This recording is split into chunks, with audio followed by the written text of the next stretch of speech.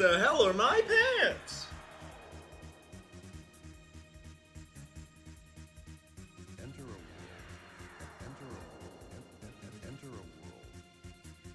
Here it is.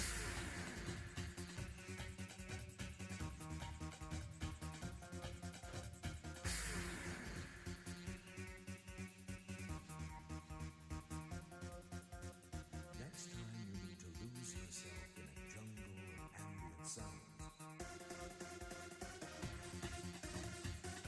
I gotta take the I normally have like a gel on my key light because when I'm jerking off in this room, but I want light. I don't want like 5400 like 5500 daylight light. That'd be like weird. Mieten schlafen. Ist ein Cola und Fortnite. Yippie!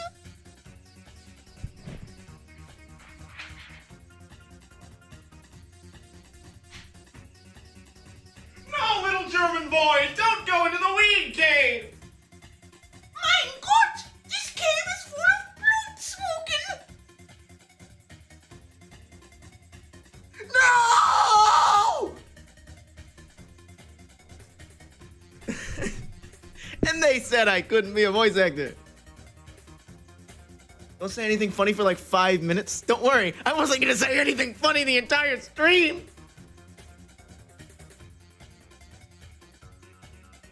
Dude, what is this jam?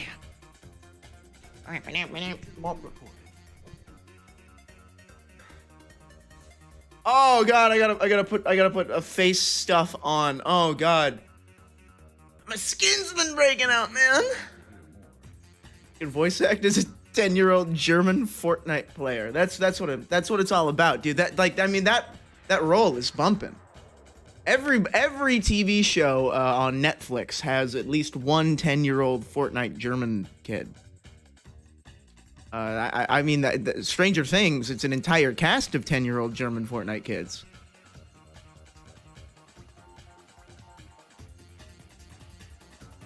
It sounds like Charanjit Singh.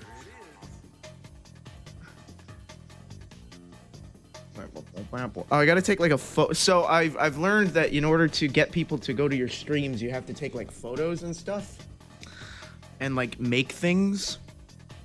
So I gotta do that.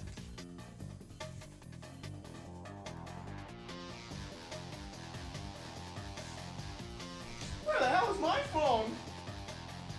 It's a cock ring. That's the cum jar.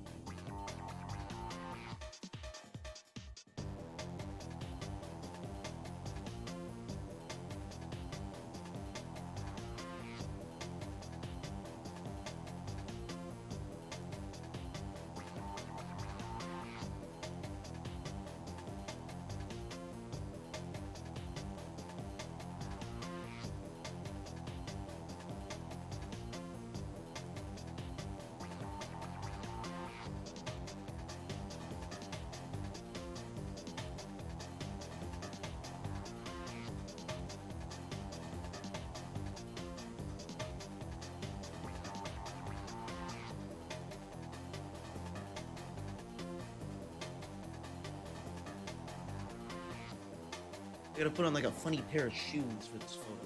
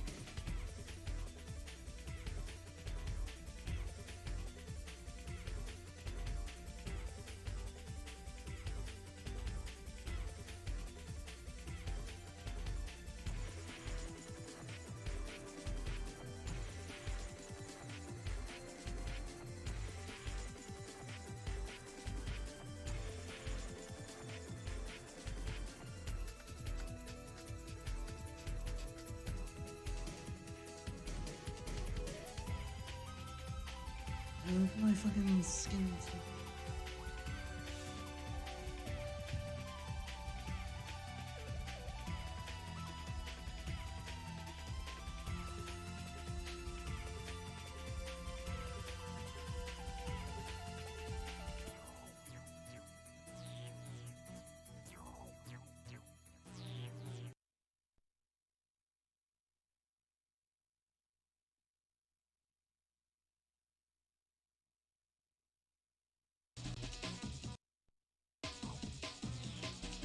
Oh, we got more drip to show off today. We got more drip, baby. You know me, somebody's always dripping at my house. That one lands. Easy.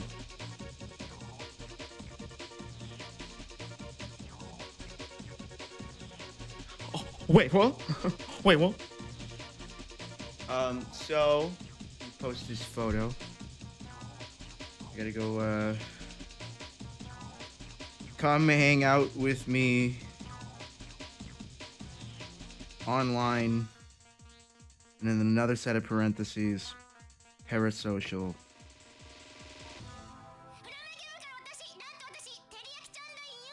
I don't speak Italian! And then we go to twitch.tv/second.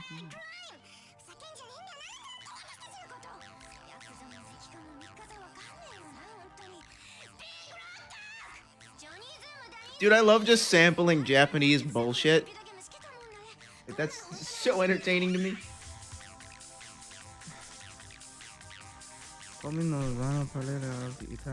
Dude, like the first fucking rule, you know what? I need to have the first rule of chat be in every language all at the same time. It needs to be like some kind of powerful statement, because the first rule is please keep it in English, because that way I can, you know, moderate it. Sampling hentai goes hard. Oh yeah. I mean I'm a big fan of sex sounds and music. I think sex sounds and music go hard. My spoon fell into my soup. Just take the spoon out of the soup, dumbass. Yeah, that's what where you're supposed to put it. What, you never eaten soup before? You've been keeping it on the outside?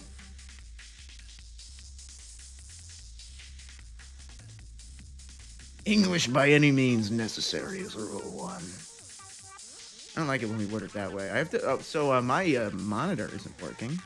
Display settings. This is why. I gotta disconnect this display. How do I do that? Why is it not letting me disconnect it? I don't want this one. Okay, no. Oh, that's why. Because if you only have 2 displays plugged in Windows, instead of saying disconnect this display in the setting, it says show only on 1 or 2. Like that's not what I'm looking for, man. Wait, why do you gotta jam my steez like that? HDMI 2.1, no signal, help! Hello, YouTube. That's not where I am. Today's look. So it's not a super powerful look today. But this is a key. Pizza Tower today. Yes, I bought Pizza Tower. Need to install it. Oh, I'm very excited for that because if you look at me,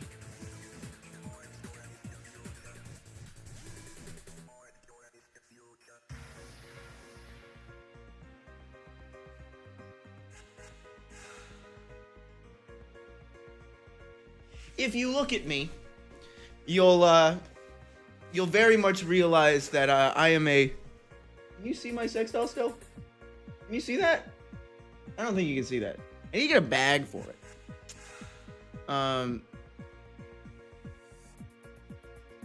What the fuck was I saying? If you've seen me, you would know that I'm a big fan of like Ren and Stimpy, John K, 90s animation.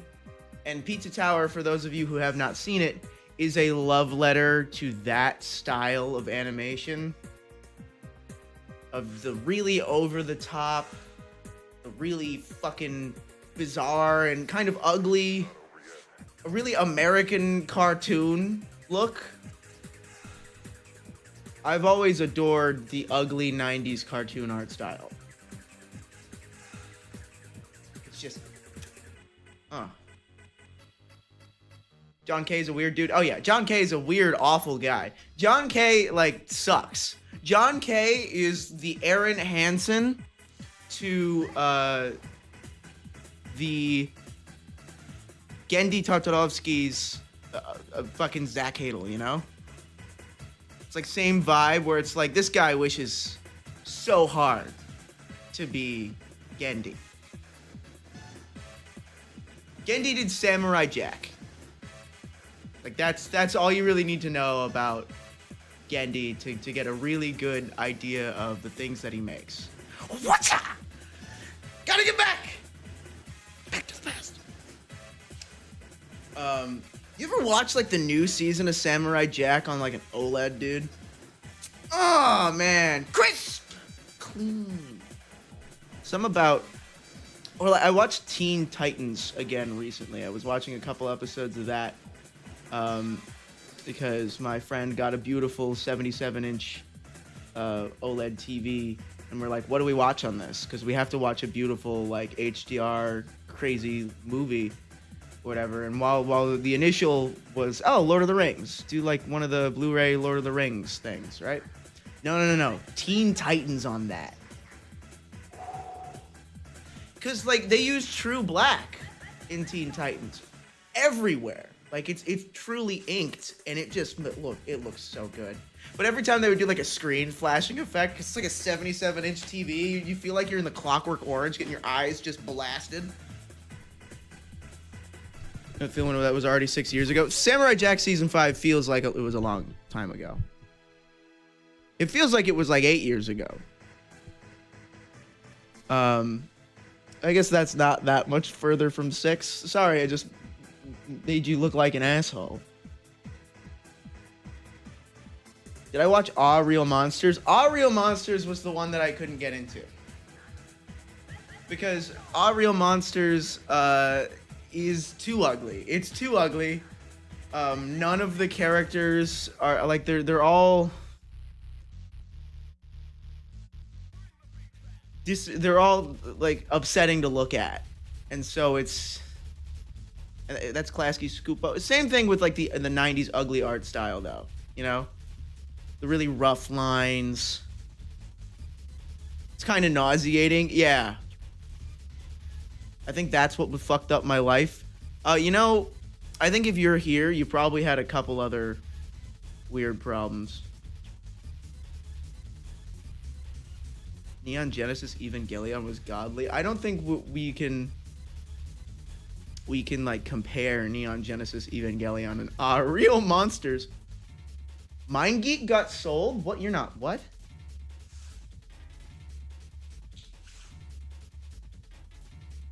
Sold to private equity firm.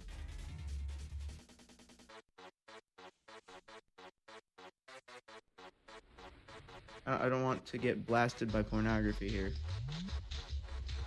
Who's the firm? Ethical Capital Partners. I don't know who that is, but I don't like that name. They were formed last year.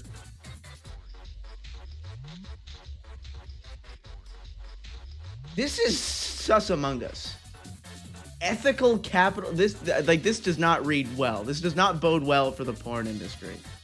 For those of you who don't know, MindGeek is they own Pornhub, Brazzers, and RedTube. It was acquired by a Canadian private equity firm, Ethical Capital Partners (ECP). I don't like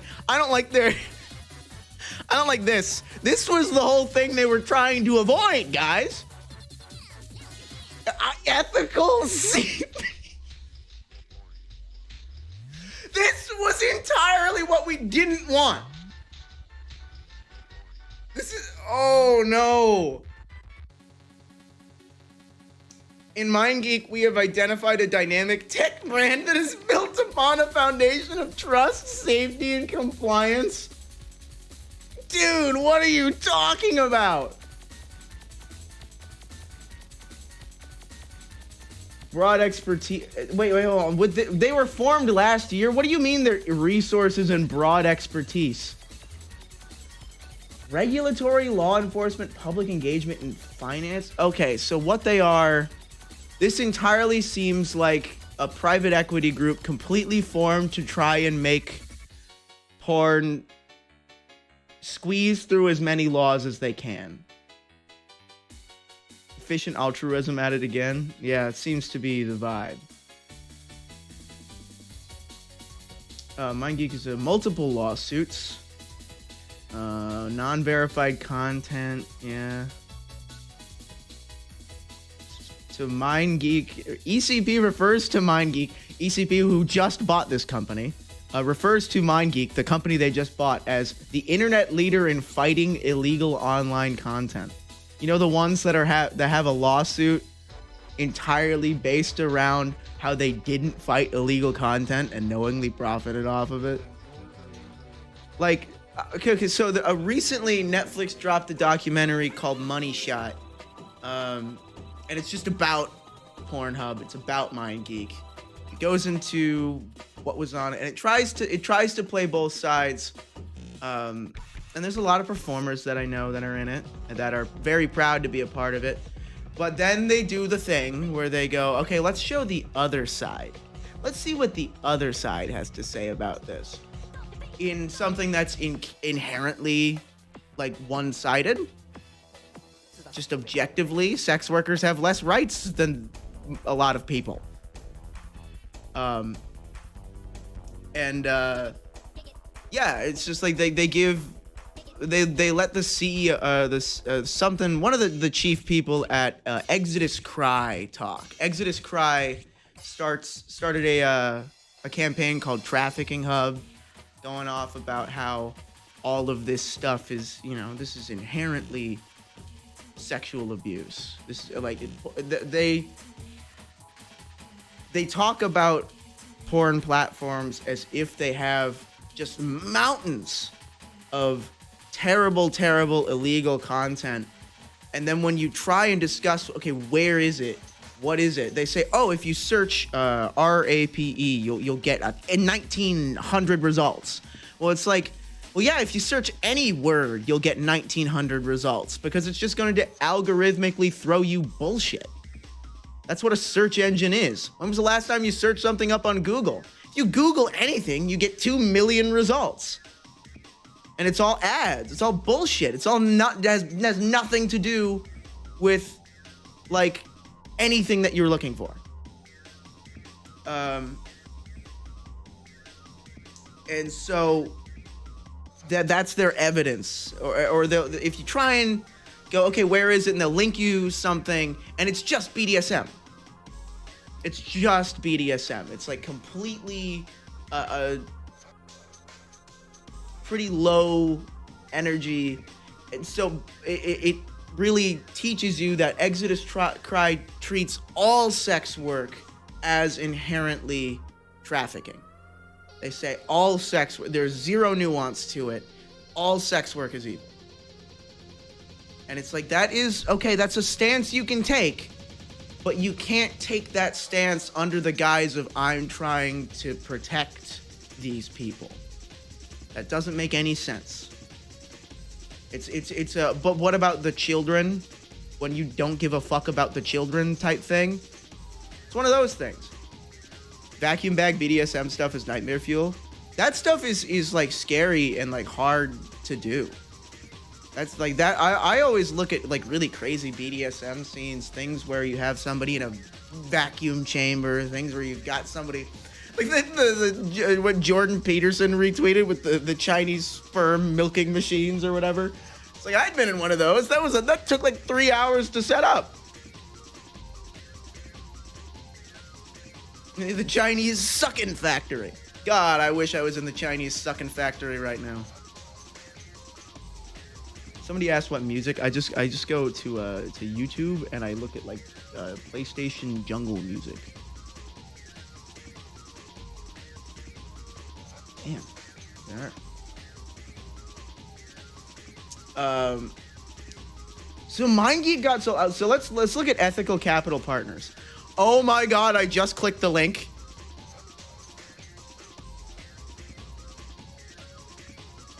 That's their tagline. Oh. Okay. So this like now before everybody gets super mad, before everyone says that what they are subtly trying to say here is that their whole point is they're trying to navigate the legal minefield that is pornography. That seems to be what this is, right? It's like we're a different kind. Like where others see complexity, we see opportunity. Where others see porn as a minefield, don't do it. It's a nightmare to try and buy it. It's a nightmare to try and sell it. Don't do it. They're going, okay, no, this is still a market. I think with the title of ethical capital partners, they're really trying to put their best foot forward to credit card companies. They're really trying to put their best foot forward to payment processors. And they're really trying to be, because think of it, this does not appeal to normal people. Normal people look at this and they see a poison dart frog of a company, right? This immediately triggers every red flag that could ever occur in your brain. But if you're Visa, if you're MasterCard, you're exactly the type of idiot that this sort of thing appeals to, right? Okay, I understand their business model now. If you work for Visa, this looks good. If you're a normal human being, this looks stupid. This looks like a trick. This looks like they're gonna deceive you. Oh my god. Unlocking value through ethics-first investing. We seek out investment opportunities in industries that require principled ethical leadership. We do not shy away from legal and regulatory complexity. We deliver value for investors by prioritizing trust, safety, and compliance. Now, normal people like us see ethical investing and we go, you're a joke. You're funny.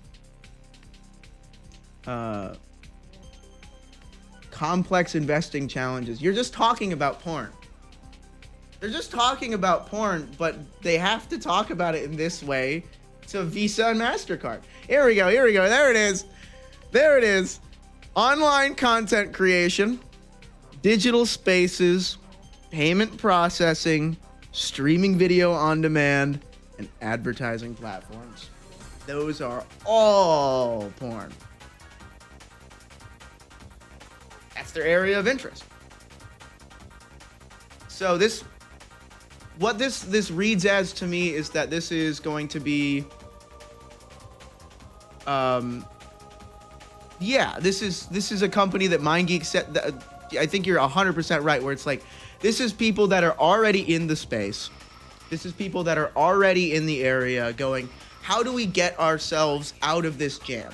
How do we look like somebody else showed up and is going to clean up our act? And then make us a viable product for larger investors. Because porn, I don't know how much of like the studio scene you guys have been looking into. It's not in a good shape. It's not doing too hot. I think MindGeek lost like, oh man, it was in the hundreds of millions of dollars of value over the course of the week of like when they got that first lawsuit.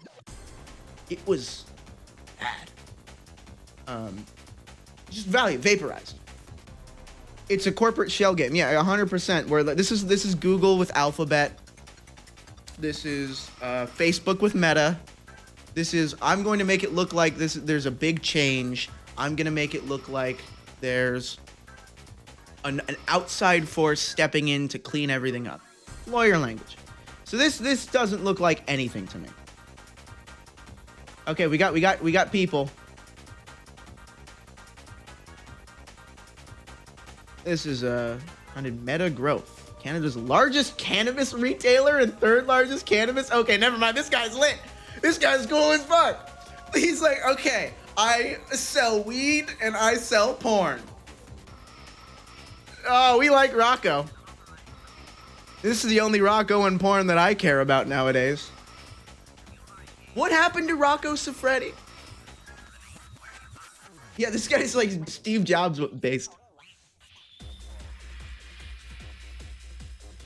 Multidisciplinary public and private investment expertise, having led ventures in technology, real estate, and mining spaces. What the fuck is this guy?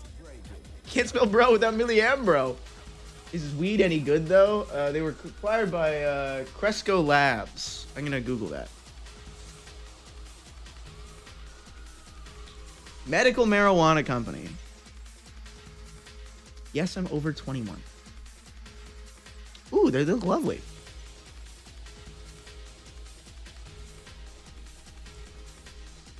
Yo, they got like cannabis infused popcorn. This stuff looks cool. Whoa, these are all fun looking products, right?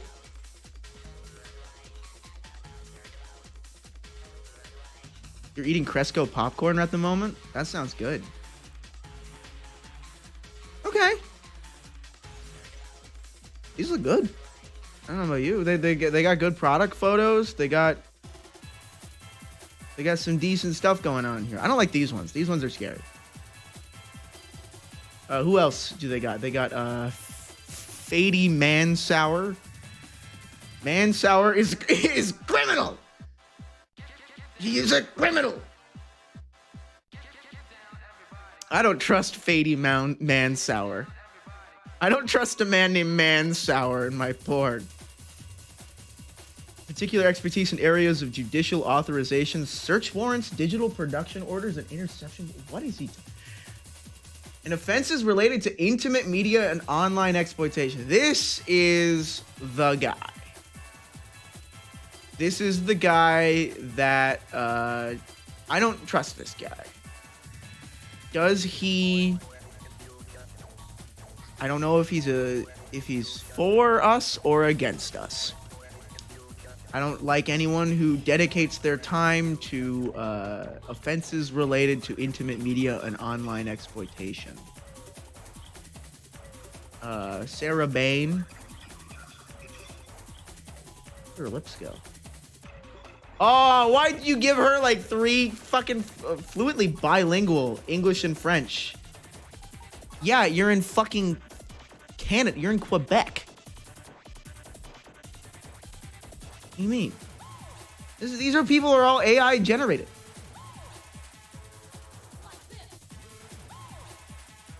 I don't care. Government relations. Solomon Friedman. Now, I absolutely don't trust this guy. Legal author and commentator. Canada's leading text on firearms law and regulation?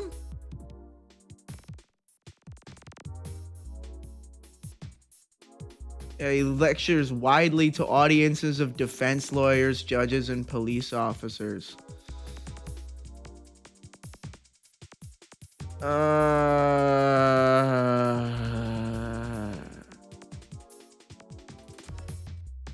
Derek Ogden. This guy seems more like a creepy sex pervert. Royal Canadian Mounted Police? He was a Mountie? Witness protection? Undercover operations? This is a weird cop. He looks like Coop. Somebody said he looks like Agent Cooper. Numerous government and law enforcement agencies, both nationally and... fuck you, man. Top.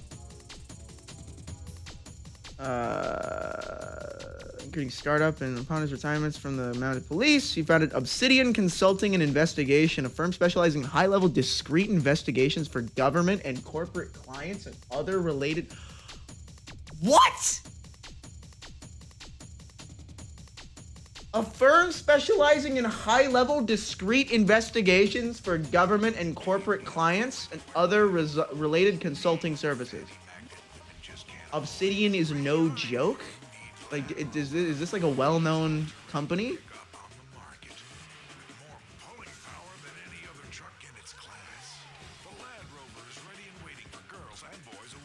Obsidian Consulting.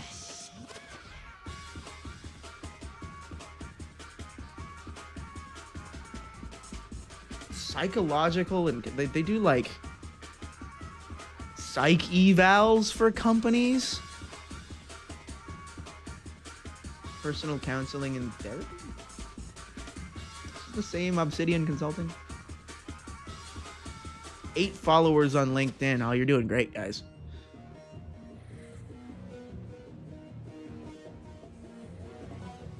I don't like this.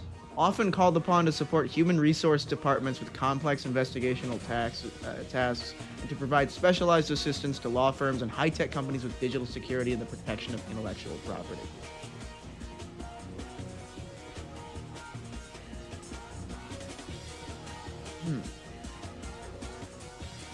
Yeah, this is private intelligence. Now, Mike Kosick over here is having a great time. This guy looks like... Yeah, I can see that it's edited.png. What the fuck is wrong with this guy? He looks like Lemmy when he just wakes up out of the bed. He's like... You know?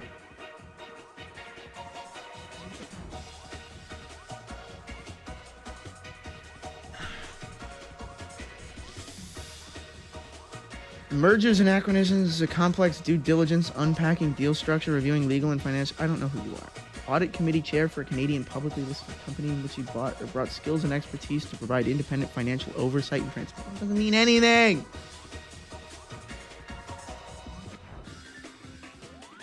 Pronouns. Wait. These ones didn't have pronouns. Why does the advisory board have pronouns? Okay, only 2 of them. We got a they, them.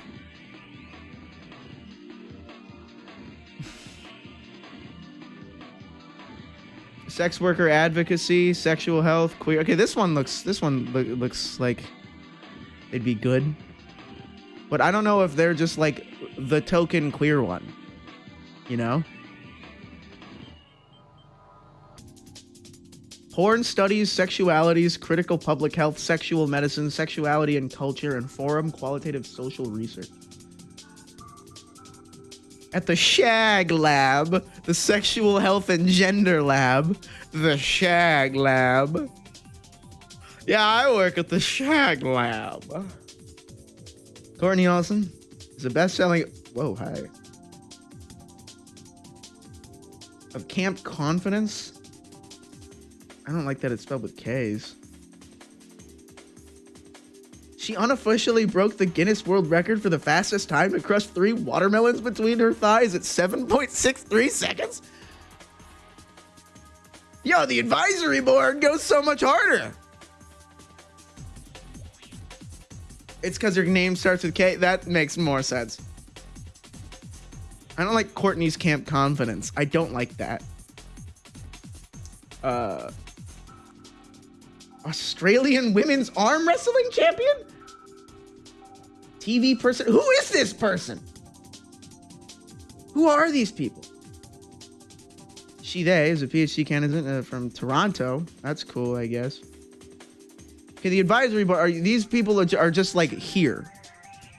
These people are just like on the list, but they're not actually doing anything for the company.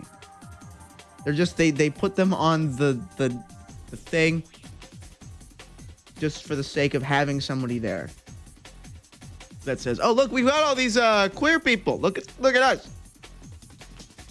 This is the elite 4 of sex workers. Ethical and legally compliant work environment. Nice double space. Nice double space. Good job, guys. You really proofread this. Jessica spelled with a Y?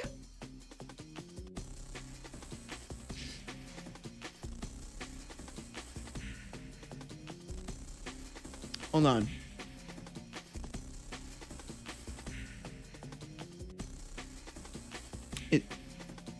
Is she trans? I don't know if I can clock her or not.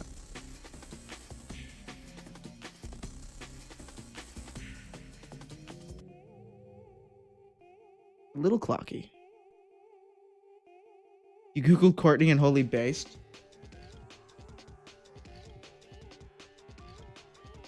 Let's not try to. Shayna Miller is an experienced auditor. Oh, cool. That's great.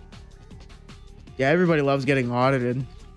Certified fraud examiner. Narc! Financial transparency, trust, and safety. Narc. In addition to being sought after financial compliance expert, Shayna is a clear communicator. All right, you're just like complimenting her. That's not like relevant to simplifying complex financial issues for a variety of audiences. Public service financial audience. She's a Ferengi. Let's check the news. Wow. This is 110% just set up by that. Okay, what do they need? They need a financial analyst. Do you live for data, numbers, and financial anal? Yeah, what a great acronym. What a great name, guys. You really thought that one out. To build a bachelor's degree in finance. Investment intern. Educated, motivated, but inexperienced. You might be right for the ethical capital part. I don't like their name. Yeah, with the news page, it's like, this is MindGeek buying out MindGeek. This is whoever the old CEO was called up a buddy from college and went, dude, I need some help here, man. Do you have anybody who wants to put their name on a sheet of paper and pretend they're part of this company with me? And I guess you know what? This is probably gonna work for a little bit. It's gonna be better for them than flying solo. I'm gonna Google this Courtney Olsen character.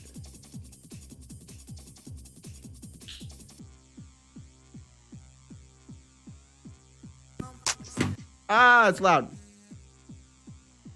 I don't want. Can I just get like YouTube?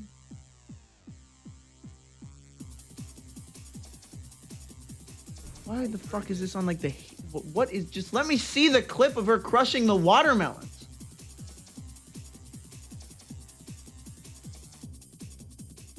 Why is there like a fat, ugly watermark on this? Are you ready? I'm ready. You ready? Let's see it.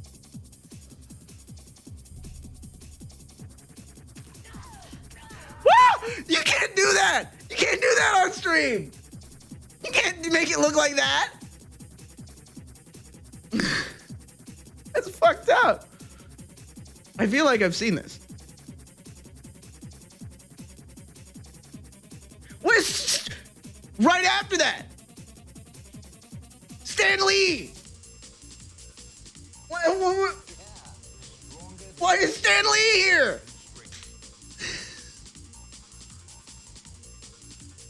Excelsior!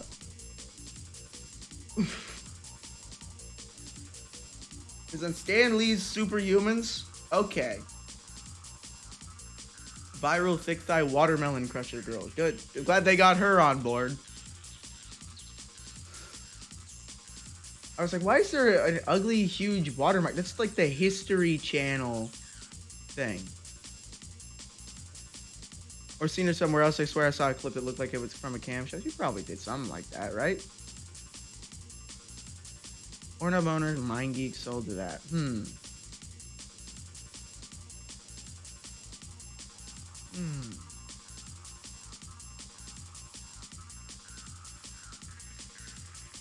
Interesting.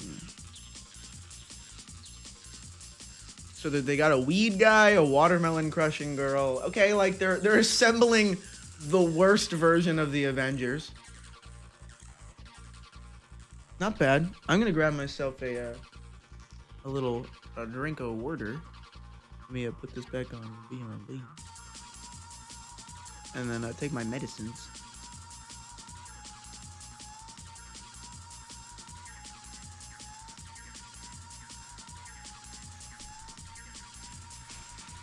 Stupid rug. Fuck you, rug.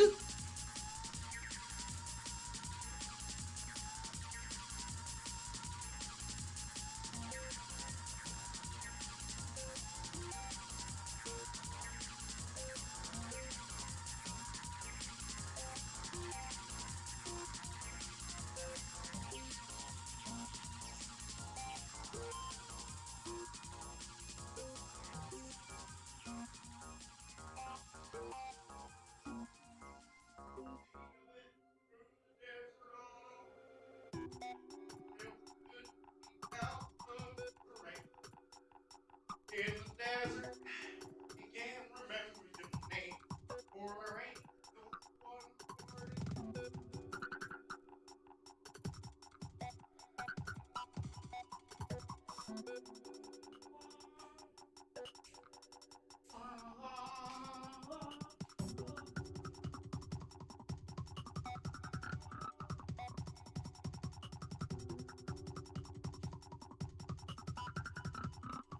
All right, 4 p.m. It's probably too late to take Adderall. I'm gonna end up jerking off at 2 a.m. I would have done that anyway, right? See, I've been through the desert on a horse with no name.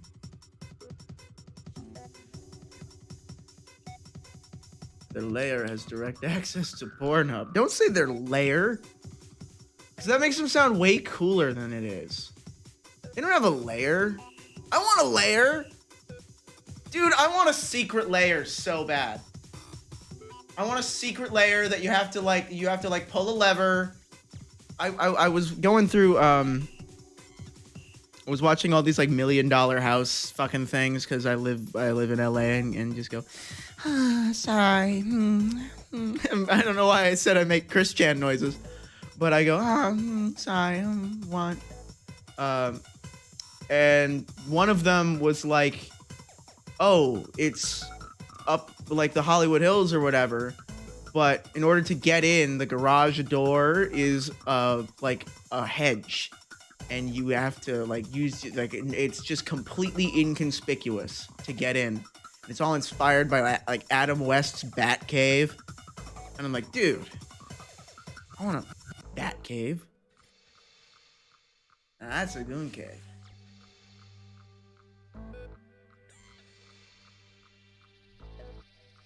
I have an Agamemnon contingency for every porn star. Contains their legal name, their dead name, and then how to best defeat them in armed combat.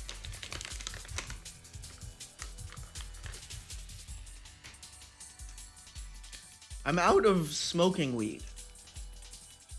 But I do have this. Hold on. I do have this. This. One of these. Would you like a weed gummy?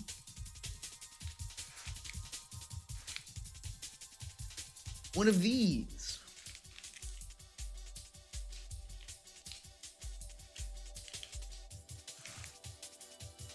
Can't.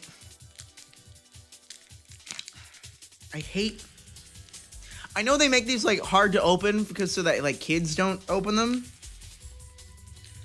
But I'm not a kid and it's still hard for me.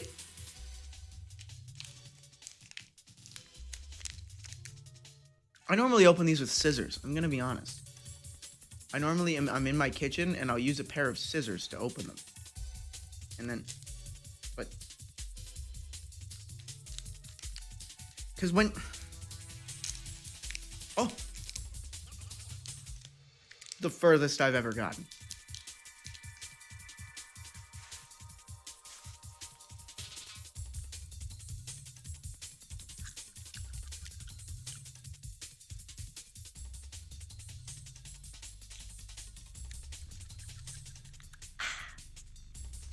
Let me just have a little sip. sip of water. Hydrate, gooners. Yeah, do you know that like telling people to hydrate is like a gooner meme? I think every goon server on Discord has like an emoji that says like hydrate and has like the squirting emoji, or like some of them will have like chat commands where it'll like show like you can like to exclamation point hydrate, and it's like a pic, and then it'll send like a random picture of a girl squirting, and it says remember to drink your water, gooners. You guys didn't know that? You guys know that drinking water is a gooner meme?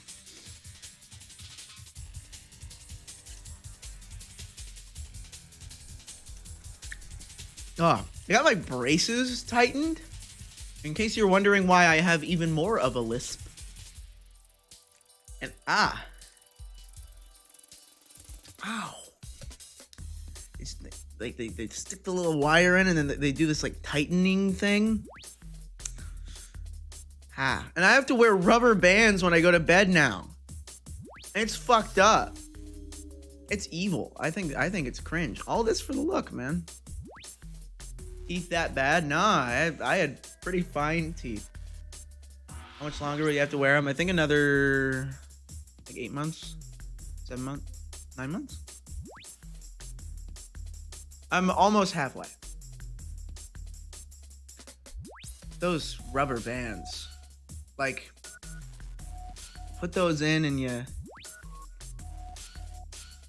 thought they were an aesthetic choice. They were an aesthetic choice, but they still went, well, if you're getting braces for the aesthetic, you might as well get them to make your teeth better too.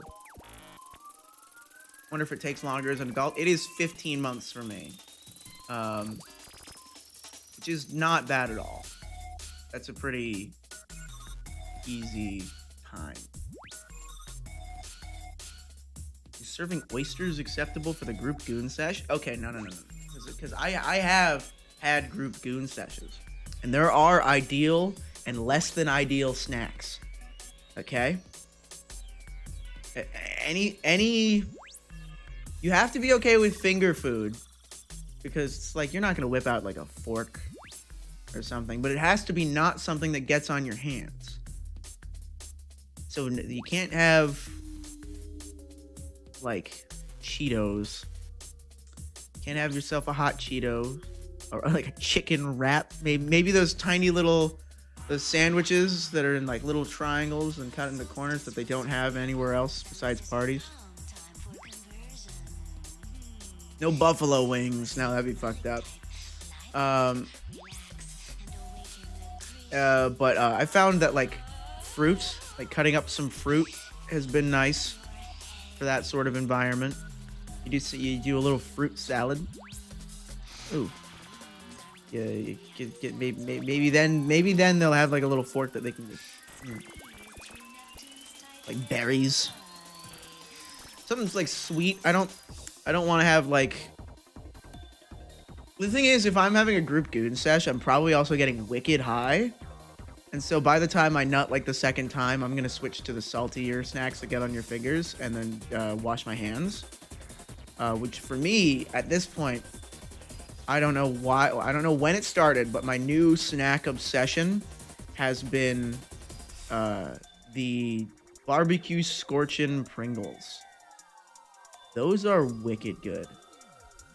When you're wicked blasted high, the shape of the Pringle with its bizarre, both convex and concave surface, I don't know how they do it. It requires that you basically place the flavor part of the Pringle directly on your tongue. So you always get like the ideal bite, and then you get like the crunch, and then it like, you know, you do have like a cartoon bite sound effect, like, you know. Magnificent. Let's close that door. This door. These go.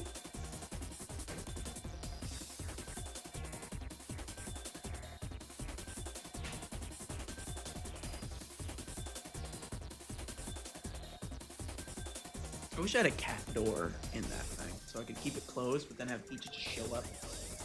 And then every time she shows up, like the audience claps. They go like, "Woo!" Like it's fucking Full House.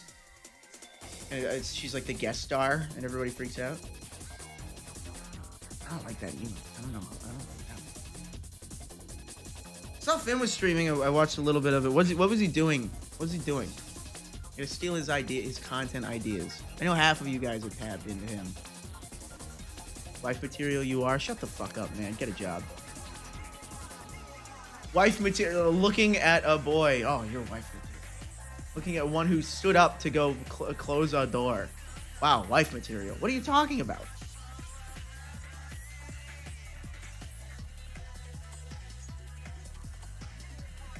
He's talking about his time with Belle. Oh, how I know the truth! Everyone's like, oh, did you fuck Belle? Oh, did you fuck Belle? Oh, did you do that? And he's like, I'm not telling anybody. I'm not gonna tell anybody. I know the truth.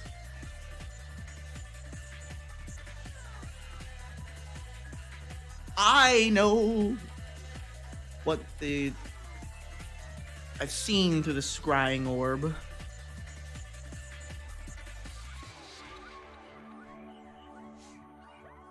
Finn's a fucking pussy, that's all I'm gonna say. Pussy.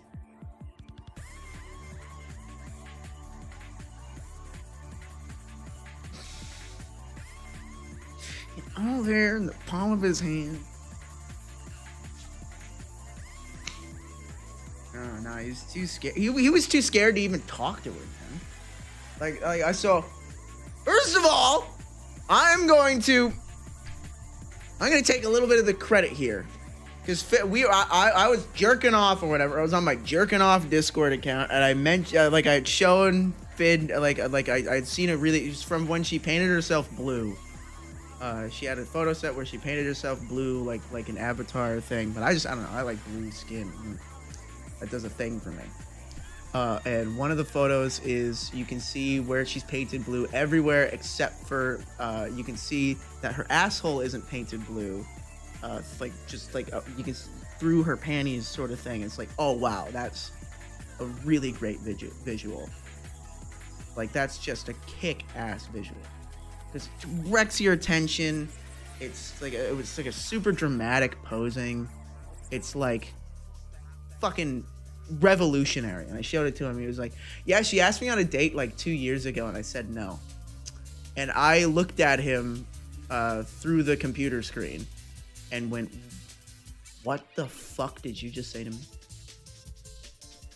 You what? You what? You what? And he goes to explain why and things like that. And it's pretty valid reasons and whatnot. And then he goes, well, she's online now. Do I talk to her? And I go, what do you, of course. You're like insane if you don't. I tell this man, I go, she came to you. This is like, it's like a cat, dude. E-girls are like cats. You know, you can't go up to them and go, hi, how you going? No, you have to wait for them to come up to you and sniff your finger, and then they'll bite you. That's what e-girls do. And he was like, okay, what do I say? I helped him craft the perfect message. Well, it's pretty much the first one that he did was cute, and he was like, is this good? I go, yeah, send it. And he's like, what? Well, but what if she doesn't reply? It's like the worst thing is that she doesn't reply, and that doesn't affect you whatsoever. That does not change anything that happened in your life. That does not change anything that's going on right now. She doesn't say anything. You're fine. That's the worst that could happen. Because it's not like she's gonna turn around and go, ew. It's like that's just like not worth her time. And he goes, okay. Hit send. He's nervous. His hands are shaking. She fucking replies in 3 minutes. And I'm like, fuck you, man. 3 minutes. I'm gonna kill you. In Minecraft. And I'm like, god damn it. You had that like just in your hands the whole time and you didn't know. You didn't think about it. You didn't do anything about it. You sat there and you didn't do anything with that. That's like saying like, oh yeah, I found this magic key to this secret ancient chest in my attic that's like covered in gold leaf, and I don't know, man. I don't want to open it because what if there's nothing inside? Well, the worst thing is that there's nothing inside the magic chest, or that it would be a mimic, but like that's like kind of the environment. In that scenario, but ignoring the possibility of a mimic in that scenario, it's boundless treasures sit at your fingertips and you do nothing. I've watched enough Tom Platt's inspirational TikToks about how, oh, you're a failure, then fucking good. Go until you fail, then go harder. And I'm like, yes! Yes! And like putting more fucking weight on the leg extension machine, and I'm doing freak squats for the first time, and I'm like, ah! Like the whole time.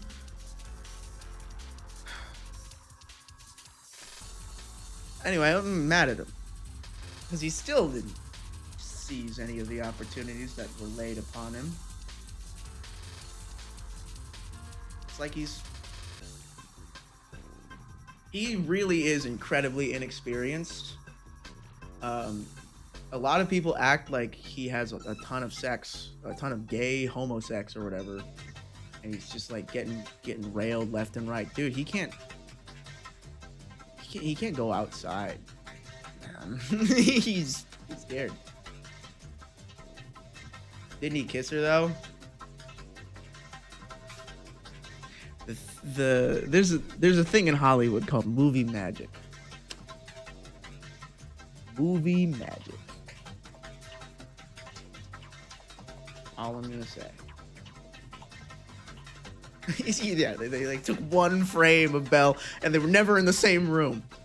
Is this the whitest kids you know bit where Trevor Moore is like, oh, I'm hanging out with black people, and then he gets high five, and they go, well, you might have watched that last scene and wondered, how did we do it? Well, it turns out that I was filmed on a separate plate in front of a green screen while the black actor was filmed on set. See, I was never in any danger at all. It's all done like Avatar. Yeah.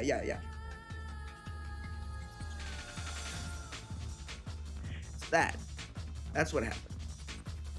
Yeah, Bella's AI generated. She's not real. No. Belle is not AI generated. Alice Delish is AI generated.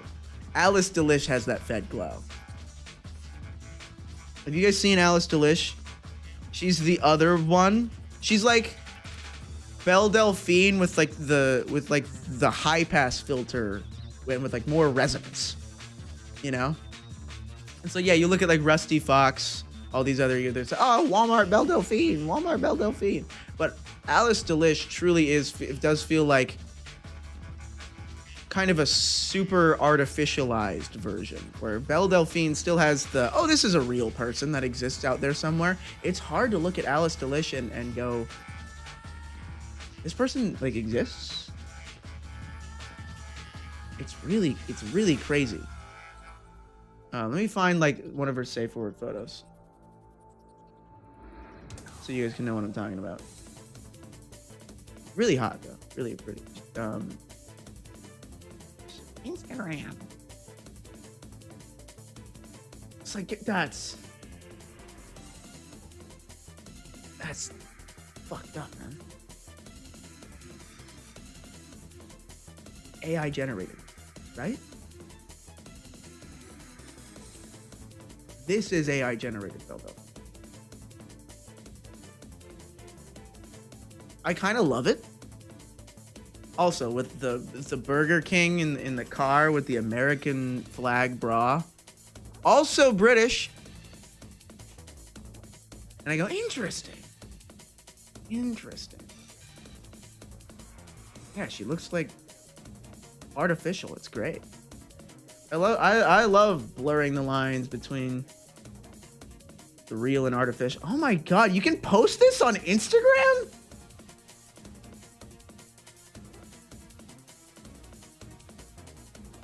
I don't feel comfortable showing any of this on stream.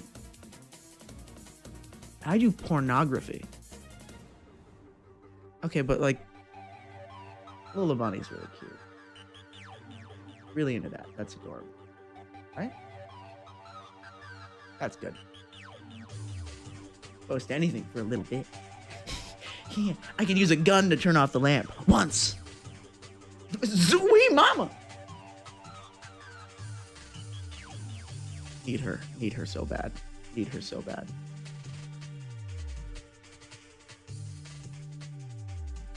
I feel like I know where this set is. She didn't build this set. Get your finger off the fucking trigger. She's got a 3D printed gun. Oh my god. She's gonna take that to an airport.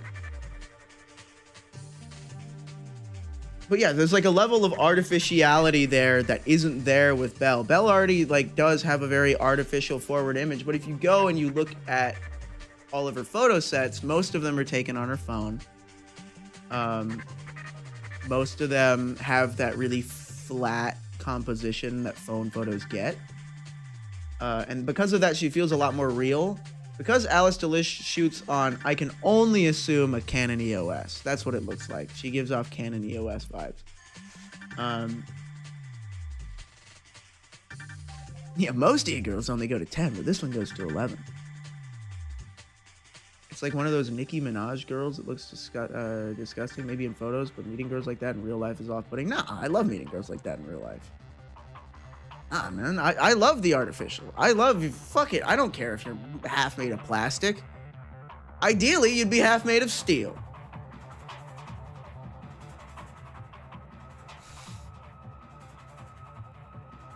That's my hot take. Speaking of cool drip.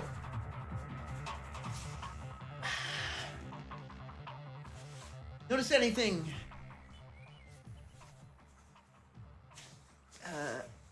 different?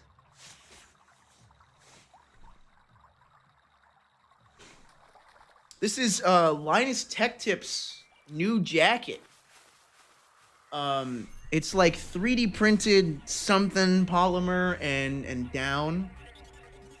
And it's not hot and not cold. It's fucking kick. I need to see what it's like in like actual cold weather next time I go to the UK. Cause like, one thing is that it makes me look fucking built. It makes me look fucking huge, right? It kind of makes me look big, especially with the tight sleeves.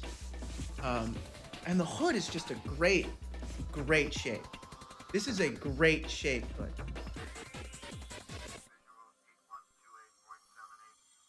It's fucking quality, dog. And it's got like a little, for if you want to put like your nipple piercings in there. LTT be bringing out quality stuff recently. Everything I've ever bought from LTT, I am on the record saying that LTT makes the best merch. Period. Their backpack is insane. I talked about it because that was the one I brought. I bring it everywhere when I travel. And when I was hanging out with Finn, I was like, yeah, this backpack's kick-ass, because they were like looking at it and going around. And by the time that we had finished the black cab ride, he had ordered one then, because it was just that good. It's that good of a fucking backpack. And like, plus the jacket matches the backpack. And Tweesh! Their underwear is really comfortable. Underwear is really good. I want them to do like, they were gonna do femme cut underwear, but they never ended up doing it. I wonder why. Just too small of a market? No, that's not true. No. Tech nerds, half of them are trans. And the other half are trans and don't talk about it. This jacket, okay, the jacket is expensive. It is $250, which is expensive. But it's not too bad. I feel like I've received a $250 jacket, you know? Please tell me that helmet has a HUD. No, that helmet does not have a HUD. Because to have a HUD in a helmet costs hundreds of millions of dollars. It is very expensive, and there's a reason why HUDs in motorcycle helmets don't exist. All smart helmets are a fucking scam. Have you ever tried to use one? They're more distracting, and they are worse than just having your phone on your motorcycle. And the audio never works, and because there's no like cool projection ones. They're all like, oh, I have a little glass thing that's hanging onto my chin. Or they have There was one that I liked that was the navigation's built into a little light bar that runs like in the bottom of your vision. So if it's like, oh, turn left, it's gonna flash like green, going to the left 3 times. Oh, turn right, it's gonna do that to the right. Oh, like there's a cop ahead, it'll flash red and blue. It's like, okay, that makes sense. But yeah, you're not gonna get an IRL GTA 5 Saints Row waypoint now. Do I prefer glasses over contacts? I've only worn contacts once, and they were for a costume, and I hated them. I hated them so much. They were the worst. So I prefer glasses. A big part of that is because I like glasses. I liked glasses before I had to wear them. Do I use 2 keyboards and mice?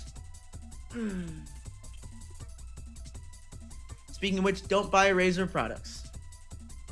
Although they did make like the aluminum magnesium alloy fancy schmancy Viper Mini that I want to feel it. I want to know if it feels nice, because I like exotic metals a lot. Something about something being made out of an exotic metal makes me so happy. And I know magnesium aluminum alloy is pretty commonplace at this point, at least as far as electronics are concerned. I don't know, it just feels nice. I'm a big titanium man. I'm a titanium man. All my nipple piercings are titanium. All of my drinking straws are titanium. Oh, it's so good. What makes the titanium so special? It is incredibly lightweight. Its tensile strength is incredibly high. Shear strength, incredibly high. It's a super strong, super light material. What makes it not good is that, one, it's expensive. It's expensive to machine. It's expensive to produce. And 2, it is very susceptible to galvanic corrosion. Which means that if you have more than one metal in an environment, especially if it's suspended in some kind of electrolyte, such as humid air or water, I believe it's, electrons will flow from the more anodic to the more cathodic, and therefore, for these titanium glasses, I don't know if these ones are titanium specifically, but I normally buy titanium things for my face. I think these are just aluminum. I do want to get nice titanium glasses, because that's like the perfect scenario for titanium. What brand? These are actually Gucci frames. I just liked them because they looked good. They look serial killer-y, but not like in a threatening way. In a way, more of it's a bold choice to wear those kinds of glasses. They're not like the big round frames with the crossbar. This is low key serial killer. This is after kill 3, not kill 24. You know, titanium glasses feel like air. Oh yeah.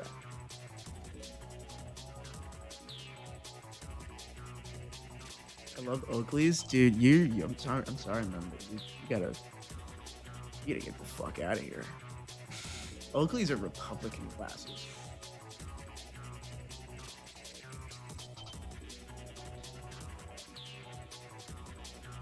There's no way. There's no way you like the ones without the bottom frames, like those ones.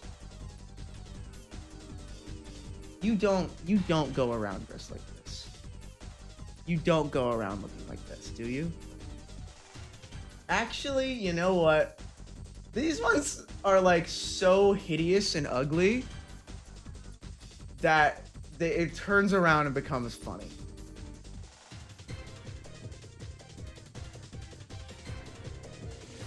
Like it comes around on you, where it's like, this is a statement piece, and the statement is, I am fucking stupid looking. Wait, these ones kind of go hard. These ones, like the stupid smart sunglass ones. Oh man. Oh no, they've got built-in headphones.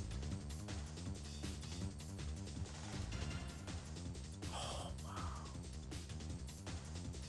These are bad. They kind of go hard, right? They go hard in like these are fucking infuriatingly ugly way.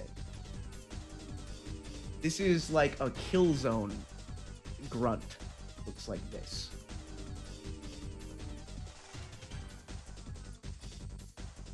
You are in the fucking, who are the Nazis in Titanfall? It's not the IDF, right? That's the real ones. IMC, that's it. IMC chic. Republican glasses, man. Man, they're just dumbasses. These are $200. I see what these ones look like on a human being. Okay. This guy looks cool as fuck in the stupidest way possible. It's so there's a couple pairs of sunglasses that I do want. Yeah, so yeah, it's got some post irony to it. That's 100% the vibe. There's post irony to Oakley's. But I need there's a specific pair of glasses that I want really bad. I don't know if I want to get them in eyeglasses or eyeglasses with clip-ons or sunglasses. Where are they? Where are you? Organized. I hate when you can really tell that a website's really fucking old. And it's like, I know you built this in 1997 and just didn't upgrade it. The foundation's just ages old. Okay, so let me fucking open image a new tab. I hate this. Let me right click the image. Don't make me like try and zoom in on the image. No, let me right click the image so I can save it. These ones. I want these bad boys. Right? Oh. This guy makes him look lame. This guy makes him look real lame. This guy makes him look real cool. It's the same guy. He's just don't let him face toward the camera. Yeah, it's got some Doc Ock to it, right? Kick ass. And then I want what were they called?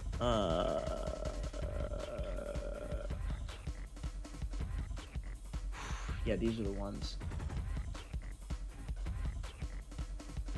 They're in stock again. They're in stock again.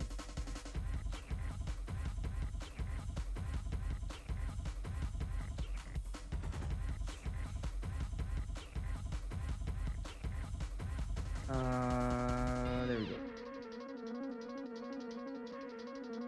I might bend them to go around the nose a little more, but tiny matrix sunglasses. Tiny matrix sunglasses?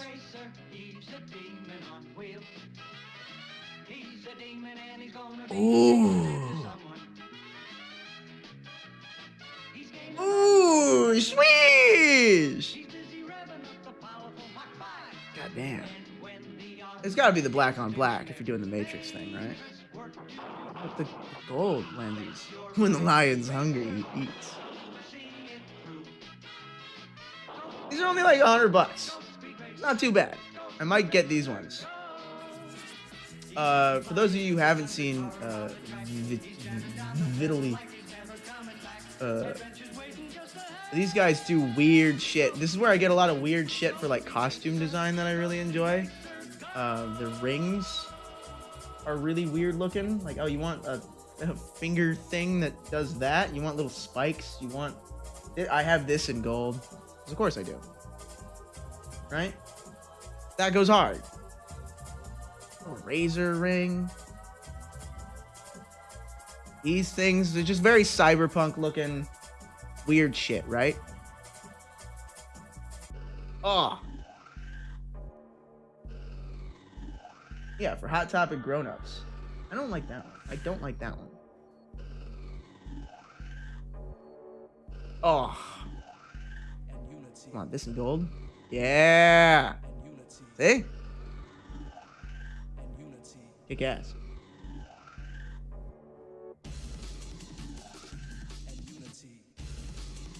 I have like some sets of their weirder shit. Like I have these weird ear things. Well, what is that? I don't know. It goes hard. The little like barbed wire. Come on. What is that?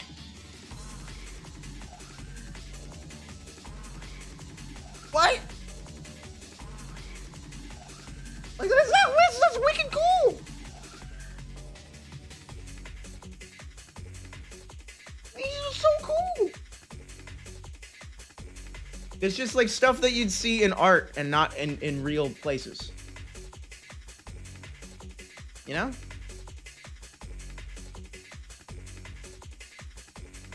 Oh, here we go. Here we go. We got to look at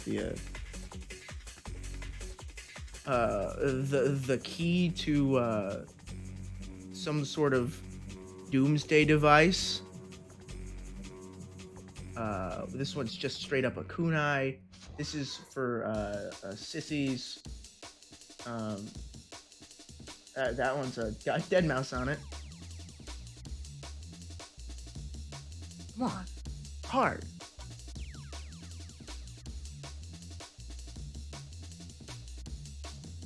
Oh yeah, they totally restocked the Matrix ones. I gotta get the little tiny Matrix sunglasses, because I want to build a whole really cool black and red Matrix / Blade 2003 fit. You know, 2001. That's what we'll go.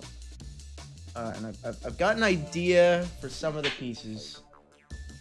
I don't know if I can show this designer on stream. I'll try and find one that's like fitting enough.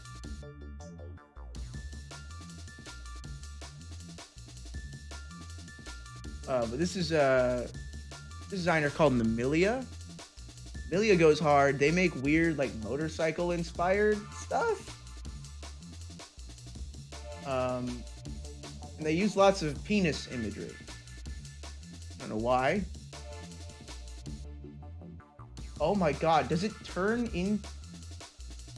Okay, you can like unzip the bottom part and turn it into a crop top. That goes hard.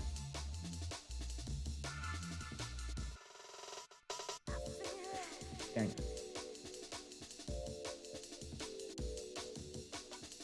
But I'm trying to find something that's like a black top.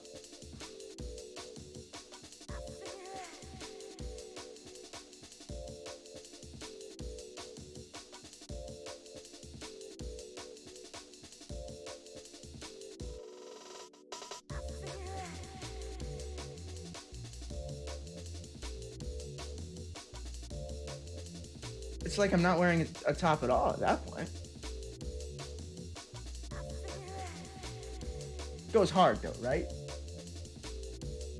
This one's just called the Prince Albert bag, and it is a penis with a ring through the tip. Oh, there's some penis earrings, penis rhinestone choker, nasty mini skirt. Oh man, this is talk about. I need her in my life so bad. I need her in my life so bad, dude.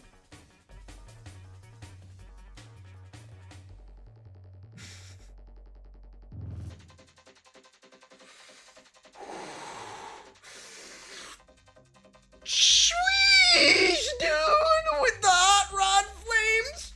Please, what does it look like in pink? Ooh, sheesh, you know? Oh man. They're so good. They only make weird shit like that. Daphne fit.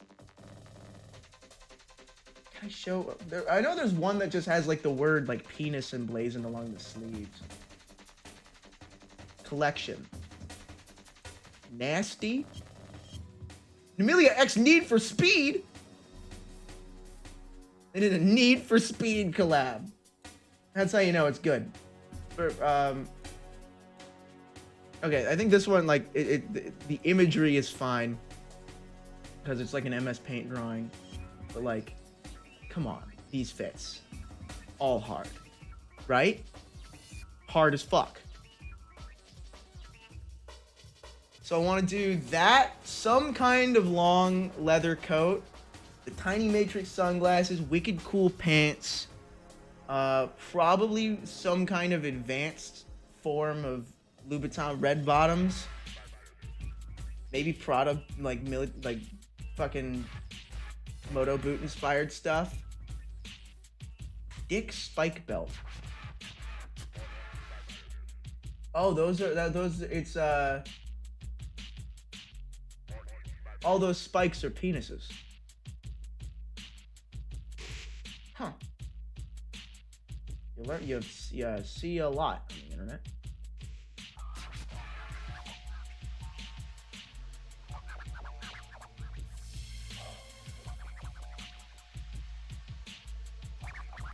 Please, all I can say is please hit me up if you look like this.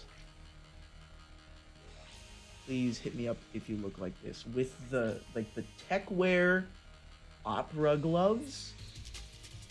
Techwear opera glove, almost a skirt, almost Jinko jeans. Techwear opera gloves. Techwear opera gloves. Hard, right? Hard. I think I'll build an Amelia fit after this. I get my No, I was talking shit on Finn and his lovely battle pass or whatever because he's a pussy. But he did use my referral link, which is pretty cool.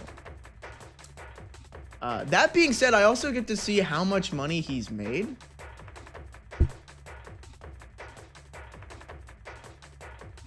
And it's kind of frustrating.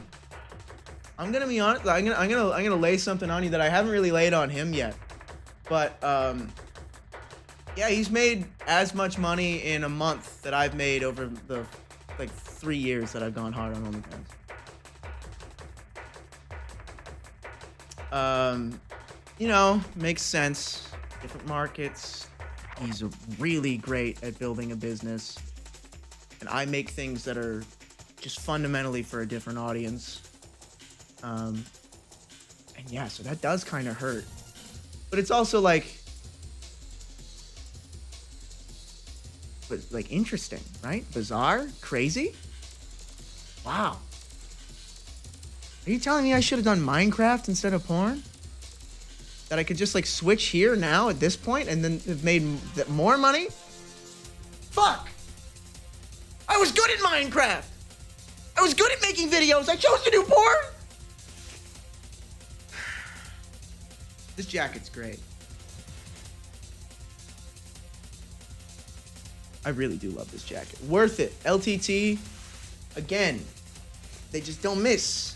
And they got like the, oh, if you want gloves, you can make the sleeves a little longer in case you don't have them. Because I like to keep my sleeves tight. I like cuffed pants too. But it's like if you wanna be this guy. Hi YouTube, it's me. Coming out with another video. Today we're gonna make a 6x2 piston door. Before I get into that, please subscribe, like, and leave a comment below if you want what you want to see next. Please, I'm running out of ideas. But otherwise, you just you do this thing where you grab like in one motion, and then you got that LTT almost saying the N-word. He wasn't almost saying the N-word. He wasn't. I was watching that live. It was just he did not crush the company. He did not do that. Instead, what he did was just because he would. I was waiting for him to say, "Oh yeah, I've said it once," but he didn't ever say that. If he said that, because I'm sure Linus has said the R slur at some point, right? Everybody has. It was just a different time. He did not go full Kramer. There was not the Linus Sebastian at the Laugh Factory bit. Oh man, I'm just looking at all this Amelia stuff. Kramer lore. Oh dude, the clip of when he's apologizing on like the Daily Show or whatever. Because the host has Jerry over and he's like, yeah, so I brought this is a video from I don't even know what Kramer's real name is. I was on Letterman, yeah, David Letterman, and he's apologizing. Michael Richards, that's it, yeah. He's apologizing and he's like really struggling with it. He says like Afro-Americans, I've said some things that were really, they came out of a bad place and were ignorant. And chat is laughing. Chat, the audience. Oh, did I just refer to the audience of a talk show as chat?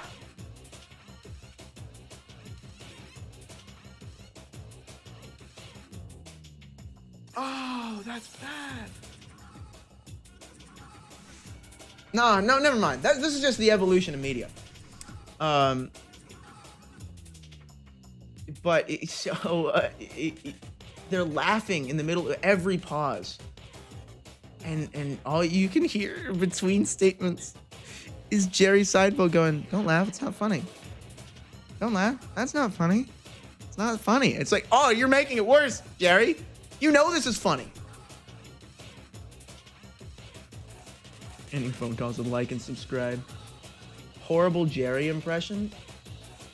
Well, how do you do a Jerry Seinfeld besides just do a little bit of a New York Jew?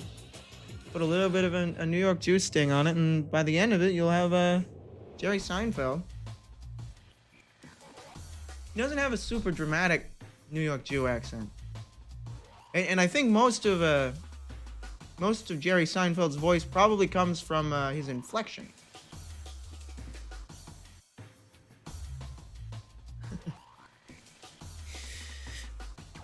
Jerry, can I borrow your mattress? Why would you need that, Kramer? He's got this upward inflection, and that he sort of points out and emphasizes some of the syllables in his words. And then he's got New York Jew. I'm gonna jump off the roof. Your Kramer sounds like George. I'm gonna be honest. I've never seen an episode of Seinfeld.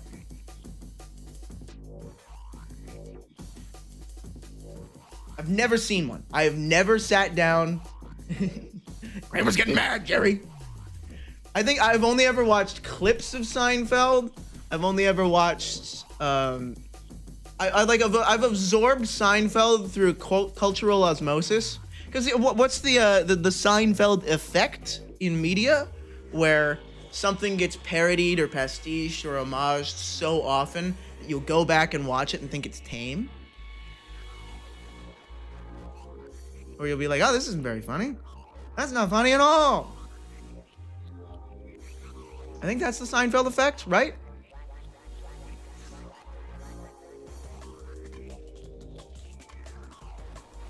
Here's when a TV show references, oh God, not know your meme. Give me TV tropes.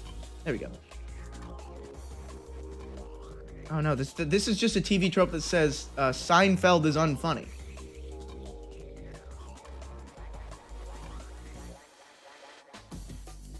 The quote at the top is, I don't know what the big deal with Hamlet is. It's just one famous saying after another, strung together by a moldy old plot. Yes, I used to go by Ella Hollywood, in case you were wondering. I haven't gone by that. I haven't heard that name in years. What, do you know him? Of course. He's me. He's me. I wish I could do a good Alec Guinness. You know?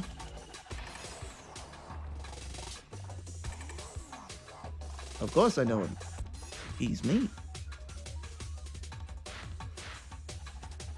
Of course I know. I'm sorry, Bush T-Man. Normally, I just like straight up ban people who come in here going, oh, you remind me of Ella Hollywood, because it's like annoying. Because some people are doing it as a joke. Some people will show up and go, oh, you look like this porn star that I jacked off to. And I'm like, yeah, man. Because we do other things. We do other things. Why would you listen to me? But I don't know.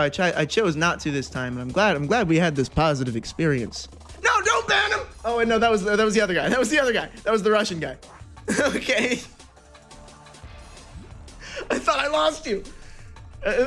We were like leading you into, like, you know, that trope where there's like a giant like fucking like interdimensional wormhole, and I've got the rope. And I've got the rope, and we're like lowering you down into it, and then suddenly the rope goes tight. And we're like, oh, pull him out, pull him out, pull him out. And then we...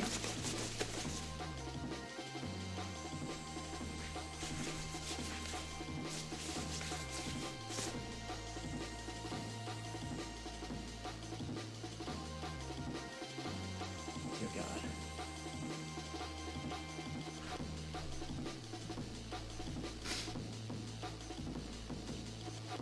Dear God.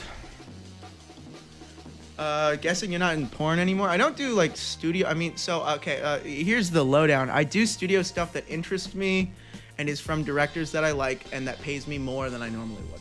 So basically, I only do it about once a month. And it's only going to be people that I want to work with, and it's only going to be doing things that I think are interesting. Like, the last one I shot was with Casey K. That was a couple weeks ago, and I had already shot with her on OF, and it did great.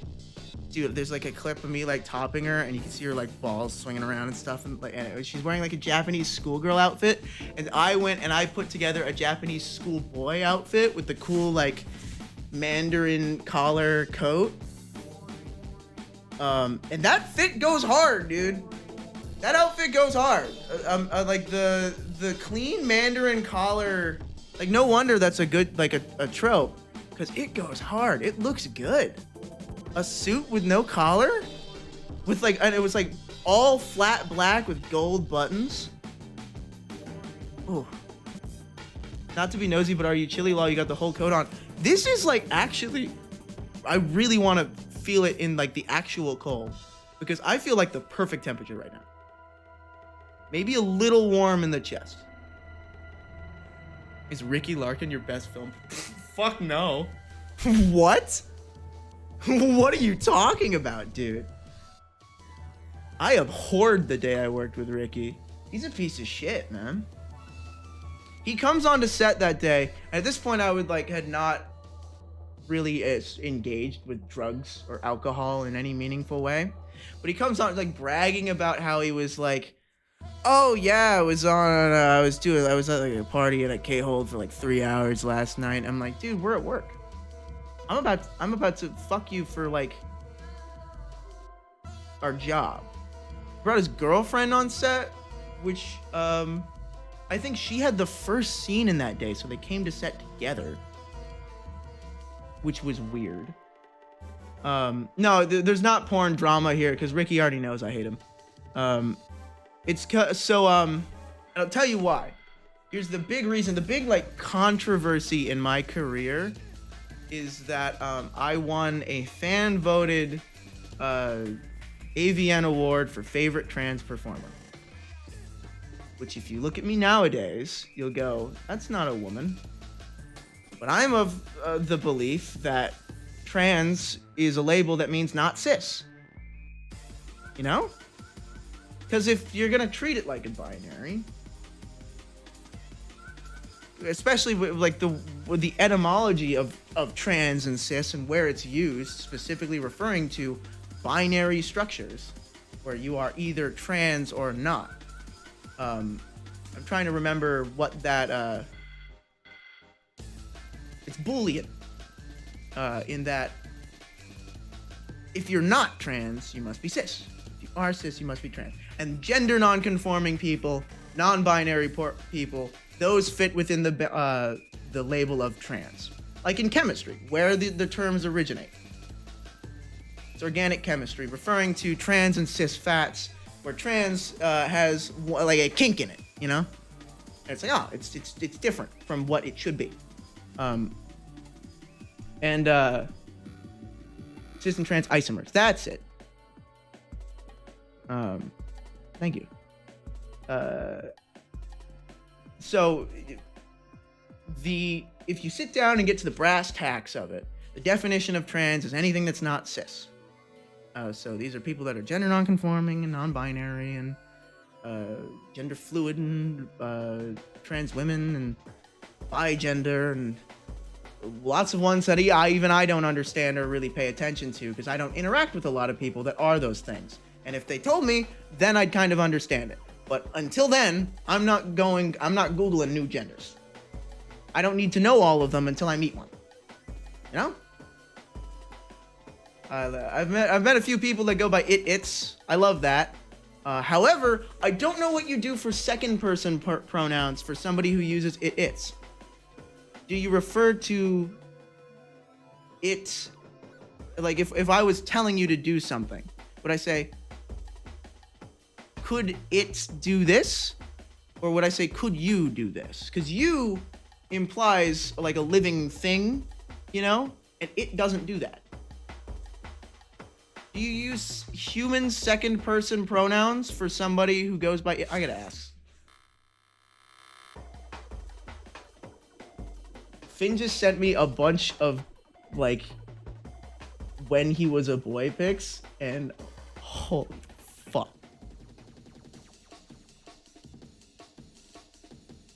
Holy fuck, this is so funny looking.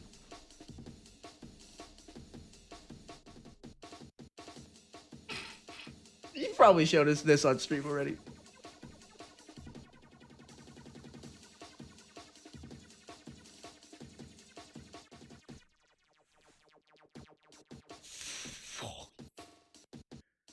Oh, it's sad. He looks like me when I was that age.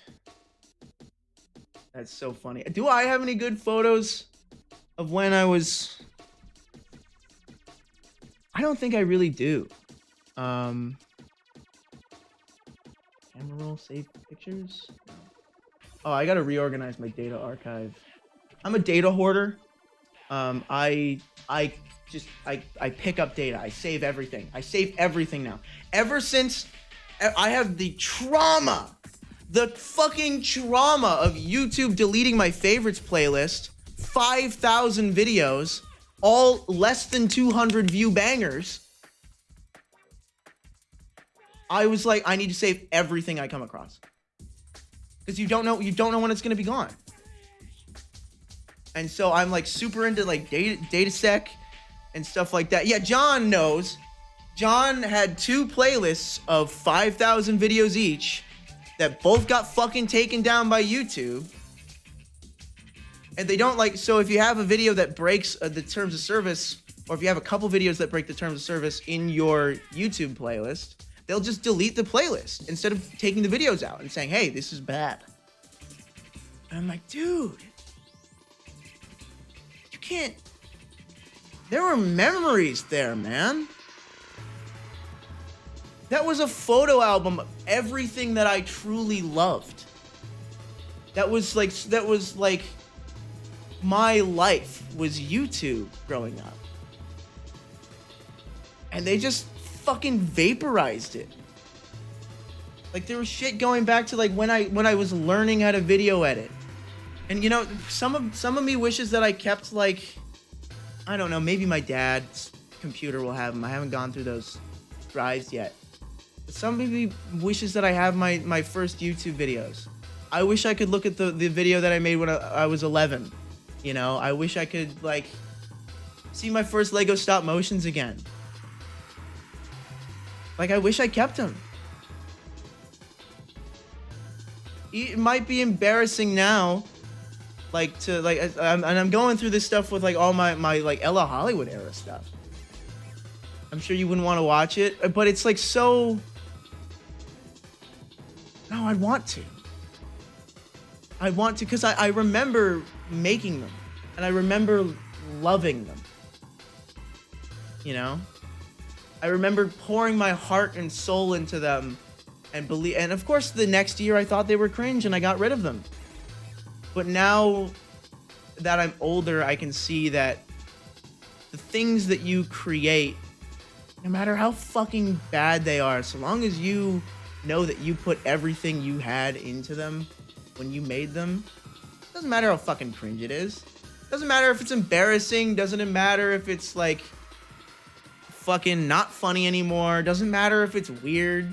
What matters is that that's a time capsule of you, of your art. The things that you make. Yeah, it's like when a save file is deleted. You go, oh, well, I know I wasn't going to play that save file anymore, but maybe if I open that up and just walked around in that world, I'd sort of get taken back. It's like a photograph of... I need photographs. I don't have a good memory, guys. I realized that recently, especially because I save a lot of porn, and I was like, wow, I didn't take enough photos on my trip, and I made that last day all about just taking photos. And that's the... Hold on. Let me grab my new favorite toy.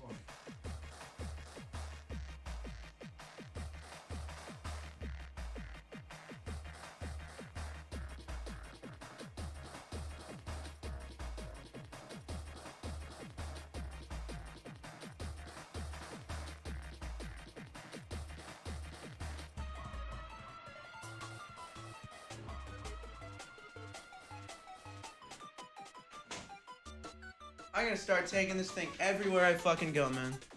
Wait, so why did she look more feminine before? I go by he, they now. I was on a full dose of hormones, and I'm gonna be honest with you, man, it's mostly makeup and angles. RIP soundproofing. Oh, did something fall off? Oh shit, one did. Hold on, let me fix that.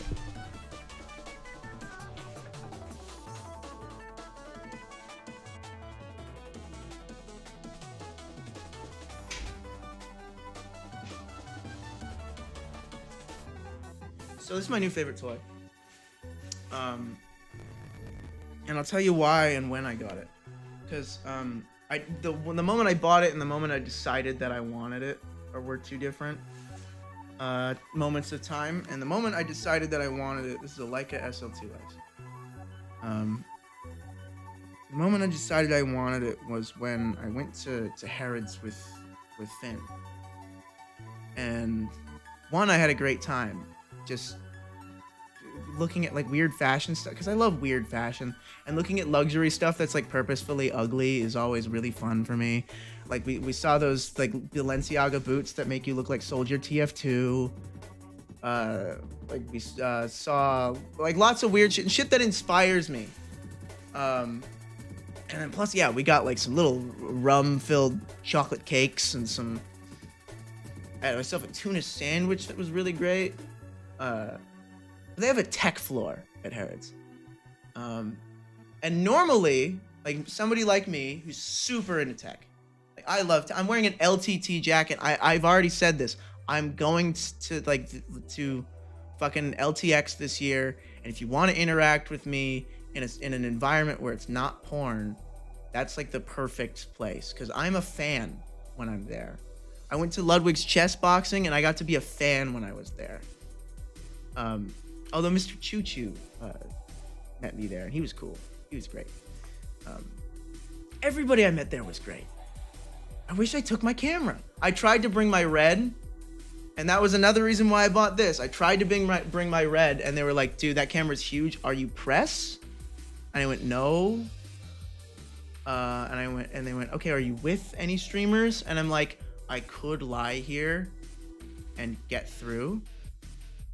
I could probably talk my way through this. Because I ended up at like the press store.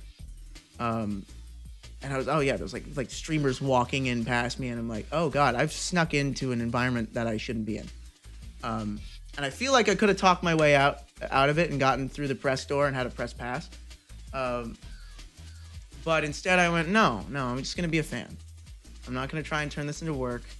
I'm not gonna try and turn this into anything like that. And Bush Team, and I'll get to your questions. Just let me finish the story. I went back. I took my camera back to the car, and I walked into the fan line, and I got my my little pass and went to the merch store that was there, and I bought their jacket because it's kick-ass. I've worn it on stream. The Mogo one with the metal aglets with the little boxing gloves and the corduroy patches. Dude, that fucking jacket fucks. It fits perfect on me. Like the shirt's all nice, rough hewn Egyptian cotton. It's like, this is the kind of merch I want to make, man. This is the kind of stuff that I want to make. Chess boxing, and I saw another person there in the VIP lounge because we had all got. I went to the VIP lounge because I bought a fancy schmancy ticket or whatever because I wanted to support something that was cool. And I walked up to a table where one guy was just sitting on his own. Because every other table is full, and normally I'd be like, oh, I'll just stand. But I was like, no. I paid for an experience here. These people are also paying for that experience. We probably have something in common. I sat down across from a man named Anthony. The man named Anthony told me about his job, told me about where he lives, where he works. Anthony will occasionally show up in chat. They go by Mr. Choo Choo. Because they designed the steam valves used in locomotives, especially those around theme parks. And so he's like, yeah, fucking Disney, that's me. Mr. Choo Choo from the server, yeah. It's like, that's such a cool fucking job. That's such a cool person. That's such a cool character. Met a couple other, there was one guy, I can't remember his name. Please hit me up again on fucking Instagram if I met you there, or something. And he folds sheet metal, and he told me about his job. It was like his dad's company, and he does the finishing caps for like gutters. And that job, I learned, is called arts and crafts, because you're folding really tiny amounts of very thin sheet metal, so it's like folding paper. And so they call it arts and crafts. And I'm like, that's adorable. That's a great... It's like, oh yeah, I do arts and crafts. And I was like, oh, that was so fucking cool. It was so cool to meet that character. And then, fuck me. This one, I didn't get his socials, but I took a photo with him. Another guy there, blonde, short hair, glasses. Normally reserved nerd type. It's like the kind of guy that you think would play flight sims. And that is the kind of guy he was, because he in fact was a co-pilot on Air Force 2.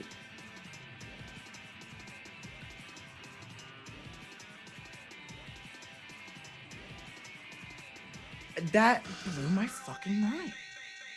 I'm like, you're a co-pilot on Air Force 2?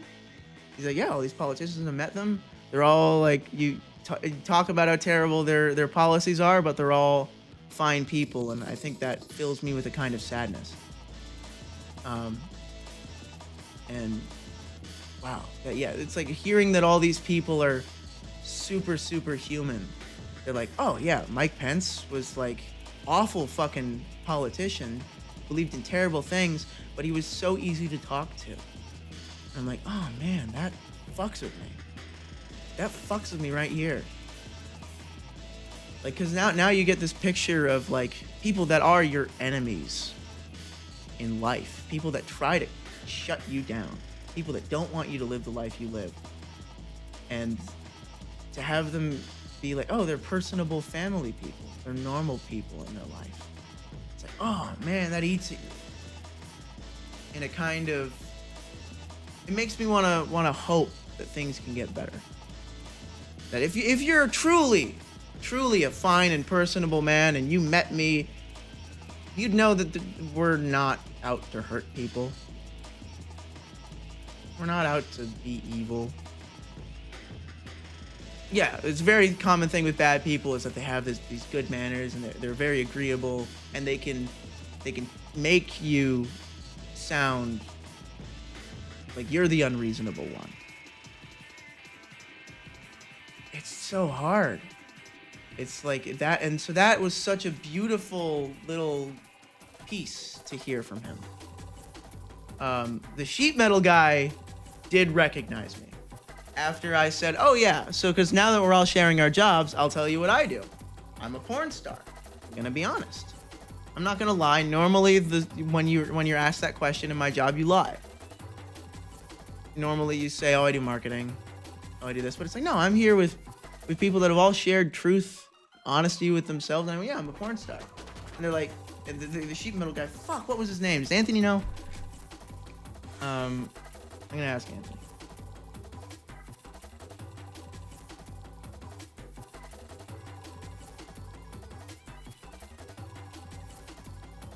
I want to say, yeah, it is Mr. Choo Choo, right? On Discord. I want to say Mr. Choo Choo on Discord is also the Mr. Choo Choo that I met. Let me just check Instagram.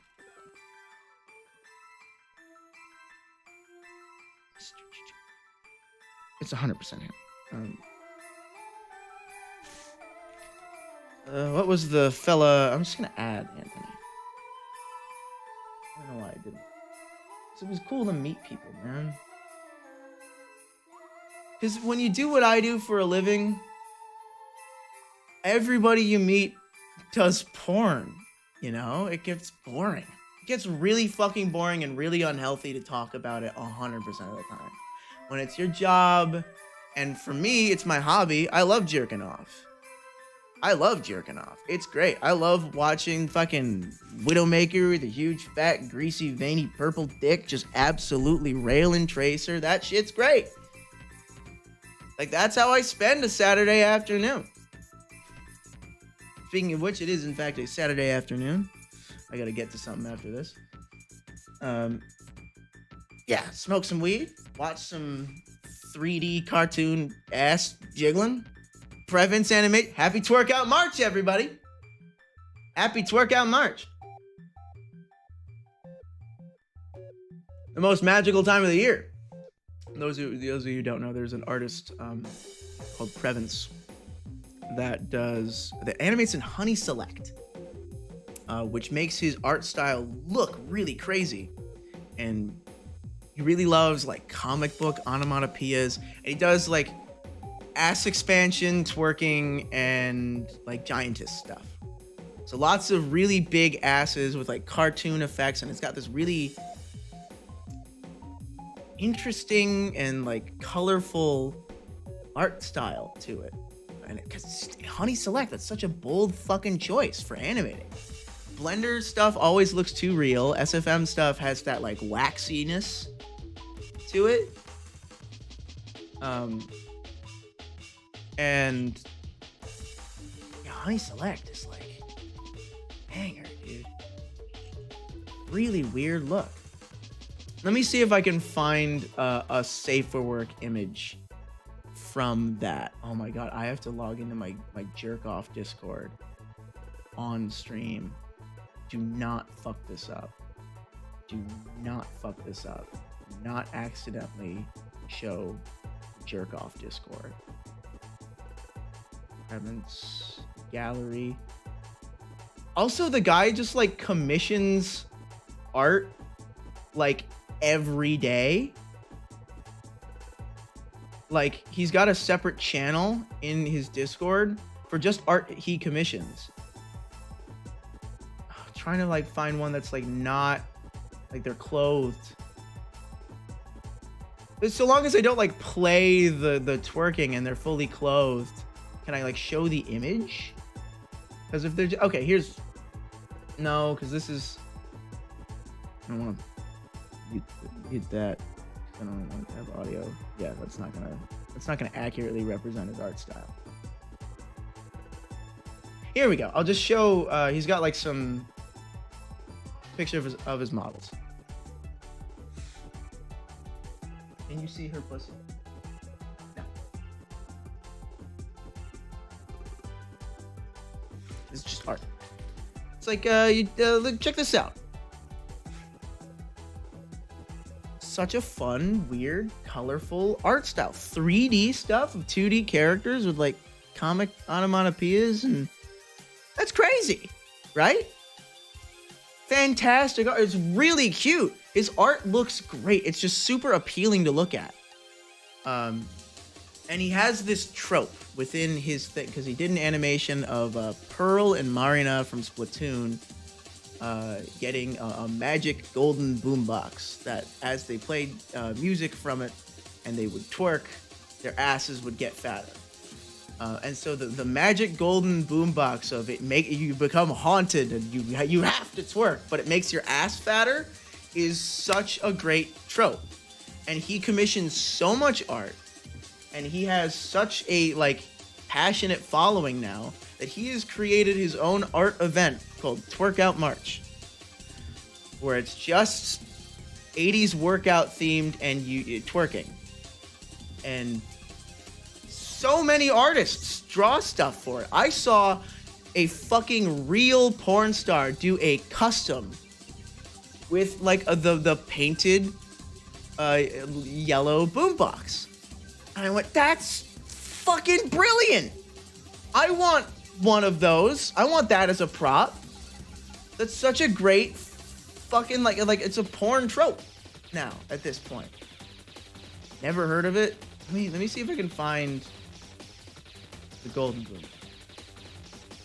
Like just PNG of it. His most recent one was it's like his big one. It's Gwen and Raven.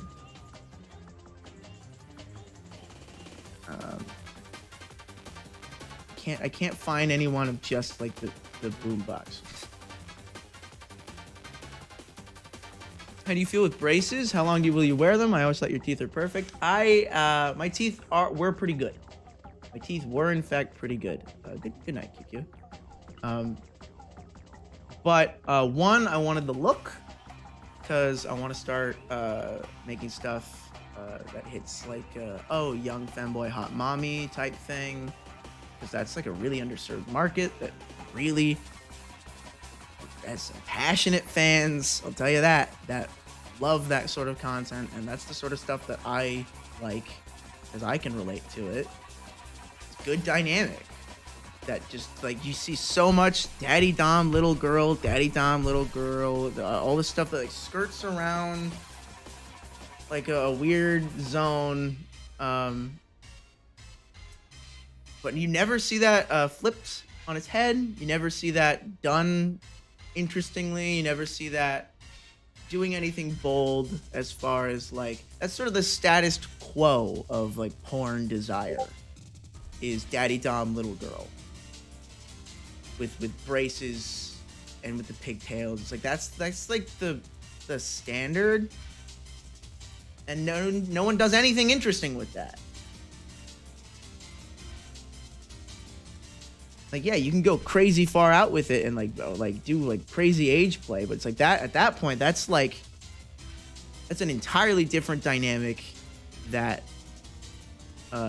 is upsetting to most people. And it's like that, and that's pretty extreme to me. But instead, you can just flip it on its head a little bit and have it be like the Jordy used to do that. But oh fuck, I hate. Oh, no offense, Jordy. Jordy, I'm sure you're a great performer and I'm sure you're a cool guy, but you are not cute.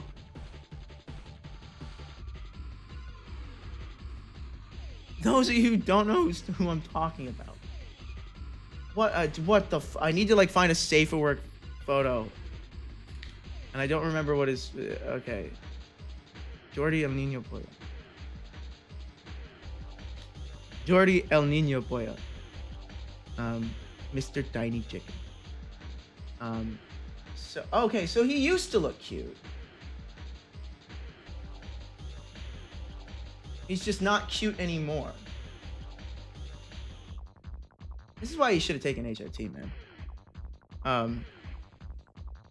But no, this was like because he's been working for a while. That means he's a good performer. He's been working for a while. If he doesn't look cute anymore, yeah, he's like, hold on, how old is Jordan? Don't show a dick on camera. Don't show a dick on camera. Don't show a dick on camera. Don't show a dick. Don't show a dick on camera. Oh. He's 28. He's 28, looks a little older. But yeah, he used to be like cute, apparently.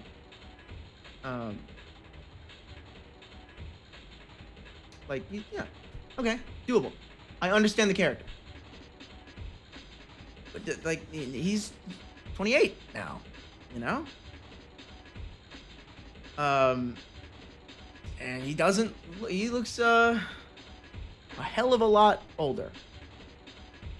But he's still playing like the, oh, I'm the cub that the MILF goes, the cougar goes after, you know?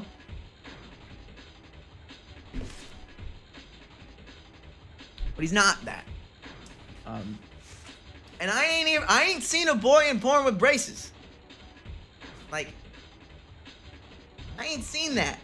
I mean, I'm sure it's out there, but like not in like the, like I want that. I want the cute boy and the hot mommy, and he's got braces and he's got like the cute striped shirt.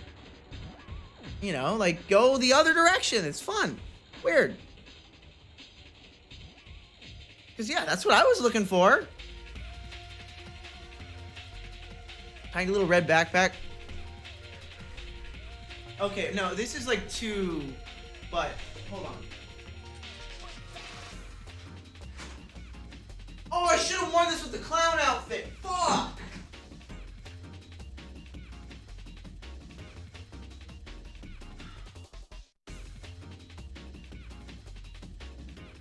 Where the hell is it?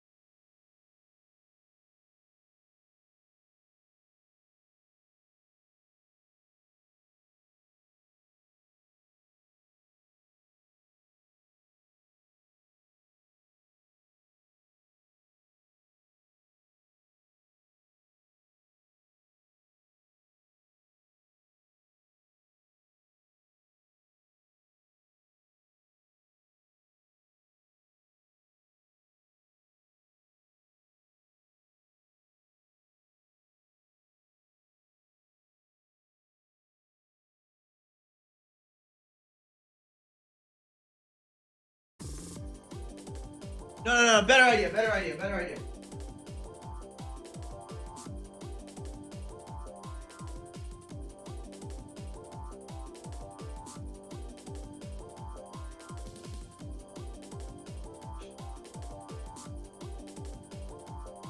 Oh, where are my cool pants?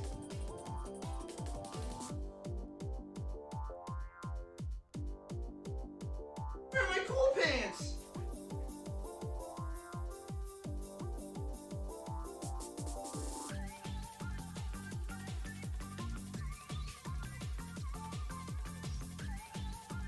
I haven't shown these on stream though.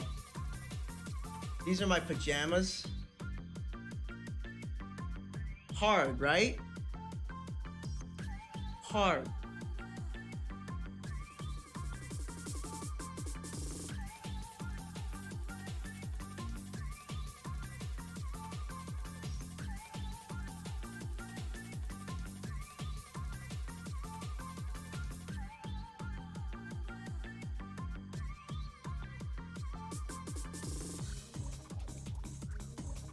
Should we just do a little fashion show? Should we just do a little fashion show for the so I can show off some weird outfits? I think we'll do that. How's that sound? That sound like a fun idea? Cool outfits? I'll let that turn off. Alright. First of all, Lego bag.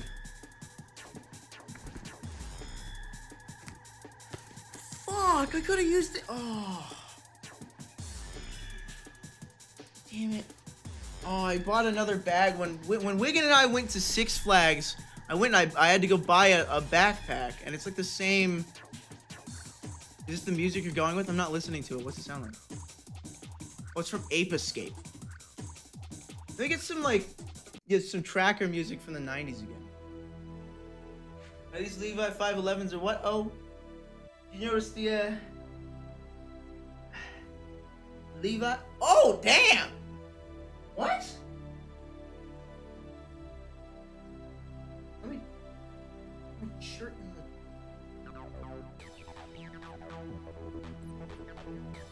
Oh, you can see my underwear. Oh well, it's fine. Okay.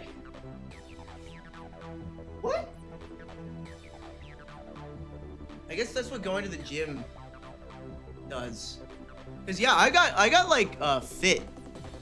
It's weird. Like I actually got like kind of. Holy fuck!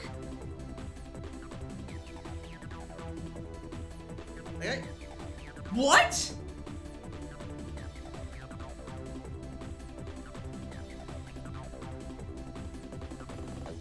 What? Yeah, Question. Am I allowed to not wear a shirt on stream?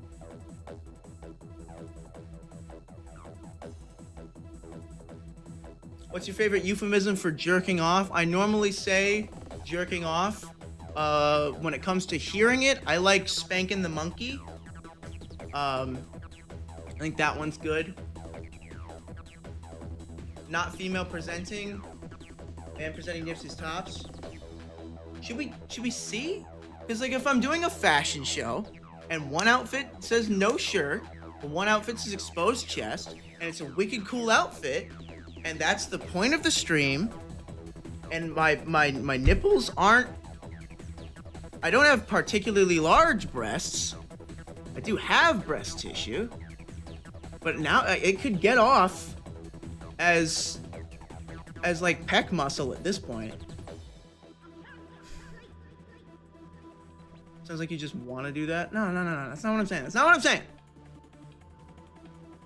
What I'm saying is that Twitch is hella transphobic? Well, okay, because Finn. You want this kind of discourse at this point. There was the discourse on Twitter as, is Finn allowed to say the F slur? I loved that because that was tweeted as a joke, and the response to that was no. The response to that was yes. The response was, can he? And so some people were of the camp, well, although I've heard that he's a heterosexual cis man, so no. And some people go, well, he likes women, so no. Some people say, well, he could be called it, like in the street.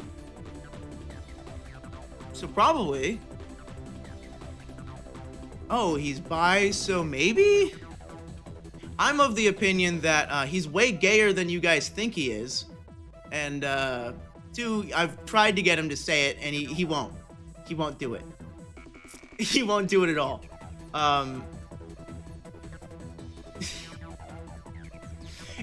My friend James in high school would try and get Kobe. Kobe's Japanese and Colombian. He'd try and say, Kobe, you know you're allowed to say the N-word. Kobe, what? What are you talking about? He's like, you know, I'll give you the pass. He's like, you're the other non-white one here. Out of the group of 4 of us, there's 2 white guys. Come on. Out of the group of four of us, 2 white guys. The only other non-white person here. Come on. Kobe's fucking great. I love Kobe. I haven't talked to Kobe in a fucking hot minute, dude. I've been trying to get him to go to Disneyland with me. Kobe, come to Disneyland with me. Because we used to go to Disney all the time. But now we both have jobs. And he's always on Valorant with his girlfriend. Because Kobe has a bad habit. Here's some friend drama. In case you want to know about my friends in my personal life. Kobe has a really bad habit of getting really involved with the relationship that he's in and going all in and then kind of shutting out his friends. He doesn't mean to do it. It's just that he's a very loving person and loves to dedicate all of his energy to the person that he loves, which is beautiful. And I really do love that for him. And so I wish that I could like live in the same area as Kobe, so that way I could just see him. Or if I shared a job with him, that way I could just see him because he's so great to be around. He's so fucking funny, dude. He streams too. I think it's Akira Kobe. It's not a Kodeki Mizo. Is it? I don't know if he changed his username. He streams like pretty rarely, and it's to a small list of like his friends. But I think he's funny. I think he would be good if he actually popped the fuck off on it. He doesn't have like a ton of love for. When the last time you streamed was not 2 years ago. When's the last time you streamed, Kobe? Kobe, go live. 10 months ago. Come on, man. Get on stream. Shut your fucking girlfriend up for once. Make her do what a woman should do. Holy fuck. That's not what I mean. That was a joke. That was in jest. Please. Don't clip it. Yeah, just come on. Come play with the boys. Come play with the dudes. Get on with the guys. I don't give a fuck. I'll bring your girlfriend here to the United States so that you can fucking go to Disneyland with. I'll pay for it, dude. I got the money for it. Like, I don't give a fuck, man. I want to hang out with you. I will pay for your day off. This is beyond humble brag, though. I've earned this.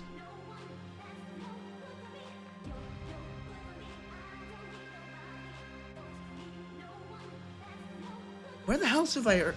Oh my god. I'm like, where the fuck have I heard this sample before? Last time I heard this it's in a track in Fap Hero F-Zero. Fap Hero F-Zero. Oh man, I wish I could show what Fap Hero is on stream. Cause it's next fucking level, man. It's like it's the I think it's like the next step for pornography. I think a lot of people are looking at like AI stuff and like, yeah, that's all good. An AI sex chatbot in GPT-4. that's probably kick ass. Because I'm very forward thinking as far as technology. You said that about Flip Flip too. Well, that's what it is. Software is the next evolution of porn. It's going to be software. I'm telling you, like, I am always right when it comes to porn predictions. I am always fucking right. I have never once been wrong about predicting where porn will go. And I know GPT sex bots are going to be a thing, but I am 100%. I am the porn professor, dude. I mean, like, it's my job. It's my job and my hobby. I observe porn at a level that most of you guys could not fucking comprehend. Like, actually that. The one where you jerk off to the beat, it's trash? Well, that's because you haven't seen a good one. There are 3 good Fab Heroes. There are 3. And they are fucking phenomenal. They blow every other one. They make every other one look like a joke. So Fab Hero, it's got a little beat bar at the bottom, and it gives you a rhythm, and you jerk off to the beat. And it'll show some edited pornography, and go, okay, there you go. That's the point. Most of those don't evolve anything past that. They go, I can make this in After Effects, right? I can make a beat bar in After Effects, and I'll use like just some like weird presets that I found on the internet. They don't care. They don't truly go in and make it something that's perfect. At that point, why not sync up some device to sync up for you? Yeah, I'm getting there. I'm getting there. I can show it on stream.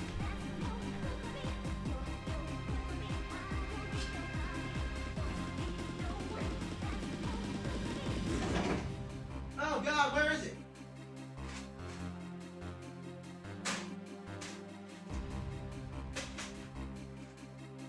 Okay. So these Fab Heroes will have that. So, but most of them don't go that much further. The 3 good ones that there are. It's like a JOI game. More than that, I'll tell you what. The 3 good ones are themed. The first one is themed after Overwatch, right? Okay, that's lame. But because of that, they turned the beat bar into, they made it look very Overwatch HUD. The whole thing looks like it's got Overwatch HUD. It looks great. Like, it's clean, dude. And the tracks that he picks are all really good. They're all like dancey electronic stuff. Some of it's kind of dark, some of it's kind of upbeat. And it's an hour long with 2 bonus rounds. So you go through one round, that's one song, might have a theme, probably doesn't. This was the point where like PMVs and editing didn't really require a theme or something like that. Instead that it was just like, oh, this is these are just pleasing images that I like, that might go to the, that I feel like go to the music, or I'll do a pretty simple, this part of the music will be ass focus, like that. But the HUD combined with the track lists, combined with the length, the fact that it's an hour long, and because it's set up in rounds, the first time you do it, it's like, oh, let's say I'm a fucking pre-jack or whatever. Couldn't be me, okay? I got stamina like nobody's fucking business, dude. It's like Tom Platz always said, you go to the moment of failure and then you keep going. To succeed in failure. This man has not nut in 5 years. No, I nut like 4 times a day. It's just that I am powerful enough to be able to choose the moment that I nut. Because I'm that in tune with how I get off. Because I've had that much sex and I've jerked off that much.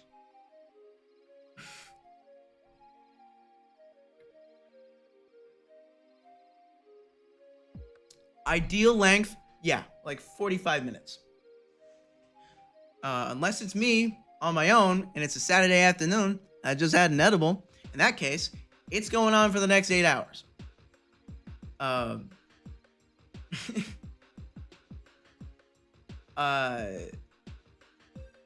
Halfway through the, like 4 hours in, you're gonna get soft. That's just, sorry about it. That's just, you're supposed to call your doctor if you have an erection that lasts longer than 4 hours. So you're gonna have to take a break. You're gonna have to get some water. You're gonna have to breathe. Maybe watch a YouTube video. Stare at something far away for a minute. Stretch, absolutely. Stand up, stretch, drink your water, refill your water. That's what you do. That's how you survive situations like that. When you need to jerk off for 8 hours, like me, in order to get any sort of dopamine hit in your absolutely fried cerebral cortex.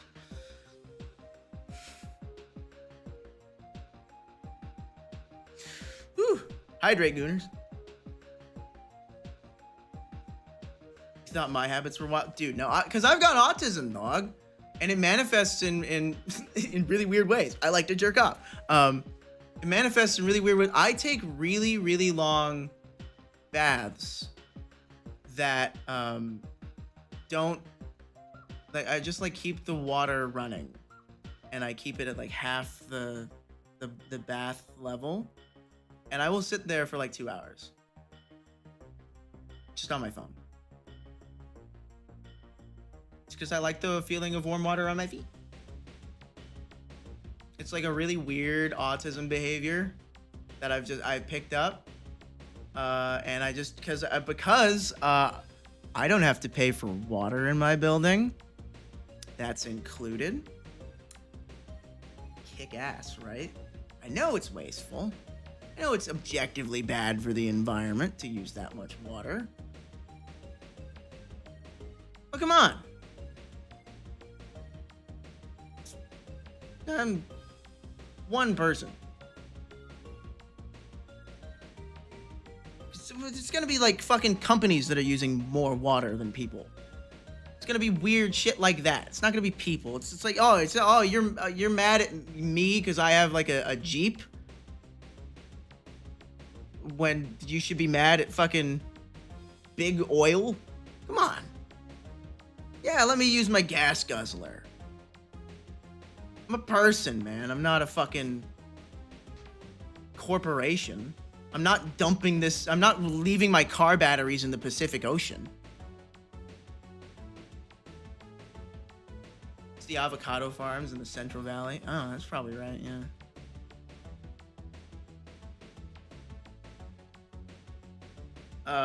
But where was I going? Pornography. Fap Hero. Kick ass.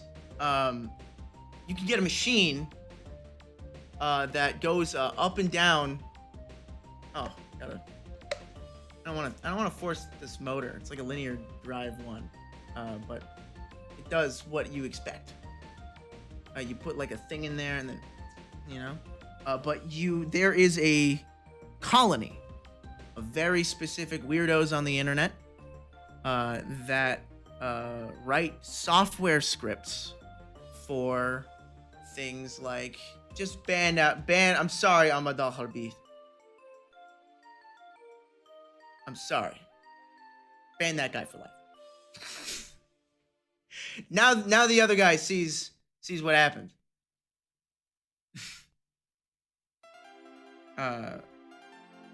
That's the normal response.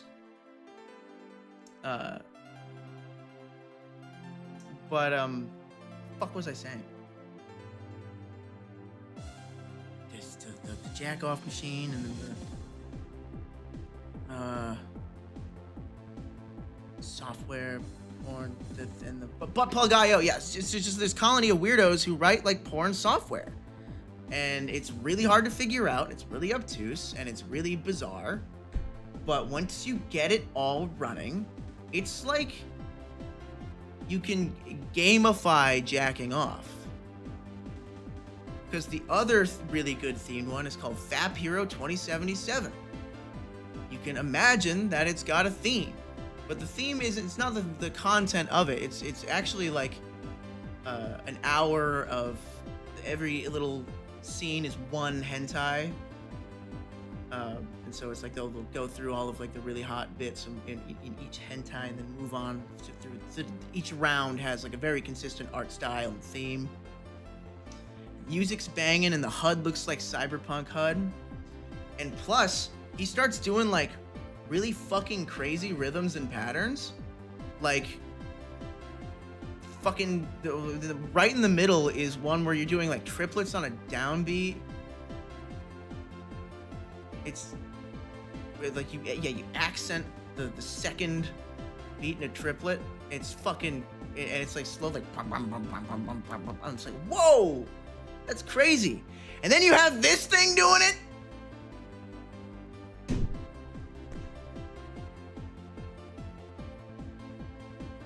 Fucking primo, right? So I'm sitting there doing this with VR and this thing like strapped to my waist. I look like a complete and utter fucking doofus.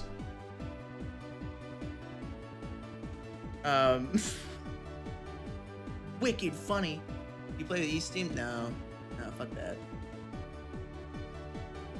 Too much effort. It's gotta be like easy to set up, man. That's the whole fucking crux of this problem. The whole crux of this issue is that it's not easy to set any porn software up. It's not easy to get it running. It's not easy to get these toys to do these crazy fucking things they can do. It takes hours. And not everyone is going to spend fucking 5 hours to maximize a $200 sex toy. Because it's expensive. Would you get brain implants if it let you oh, dude, I would get brain implants if it could let me, like, do stupid shit. Like, if it could let me color pick in real life. That'd be cool. Like, if my eyes are, like, color calibrated so I can, like, go, okay, what color is that? And then get that information. Wicked cool. Weird camera eyes. Nobody cares about vaginas. Well, no, the thing is, there's way better support for that. There's way better support because buttplug.io works with any, because it's way simpler to power one. Because with this, you need position data. You can't just go how much power. You need position data. You need position and acceleration data. That's like two different things that you need to fucking map and calculate for each thing. While fucking, it's a piston and Arduino? Pretty much. It's great. But yeah, that's like, I have to set up a piston and connect it to my dick with an Arduino to jack off? I don't want to do that. It's so much effort. You know, it's so much like it requires so much tech knowledge and care. That's why I love doing it, because I love tech. There was a bit that LTT thought about doing, like Tech After Dark, and it was like, that just wouldn't want to do. Like, that's probably just not brand safe. It didn't go anywhere. But like they did that OnlyFans one, and then like some people expressed interest in Tech After Dark, and they were like, no, let's keep the OnlyFans a joke. But I did talk to some people there about it, or to one person there about it. Like, that probably would have been a pretty cool idea. Tech After Dark, like that's, so it's, when I won that award for fucking, oh man, I never finished that story either. Fuck me. Won that award for favorite trans performer. Fuck, I forgot what I was saying now.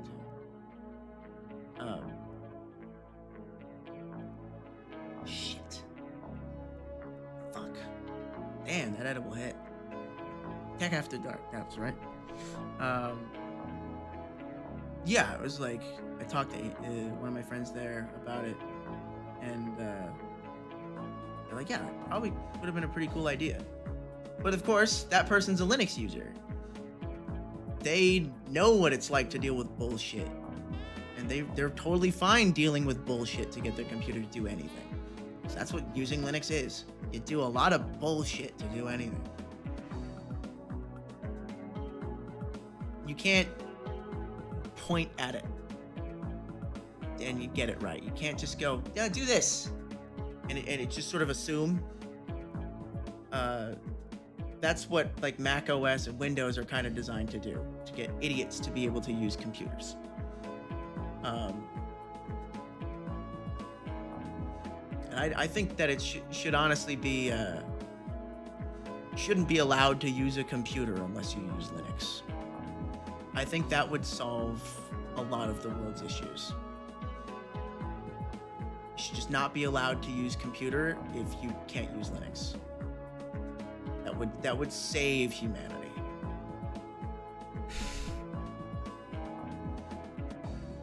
This desktop I use pretty good by now. What's the advantage? Absolute perfect granular control of every part of your machine.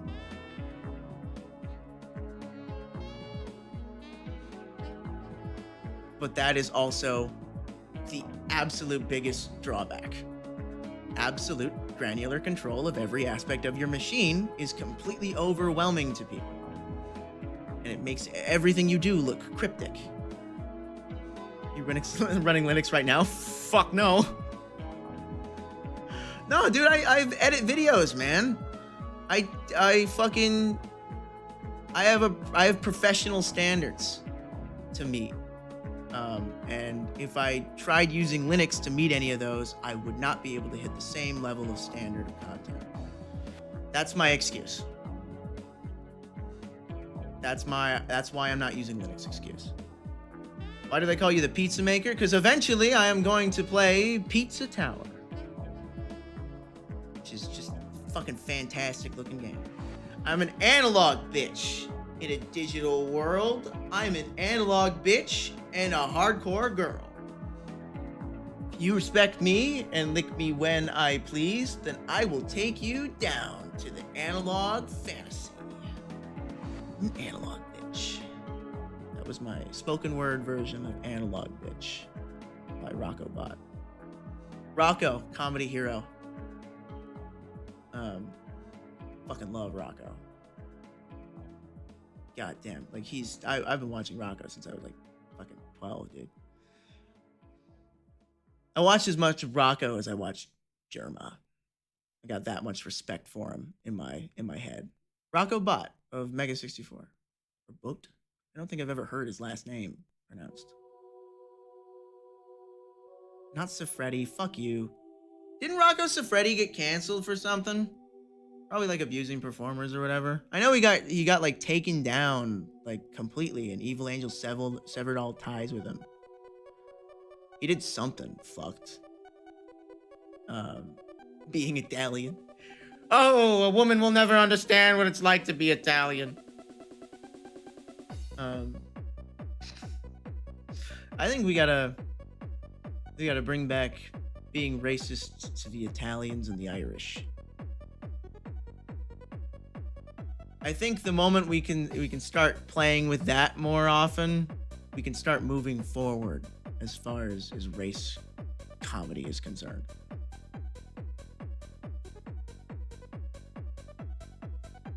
It's not? Oh, why not? What, you a good slur against the Irish? But I'm not talking about like a British slur against the Irish, because that's still going on. Because that's still like an active point of contention. And that's not fair. You can't do that. You can't pick a side on it has to be something that's already we've moved past. And I think American Puritanism racism towards the Irish is pretty dead. You're not getting denied a job working the Panama Canal or like fucking building rails in Philadelphia, or yeah, working in a steel mill. Like, we don't do that anymore. Like, I think we've made it past that one. And the only people that still believe in that are so old and decrepit that they have very little power over you now. Everyone can agree that American racism towards the Irish is like basically gone. And so now we can joke. Now you can say, "Ah, you fucking Nick." Like, whoa, you know? That's funny. American Irish or real Irish? American Irish. Irish fucking immigrants that came here in the 1800s, you know? The ones that built New York.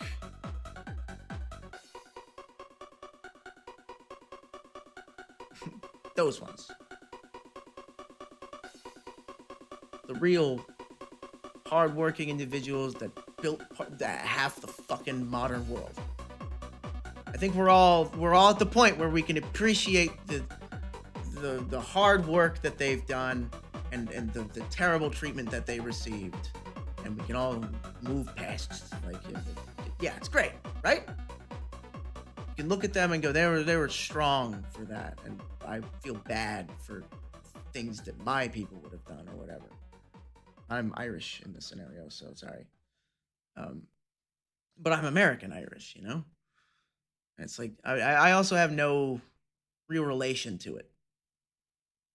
It's just sort of an ambiguous label, you know? So I kind of get a...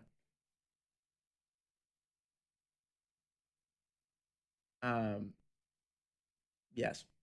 So the Irish can be racist to each other, then we can be as racist as we want to that. Okay, that's not what I meant. It's not what I'm gonna... Because that's not... That's a bad precedent. That's a bad precedent. Yeah, I don't like that one. Because that one you can apply to things where it's like, no, that doesn't work. Because at that point, that's just being racist. If you say, oh, if racism is okay in these places towards other people, then I should be allowed to be racist. No, that's not what it means.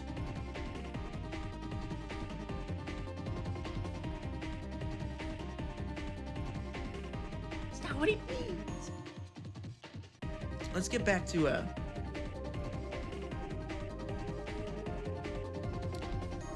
Ricky Larkin's a dick because he sided with all of the really angry trans medicalist women that said that I didn't deserve an award for trans people because I'm not trans, because I didn't meet their standard of trans. And so that guy's a dick. He went on my Instagram, and I had I had this image on my Instagram. I just do all kinds of stupid and gay shit. Where's this image? There it is. This image, this absolute banger. Oh, no, that's not. Oh, this is just like a compilation of art from fucking... You've stolen all this art from Tails Get Strolled. I had this image screenshotted on my Instagram. It was like if you scrolled through one of my photos, it's like the last one. Just give somebody a giggle. Just give somebody a little and go, that's funny. Because I love Tails Gets Trolled. And this is it's kind of a funny, relevant caption to the things that I do, and I'm the person. Yes, Tails Gets Trolled. Of course, Tails Gets Trolled. It's great.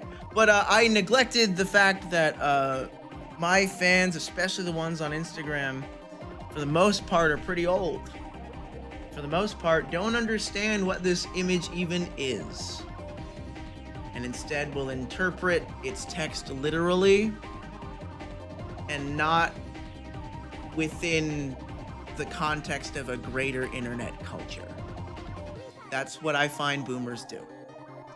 They don't understand that this image has meaning beyond its text. But so like Ricky took a screenshot of this and was like trying to like use it to like call me out and say like, look, you say that you do gay shit and that you don't like it doing it. I'm like, you fucking stupid? And yeah, the guy's just stupid. He's like wearing a MAGA hat around. He's just stupid. He's a big meathead. I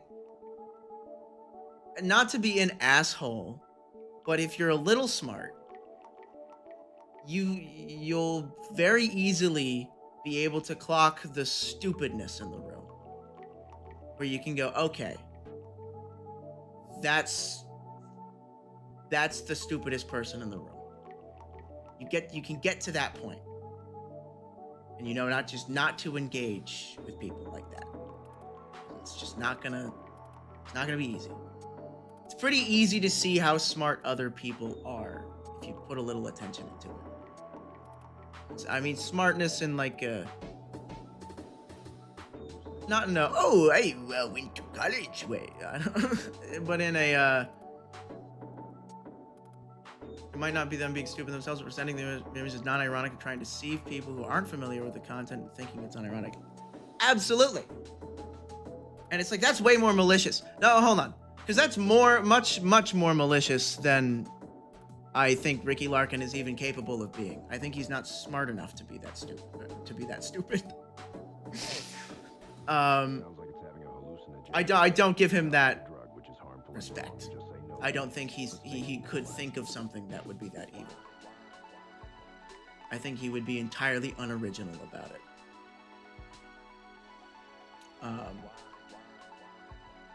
All he does is retweet Elon. Whoa! That's bad. Yeah, not saying that necessarily the case, but it's something that you see with a lot of cancellations that people try to... Yeah, that's 100% a good observation.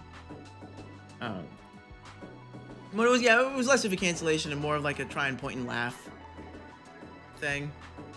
It was more about like, oh, look at this asshole, and like getting other porn stars to but it was like the only other one that agreed with him was the lady that one said that there are 3 genders, man, woman, and trans, referring to only trans women.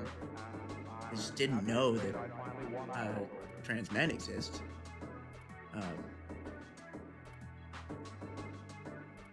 Or they're like, oh, transness is one thing, transness is a experience. Yeah, the ternary system of gender, and that's what they believed themselves to be. And I'm like, wow, you've just never read a book, have you? You've just never gone outside your own head. You've never engaged with anything besides your own personal conception of... Because that's the only way you can come to that conclusion, is that you've never engaged with anyone else's opinion. Because you're saying, oh, it's me and then everyone else. Right? Like, what are you, you're ridiculous. You're ridiculous. At least 3, Joe. Exactly. At least 3 is a good answer. At least 3 is a great answer. At least 3 is a fucking fantastic answer. Because it means that you've put forth the effort to know that you're wrong, but you don't care beyond that. That's based. To go, okay, I've done enough research to know that I'm wrong, and I've come to the true, correct answer. But I don't want to put any more effort into this because I don't want to think about it. It's just a kind of annoying and miserable thing to think about until you interact with these people, so you get introduced to somebody who's of another gender. In that case, you go, okay, sweet, let me learn about yours. I don't okay, like maybe you could do like some weird metaphor transfer. You can go like, oh well, I like researching other cultures. Just out of nowhere and going like, oh, what's this one like? What's this one like? And learning a lot about that. But are there people that are just like really interested in gender? Just as a concept? Yeah, people write books, people take classes on it, right? Why? It sounds annoying. Yeah, it's like a linguist, I guess. But I love language. Language is way cooler. Language is way more complex than gender. In order to like gender studies, I think you have to like history too, and I don't like history that much.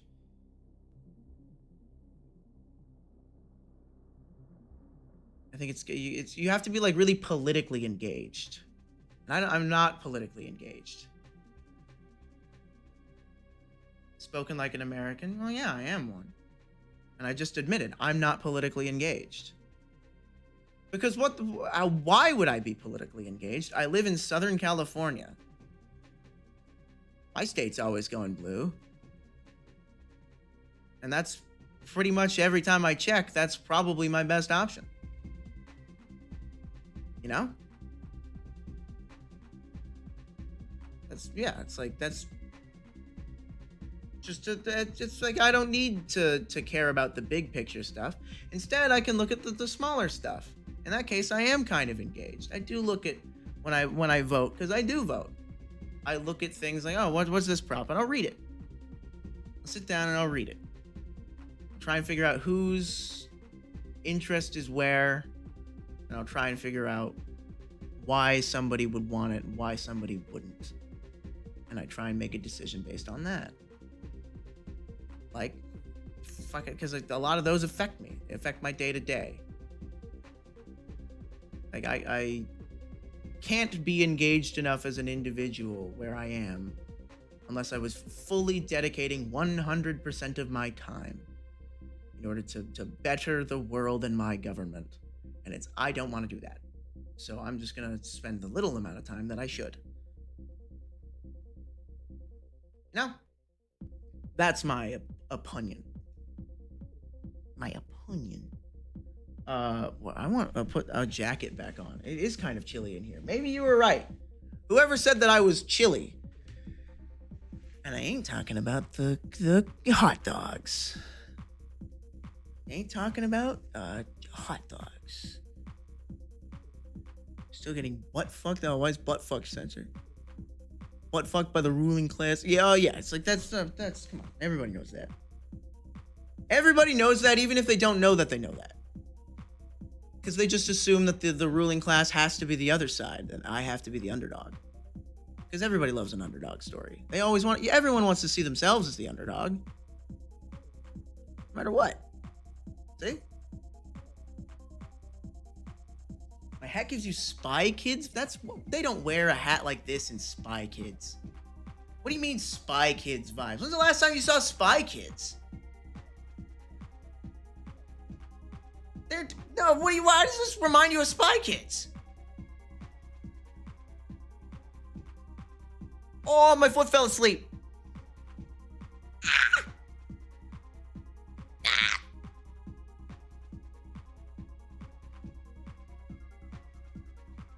Ah! Oh, fuck. Ah, fuck. Phew. That sucks. I guess this chair doesn't fit me, man. Oh, I was like sitting on my leg. Shh.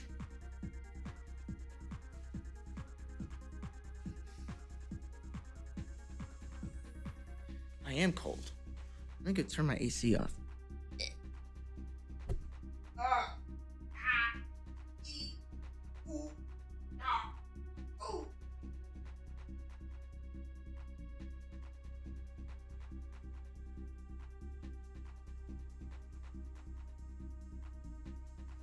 I think the fucking like the thermometers or whatever are crazy in this fucking apartment, because like sometimes it'll say, oh, it's over 100 degrees in here, and like it's maybe 80, or it'll be like 74 out in my living room, and it says it's 95 in here. You need to turn the AC on right now.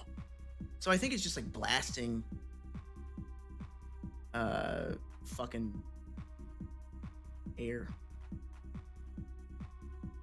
How do you like the embody? Been debating between that and the human scale freedom. This would be a good chair if you're a bigger person. I think I'm just not big enough. I think I need a small chair. I'm gonna be honest. I think I probably need a specialty small chair. Because I'm not big. I'm 5'7", dude. And this is like for somebody who's like 6'2". I need a little toadstool from the forest that's got like little white spots. And I need a little flute. And I need a little funny pointy hat. I need to cross my legs and play my little flute on a mushroom, okay? That's what I need to do.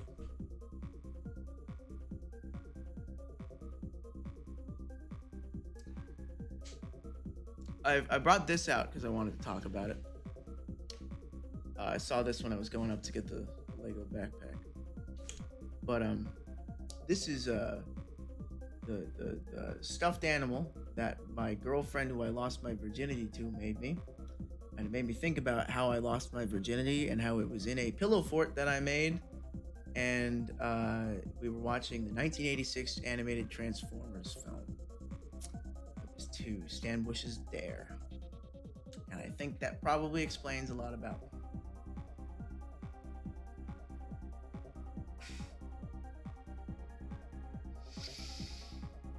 It wasn't Dare to Be Stupid, it was still the start of the movie. It was still that first sequence. We didn't even make... Oh, see, that tells you how long it took for us to get to fucking.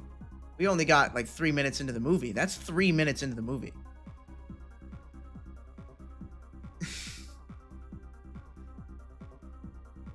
We probably lasted longer into the movie. But that's when it started. I don't remember when it ended. Confirmed you nutted when Optimus died. No, it's the scene of fucking Ultra Magnus taking the Matrix of Leadership, and it plays the lightsaber sound. Or no, does it only play? It only plays the lightsaber sound when Rodimus opens it again. Hot Rod, like that. Comes Rodimus. I told you I'm really into fucking Transformers, dude. It's the Orson Welles Transformer. Yeah, Orson Welles. It's his last role. He plays Unicron, which is the planet-eating thing. Giant robot that's also a planet that eats other planets. So his last role was a big fat joke. That's Orson Welles. Man, it's a big fat joke. I thought Transformers only started in 2007. Nah, that's a lame bait. That's a lame bait. Everybody knows Transformers started before 2007. Everybody knows that. You have to like know, just that you absorb that through cultural osmosis. That Transformers are 80s toys. 2007 Transformers movie introduced you to the concept of masturbation. Yeah, okay, you didn't need to tell me that. I guess that's sort of a sick parallel. Two sides of the same coin. Like Batman and the Joker. And I'm the Joker.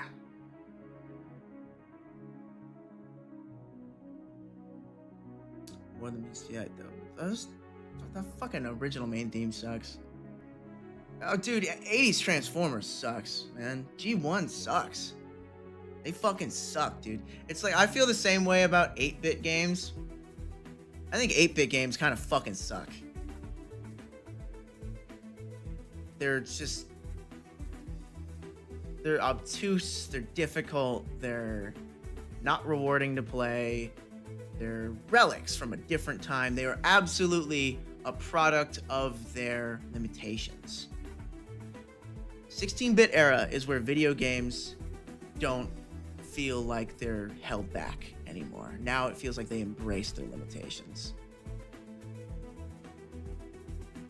So I feel that same way about, like, yeah, Transformers, those 80s ones. I'm sure your parents probably just would have gotten you a G.I. Joe, right? Unless you were into robots, like I was.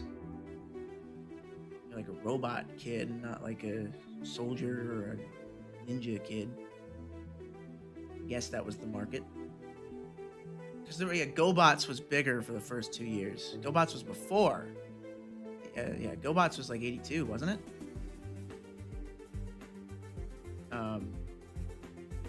82 or 83. So like that sort of market's weird. But then you look at fucking Armada Transformers. You look at Minicons. That's when they become toys. You know? That's when it's like, these things kick ass.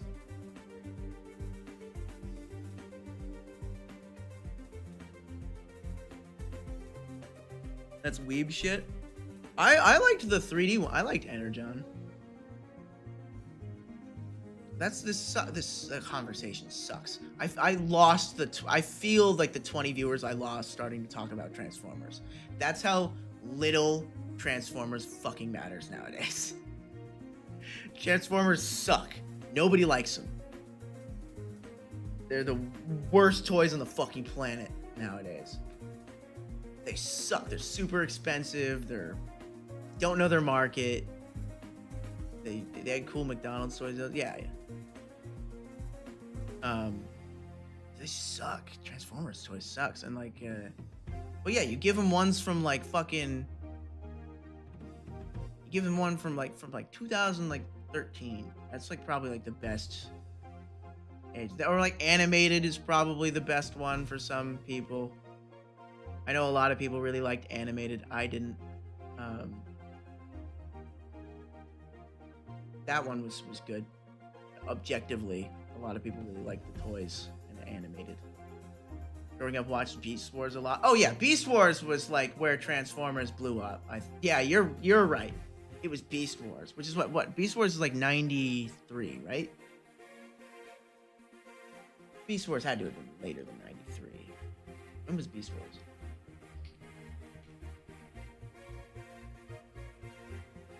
'96. Okay. Ended in 99, yeah. 96. Beast Wars, yeah, that's probably when they really blew the fuck up, because Armada was after that. Armada was 2001. No, Armada had to have been 2001 or 2002, because before that it was not, let me see, it's the other line of fucking Robots in Disguise. That one's super weeby. That one's very weeby.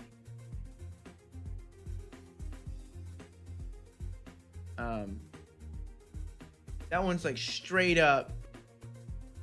It's straight up anime. And then after that, it's Armada. Then Energon, which is where it goes like 3D. And then Cybertron. Those all are weird. But I would say Beast Wars is probably where Transformers peaked conceptually. This conversation sucks. I should probably start talking about pornography and Finster again. That'll get the views. Let me log out of my porn Discord. My jerking off one. There we go. We're safe again.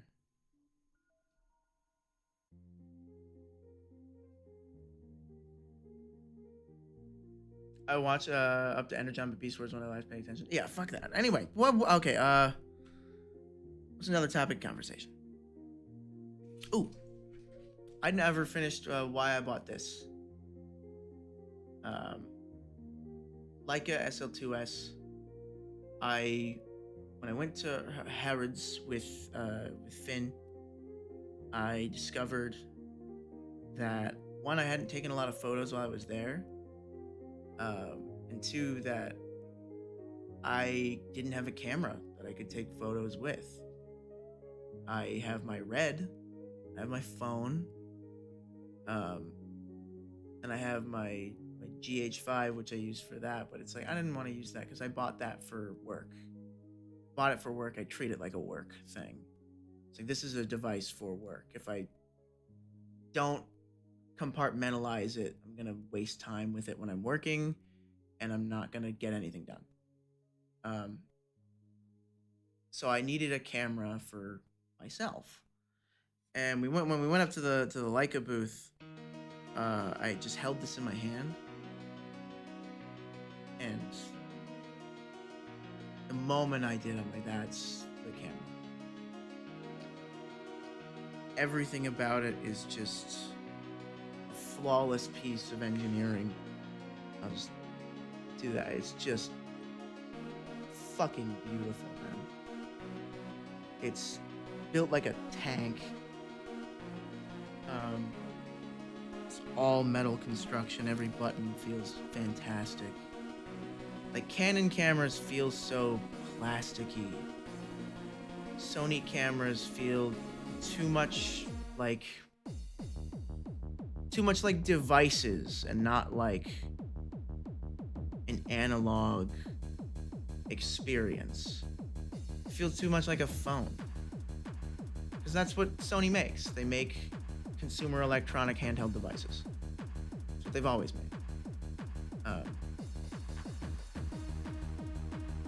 But this felt like a camera. This felt like a box that takes in a bit of light, reflects it onto a piece of material that absorbs its image. And we admire those images after the fact. That. It's just a fucking joy to use. Sound of the shutter. Fucking insane. I need to get a smaller lens. Because I got a 24-70 just so I can say, oh, if I want to use it for work, it's my B cam. I can rig it up to be a video camera. And have it be a viable piece of equipment within my workflow. It won't require a lot of effort. And it's something that I already understand how to get a good image out of. See that shutter sound? I don't think I'd be able. My mic wouldn't pick it up. I'd have to fuck with a lot of settings, and I don't want to do that. I can try. One thing is that it turns on basically instantly. It's fucking insane. It's on. Wow. Oh, we're low battery though. Fuck! Okay, hold on. Check this out.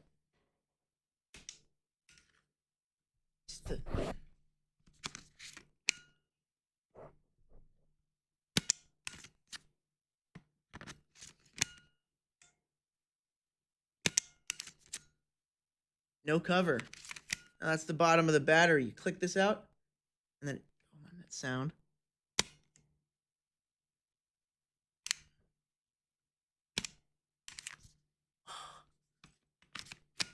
And so, yeah, you reload your camera like it's fucking.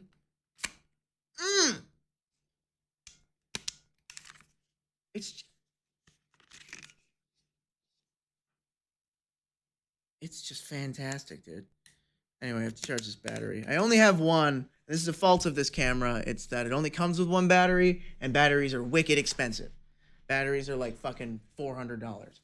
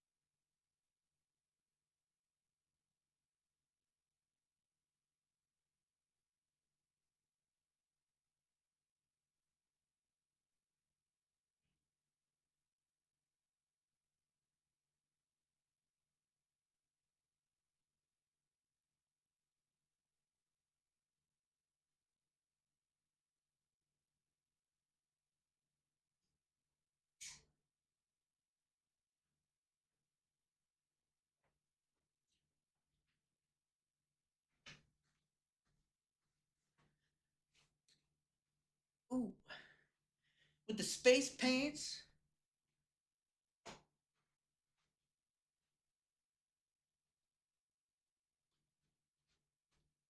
Ooh, that's the fit.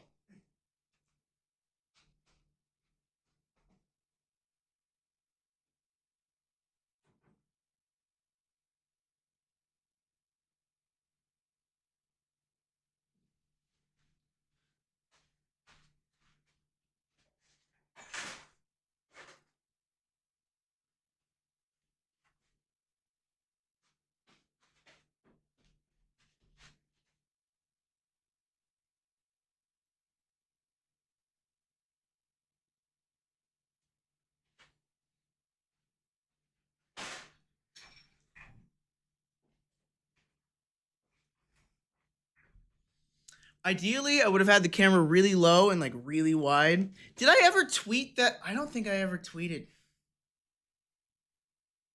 Fuck.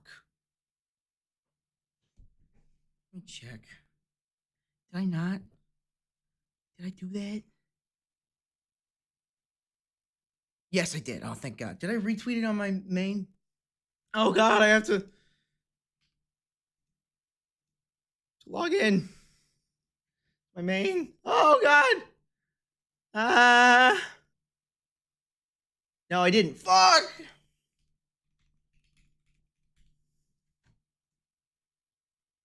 Please, if you follow my main, also follow my my stream account. It's at SodaCatTV.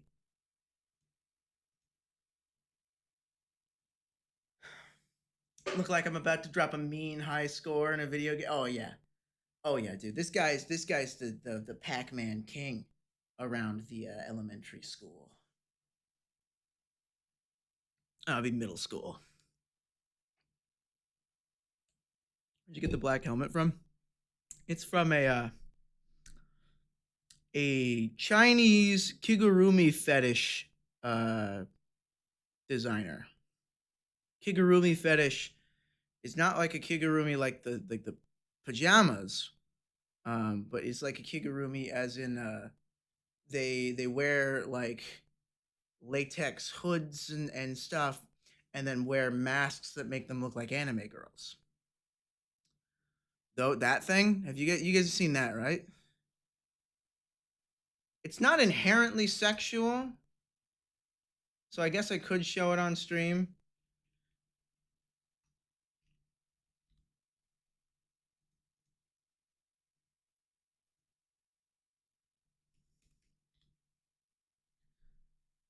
Okay, yeah, there we go. This is I guess it doesn't really take in the fact that this is a fetish. There we go. This one looks more fetishy.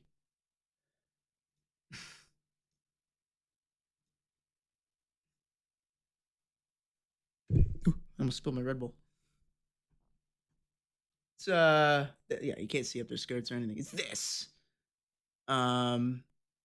This. So yeah, their designer of that is called Mania Juns. Mania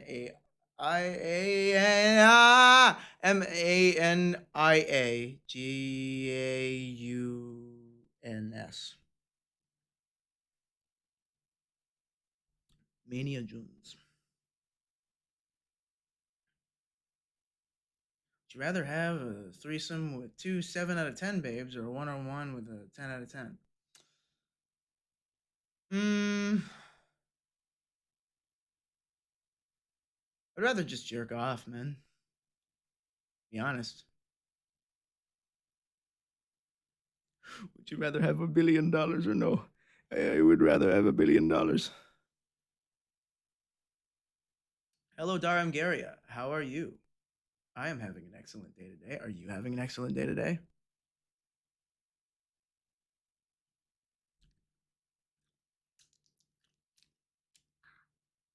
Woo! Infinite bacon and no game. I love that question, man. I love the. Would you rather have unlimited bacon but no games? Or unlimited games, but no games. And it makes you go, that's not what you meant by that question, is it? And that they insist. You have to insist that it's unlimited games, but no games. It so captures like the absolute wild west of like game facts forums level internet, proto internet. I love that. That's my like ideal time on the internet. It's probably like 2004, 2005. When shit wasn't centralized and it was just before the content revolution. Which I would say is like 2011, right? 2010 was when internet was no music. Oh, my music. Fuck off! Fuck! Oh shit! It's because I was doing the camera thing, which I need to wait for the battery to charge now. How much are those batteries? Because I said $400, but I can't be. It can't be that high. I just remember somebody saying that. I didn't do a ton of research before I bought this camera.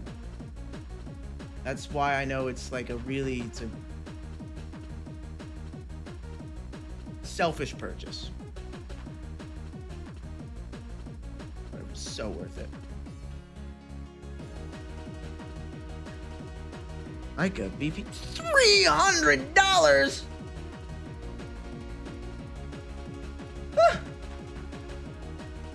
There's no way these should be $300. What are you like, fucking, do they suck you off?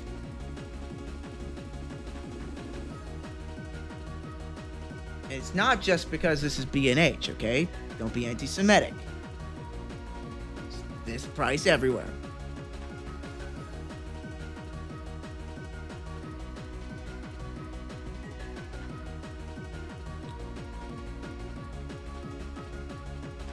.4 volts. 18. Okay, it is 1800. No, that's not a lot of. 1800 milliamp hours. What? How much is an 1800 milliamp hour 8.4 volt cell? How much is that? That can't be more than fucking $40. Right?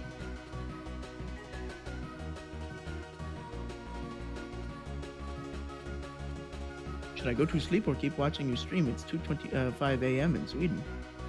I feel like it's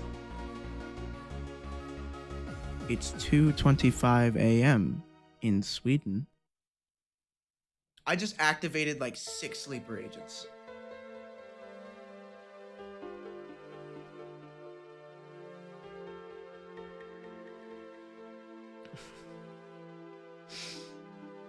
It's a good joke.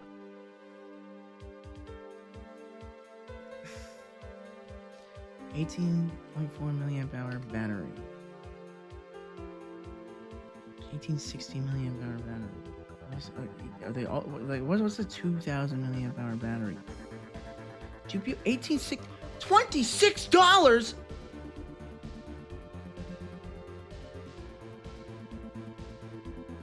No way.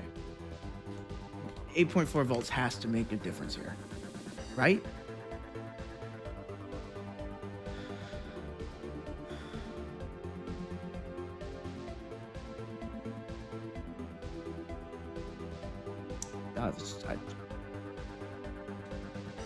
Fuck you, man. Camera stuff costs so much fucking money. That's bullshit. Just because I have to buy one. I have to buy one because I can't find it. Like, SL2S battery. Is there any other ones besides the official ones? Nope. Cool.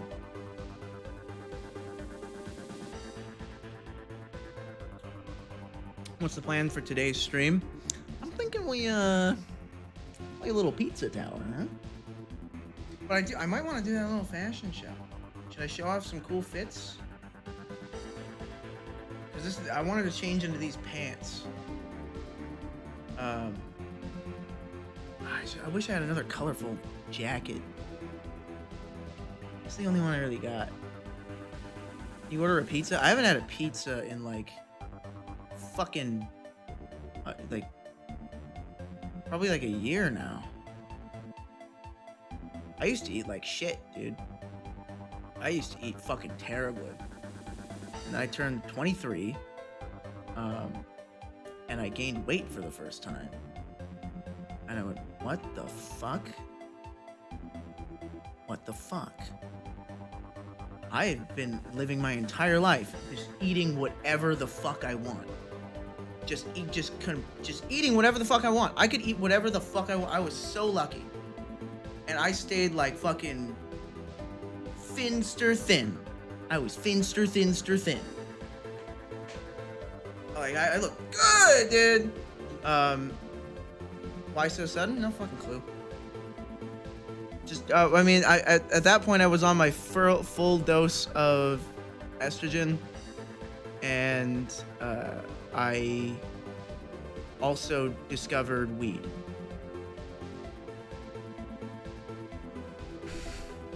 So those things combined, yeah. My ass looked fat though, dude.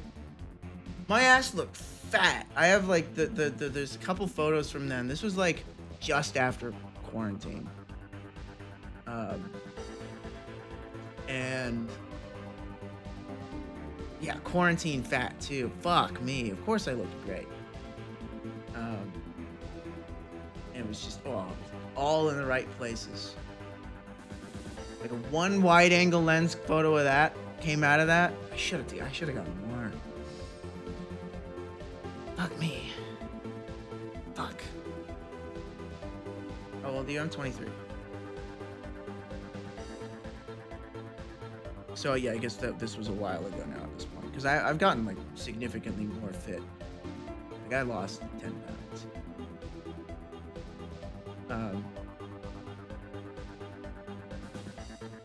And it mostly just redistributed into muscle. So I've been taking creatine too. I know that's just it's just an osmotic. Well, that also helps with recovery. Fuck you. And it's also an osmotic. It's bull. Scientifically proven. Pre-workout is drugs. I hate pre-workout. I hate pre-workout. I bought one because it had Godzilla on the thing, and I'm like, oh, that's cool. I like Godzilla, and yeah, I want to feel like Godzilla when I work out. That'd be cool. That'd be wicked cool. And he's got a shooting. It's like blueberry lemonade. And I'm like, yeah, sure, I'll try it. And I try, and it tastes good, right? And I'm in the gym, and I'm like bouncing my leg, and I'm prickly all over, and I'm like, hey, Mr. Personal Trainer. His name is Chris Chan. Hey, Chris. What's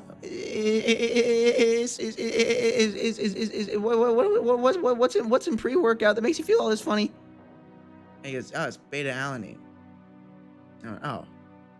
Look at the one in the back. I go, okay, yeah, this sucks. But yeah, so I fucking hate pre-workout. I still have that tub because it tastes good, but fuck me. Christian is your personal trainer. No, unironically, no joke. His initials are Christian W. Chandler.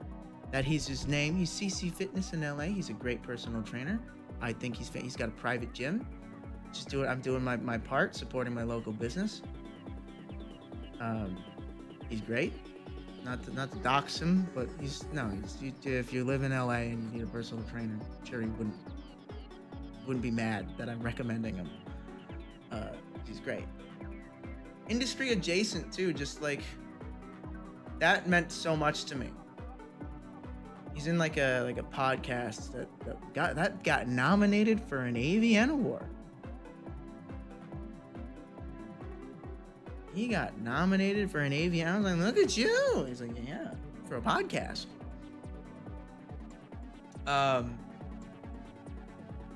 Do you take Addy before or no? I tried it and it made me hate the workout way more, but I did get the best pump I've ever gotten.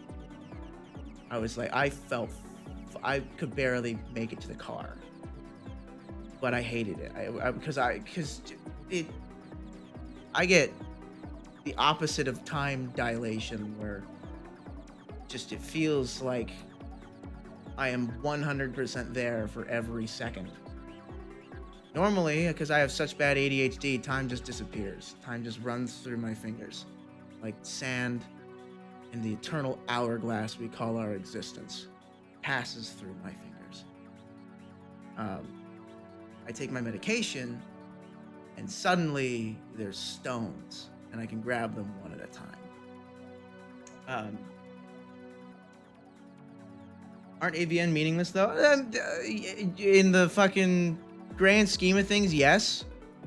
But it's cool to win one. It's cool to be recognized by other people in the industry. That's what you're looking for. It's a kind of approval from your job, not approval from your fans. It's like employee of the month.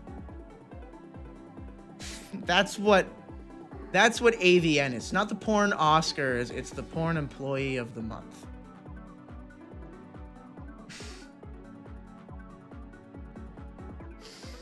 Because they've tried to do the Oscars aspect of it, but it's so clear and apparent who's getting proper treatment and who's getting paid, who's paying for what, and why everybody is sitting in such specific groups.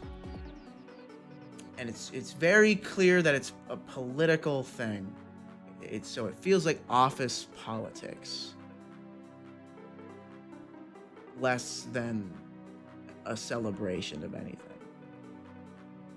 Because there's so many categories that are like weird and meaningless. Like best sex toy exhibitor, medium size. It's like, that's just an ad. You're placing an ad. You're buying it and you're placing an ad. That's what it feels like. Porn awards feel like everyone is an ad. The Oscars, it is an ad, but you can at least get excited about who's gonna win who paid the most money, who had the craziest shit, who went the furthest off the deep end this time. That's interesting because Hollywood is way more interesting than porn. How is it political? Like nepotism? Not like nepotism, because if you're family with the people that you're working with in porn, you've got a couple other problems. You got a couple other problems if you're family and you're working together in the adult industry, so to speak. Make it large size and maybe Starry Fawn one. Starry Fawn's cute. She's really cute. Yeah, she can take fucking dildos. She has a great collection. I guess I've started collecting dildos at some point in my life. It's because like I just like the cool colors and the pores and the weird shapes. I don't fucking use them, man. Do Jews control porn, or is Kanye just memeing? Kanye's just memeing. It's mostly French Canadians. Yeah, if you want an evil cabal of people who control porn, it's the French Canadians. No fucking joke. That's 100% true. It's the French Canadians behind it all.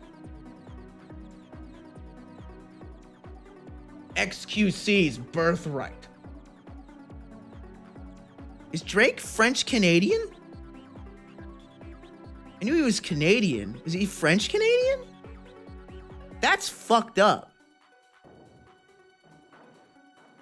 No, he's from Toronto. Oh. If he's from Toronto, it doesn't fucking count. That's right. I can say it like how you do. It's Toronto.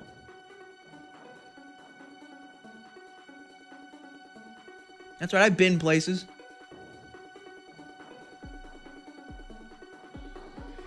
I find that's something that I find very important is pronunciation. I find pronunciation very important. and that's because I have autism. But it's also because I find that it shows respect for the word to pronounce it correctly, to pronounce it how someone from that place might pronounce it.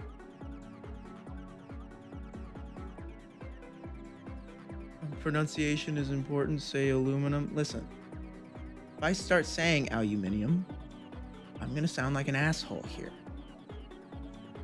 Besides, it's also split in spelling into aluminum in the US. You can just spell it without the I. You can just ignore it, and nobody's gonna correct you. I've never been to Montreal, and I also don't respect the French Canadians. Shown the readings, you got a VTuber model? Have you shown that before? I have. It's adorable. Yeah, the aluminum lord too. I'll probably do. Should I like just talk to like Cotton or something, right? Do like a VTuber stream with her. That'd be cute, right? You think Cotton will talk to me? So I pull way less viewers than her. And e-girls are crazy. And fucking arm's length. Dang. Pretend I got a Bowie knife that's like backwards.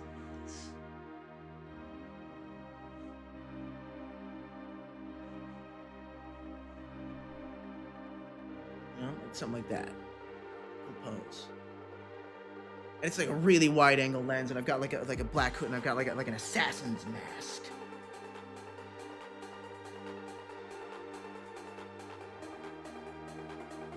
Hold on.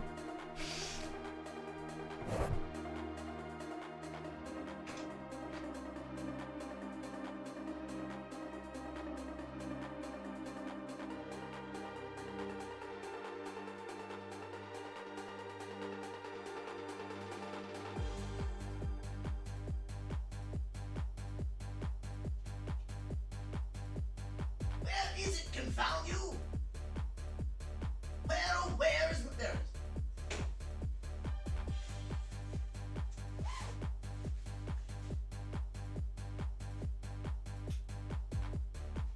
Fuck, I left my cool looking mask in the fucking car.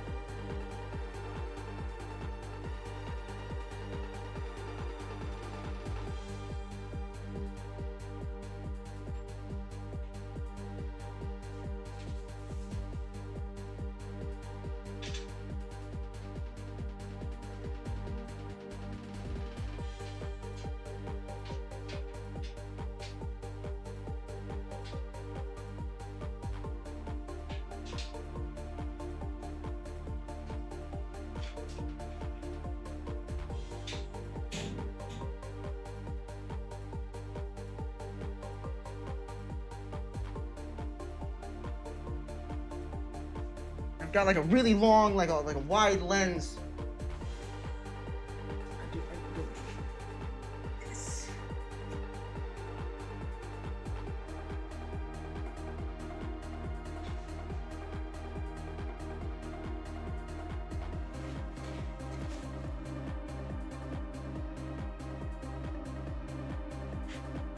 When the lion is hungry, he eats.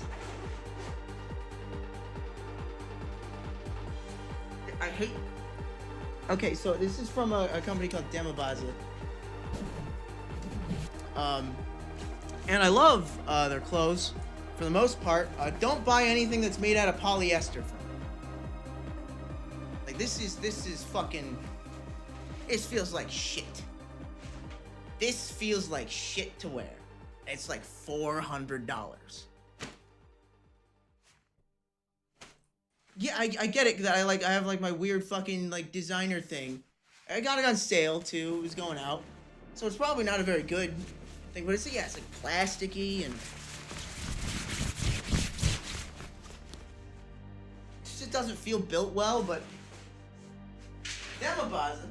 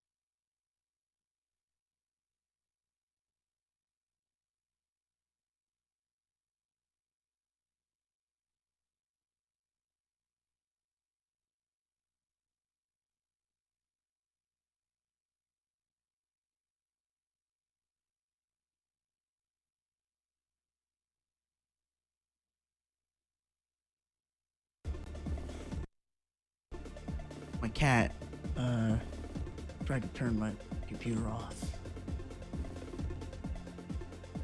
Just tried to turn my computer off.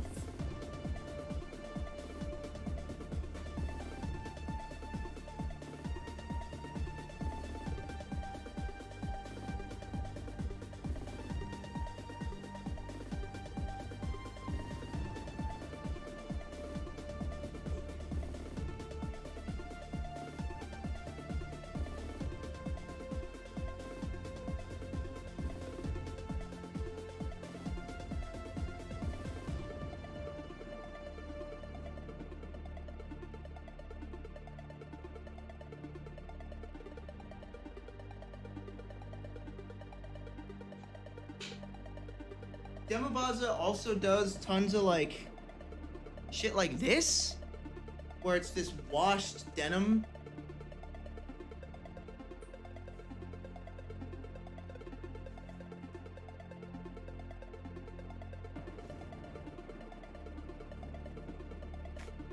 And it looks really like weird and alien and just cool as fuck. Yeah, it looks like something from Star. Check these fucking shoes. Sorry, my calves are too muscular now. Like,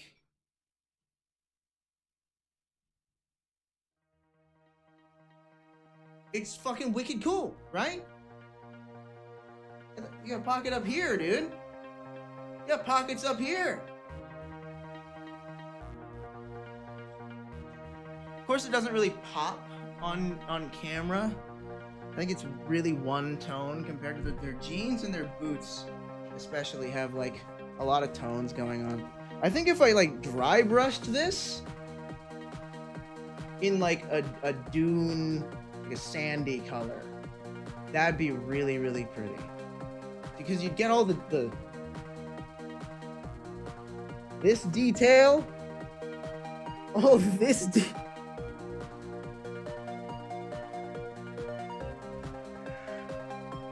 Leto II, Duke of Arrakis.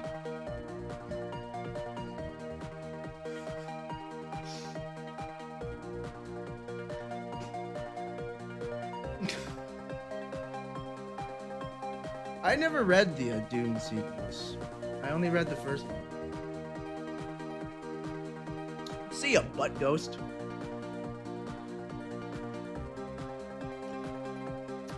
Oh god, I'm losing viewers. They're gonna start talking about Finster and pornography. I love that camera. I wanna like make you guys hear the sound. I gotta wait for it to charge. Fucked up. Fuck.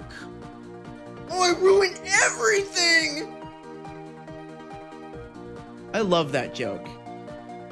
I think it's the only self-deprecating joke that I find funny. It's like the really, oh god, oh fuck me, everything's, oh, what do? I fucked it all up! Like the getting really into that voice and into that character and making a stupid expression. Oh, fuck me! Jesus! Oh, this always happens. Like, that's really good. Everyone thinks I look ridiculous. They're all gonna laugh at me! Like that sort of thing. You're acting really weird. Everyone thinks you're crazy. Everyone thinks you're going crazy. Are you okay? You okay, man? You don't look okay. You don't look okay. Here, do you want a mirror so you can look at yourself? Yeah, you look weird, man. I'd be the worst trip sitter in the world. I would single-handedly, I wouldn't give you ego death, I'd ego kill you. I'd stab your ego.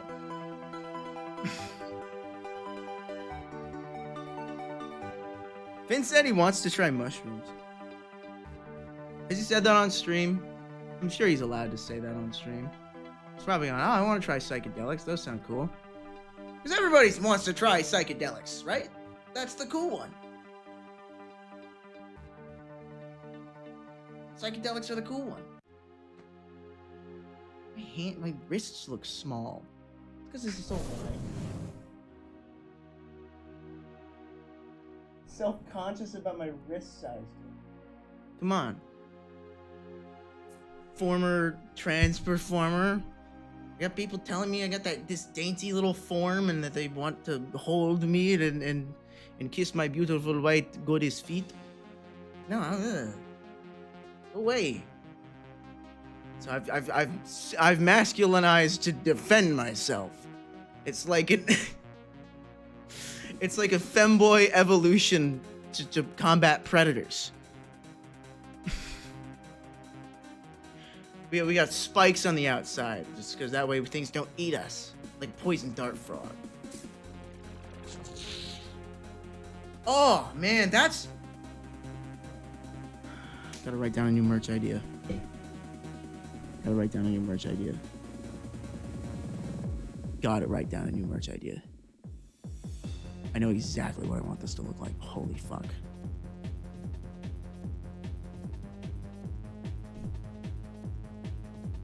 Wicked cool, symmetrical poison dart frog all over print, and have it melt into a logo on the chest, on the back, or just subtly on like a corner somewhere. I think maybe just subtly. Make it real subtle branding. It just looks like a really nice, cool, relaxed fit cotton with sublimated ink. Ooh. Long sleeve, or yeah, long sleeve. Absolutely, it needs the printing down the arms. And maybe, yeah, a t-shirt version. Like poison, like orange poison dart frog print. Orange poison dart frog. Yes. Don't be afraid. Yes. Fuck yes. Fuck yes. That's it, man. That I want that with. Woo! What happened? What? Oh, tabbed. Peacha, what did you do? Why did it all tab? That could have been so dangerous. That could have been so dangerous. The computer would have self-destructed. It would have ruined my career. Almost doxed myself. Almost just full on blasted like the worst pornography you could imagine, just all over the fucking screen. Don't be afraid. Let me close every other window. Okay, this is Finn's Discord is open. I think that's probably fine. I wouldn't mind if that got shared with the internet. Beacon audio. Okay, sweet. Let me check my desktop. I don't know what. Okay, well. Okay. There's only like 2 things that are sus on here. There's only like 2 things sus here, and it's fine. There's like stuff that's like, okay, this is a folder, but you can find out what that folder is from just like looking at it. You go, okay, it's not anything spicy or scary. It's like, oh, this is content that you purchased and saved. Oh, this is like some sort of backup, and this is all your old Tumblr content. I don't know why I have that on my desktop. I'm gonna move that to cold storage. There is one thing that is out of place here. It's probably the one labeled Edgeware. Old Tumblr content, let me see it.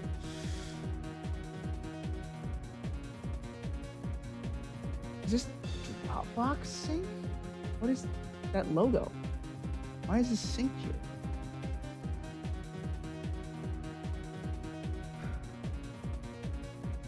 Well, that's safe for work. Wow. I looked like that once, huh? Weird. How long? Don't be afraid.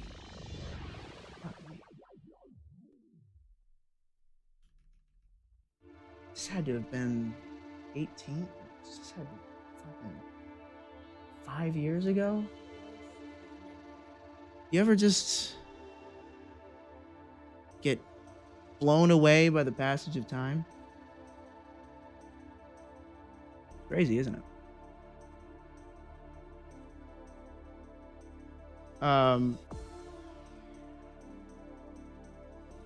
you allowed to wear like just a full latex cat suit on stream with like a hood? Can you wear like a hood on stream? Because I think wearing a latex cat suit would be fine, but the moment you wear the hood, maybe it's not. You know what I mean? Does that sound like a logical like progression of steps though, right? Does that sound logical to you guys? Or is that like weird?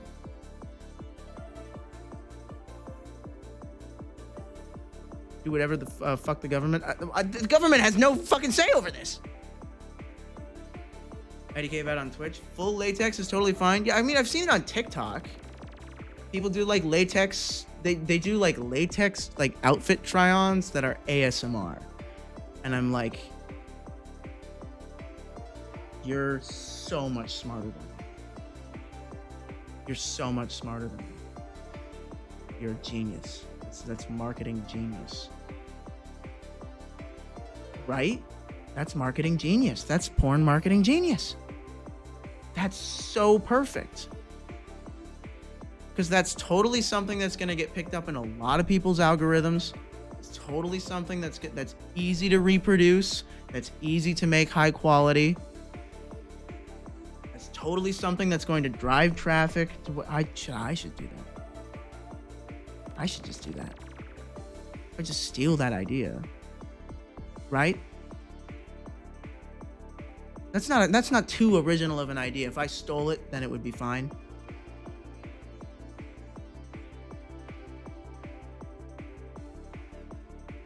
Are we ever gonna actually see something like that from you someday? Someday, man. I mean it. Someday, man. I'm getting there. I've been in a fucking rut when it comes to making content. I'm fucking frustrated, man. Cause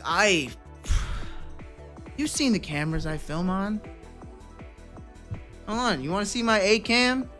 Let me just fucking do my little bit of flex in here.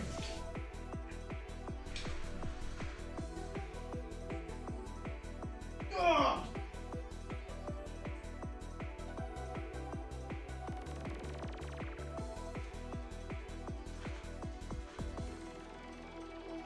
Here's my A cam.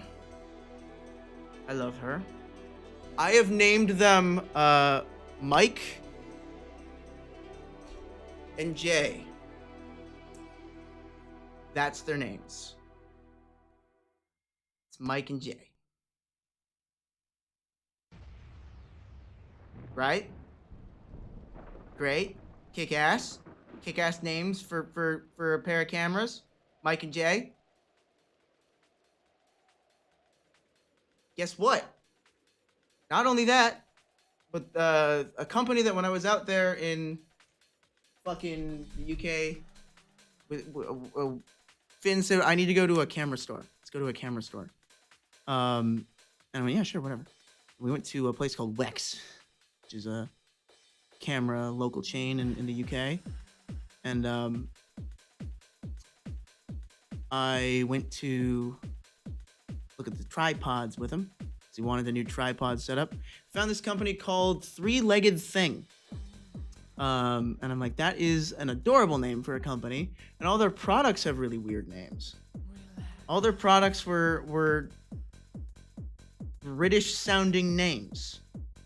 And I had never heard of this company before because they are like an exclusively English company. Like, they're all very proud of being English made, and it's mostly sold locally. But all of their tripods have weird little fucking weird names. Let me just, yeah, here we go. We got Ray, Bucky, Jay, Mike, Nikki, Tommy. That's the names of these models of tripods. That's weird. That's interesting. That immediately sticks with you. And I got myself a J, and I want to get a Mike, because both of these are fantastic. They kick ass. These things are fucking great. You want great, inexpensive camera equipment that can carry heavy weight, that feels good in your hands? This shit like knocks, like, this is a fucking like $150 something hi-hat from Manfrotto, and it's fucking gargantuan and heavy and ugly, and it way over spec'd, and it's expensive, and there's like nothing that's a lower tier than that. This is like perfect for if you want something that looks really good, you don't want professional equipment. They're fucking gorgeous. Like, they look beautiful, and they have such weird colors. They also make some in black. But these colors are great, and they're super well machined. And I'd never seen this company before. And so I bought one of those the moment I got back too. Pizza, what are you doing? Pizza, get out of there. Oh, Pizza. I know, baby girl. Come on, Pizza. She was trying to jump inside the jacket that's on the it's on top of the laundry basket. She wants to sleep in the laundry. She loves sleeping in laundry and being in jackets, right? You love laundry.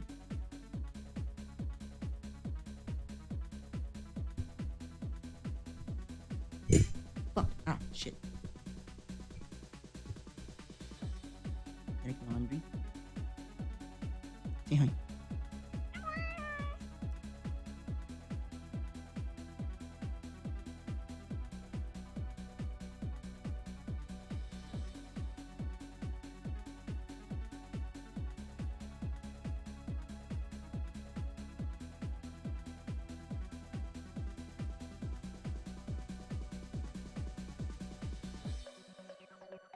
Would you kiss that better, Peacha?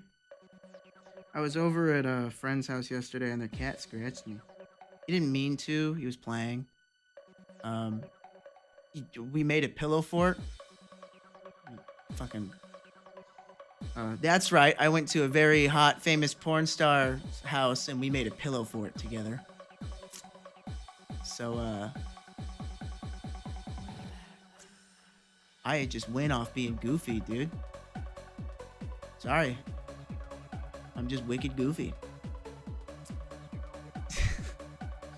But, we built a pillow fort, and their cat jumped on top of the pillow fort. Because the pillow fort looked like a fun thing to jump on, because it's a cat. Cat's gonna love the fucking pillow fort. Cats love pillow forts, right, Pinja? She likes just being in, like, little caves and things. She loves being under the blankets. I bought her a little cat tunnel, and she fucking loves it.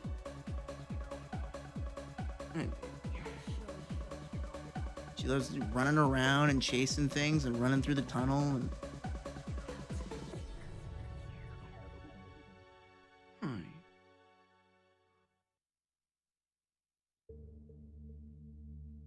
Did you see that?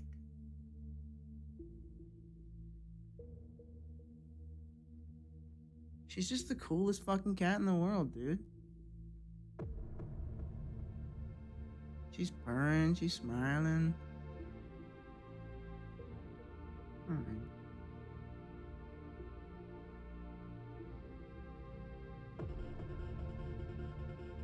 Where are you going?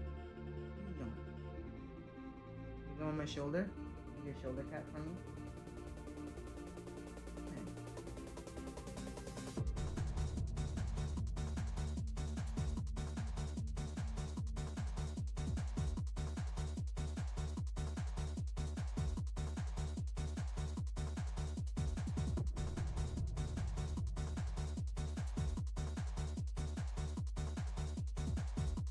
Look at this little lucky cat.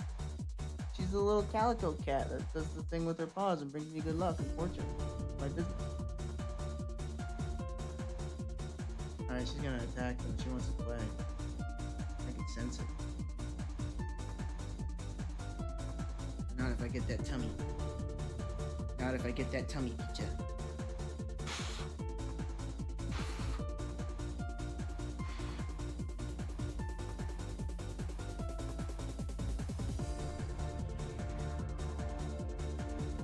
Best fucking animal in the world, right? That's the little creature that I keep alive, and it runs around my house to entertain me. And I go, come on, dance, little creature! Dance for me! And she goes, and runs around. How am I still alive? What do you mean? No. Maybe if you have cat allergies, I can understand the. Or it's just like, wow, oh, just doing that to my cat and her not caring. Because she was purring. I knew she was having a good time. If I tried to do that to her when she was playing, no, she'd fucking kill me. She was in play mode, she'd bite the fuck out of me. She was in I'm a little lovely baby mode, you know? Sometimes she's a little lovely baby. Sometimes I'm a little lovely baby. Oh god. I can't do that anymore. Not with this. Not without makeup. No. Damn. Twink death? No. I think I got another like 2 years before like true twink death. And plus I think I'll just end up being an attractive man. So.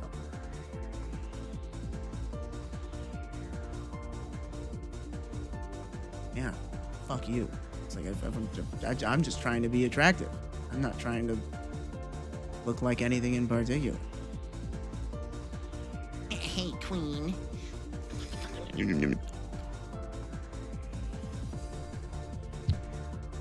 Is twink death different from ego death? Not in my business. Not in my business, no. Not in my business. Not in my business, Goku. Not in my business. Maybe. Maybe, yeah, actually. Is twink death like ego death? Because you do have to confront some things about yourself if you kind of banking on being and looking feminine, looking beautiful, and then noticing that you don't see that anymore. Like, yeah, that would suck. Yeah, it's a psychological crossroads. It's like, okay, do I spend more time, money, and energy in maintaining a feminine appearance? 'Cause that's possible.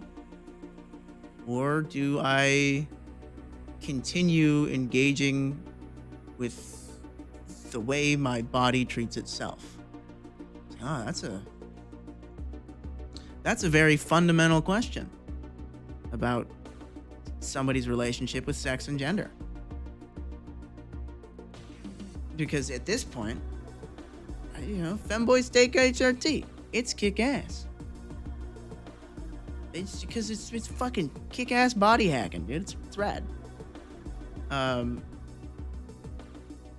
me, it's just accepting that time goes on. Oh yeah, time does in fact march on. It does make you feel that yeah, because I think what a lot of people look for as far as like femboy aesthetics and trans girls and a queer aesthetic is fundamentally rooted in all aesthetic, and it's that you want to look young forever. Everyone wants to look new and young and fresh, like they haven't been scarred with the horrors of the world. Everyone wants the look of innocence with the wisdom of experience. Ooh, you like that William Blake comparison? Huh? Like that? Oh, I forgot to write down the merch. Where's my... Where's it? Here. Poison... Dart frog prints. Also want cool wolf images all over prints. Man, this I don't know what I want to do with this first line, because I want to make a lot of things, and so long as you sell through all of it, it's pretty much always profitable. It just could take a while to get there. Like if I was trying to maintain a certain number of sales in order to then yeah, I'd be worried about profitability. But if I'm gonna make 100 of these things and charge only a little bit over what I would have paid for them, Just ship them out over time. It's more about them making something. You know? It's more about making something than it is about selling something. And I hope that energy comes across in the things that I'm going to end up making and selling. Because I think that's a cool idea. I think there are lots of cool, weird garments that I want that don't exist. I think that's probably as good a reason as any to make things, right? There's something I want and it doesn't exist. I'm going to make it myself. Well, if you want it, I'm sure there are people out there that also do, you know? So, Poison dart frog. I've got like wave ideas.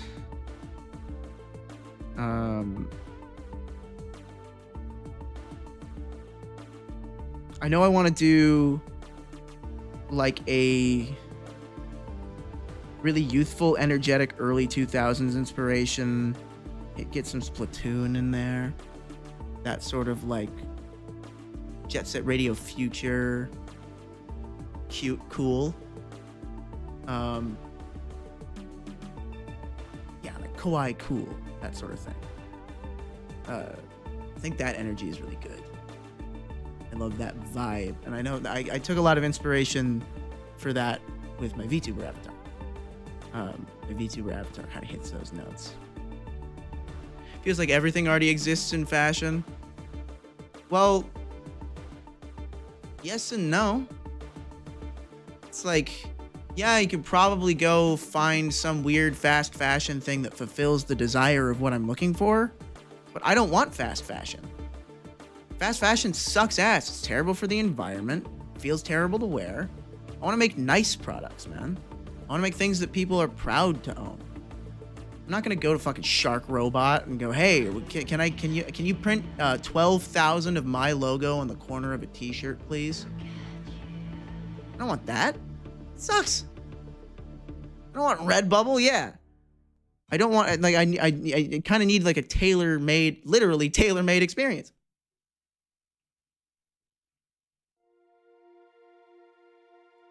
I was thinking about designer. Well, nothing I want to make screams designer. It doesn't scream luxury. Doesn't scream like I don't want it to be anything that I guess because this would be designer. It would be designer, wouldn't it?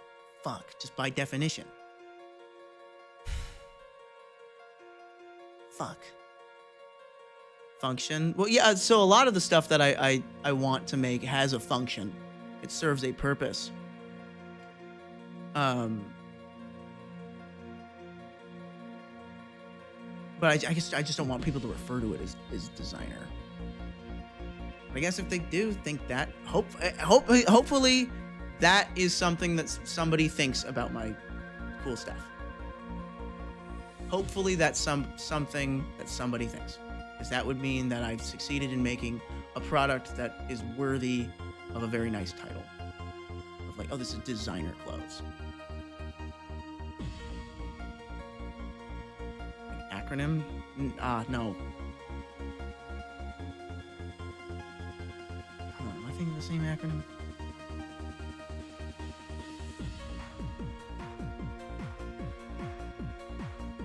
No, fuck, that's so ugly.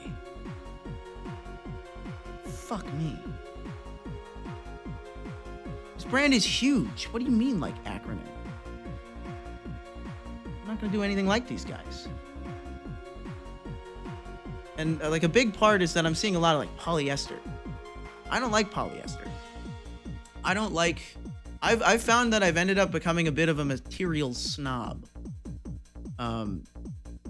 Like, a lot of my clothes are now, like, 100% cotton and percale, and now I got linen sheets and things like that, and a latex foam mattress, because I found that you spend the time to find out what things are made out of, you can just get a fundamentally better experience out of them. You know? Spend the time to find out what does what. This is what acronym is for those who wanted to see it. This is fucking... I understand the appeal. I understand who this is for. It's not for me. Because it's trying to be cool, futuristic statement pieces, but not going nearly far enough to do that. It's like, this doesn't make me feel cool. This makes me, and this doesn't, and I know this because it's such a fucking, most functional stuff ever. I don't know, I don't like the look. I don't like polyester. I'm sure if they're this big of a brand without building on like designer influence, or like without building on like luxury influence, that they built themselves on like having very practical garments, then I'm sure it's fucking good or whatever. But it's, I don't know, it feels like it's trying too hard at one thing and not trying hard enough at the, because these are show garments, really. You because think about the people who buy these. People who buy these aren't buying them because they're functional. They're buying them because they want to look like they care about something functional. That's it. It's like, it's people who buy a Ford F-150 and keep the truck bed completely spotless.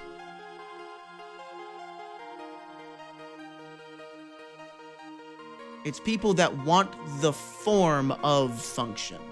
That's it. Bam. That's your zap my wizard rays.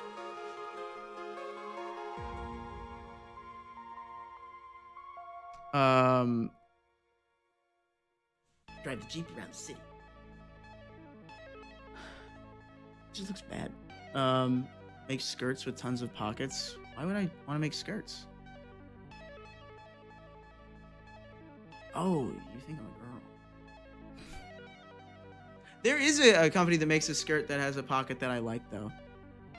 Invasion Club did a skirt that had a weird pocket thing.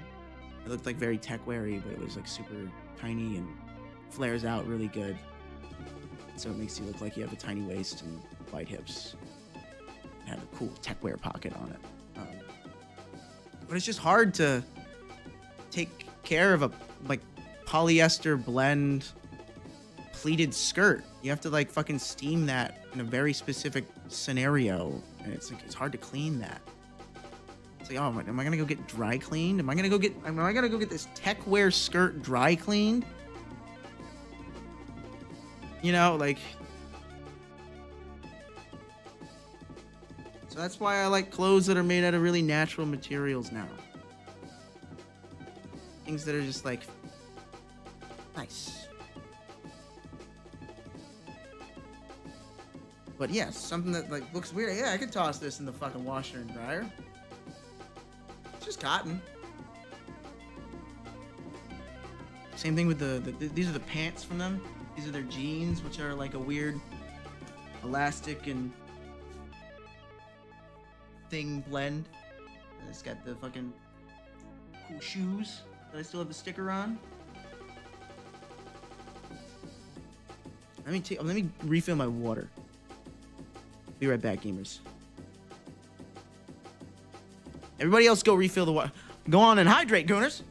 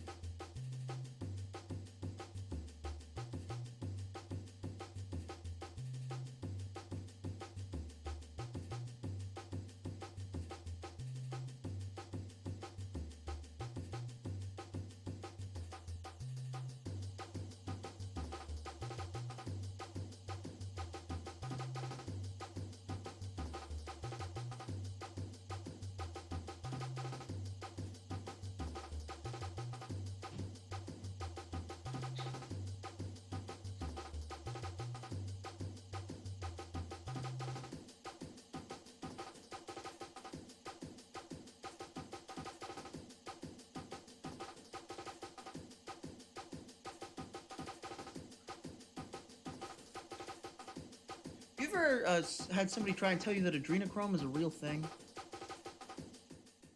Had that happen to me recently. You're on thin ice, Garado. You're on thin ice!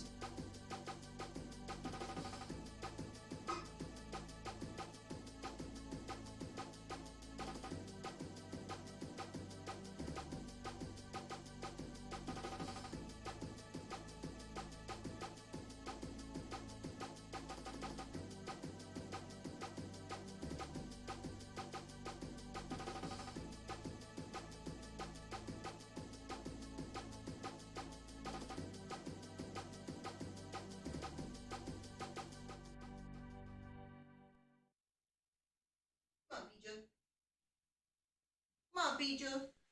Come on. Come on. I love you.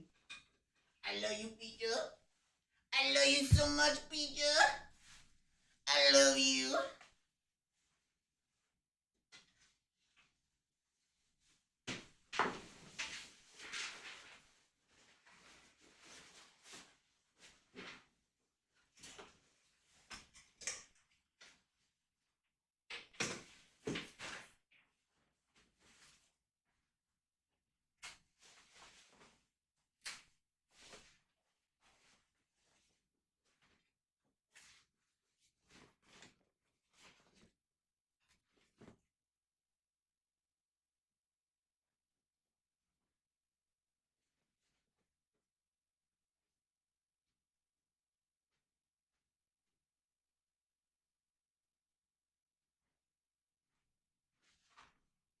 I don't think I've ever shown this off, but I do in fact have a replica of the jacket that Ryan Gosling wears in Blade Runner 2049, and it kind of goes hard as fuck.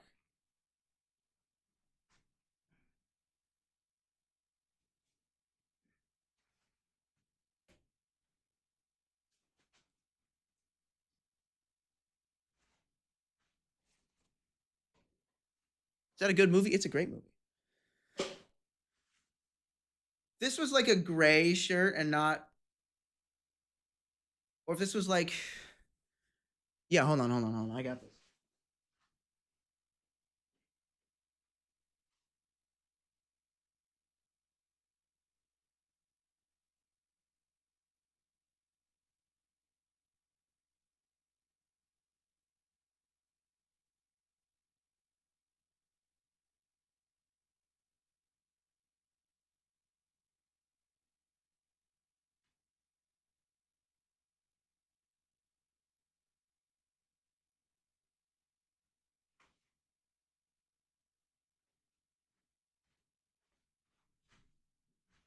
That's more like what you wear with this.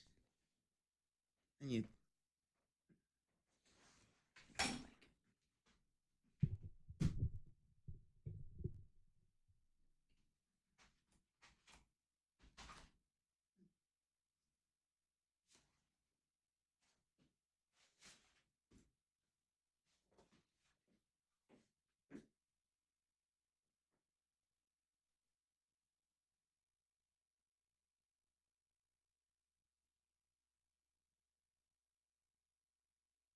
lose the music. Okay, we're back. We did lose the music. This one. You gotta pee.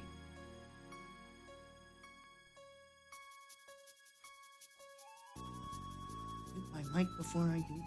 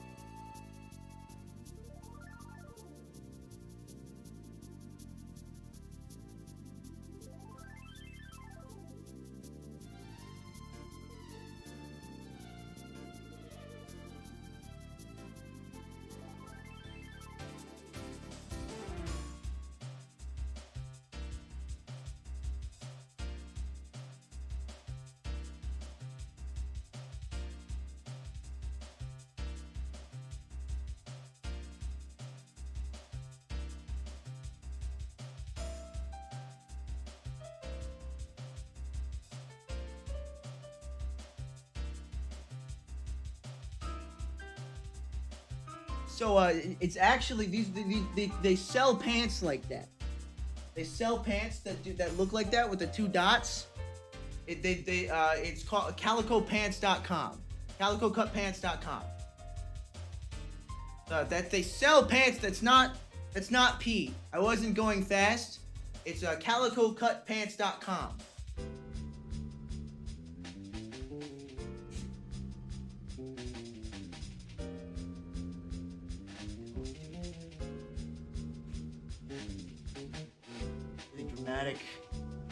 Really dramatic lighting and looking up at one of my porn screens or something. Seeing Tommy King's ass. So I filmed something for her a while ago. We had something scheduled with somebody else. She was like, I want you to do the videography. I was like, sweet. I'm gonna bring all my gear. I'm gonna take all my time. I'm gonna make it look so good for somebody. I'm gonna make it look so good. And the other person that was gonna shoot with her bailed last second. She bailed last second, which, you know, that crushed me because I got so excited about what I was gonna film, man. She's like, okay, well let's film something just with me, and we did, and it was okay. It was okay, but then I look back on it, the stuff that I got right, some of the best stuff I've ever made. It looked so fucking good. She hasn't fucking released it. She just went, just never got around to it. That was last year, man. It was so good. It's like April last year. And it just, man. So I made like a little PMV out of it to, I guess I can play the track.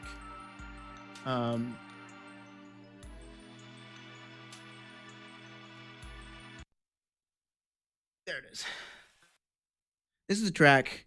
It's kind of got some sexy sounds in it. Did you release on yours? I don't own it. I filmed it for her. I can like ask her if I can release it at all. I'll ask her because it's so good. Like, is this the one? No, this doesn't sound right. There it is.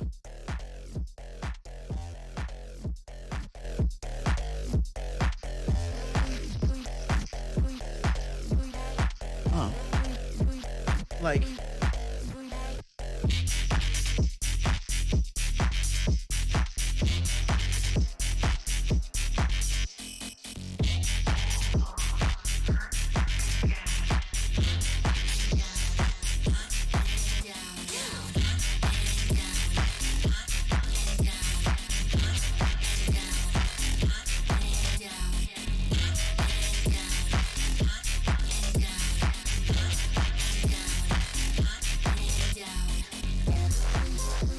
it's so easy to visualize, and I have a part where all of her motions are synced with the up and down, and it's like the best fucking like 15 seconds I've ever made.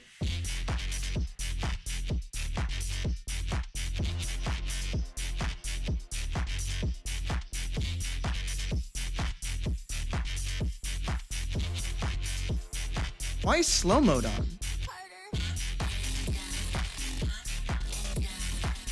Turn that shit off.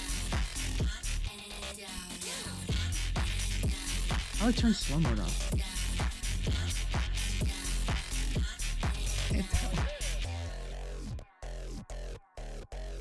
How do I get me out of that menu? I don't want to do this. Go away. Oh man, the embedded Twitch chat shit don't work. I think slow mode's been on since the first time Vin raided you a couple weeks ago. Fuck me, really? Oh, that's so annoying. How do I, like, just, is it just slash slow mode? Slow off. Sorry about that, fellas. I didn't know. This is why I need mods. This is why I need mods. That probably fucking fucked with a ton of people. I would be so annoyed if I was trying to have a conversation in fucking chat, or if I was making my observations about something funny and it was like a 10-second slow mode.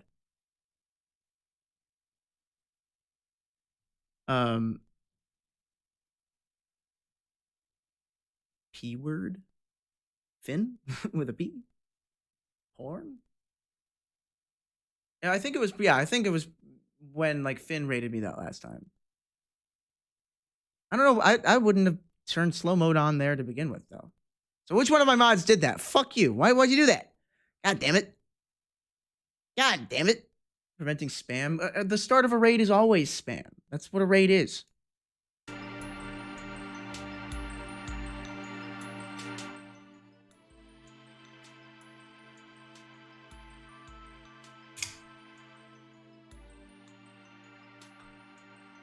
Jesus Christ, I'm not allowing that. But no, okay, hold on. No, so the word it's like looking at, it's somebody, so Mr. Dick, who you can tell is a 4chan boy, wrote, "Lynch that motherfucker, Pepe Jam." And I'm like, holy shit, I can't allow that. But it just censored motherfucker, not the first part. I think motherfucker is fine. Motherfucker's a fine term. But that first half changes it. Well, I have to allow this, but don't think that the first half of that is allowed.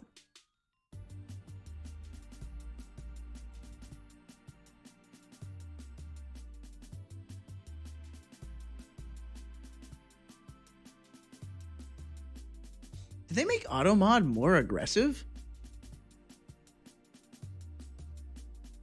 Did they do that? Because I feel like it's showing up for fucking every other thing that comes up into chat.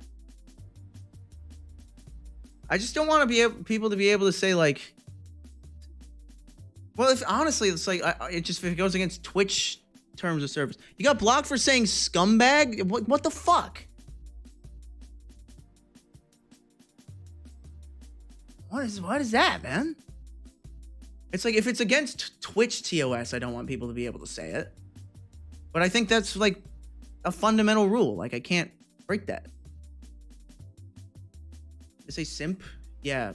When did they actually add that to the terms of service where it's like, oh, you can't say simp? Or is that like, I don't know. I don't know what came out of that. I don't think anything came out of that, right?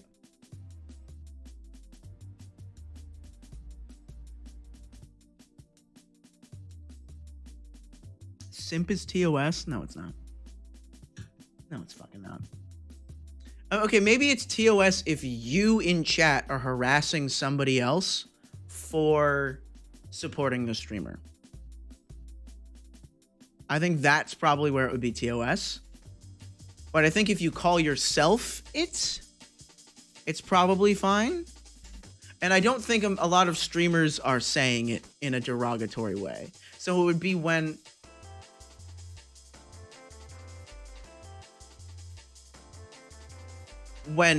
other chat members are okay, yeah, I can understand why it's against terms of service there, because that's promoting unhealthy chat behavior. Hold on, I gotta write down some of these merch ideas. Times New Roman, text that matters. 3/4 sleeve. Okay, so there is one. This is really loud in my ears. That's too quiet for you guys. Just turn. I wish this thing had a headphone slider. There's one thing I miss about my Go XLR. It's having a dedicated headphone slider.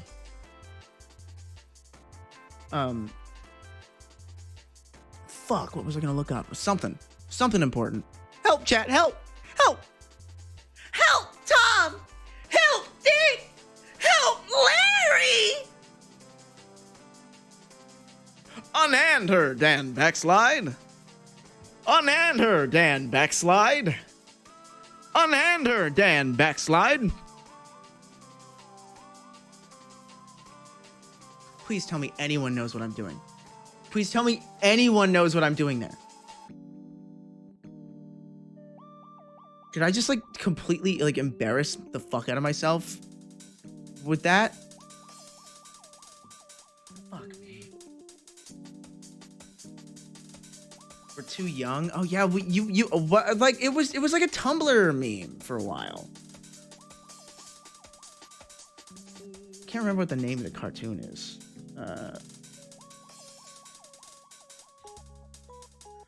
Dover Boys. That's it. The Dover Boys.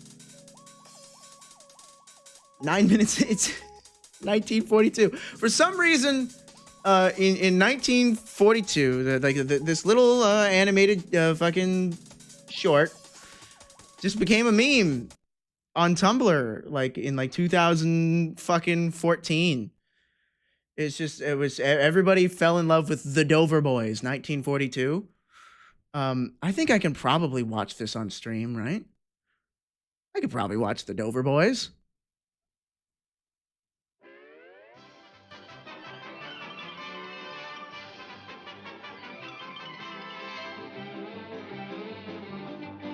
This...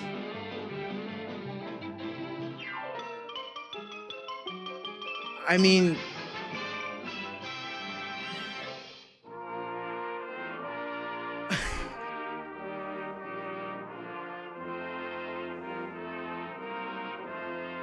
Oh man, they used to left these things real fucking long, these intros.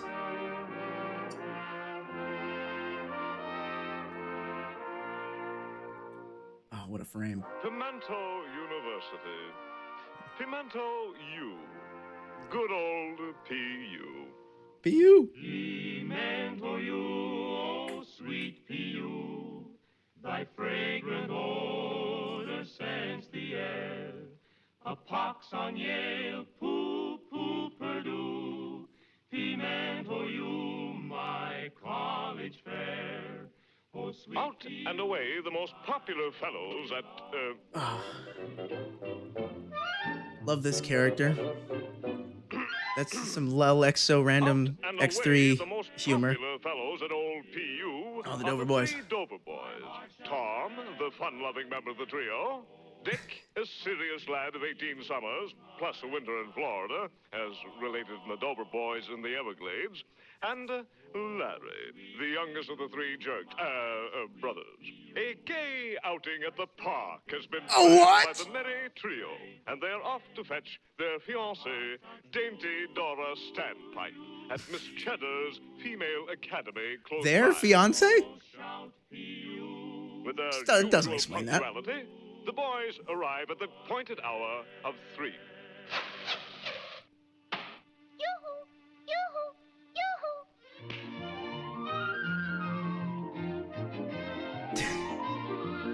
I love cartoons. And are soon on their rollicking way. What a stupid little drawing, right? Forced to pass a certain public house. Here we go. This is why it became a meme. Savory repute. This is why. Our young friends meet the distressing situation with their usual uncompromising moral fortitude. They look away from the bar. Little do they know that even now, within this very tavern, Dan Backslide, the former sneak of Roquefort Hall, Oh, here we go. Thief and arch enemy of the Dover Boys, squanders his misspent life. Hark. The Dover Boys. Drat them. Double drat them. They are escorting Dora Standpipe. Dear rich Dora Standpipe, how I love her. Father's money. Great bit. Confound those Dover Boys! Oh, how I hate them! I hate Tom! I hate Dick! And I hate Larry! They drive me to drink! Oh, me too, Dan. Confound them.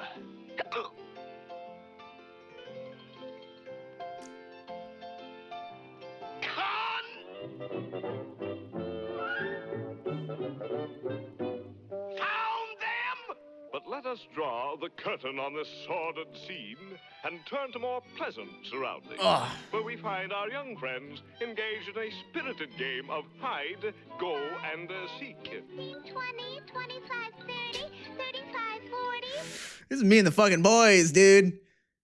Me and the boys, dude. 45, 50, 55. No, in here! No, up here! This is me, Wiggin, and Kobe. No, over here. I just love the way Tom is drawn. No, in here. Over here. Over here. No, over here. Over here. In here. In here. No, Over I here. go here. Over here. No, here. No. 510, 515, 500. Over here. Over here. No, here. They're just this passionate about a game of hide and seek. They're in college, and they're this passionate about a game of hide and seek. No, in here. The Dover boys. Then Dora must be alone and unprotected. This is how I move around. I'll steal it. No one will ever know. Yo.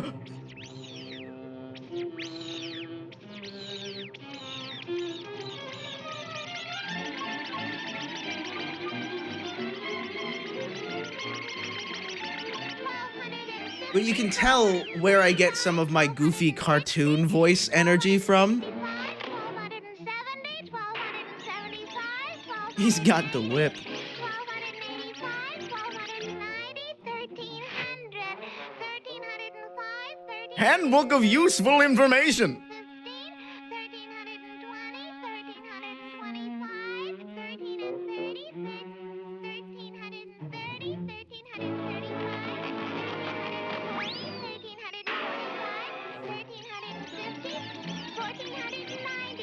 1500. Here I come, ready or not.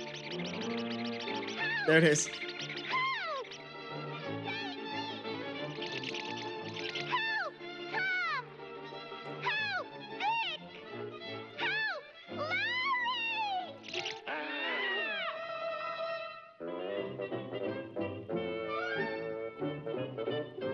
Gotta have that. It's like so innocent, right? It's so proto before cartoons were what we expected of them. They're great, right?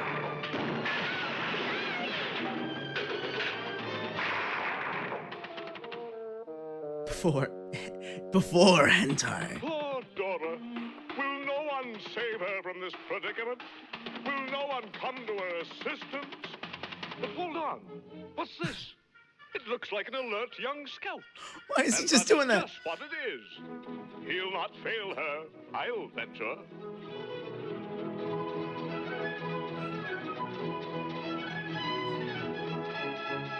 Great joke.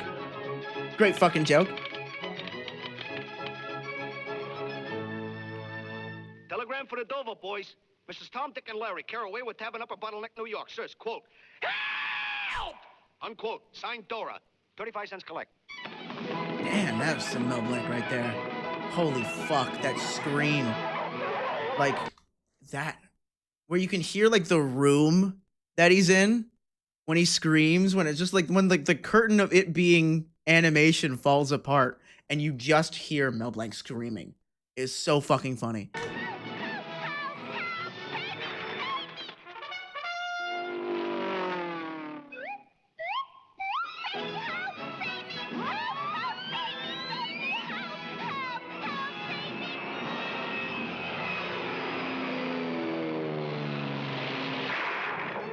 Help, Tom! Help, Dick! Help, Larry! Oh, Dora dear, sweet Dora dear, keep courage up and chin held high. The stalwart sons of OPU are here at hand to do or die. P.U., we're all for you. Yay, boo! Unhand her, Dan Backslide. Unhand her, Dan Backslide. Unhand her, Dan Backslide. Hey, we're getting in a rut. Stand up and fight, you coward, bully, cat, and thief. You coward, bully, cat, and thief. Oh, you have haven't been thrashed enough yet, eh?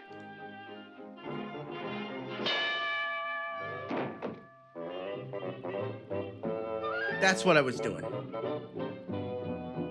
And now it is time to say goodbye. Goodbye.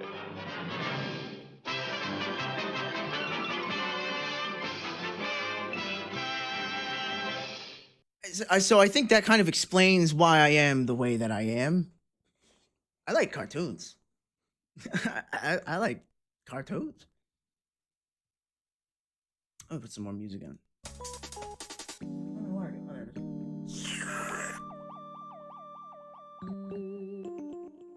Throwing hands on a man while he's down. Dude, he fucking kidnapped a woman.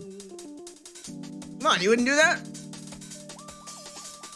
I get paid to review cartoons and anime as a side hustle, so I totally get it. Hold on. Is that actually an enjoyable job? Is that an enjoyable job? Is this cotton? What are you? Oh, am I gonna get got? Am I gonna get Candace? Am I gonna get Ligmud? Don't you do that. Don't do that to me. Don't do that to me. Come on. Mel Blanc tunes or Hanna-Barbera tunes? Mel Blanc, easy. Mel Blanc, easy. Warner Brothers, easy. Easy, dude. What do you mean? Hanna-Barbera tunes, they're a little lame and cheap. Hanna-Barbera tunes were very cheaply made.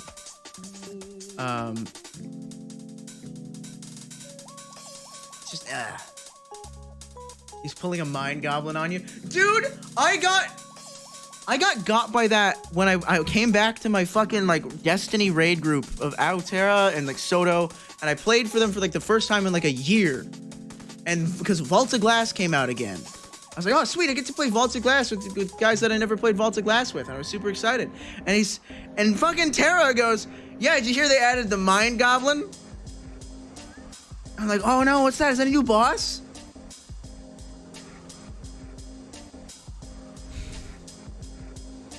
Every other person in that raid group, 5 people, fucking laughing at me, man.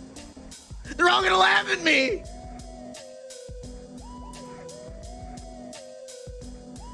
That was fucking painful.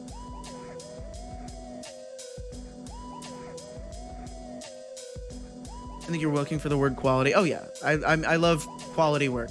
But I do love like Space Ghost Coast to Coast and Harvey Birdman, which is like a bizarre. Okay, we're gonna take the Hanna-Barbera cartoons, we're just gonna use the animation cells and write something completely different around it. And it's so bizarre. It's so fucking crazy. And I love that style. It's very much, you can get that note out of Smiling Friends, where it's like, this is kind of a weird mixed media animation, these people live normal lives thing. It's bizarre. It's great. Sealand 2021. I have yet to watch Sealand 2021. Are we getting to Pizza Tower soon? Oh man, do we start it? Do we start it? I'm having so much fun doing the Just Chat and stuff though. Fuck. I can see why people do this more often than they play video games. I want to play it, and it's too good to not play off stream. Should I let me do this.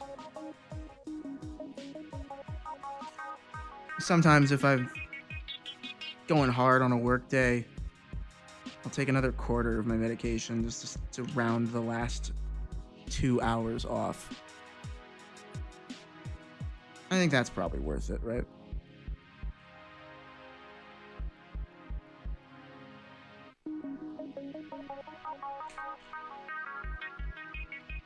It's like 7.5 milligrams. Just makes it so that you don't like crash nearly as hard. Red Bull might make it moot. Yes and no. Yeah, when you got super toxic ADHD brain, stimulants behave weird. I don't think I've combined the two before. So whatever I'm doing right now seems to be working.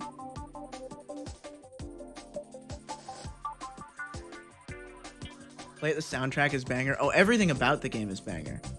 Everything I know about the game is that it's banger. I forgot. I saw these photos from fucking 5 years ago that I wanted to show you guys.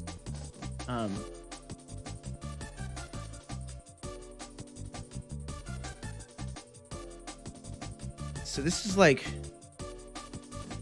yeah, 18 years old. This is also pre-HRT. You can tell that I didn't know how to shave perfectly yet. I think the low resolution's carrying a lot of this. The fuzziness, the fact that I have a shitty Chinese fucking knockoff bottom of the barrel Android phone.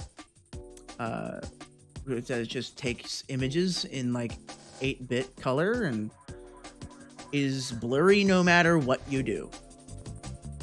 My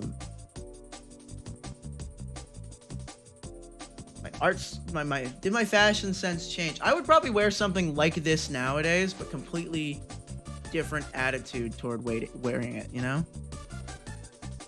Love the high-waisted. Oh, I only wear high-waisted pants. I only wear hold on, like these pants, like they don't look fucking high-waisted, right? But like, they go up to here, dude. That's top rib, and that's bottom rib. That's I got my pants up to my nips, dog. Because it makes your silhouette all fucking nice. See? Like that's.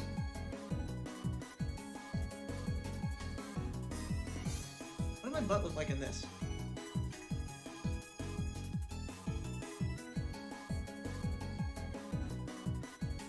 I don't remember Ryan Gosling doing that.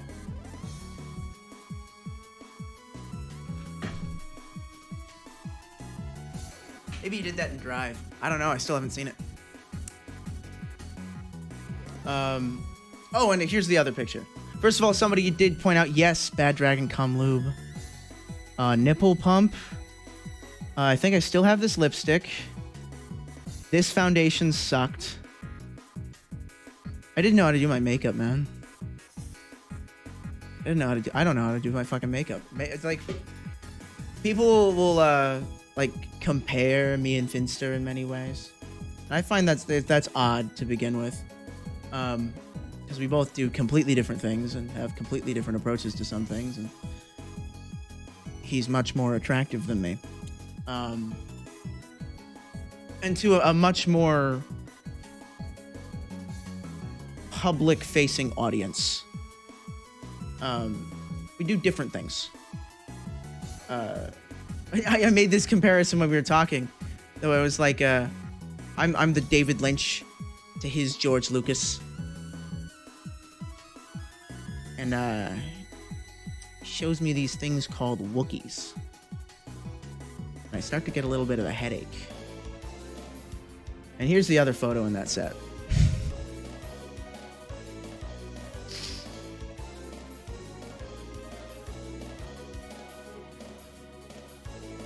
I looked good in that, man.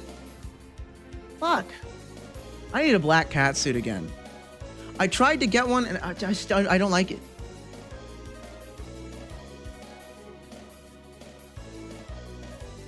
Don't like it. I got a way better hood, though. I got a new hood recently. Oh. I waited so long to fucking get it.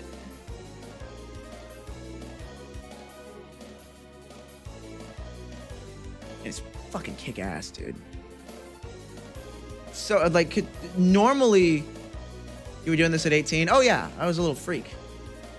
Come on. I do porn, man. Still the Zero Suit? I do, but I don't like the colors. The colors don't render well. The colors look brighter on the website, because I did get it custom made. And I was like, oh, I want like this electric blue base, and I want this dark blue thing, and it's just not vibrant enough.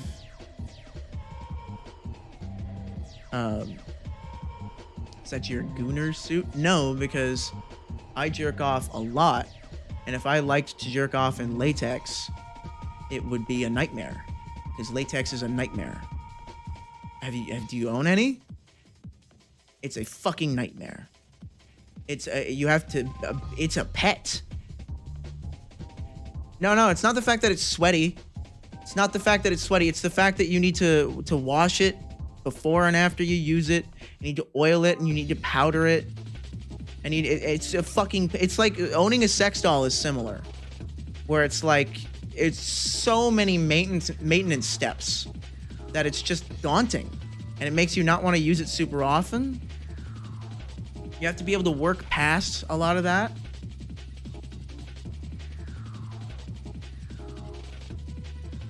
Fuck, it's hard. I want to start a cum jar project for OnlyFans, where like, I don't know how I'd want to do it. I want to have like, oh, what's in the jar be a surprise that you can only see at the end or something.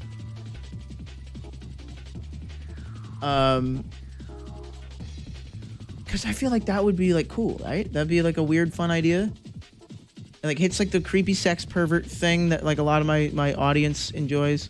What's the cum jar project? Oh, it's when you put like a small figurine in a jar and you fill the jar with your nut over the course of months. Would you put like purple dye in it? That would fucking ruin it. No, it's about like the visual of like a jar full of cum with something submerged in it. Yeah, it's gotta be a mystery jar, but it's like, then how do you package something like that? Because that means I would have to have the jar filled. I would have to take like progress photos. Does the cum go bad? Most of the time, yes.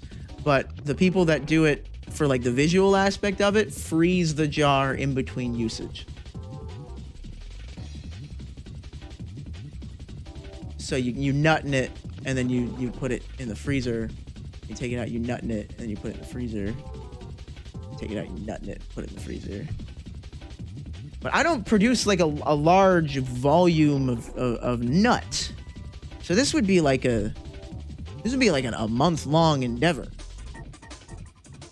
It's like, oh man, I want to take progress pics for a month long to have this like not even sell well, right?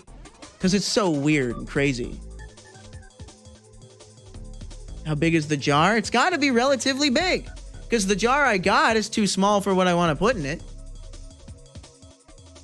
Aren't there cum supplements? Yeah, I'm on a cum supplement stack, but it's just jars are big.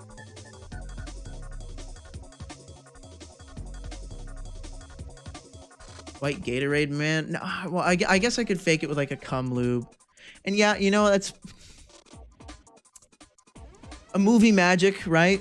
I film like 4 separate days. So like 4 angles, and then just use like fake nut, and then sort of arrange it in a way that looks like it took 30 days. That's possible. Real shot be needed. Exactly, that's the problem. Fake nut lol, dude, you'd be surprised with how much of it's in porn. It's so easy for me to tell because I've been on set and stuff. It's so fucking easy. And so many people just flat out don't know. So many people just flat out don't know that some of the cum in porn is just fake.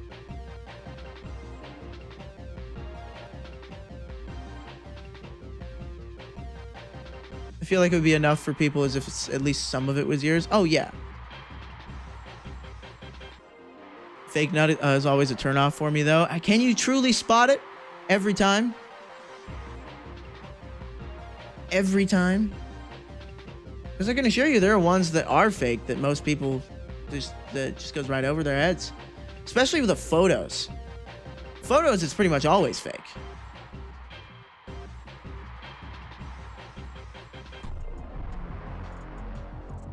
If enough people believe fake nut is real, is it not real? Nah, now you're asking the question. That is the question. That's what I'm fucking talking about.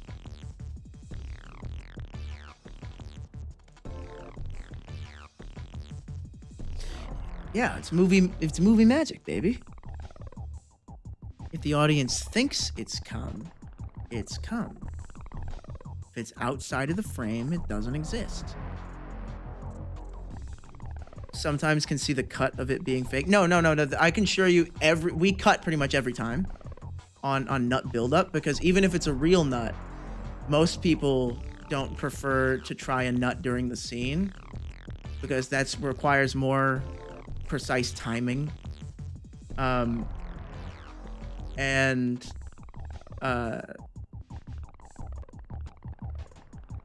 Because of that, a lot of them will just, we'll fake build up to something, and then we'll cut, and then I'll jerk off, and then I'll say I'm ready, and then do that. That happens basically every set.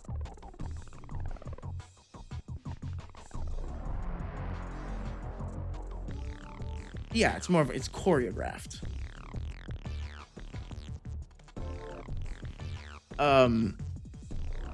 If I nut in a different jar, but tell them this is the real one. No, come on. But yeah, that's why you see a cut pretty much every time. Is it true that some of the girls fake their orgasm? Oh yeah, most of them do. Vast majority. Because it's like, not just because the women don't have as much fun in bed or whatever, but it's like, no, you're expected to nut multiple times during a scene, while the male performer is typically, oh no, you only have to nut at the end. And so they'll say, oh, do it now, come for me or whatever, and then the women will fake an orgasm then. And so, but it's because of that, some male performers will like ask female performers to like fake like 4 orgasms in a scene, or like 5 or 10, and it's like they get fucking exhausted of that. It's like, dude, just quit telling me to. I'm pretending my heart out, you know. I know one that does that, and it's really annoying to watch the stuff that he films. But the squirting aspect, are those real? Well, yes and no. It's like, one squirt is just pee. Don't let anybody tell you it's about some other thing and that there's so like, no, squirt is pee.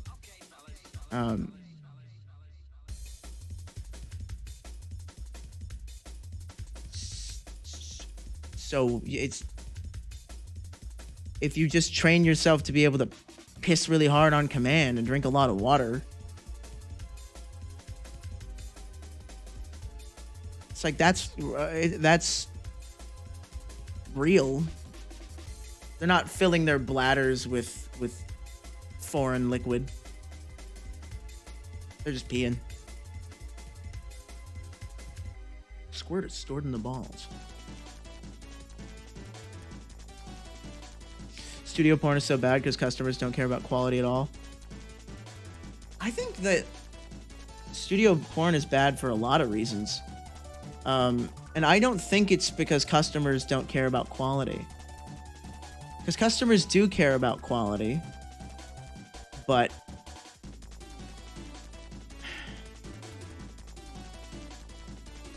they don't know quality when they see it. They don't know what they want. And porn companies are full of people that have worked in it for a long time, and they know what works. And they're selling to people that don't care about the future of anything. They usually have skeleton crews. I would say porn crews are normally sound person, A-cam, director. It's normally like, there's normally like 3 people on a porn studio set. Sometimes there's less. Sometimes it's 2. Sometimes it's a one-man band. I do a one-man band production. It's fucking hard. It's really fucking hard.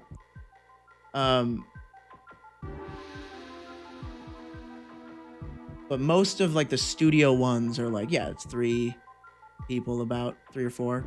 But I've seen ones that have, not including makeup artists, because they leave after the makeup is done. Sometimes they'll stay if there's like specific requirements, like, oh, this character's wearing this unique bit of makeup and needs regular touch-ups. But they'll get paid for that, and for every hour you're not using the makeup artist, but you're still paying them for their time, it's wasted production money. And that's an important decision to make.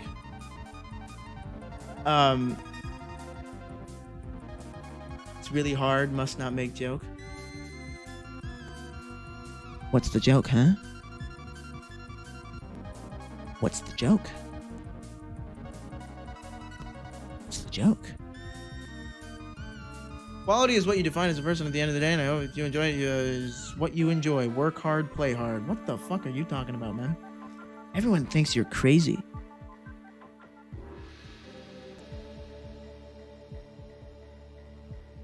The joke is mentioning not making a joke. Oh no. Oh no, he just explained the joke. You see, you gave him an out. You gave him an out of like, this is going to be like a wicked cool, post-ironic mega joke. And then he just ruined it. He went, oh no, the joke was that's what she said. But you could have just made it, oh no, the joke here is that I'm not making a joke. And that in itself becomes the joke. The joke is that the way you explained your joke was that you weren't making a joke. But then he just ruined it.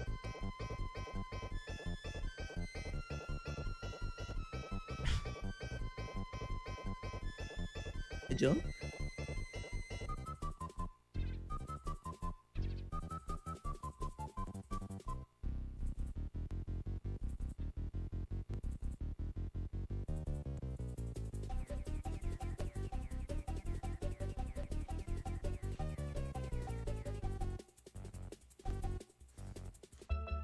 Oh.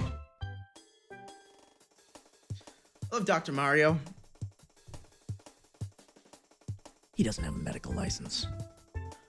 When did Mario go to med school, dude? I understand you can change your careers in your life.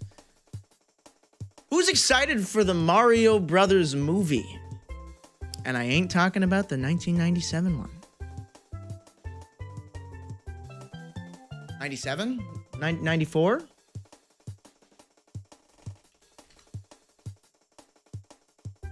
I think it's the Super Mario Brothers.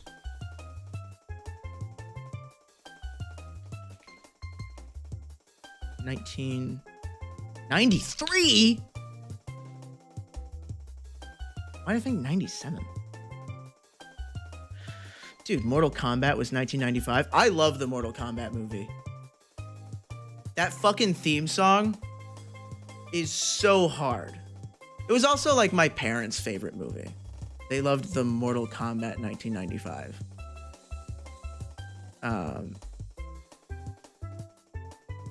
Which is like...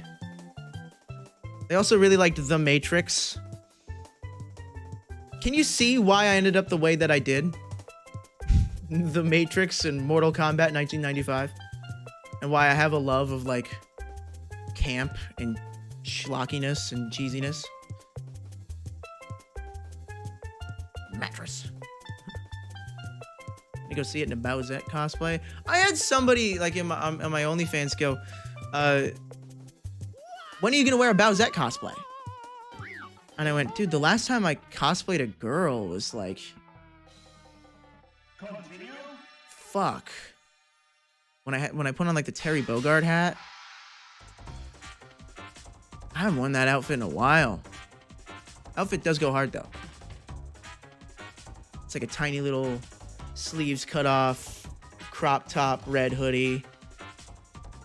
I was wearing like a white bra top, and then I had the Terry Bogard hat. Instead of saying Fatal Fury, it says Fatal Cutie. Like from the SNK Girls one. And I like some denim shorts. I took like ass pics in that. I should probably take ass pics in that again. Yeah, that'd probably be pretty good. How long have you been on HRT? I'm not on HRT anymore. Blew your fucking mind, right? Sorry, but you could never beat Riza in that cosplay. Oh yeah, I'm not a woman. So I'm not gonna beat that. Unless I wore like a bunch of like leather daddy stuff with like a chest harness and like went like gay with it. Like give him like leather pants, leather chest harness. And then put in like some fun cosplay teeth.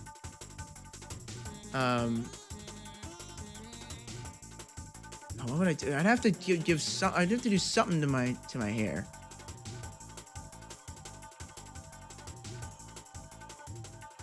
Am I still friends with trans performers? I don't know why you capitalized that. Well, yeah, I'm friends with some of them. Not friends with all of them. Some of them I only ever talked to once. And that's the scene that we do. You know? It's like there's 100 bajillion people that work in this industry. Am I still friends? It's like I'm not. What do you mean still friends? What's the implication there? That I don't talk to any of them, or that I like? Because they're like, what's the shift there? Because if I was friends with any of them, why would I stop being friends with them? Are you still associated with them? I mean, like, what? That's weird. That's a weird question, right? Just me? Like, that feels pointed. As if, like, I guess you have a different idea of what my career change even means. It's not like I stopped doing porn entirely. No, I still make the stuff that I make. I just don't do studio stuff. I don't make anything that I don't have control over. I think that's 100% the difference. Okay, you're no longer in that party industry. What do you mean party industry? That's what I'm saying. Do you still talk to them? If I was friends with them before, I'm still friends with them now. My job didn't change that much. It's like, but you're asking, are you still friends with your coworkers that you used to work with?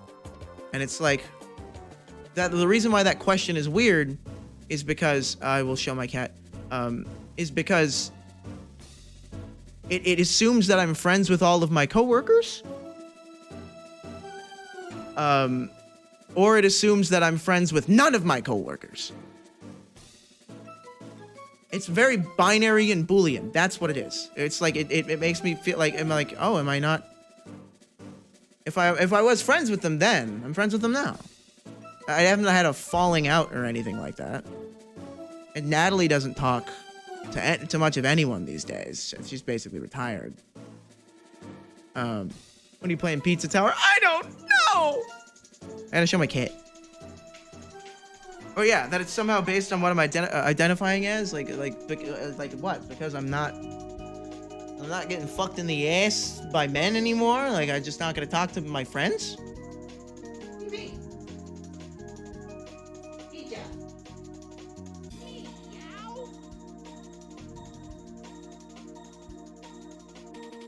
All right.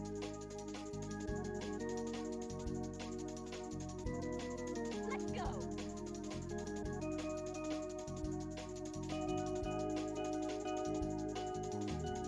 Keep it up.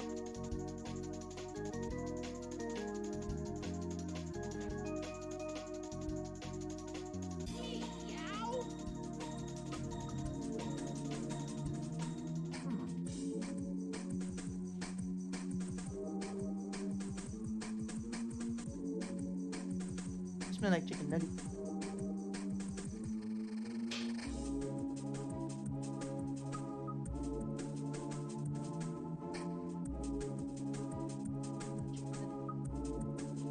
These little chicken nugget. Okay.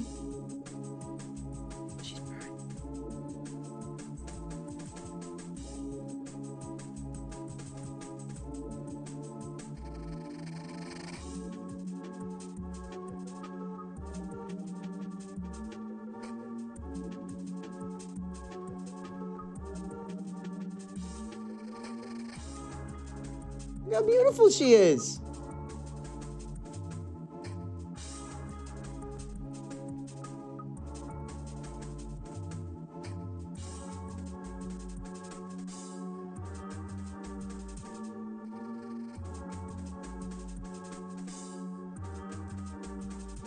Oh, she's great. Dude, this shirt, by the way, guess where? Huh? Guess who?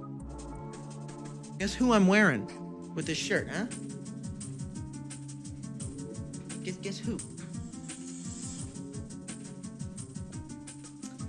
That's a genuine Linus Sebastian, baby.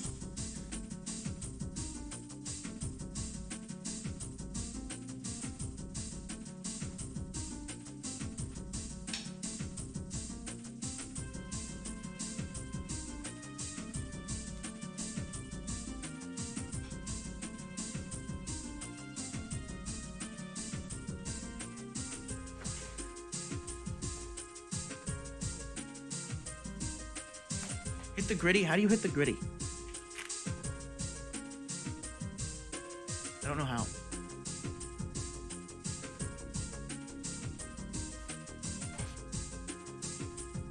I don't know, something like that.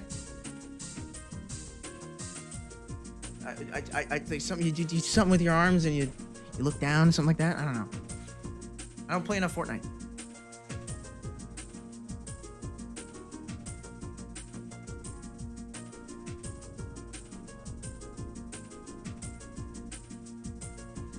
Dude, I love... Video game music is so autistic. Did you... yeah, that could... Did you guys ever have, like, a thing where, like, you couldn't listen to, like, normal music? Like, you had to listen to, like, video game music? A lot of people had that, right? Or, like, your relationship with music was basically founded on video games? In middle school. Yeah, exactly. But like that's what like before then I wasn't really engaging with music. Like I would hear things and I would like them, but I wouldn't know where they're from. I wouldn't know who made it. I wouldn't engage with it. I would just hear it. And this is like when you're a kid, that's how you engage with like a lot of things, just like through cultural osmosis, through your parents and stuff like that. And so all the stuff that I did end up listening to, I remember my dad made us all, he pirated a ton of music and then made us, like burns us some CDs for the car, the 2003 Honda Odyssey in dark forest green. And I remember I had like a weird remix of the Spider-Man theme song on mine. I had some Andre 3000. I had Hey Ya by Outkast featuring Andre 3000. I know I had that. Fuck, I know I had some track from the Fifth Element soundtrack. I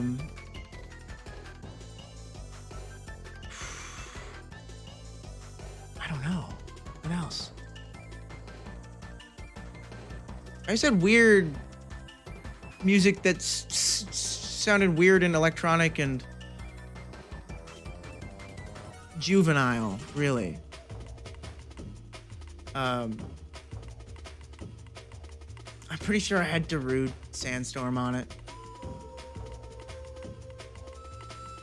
Sort of light is that to the left of you? That is a... It's my left, right? That is an Astera Titan 2. Don't Google how much those cost. I use it like every time I film, okay? If I use it every time I film, it's worth the money. From the Fifth Element, it's gotta be on YouTube. I can't remember what the fuck it is, man. Or what's the one that there's like a really famous like counter, like the CS Frag movie meme.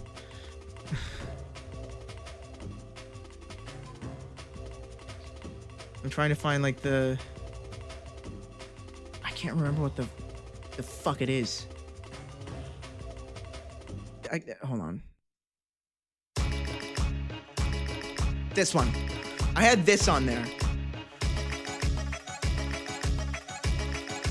I actually had this on there.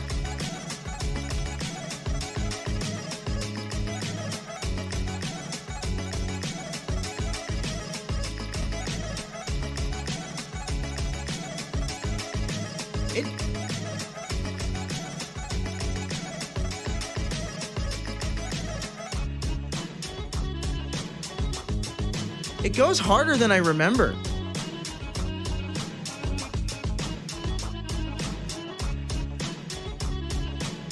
Yeah, so I know I had like weird French electronic on there because that's something that my dad would listen to.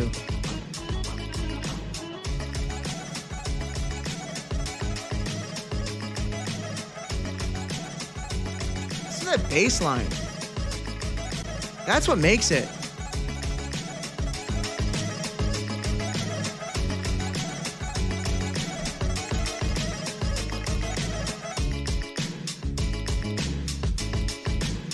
It's like he's always on something different.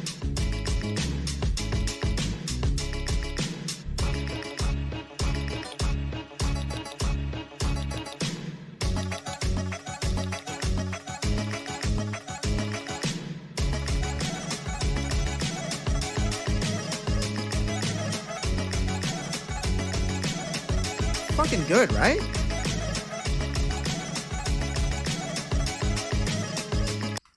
Reminds me of Eiffel. I absolutely had "I'm Blue" by Eiffel 65 on that CD. I absolutely had "I'm Blue." 110% I had "I'm Blue." I'm Blue. It's. I think I had Numa Numa on it. I think I had Numa Numa on it.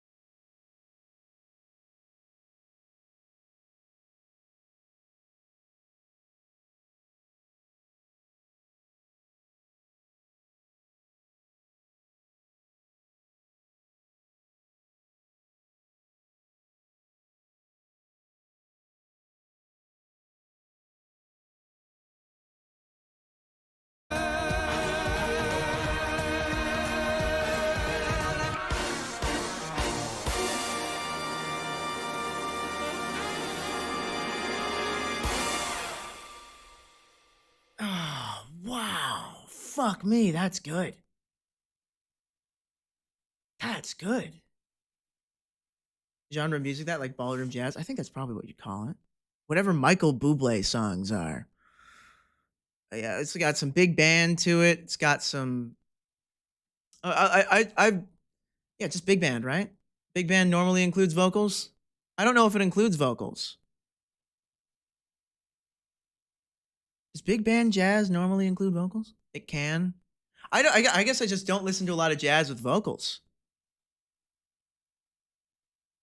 No, it's called swing. Swing isn't big band jazz with vocals, is it? Or are we saying that this is swing? Or is that the only difference? I always thought swing, yeah, swing's very different. Swing's a smaller scale thing. I think this is big band. I think that's right. The other track that I think of when it comes to this is that's Michael Bublé is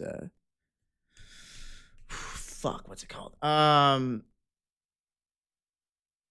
Feeling Good. It's got to be Feeling Good. That one goes crazy, right? Feeling Good fucking goes insane. All the white boys in the club going fucking crazy to Michael Bublé doing Feeling Good.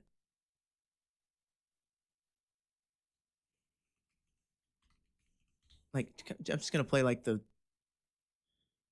I probably can't get away with that one. Whoa, no, please. Spectacular thing. Oh man, I'm never gonna be able to find this. Am I not? It's not because it's not really a remix. Fuck.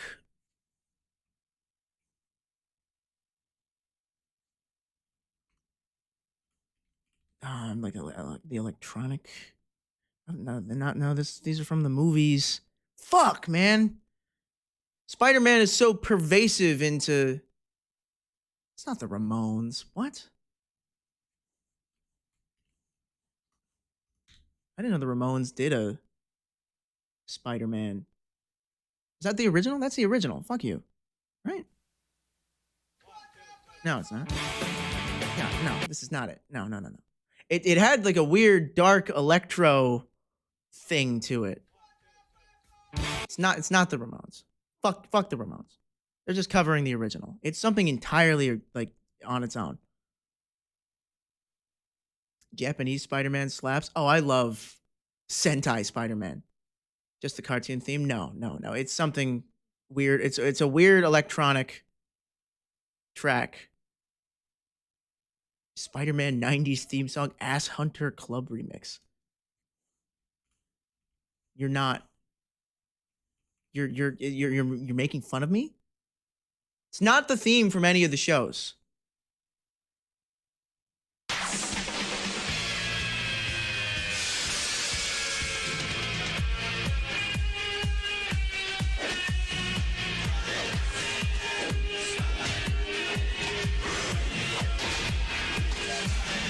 Guys, I don't know about this one.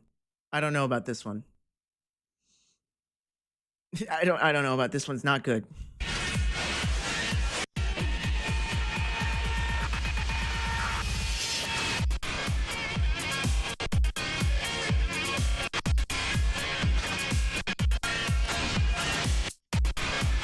Okay, maybe he is cooking.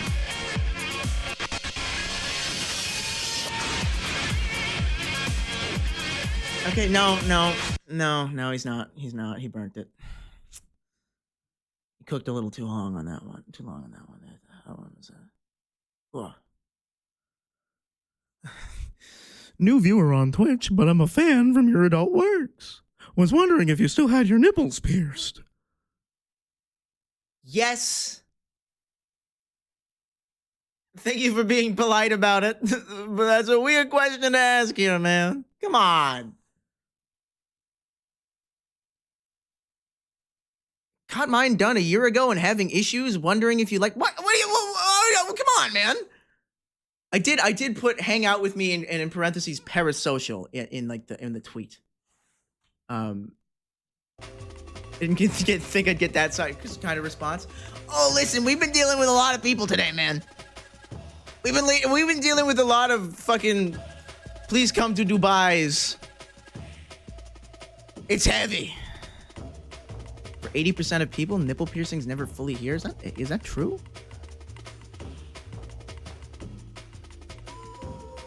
Sorry, I wasn't trying to be a weirdo. It's okay. I understood that you weren't trying to be weird about it. Like I was able to read from just your tone that you weren't trying to be weird. And so I did answer your question. If you were actually weird, I wouldn't have answered your question. I would have just ignored you. That you have to do that on Twitch. Because if somebody's actually weird, it's not, don't engage with them. It's gonna fucking just ruin your day. And it's gonna ruin the stream for everybody else. Like, I always found that, like, that part of the stream, I'm like, oh, I don't want to watch this. I'm gonna tab out and watch this Zelda speedrun for a couple minutes while they talk about this. I don't want, because it feels like confrontational. It feels icky. He's like, I don't know, don't talk to the weird guy. Just ignore the weird guy. Ban the weird guy. But I need to get better at that. Because I love engaging with weirdos because I think I can make it kind of funny. I make it funny in my head. But I don't know if that translates to being a good stream experience. Yeah, I can't help myself. Got the itch, man. I have to make fun of someone. In order to make myself feel better about myself, I have to make fun of somebody else. You have to mute Finn streams sometimes with the cringe chatters. Oh yeah. Is Finn still streaming? No way, right? Hold on, does anybody know if Finn is still streaming? Because I'm gonna judge him if he isn't. He's not. Don't even raid me, huh? I see how it is. John Finster. I see how it is. Oh, you're gonna ask for all this help with your OnlyFans, and I'm gonna get you a date with Belle Delphine. I'm gonna fucking help you with your camera stuff, and then you don't even pay it forward, do you? Huh? Is Finn a streamer or a porn star? Finn is a streamer. Finn is absolutely a streamer. Finn has an OnlyFans now, which they use the colloquialism Battle Pass, which I think is adorable. Right? That's an adorable name for your fan sites, right? That's such good marketing. Fuck, he's smart. Fuck me. That's why I need to be somebody else's employee, dude. I'd be a way better employee than I am a CEO. You know? How old is Finn? He's 22.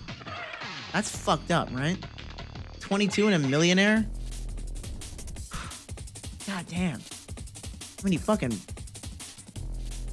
he really works it, man. Aren't you 22? I'm 23. He's like 6 months younger than me. 7 months younger than me. Not a huge difference. But it is a big enough difference for him to be a 2000s baby and I'm a 90s baby.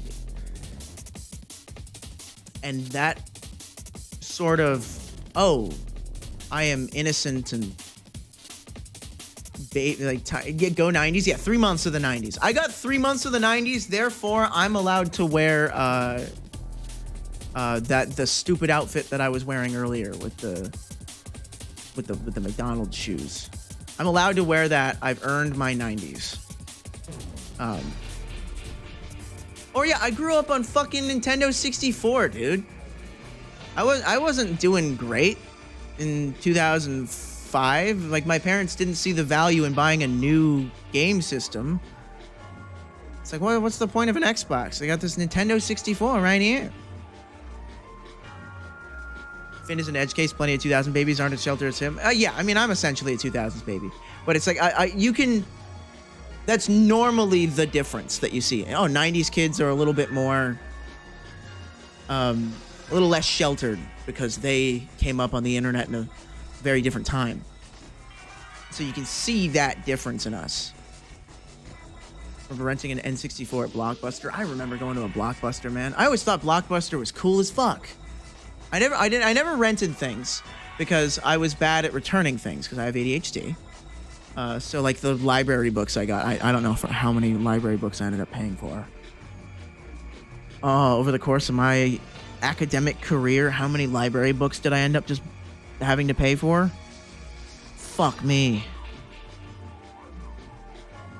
I bet if I had all that money now, I could buy another camera. I got in trouble for losing rentals. So I never rented things because that was too scary to me. Because with Blockbuster and stuff, having like a time limit that's like really precise is scary. Spider-Man 90s cartoon theme. It's not a theme remix. It's not. Wizzy Whippet Wonderful X Mix. Okay, hold on. I have to listen to Wizzy Whippet Wonderful Spider-Man. First of all, this is regularly searched for, and it is only has 17,000 views. Warning loud.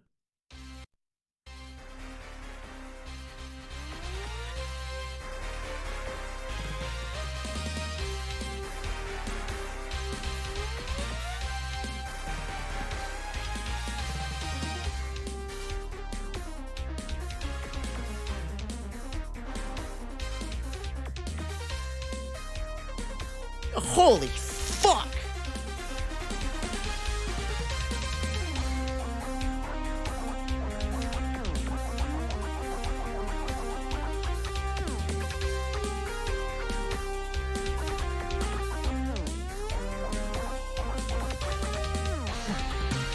Woo!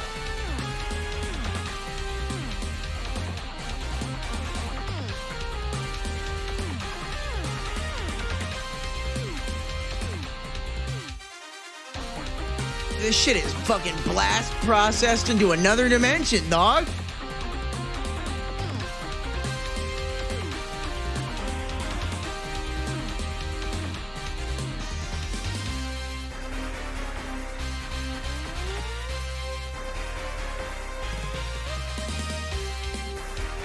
Okay, I can't do 5 minutes of that though. It's very video gamey. But fuck, that kicks ass, right?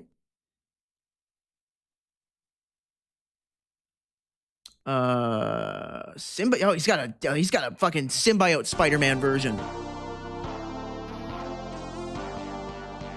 That's the same motif.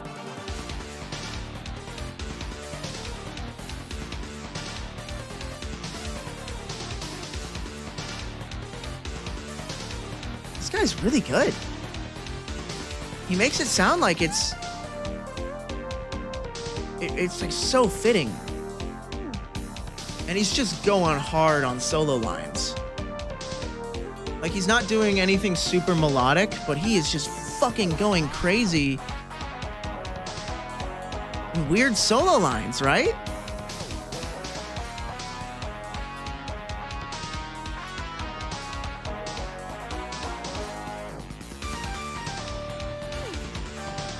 Yeah, it's like the OST from a side scroller. And so it's CPS2 Originals, composed by Antoine Pickens of Livewire Productions. The artist is unknown.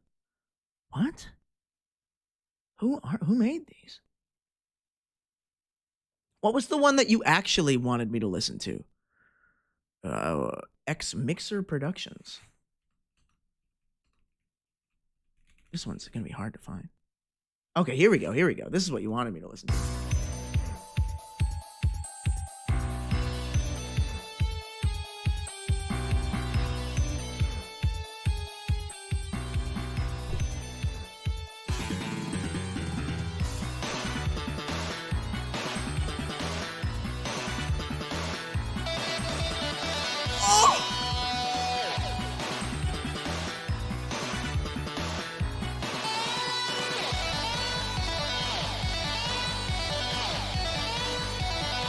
Oh, we've got some JPEGs of Spider-Man. We're getting pictures of Spider-Man! I want pictures of Spider-Man and I want them on my desk right now! I want pictures of Spider-Man's feet! I want to see his feet up close and I want them to smell. I want them to smell real stinky!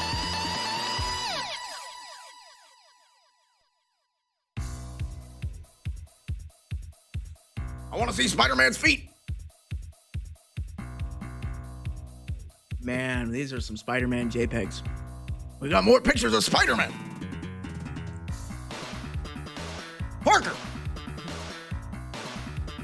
Bring me pictures of Spider-Man feet, Parker! Parker! What do we have to do to get some pictures of Spider-Man's feet around here? And then he slams his desk. He's got a big cigar. Spider-Man's feet! It's kind of Alex Jonesy.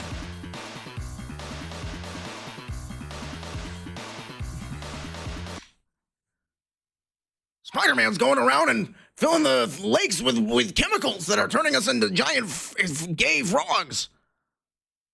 What do spider feet smell like? I don't know. But they're probably 8 times more powerful than human feet. Or they're 4 times less powerful because the ratio is 4 to 1. Also very small. You gotta think of that. Spiders' feet are very small. There was a fucking like Twitter discourse about like a guy who was doing one of those. He was loading water bottles onto a truck. Those really big sparklets, like 10-gallon fucking things. And he's loading those onto a truck really, really fast. And then somebody was like, and they say unskilled labor.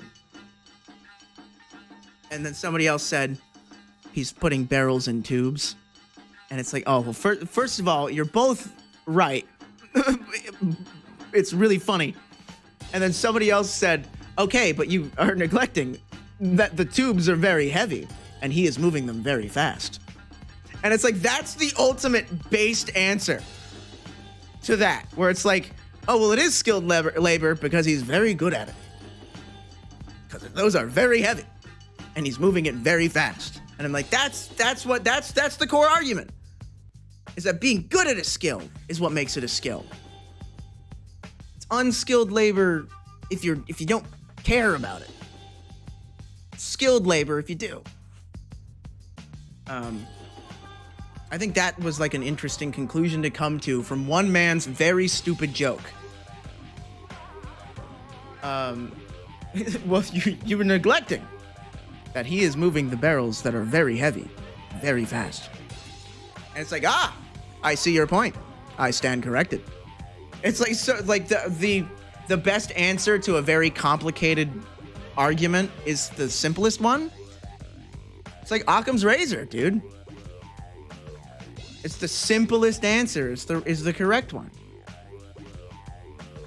That's what Occam's razor is, right? Or is that the one with like the impossible and the improbable? Or is that just like something that's something that Leonard Nimoy says? What's that one?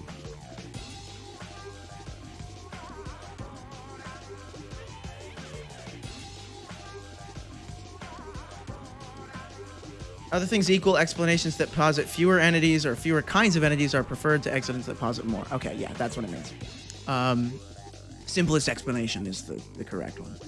What was it? So what's the one where it's like eliminating all other possibilities? The only one left, no matter how improbable, is the correct answer. Is that Holmes? Sherlock Holmes? Dude. The Tetris theme fucking takes me back. That was like one of the first things that I learned how to play on the piano.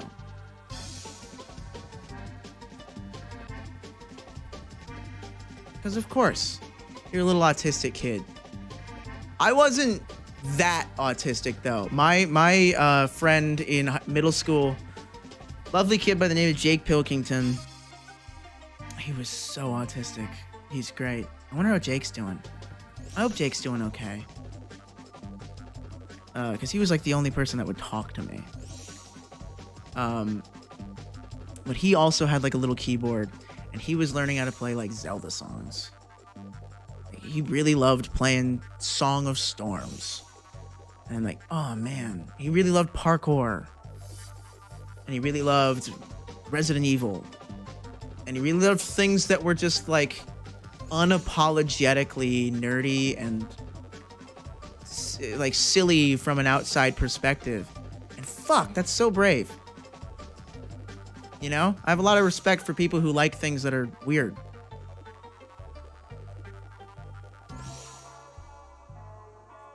He was a weird kid. You know how I know he was a weird kid? He was a Pepsi drinker. I think if I drank Pepsi, I would have ended up more like Jake than I ended up doing. Because I was like weird and kind of fringe in those years. And believe it or not, the first like popular kid to talk to me, because Jake wasn't popular, of course, was Kobe. It's Kobe, who I talked about earlier, the one I'm trying to get to go to Disneyland.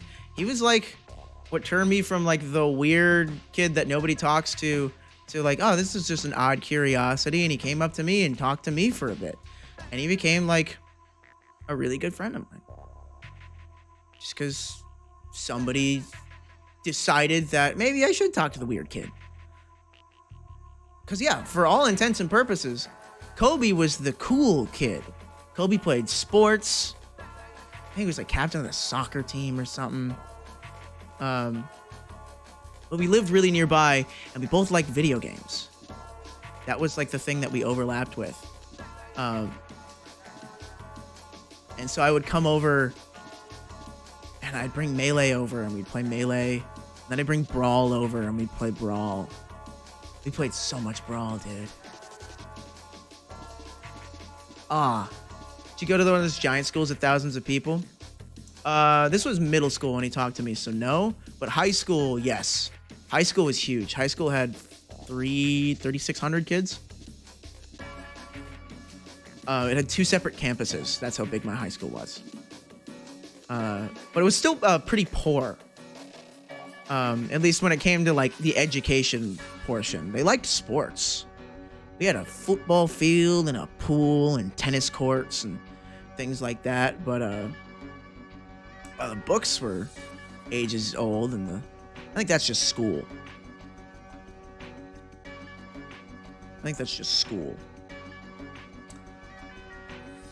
My roommate just shat all over my bed.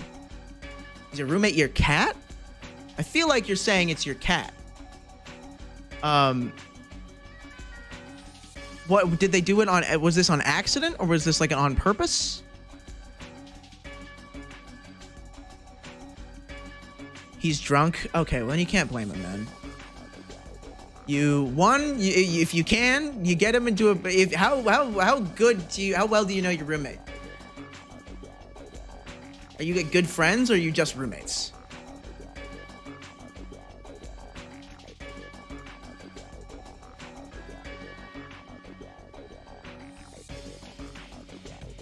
I can't believe you started streaming before Finn and you're still streaming. I didn't start before Finn. I started after like he's been streaming for two hours. I mean, all right. So then this is going to be a very important question about your character. Do you try and clean him up and get him in good enough condition to be in his bed? Do you ignore him and let him sleep in your bed and just sort of marinate in his juices for a little bit and then say, hey, man, you shit in my bed. Can you like help me get some new sheets or something? I'm sure anyone would understand that. And I think that's kind of the neutral option. Or like the other one is just like picking him up and dragging him to his bed. Shit and all. I think that's the lawful evil approach. Chaotic evil would be to shit in his bed. Lawful good would be to try and get him cleaned up and then to his bed. Chaotic evil would be shit in his bed.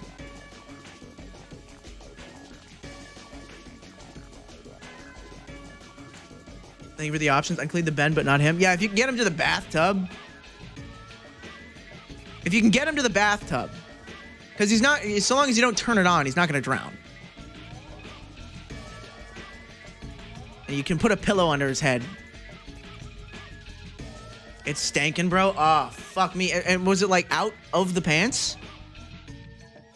Has the shit came out of the pants or the shorts or the underwear? Is it on the surface of the bed? Because I think that means that the neutral and the good response both require that you take him to the bathtub. Pretty sure it's soaked in the mattress. Fuck. How old's the mattress? Is it a good mattress? Or is it just a mattress? Is it like liquid or what? If he's drunk, maybe. Shitty frat house bedding. Oh, okay. In that case, just get it. Then he owes you a new bed. You drag him to the bathtub, throw the sheets over him, and then get rid of that bed already. Yeah, you trade mattresses. Yeah, trade mattresses is probably the best idea. That's a good idea. So, all right, if you shit the bed, you quite literally shit the bed. And if so, like we're either switching mattresses here or you're getting a new one. Because that I think that makes like the most sense. That's the most objectively fair. Right? Trade mattresses. I think he would understand that even if he like right now he can't consent to making any decisions. And so I think deciding, oh, we'll trade mattresses when this is over. Get anything that you care about out of that bedroom or away from that bed. And then don't necessarily, you don't have to be the good guy. You can just be the guy who goes, all right, we'll trade mattresses. You can at least do that tonight and then tell them tomorrow. Look. I gotta take a mad piss, yo. How do I switch these? Shazam!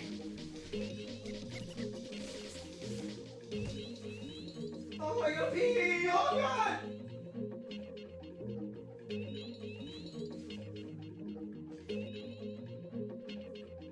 Ah!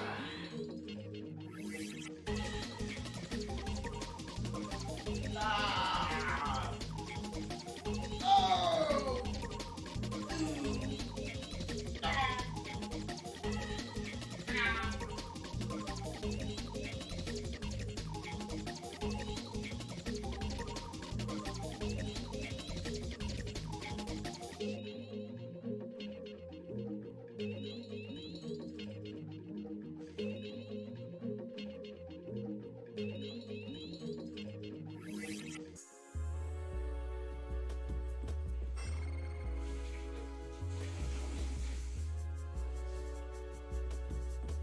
Go grab that Leica battery.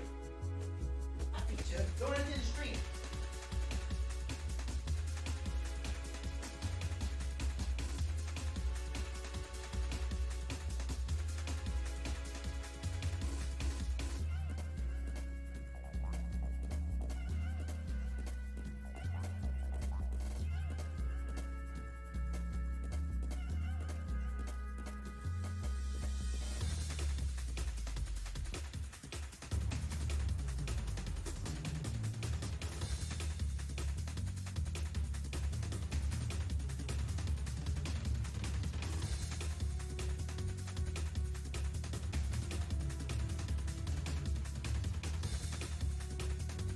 Hey, can you hear if I slap my sex doll?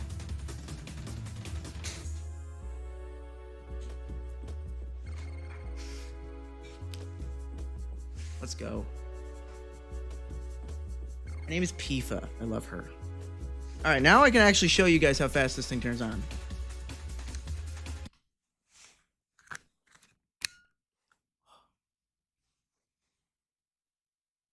Oh. On. Oh, the EVF mode is different. Fuck. Okay, hold on. Before now, let me try again. Take the battery out for a second. There we go. Aim this at something black.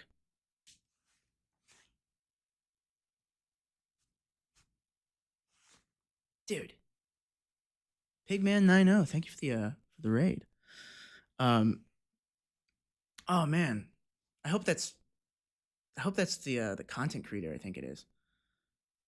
There's a great like Japanese femboy trans girl. I actually don't know their gender now that I think about it. Um, they go by Pigman and Anal or Buta-chan. It's Pigma Anal. So it's like Pigman all Pigma Anal Manal Pig Manal. So it's like kind of confusing weird portmanteau of several words. But are you ready? Let me just show you this, huh? Take the battery out so that way you know. All right, to go.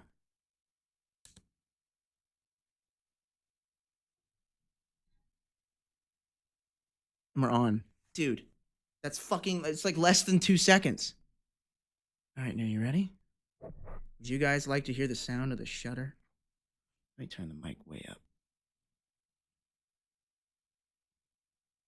Oh, it's on video.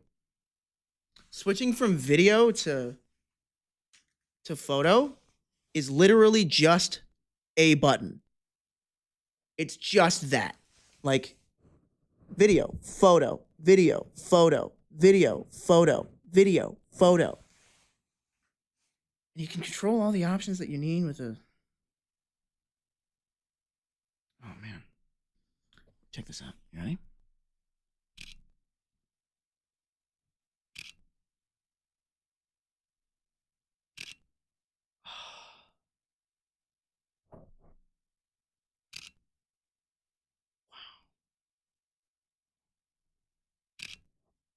I gotta get a picture of Pizza.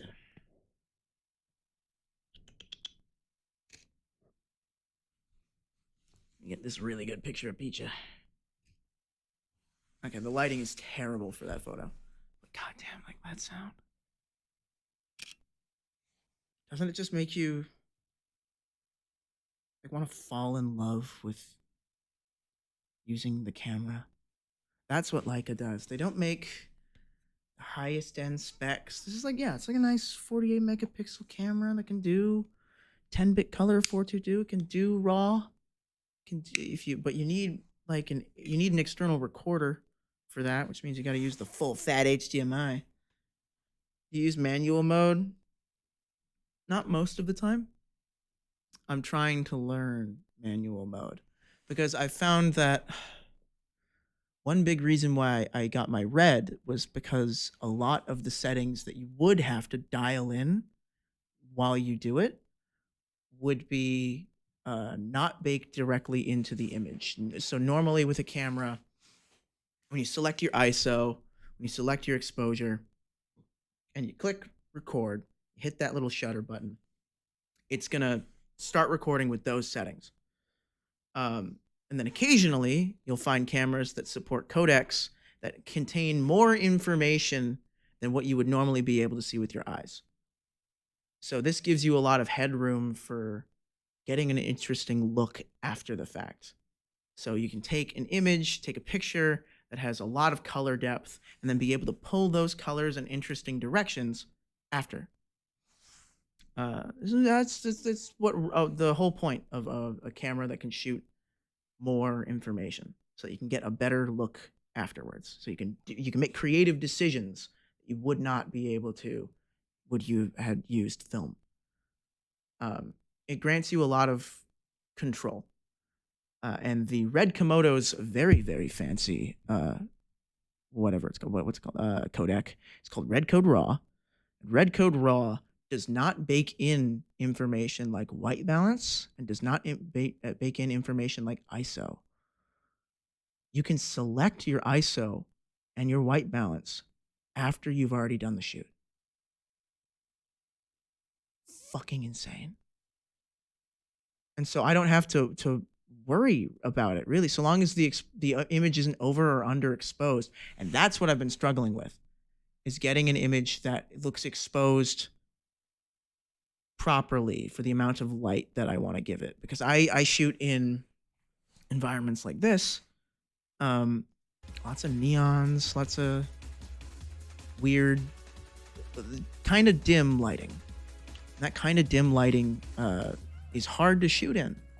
Requires that, for example, for my first like 3 or 4 OnlyFans shoots, they're all at like 360-degree shutter angle because I just needed more light for the level that all my lights were at. For the look that I wanted more light so that I can keep the lights dim, so that I can have everything be close focus, so I can have like really warm glow in people's faces. I wonder if I can get like a screenshot of that doesn't like get me banned. Your team's Dropbox. John Hollywood. Blackmagic Sync Productions. Dude, I'm so proud of my fucking file organization. Dude, hold on, check this out.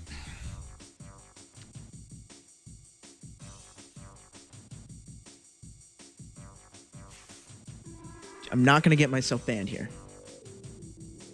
We got fucking ignore the goo and fuel folder and the the Docker running and the network storage, network attached storage labeled porn box. Ignore those.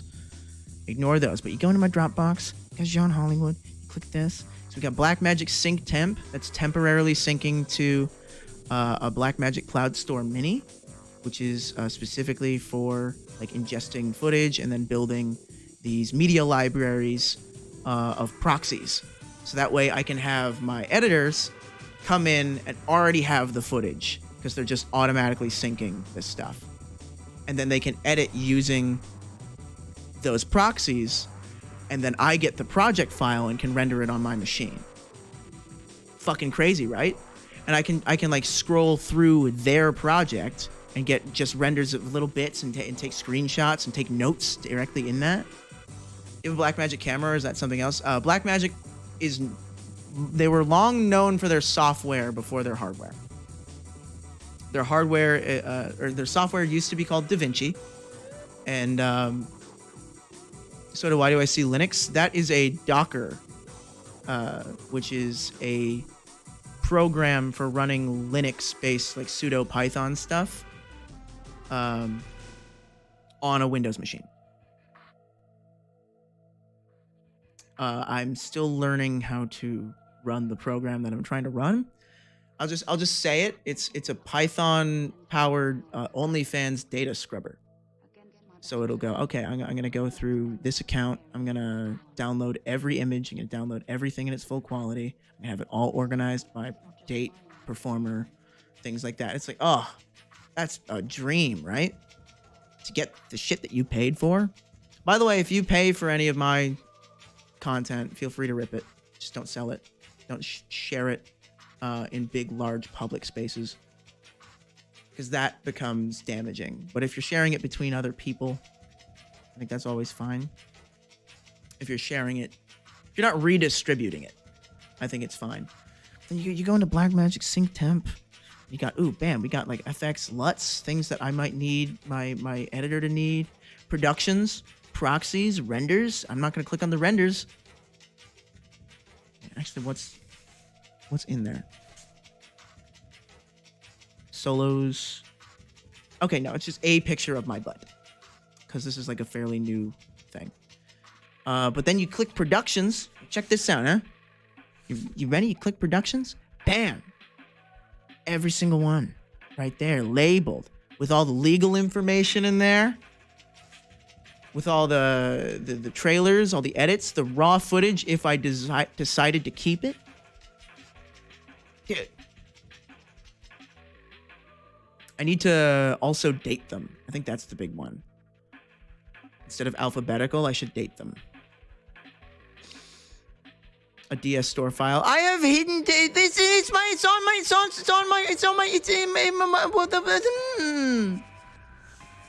I have hidden files shown. $10 says Soda kept the Angela White raw footage. Let me check. I did. And I'll tell you why I kept it, actually. I do know the answer to this. It's because it looks like shit.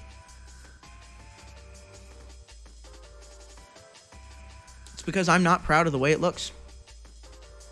And I can do so much better now, man. She says she wants to do another Gooner thing in the future. And I'm gonna make it look so much better. I'm gonna make it look so fucking good. Like my new stuff as of late. Let me see if I can get like a picture of Kazumi in that shoot. But not, let me just make sure I'm not flashing the screen with pornography. But with like just the... Did she take my shorts off? I don't know. I don't know if she takes my shorts off. Don't listen to that. Don't listen to that. Don't listen to that. Nah, there's too much hentai in the background. I can't show you. But god damn, it looks good, dude.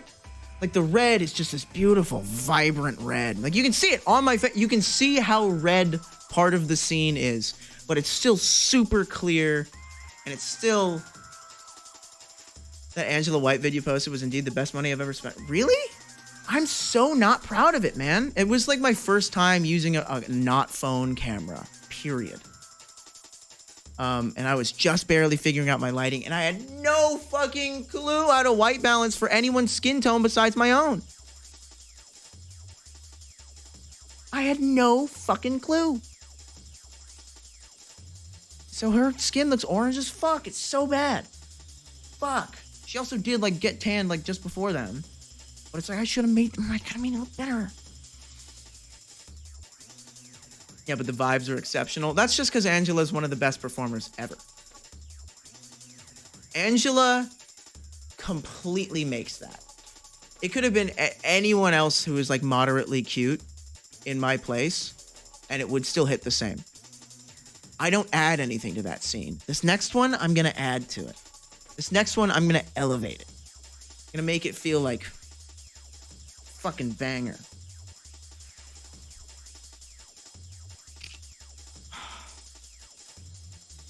Let me see if I can get a good photo of Picha.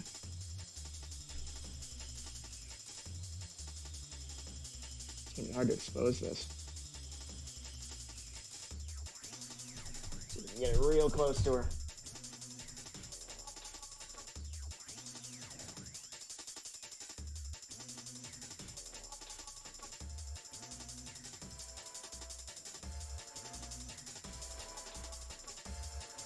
She's so EP.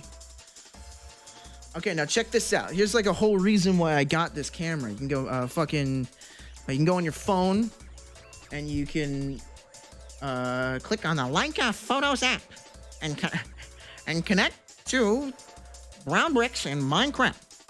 Building bricks is the most fun you can have while playing an app. Brown Bricks in Minecraft. I think I've seen Penny play this on her computer book. Please tell me somebody knows what I'm doing there too, right?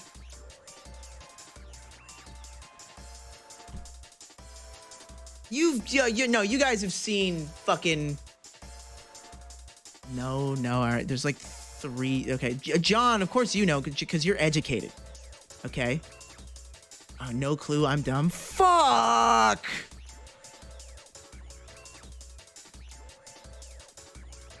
Let me, oh, there it is. Fuck me. So you guys want some classic? You want some classic? I'll give you some fucking classic. I'll give you classic. I don't know what the block does, do you? I don't know. I don't know. Hey everybody, I'm here with my good friend Inspector Gadget. How you doing, Inspector Gadget? I'm having a lot of fun. So you want to do some reviews, Inspector Gadget? I'm better than you are, so I should do the review. Okay, alright, well, Inspector Gadget's gonna do the review. You can shut up now. I'm always on duty. Do you have that game Minecraft? Wow, Penny was telling me she was playing it on her computer book. Minecraft. Let's play Minecraft. Minecraft. Well, I have... Why does he say that? What's the joke with Minecraft? Let's try that. Oh yes, this is it. Minecraft. Go, Gadget Wiener. Gadget. It's called Minecraft. Hey, John, did you ever save I cannot wait to play Adam's Minecraft. Inspector Boner my favorite acapella? thing to do is in Minecraft? I love building bricks with Minecraft. building bricks with Minecraft You didn't is fuck. the best thing and the most amount of fun you can have while playing an app.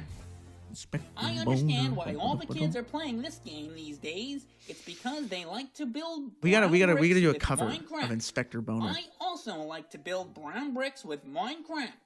It's the most fun you can possibly have. What is the point of Minecraft? Well, there really is no point. It's a sandbox game. It's a sandbox. Oh, good.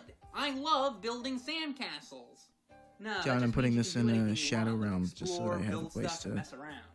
What kind of Rest in peace, stuff Lance can Reddick, you by the build? way. Well, anything really. Like, there's one guy that built a scale model of the Starship Enterprise. My deduction skills as a detective tell me he has quite possibly never had sex. Building brown bricks. He's making like a shit joke, It's about I think. expressing your creativity. But he is just copying a fake rocket ship blueprint designed by someone else. Seems more like monkey see, monkey do than using creative energy, if you ask me. Oh, you think you can do better, huh? I have a robotic implant in my brain that lets me perform 12 quadrillion calculations per second. Oh my I God, could really? rewrite the entire game's code while helping Penny with her How old homework is this? and Oh, I cleaning couldn't up pinpoint the Brain's year. duty, all at the same time. He never got his He's a gigantic nerd, slave and role. I hate nerds more than I hate mad agents. What an asshole. He might not have a powerful cybernetic brain like yours, but Dude, I think has anyone Minecraft in has anyone removed Inspector Gadget from this? Is there a version of this that doesn't have Inspector Gadget in it? I really want to watch a that. unique and It's like complex schizophrenia. yet beautiful way, making an adaptation of. I told you to shut up, but you didn't listen. Oh look, a free iPad. Oh my God, it's genius, right? It's genius. There has to be a brown bricks in Minecraft without Inspector Gadget. Minecraft without oh my God.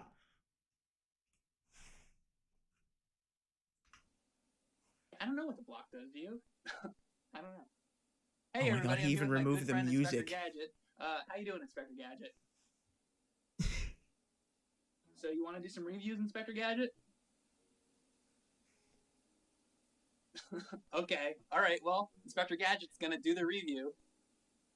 Did he make the audio worse? This sounds so good.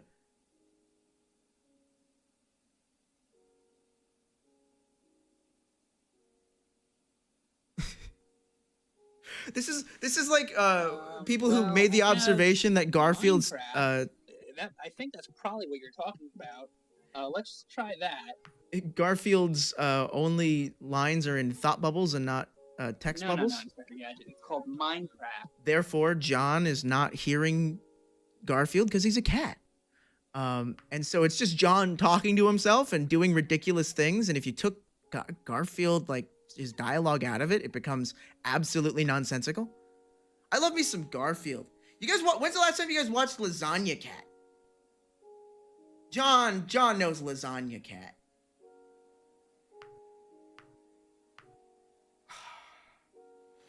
I can't even, we can't show sex survey results, can we? We can't show sex survey results. Well, Fuck there really me. is no point. It's a sandbox game. We do remember Lasagna Cat. Did you guys watch the entirety of sex survey results? No, that just means you can do anything you want, like explore, build stuff, and mess around. I think I can definitely show the beginning of sex survey results, but you can't show the end, right? With like I think you can show a couple clips from the end. Sex survey results. Oh God, yeah, 2.1 million views. Good job, Lasagna Cat. You guys fucking did it. Okay, what's like a good like quintessential classic Lasagna Cat video? Do you have a favorite, John? I don't remember any of them by name because they're all just named. They're all named directly after the date that the comic that they're basing it on was published in. This one's really good though.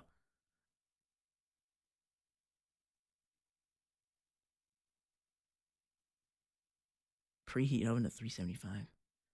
This one looks good. What is Lasagna Cat? I'm trying to find out which one I should show you guys to give you a good representation. What's the one that has like the bukkake in it? And it looks like JAV. 1978's good. 07/27, 1978.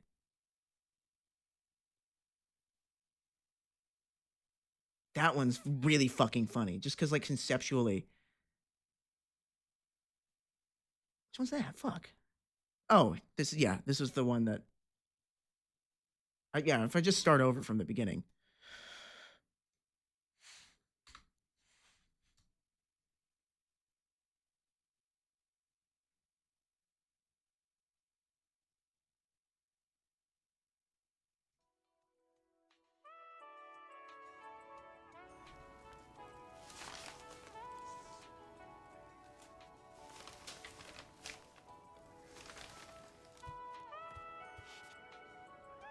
Now, where could my pipe be?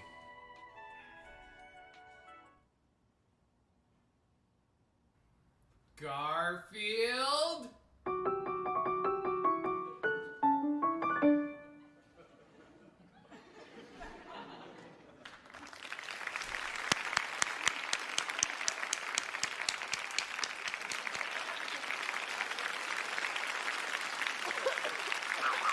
Oh, that's such a good joke. That's such a good joke.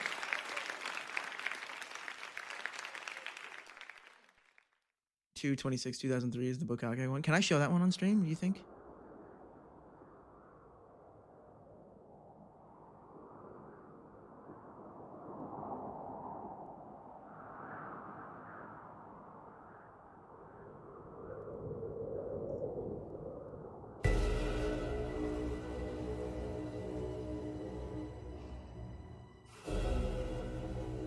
When I was 18 years old, I saw for the first time in my life, I saw a vision of clarity.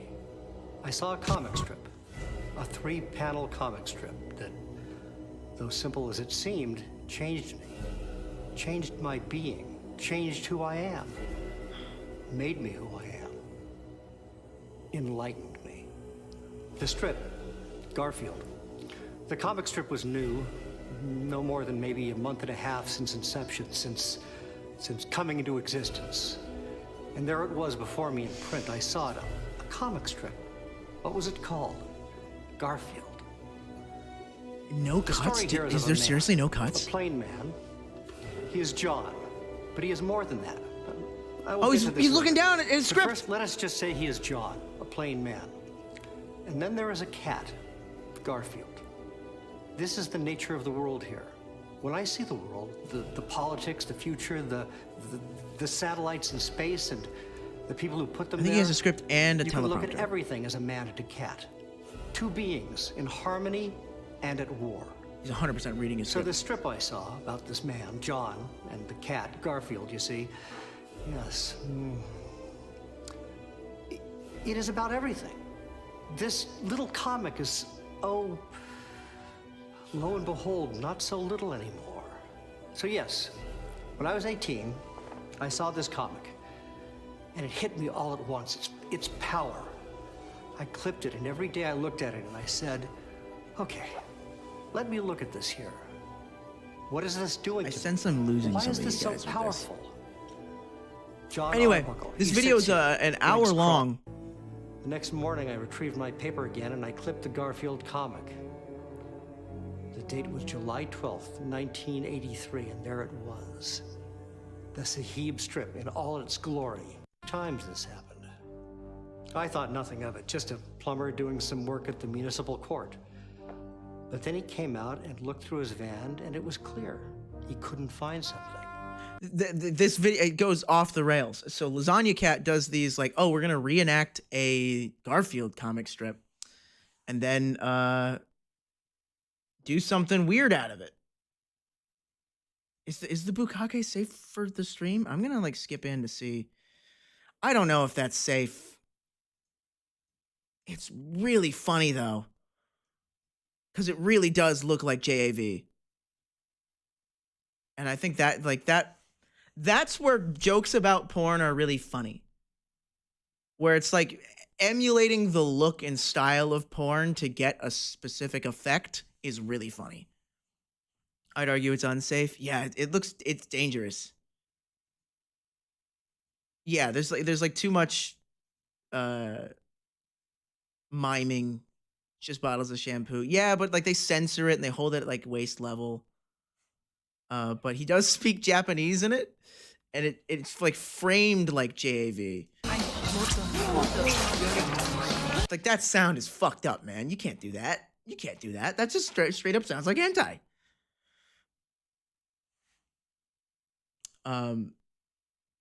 Sex survey results is my favorite video by them though. Because it also goes off the rails absolutely last second. But here's like a couple seconds of sex survey results.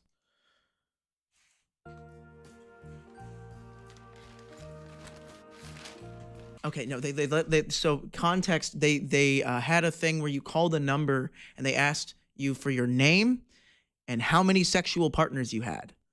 And this is sex survey results. Who's there? Hey, my name's Garrett Smith. Garrett Smith. Who? Hey, my name's Garrett Smith. And I have had exactly 0 sex partners. Who's there? Jaden Gitchell. Jaden Gitchell who? It's Jaden Gitchell, and I've had 3 sexual partners. I like that they used the same fucking laugh Gideon sound Jones. Gideon Jones. Just 1. I don't get it. Okay, what's funny is that this video is 4 hours long. Charlie Gore, 18. Charlie? Who? It's baby, 8.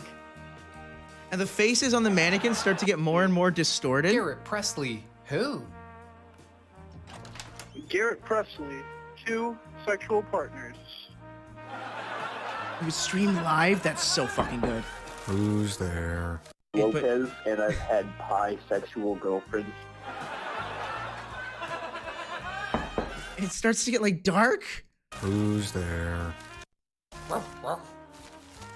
Colton. Colton, 9. Oh my god, that's scary. All right, how late should I skip? I didn't. Oh man, I forgot about this one. Raymond who? Hey, this is Raymond again. I called twice before. I had sex with 2 women. I've also had a lot of sex in, sex chat rooms. Which, like, I haven't, like real People sex. calling at the end of the You can just, like, delete that ended up at the end of the Just, video? like, Wow, no that's one's fucking ever, crazy. like, asked me about, like, my sex life before. But it eventually turns into, let's see if we can find it. Just like the start point for where it truly becomes what it becomes. Here we go. Oh. John Arbuckle. John Arbuckle.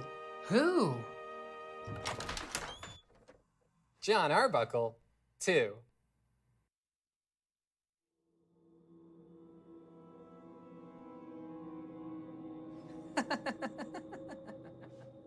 John Arbuckle 0.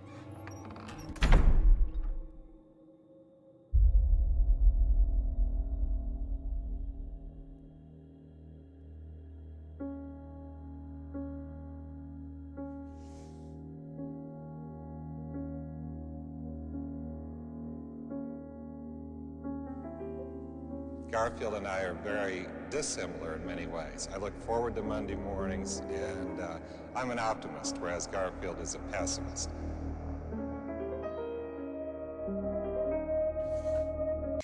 I ask that you please watch this on your own time. Fantastic filmmaking, okay? You want weird, surrealist filmmaking based around Garfield? There you fucking go. Sex survey results. It is beautiful. It's beautiful. Hey guys, earlier I shit in my roommate's bed. I'm really drunk. He put me in the tub. What do I do? I'm hiding in the bathroom right now. Okay, dude, that I respect that level of joke. Kick ass, man. That lands. That's +2, dude. That's +2. That's good. That's good. You keep making jokes like that, you're gonna go far, baby. You're gonna go far in Hollywood. Yeah, you let it sit just long enough. Perfect. Everybody give a round of applause for that guy. You're committed to the bit. Kick ass. Let me get this picture of Persephone. I took a picture of Persephone while I was playing around with the new camera, and that's what it looks like. That's what Peach look like. That's what she look like right now. Hi, Peach. She's sitting under a light, which is why this is so overexposed and this is so underexposed. I'm not gonna beat the lighting. I just don't have the dynamic range. But beautiful, right? She goes. Let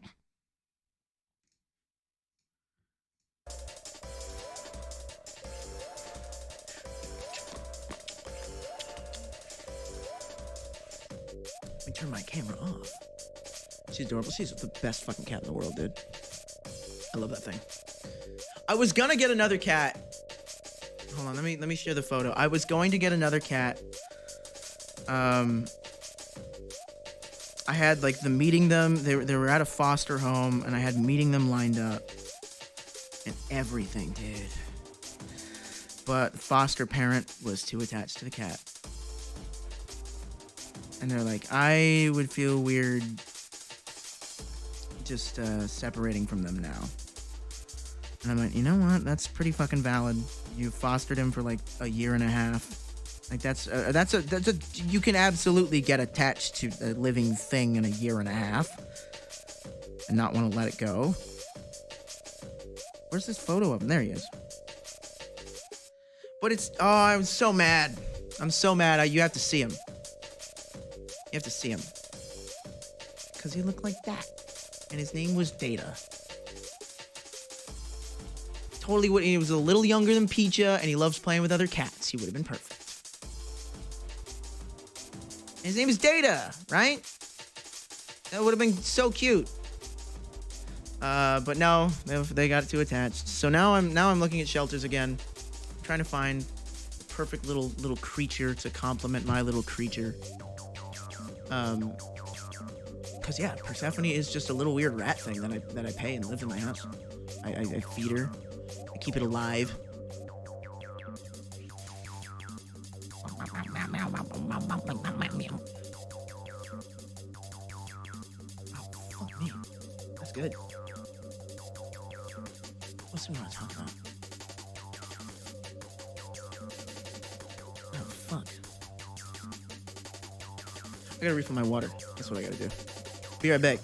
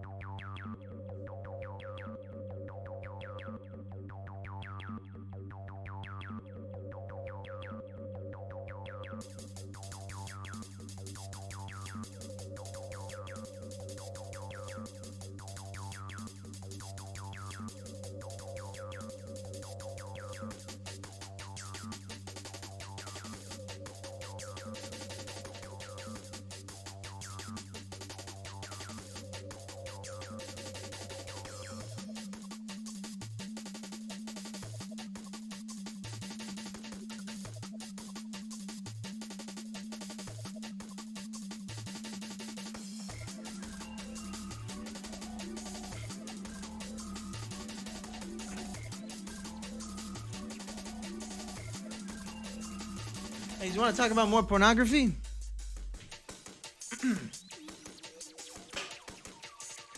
Shit, no, I forgot one other thing. Fuck!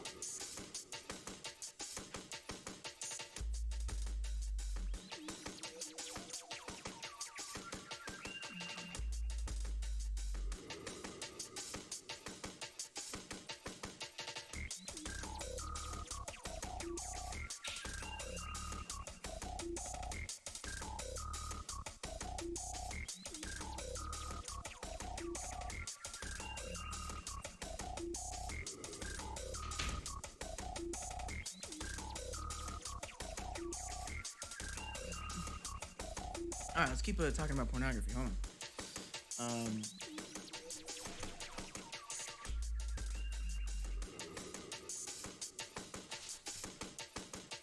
Here's that tripod that I got that I really like. I got it with a video head and with a ball head so that I can just take good photos with it. Really lightweight, really beautiful, really modular. You can unscrew the bottom ones and put little spike feet on. And here's what my fucking the coolest part is. You ready?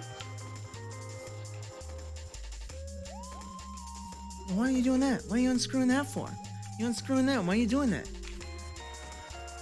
Now you have a monopod, and you can just screw little feet directly onto that. And now you have a super short hi-hat tripod. You get 3 monopods and a hi-hat tripod in one tripod. Isn't that fucking crazy? And so, speaking of monopod, there's another camera I want, guys.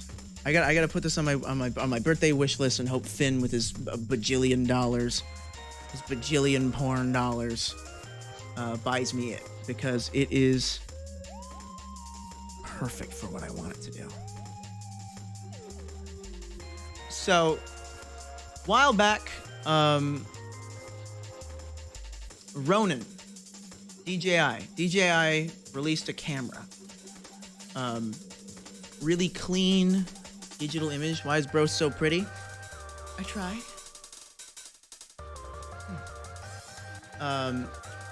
Oh, that's the BRB screen and not the desktop. DJI released a camera. It's called the Ronin 4D, and it lets you. The whole point is that it's a very nice, clean digital image of the level of a film camera, for cinema.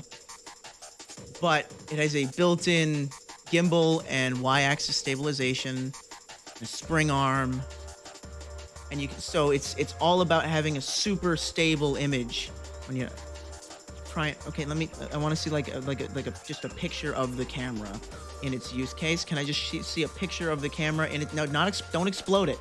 Don't do that to it. Just let me see a photo of the camera. There we go, on set. There he goes. See? It's kind of a weird looking thing. What's the price tag? It's $6,000. But I'll tell you, listen. That's not what's interesting about it. Like that on its own doesn't help me. This doesn't do anything for me that I can't already do with my machine and holding a gimbal. But where's the Ronin 4D Flex? Here's the coolest fucking attachment I've ever seen. Like this is what fucking changes the game, right? Can I just open a video of it? Are you gonna make me scroll through it? Oh, no, don't make me do that. Okay, here we go. Zoom out. God, what the fuck? It's stretching the image vertically. How do I zoom into 100%? And then why do you do this to me, DJI? Why do they make the whole image take up more than you can scroll? But they released an accessory that lets you, it's like this long cable and end that lets you separate the sensor and the gimbal from the actual camera body. So you can wear a camera body backpack. Your cat wants out. I'll let her out in a second. You can have the camera body be separate and then just have this and have your focus on little controls here and have your monitor right here. So if you rotate this around a little bit, get this pointing one direction, have the axis sling over this way, rotate these and tilt that down, suddenly I can do this and shoot POV. And shoot super stabilized, beautiful 6K POV.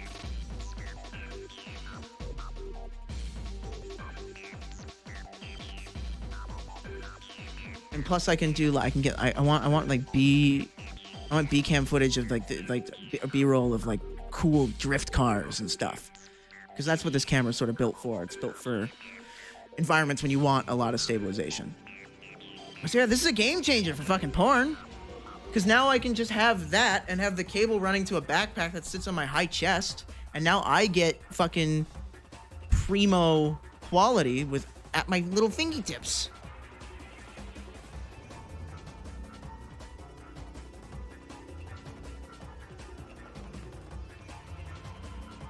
Do you still make videos?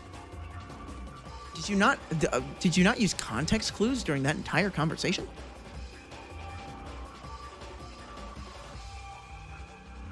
I'm talking about how I'm like gonna make videos with it.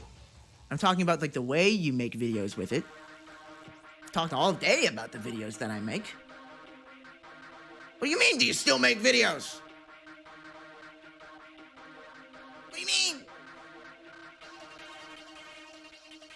That's dope for what? I think I stumbled into the wrong channel. I do porn for my day job. Are you still a performer? Dude, you're a spider Phil. Come on, man. The camera is more for action shots, Lamau. Well, yeah, that's what it's for. It's for having a very stable image in environments where you wouldn't be able to normally get one. So absolutely, that's the use case. I would 100% be able to get everything out of this camera. And plus, I use it for like other weird shit. Like, if you scroll earlier in this, he's got it on the end of a really long monopod, and he's doing these like long tracking shots. Yeah, he's getting like under the car here. You get a lot of really crazy, weird options. Yeah, I like that one, pointing at like a staff, getting footage under the car. Or you have this like hanging out of a car window. Or you do like a scene where you can move the camera around and point it in different directions to reframe. See? Crazy. Sorry I'm new. It's okay. We still love you. Hi, Peacha. Let me let you out. I know, baby Mo.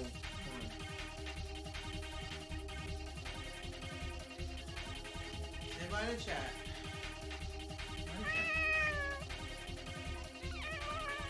Oh, baby.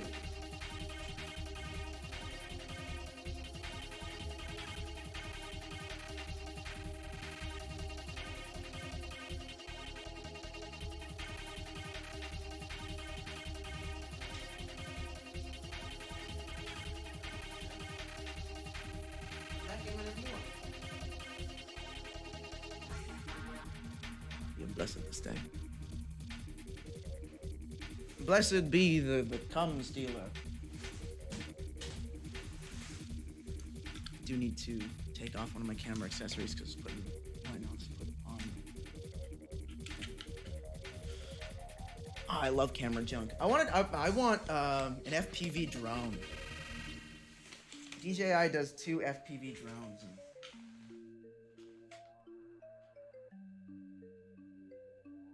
That's more for fun, though. That's not really for, like, work. You pervs? That should be allowed. Why is automod so aggressive? How do I change that? Chat settings? Shield mode? What? NVIDIA shield mode? Channel mode? Show mod icons? I don't want to show mod icons. Oh, no. I don't want to do that. No, I guess I should do that. Chat appearance, show messages caught by automod. How do I like change automod? Oh, I'm gonna have to go on like the website. Ah, fuck.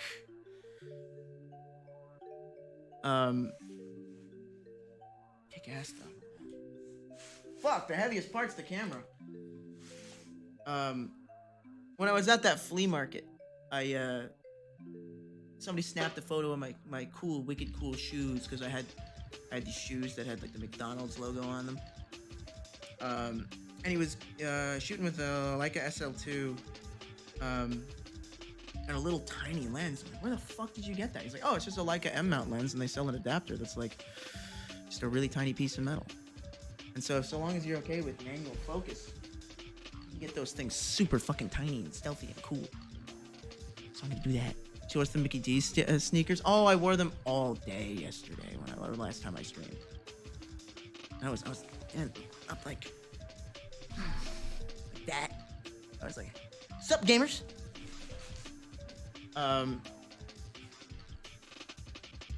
Plus, I'd have to change the whole outfit, man. I can't just change.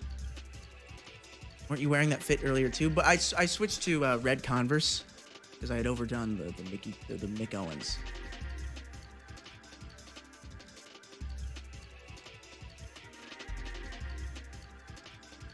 No wonder I've been pissing so much.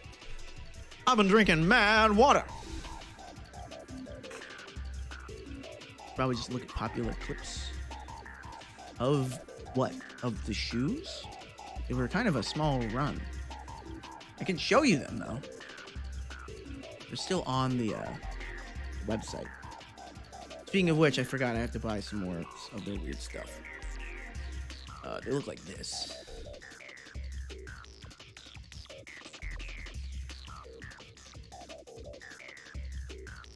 Based, right?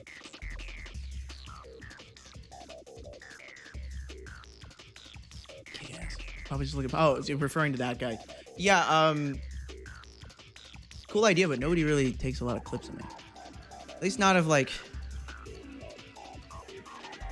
Not a ton of things that I do get clipped. But please, if you find something funny, by all means, make my content for me. Peons, and then I zap you with my wizard rays. I'm the Red Wizard of Thay, and I'll zap you with my rays. I love a wizard joke. I love a good wizard joke. I watched Time Bandits again yesterday when I was over at that lovely, beautiful porn woman's house. Because I had mentioned that I don't like watching new movies with people. I don't like watching movies that I have. What does that have to do with anything? I'll get to it. I don't like watching movies that require.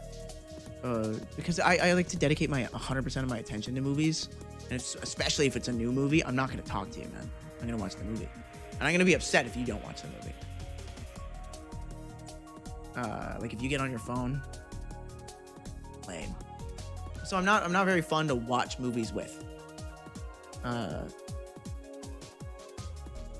mean, what am I gonna do? But the villain in Time Bandits has got like a big red wizard robe, and he talks about how he wants to learn everything about computers. If I was God, I would have started with lasers. Day 1, 8 a.m. Wouldn't fuck around with trees, like things like that. I would have started with lasers. And he looks like an Adeptus Mechanicus guy. Evil Time Bandits. He looks fucking great.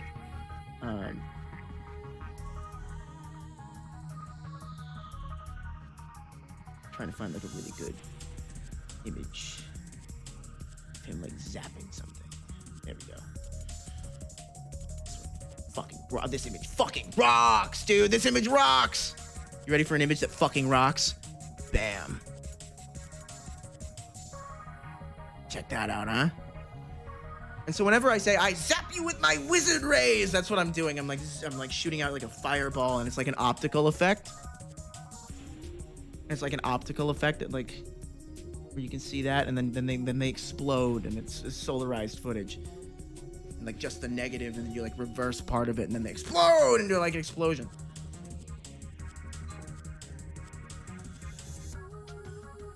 Doesn't he look like a weird Mechanicus guy? He looks like a shittier version of Shinnok. Oh yeah, he's a shitty villain. That's the whole point. Is that he's like a joke villain. His name is literally evil. His name is evil. That's it. And he's a big jokester. Time Bandits is a comedy. But it's also a fun family adventure film. It's like the most self-aware family adventure film of the 80s, absolutely.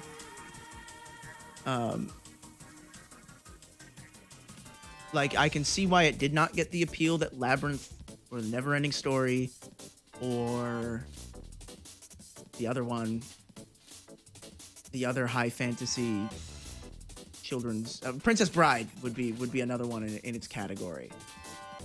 Like complex sets, but it's still a fun adventure thing. So I just love that character. It's dope. Getting on a movie film called Hackers. Never seen it. What am I drinking? More caffeine, because I want to see how long I can keep this train going. I've been feeling it today.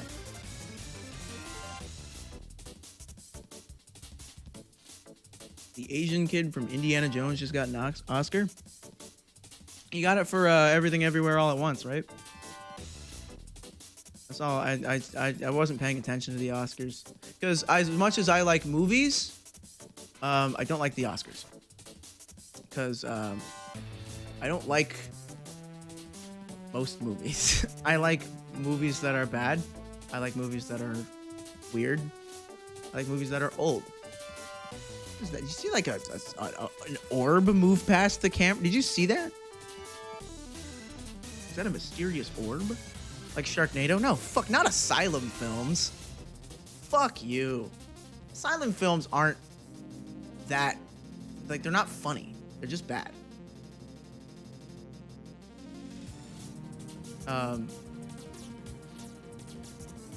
Like canon films, dude. I'm very much a child of red letter media. Where it's like, these are the things that I really enjoy. I really like Ralph Bakshi's movies. Yeah, that's the I think that lores came out.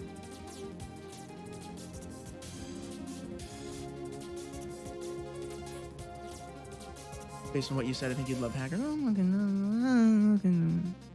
I don't like watching new things, man. It's too stressful. I get too into it. I get too on the edge of my seat. Neil Breen, there you go. Love me some Neil Breen.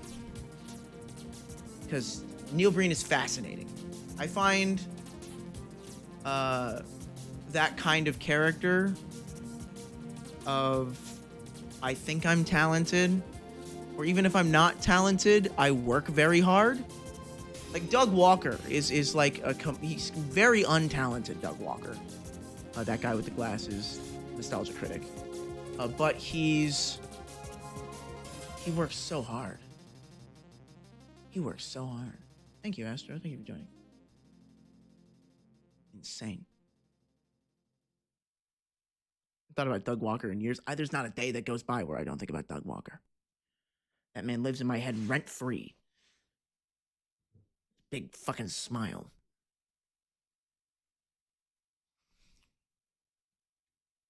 Oh, Doug Walker would be a good. Like, people are like, oh, when are you gonna do a Link cosplay? When are you gonna do the? When are you gonna do 9S? When are you gonna do 2B? When are you gonna do that? I'm like, no. I want to do Doug Walker.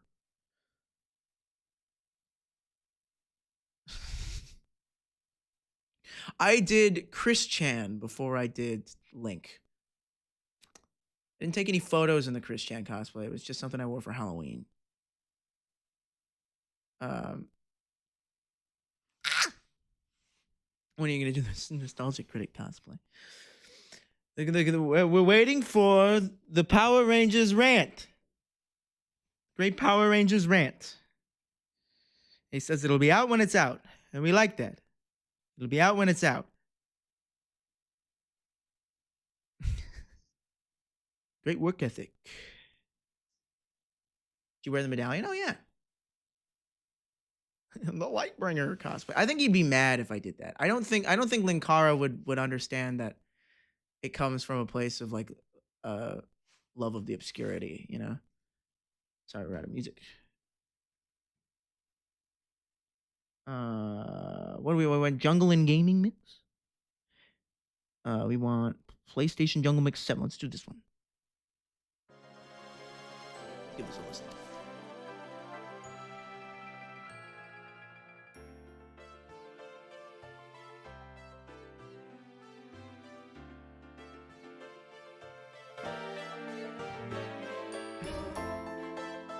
Is your medallion one of the rare commissioned by Chris ones? No. As much of an avid Christorian as I am,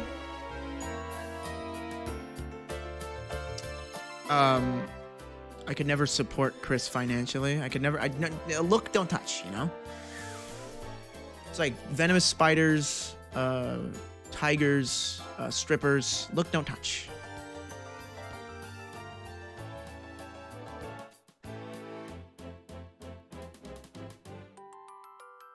Still waiting for the dimensional merge. Yeah. Where did that ever go? Did Chris ever say what happened, or are they saying that like it's not, or like it's delayed? Is it delayed, or did they say it happened?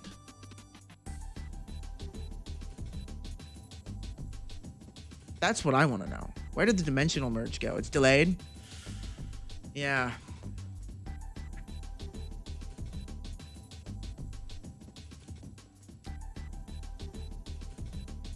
All in the same category. Chris Chan, tigers, spiders, strippers. Still waiting for JFK Jr. to reappear at the grassy knoll. Oh my god.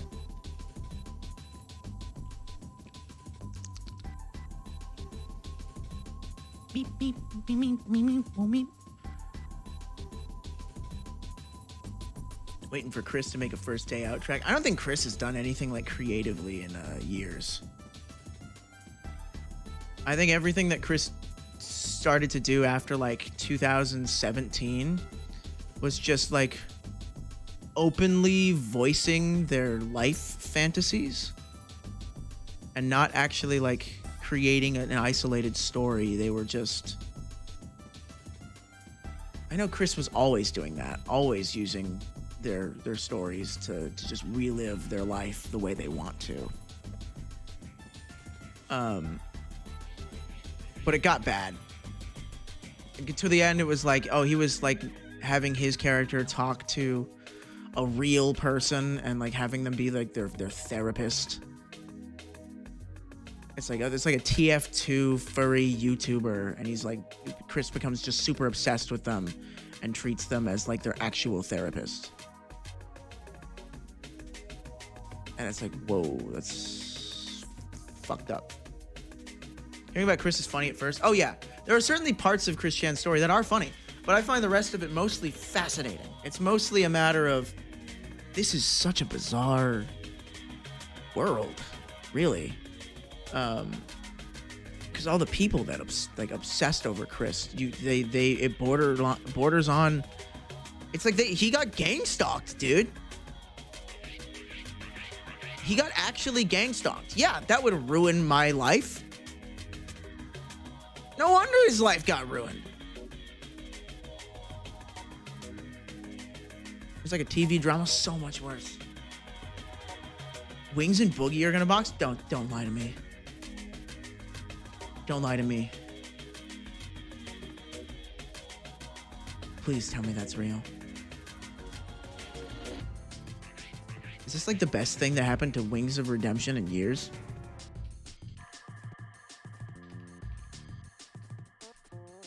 I'm gonna Google it.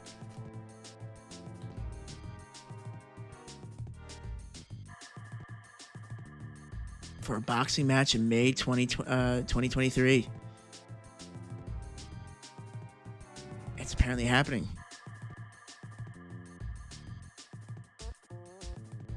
Hopefully, I mean, the source is Keemstar, though. Do I trust that?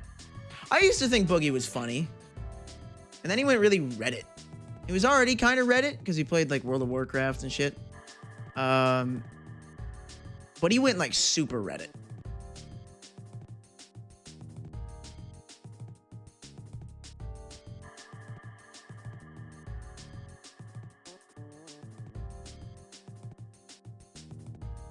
Boogie 2988, yeah. Never go full Reddit. That's good. It's kind of almost. It's a couple letters just moved around. A couple sounds moved around.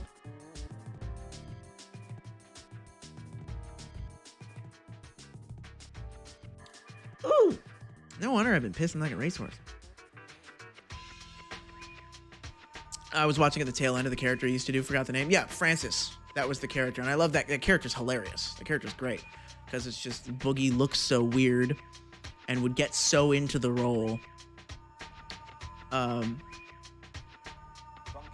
Yeah, he got them pearly whites and went villain. He got. Can we find like when he first got his new teeth? Boogie teeth. Oh man, that's. Yeah, he had bad teeth before, but like, I don't like this, man. The new Boogie looks AI generated. Yeah, your teeth suck, man. But like, that's, you know. I think we went too far this way. I'm sure they probably look much more natural now. But this is AI generated. Crazy how teeth can change a man.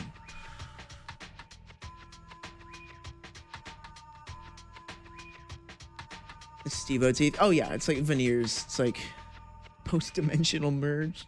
It's like he's left off the comic page.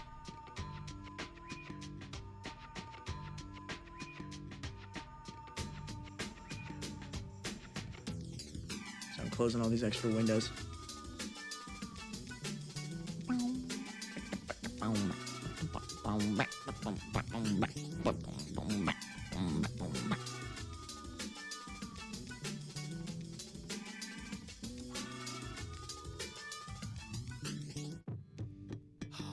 I once heard an Irishman say the word veneers.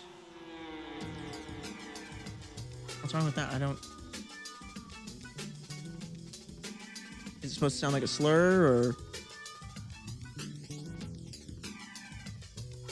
What is it? What... I can't imagine that. Will Steve-O really get breasted? What are you fucking talking about?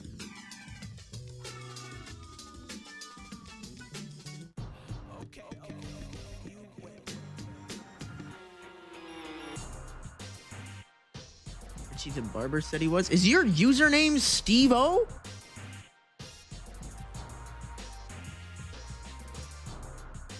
Oh yeah, it's a different slur. And that's a different slur that I thought. Yeah, how did you show up?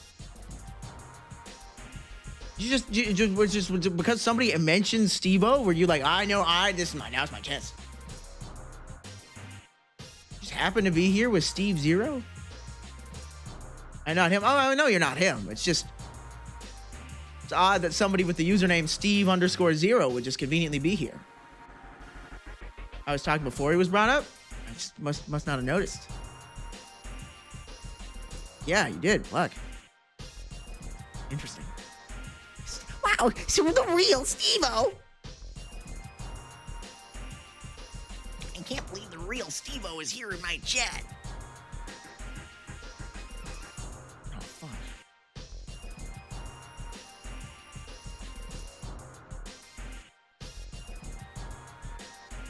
God, this is jam.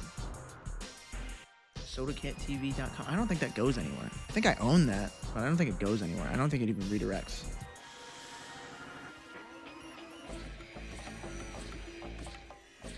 Does that go anywhere?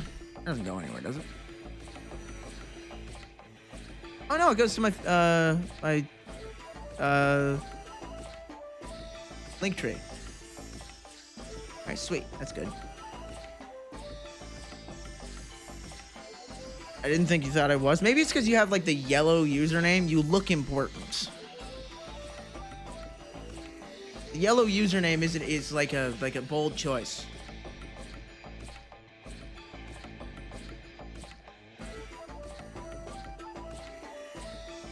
You seen the shithole that's been happening with DSP? When is DSP not a shit show? Last time I even thought about DSP was well, it was when Sony was doing their they were at a the Game Developers Conference, and they were talking about making accessible gameplay, and they're like, we want to make our games enjoyable by everyone, no matter what level of playing you're at. And the example they had of low-level gameplay was literally DSP. And I'm like, God, no fucking wonder I hate God of War, and I hate Tomb Raider. It's like these games, and I hate like Uncharted. These games are for DSP. Dude got on a podcast with normies and tried to show them that he isn't a bad guy and they didn't believe him? Wait. Why was he on a podcast with, what? Is that, what do you mean, like, how is that a shit show? That just seems like something that happens. What is DSP? His username is DarkSidePhil. He's most known for being completely incompetent when it comes to playing video games. He was just like the only guy who was really making like playthroughs at the time. This was like machinima era. And he's just like bad. He's just terrible at everything he does. And he just doesn't pay attention. He's really stupid, and people. I don't think he knows that. That's why people watch him. He just kept lying over and over, and they were catching him in his lies. Oh, okay, yeah, that's bad. If he was just like flat out lying about something, that's weird. I just know from the clip of him jerking off. Oh yeah, he did jerk off on stream, and he's got like the face. Him playing a game so bad resulted in the sequel affected how tutorials were presented to play. Oh. Man, to be that bad that people could compose games around how bad you are. Like, yeah, it's like, I can't believe that, like, people have to make video games for that level. Damn. Let me see if I can find a good example of like DarkSidePhil, like best moments. DarkSidePhil moments. Top Family Guy funny moments. Top 10 worst DSP 2022 gaming moments. 2021 gaming moments. I'm like trying to make sure that ultimate racism and insulting other countries. Original Cantabile upload. Oh my god. Here we go. DSP hilarious moments of 2011. Oh, he's got a camera pointed at the screen, baby. The worst of DarkSidePhil's. I don't think I could watch any of these, man. Back in my day, we just pushed all the buttons to find out the control. You see, DarkSidePhil essentially still does that. He's like still that level of gameplay.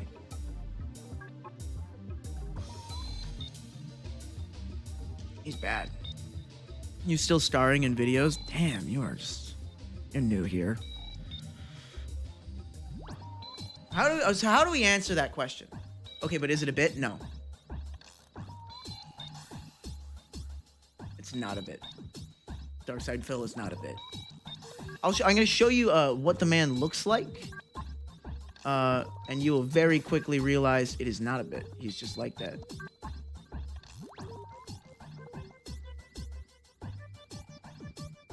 Let's see if I can find good representative clip of what he looks like. Here's what DarkSidePhil looks like. That's all you really need to know about him. I think that sums it all up.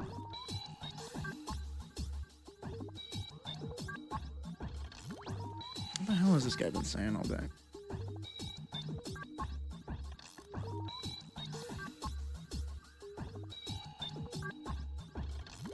He's a Toy Story guy. Yeah, he's Al from Al's Toy Barn. He gives off Al vibes.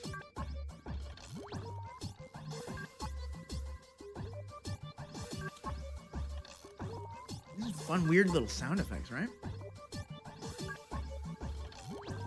I'm hearing like a cartoon, like wood plank smack sound effect. I gotta fucking piss again. Fuck.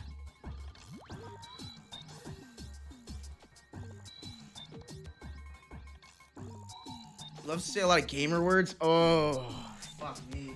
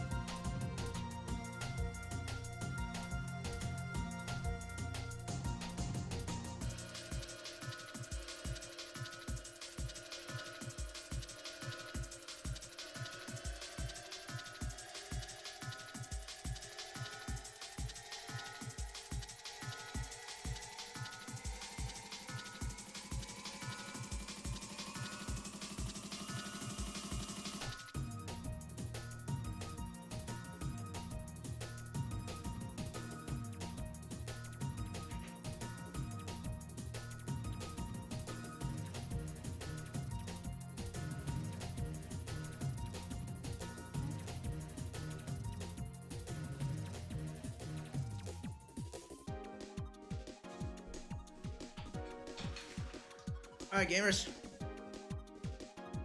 I've been streaming for 7 hours. We're still going. We're still fucking going. But I want you all to stretch with me. Yes. Touch your toes. Oh, fuck me. Ow. Oh. Somebody's like, oh, turn around, do it the other way. Fuck you.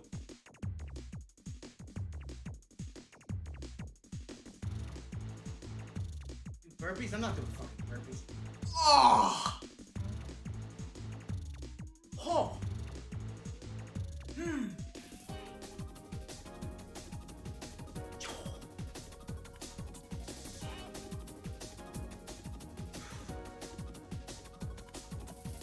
Stretch. You know me, I love to stretch somebody out.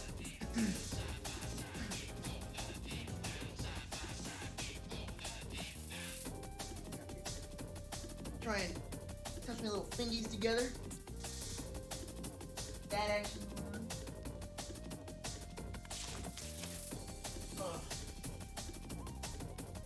That action one.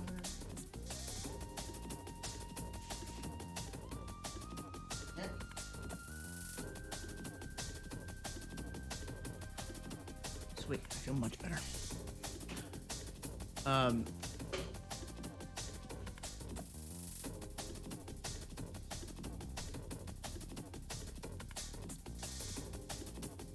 Too far. I'm gonna grab you!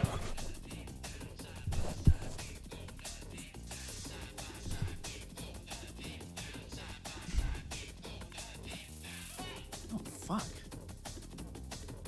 You know those medieval torture devices? The rack.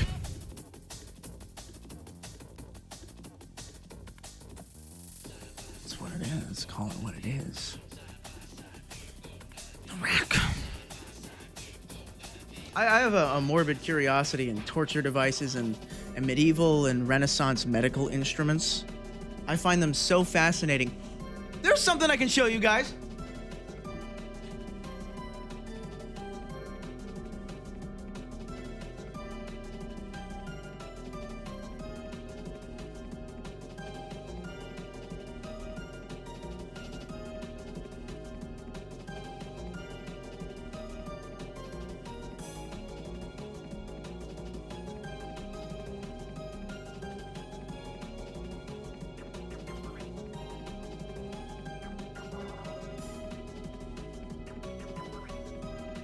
Alright, so, when I went to that flea market, went to,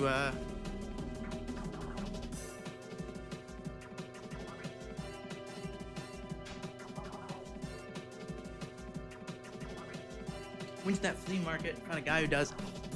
Oh, did you hear that?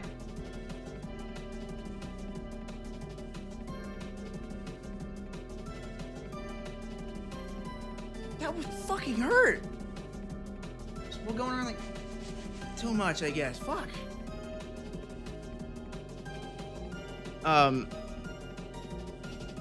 But I went to that flea market. Pop something? No, I shocked myself. I saw a guy who does like fucking estate sales. I was looking at all his wares, and I noticed a lot of them were in these like brown, like medicine bottles. Is that what these are? And what the fuck is that?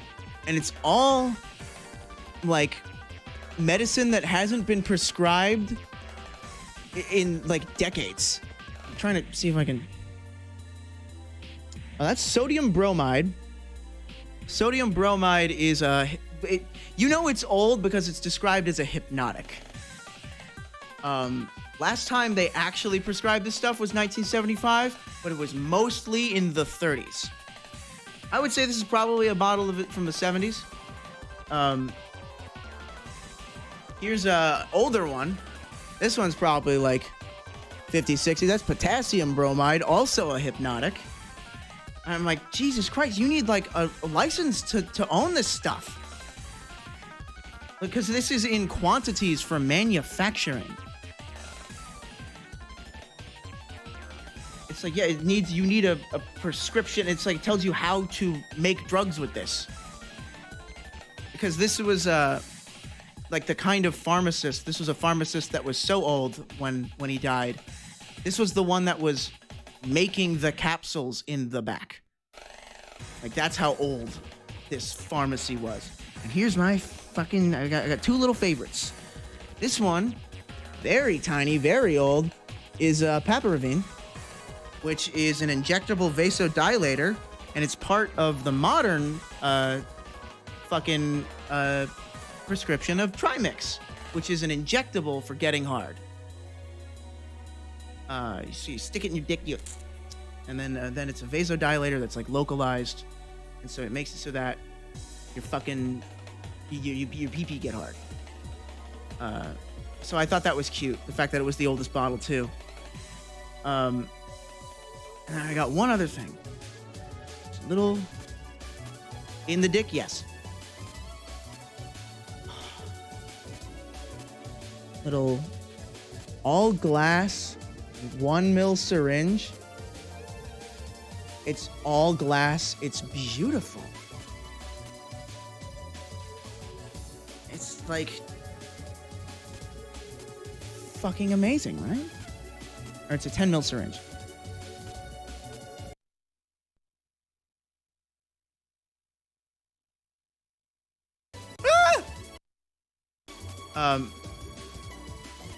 It's for cake decoration. No, syringe doesn't need a needle. A syringe is a thing, a plunger. Like all drug plungers. Because there are oral syringes. That's what they call them. There are rectal syringes. And, but this one would have attachable needles.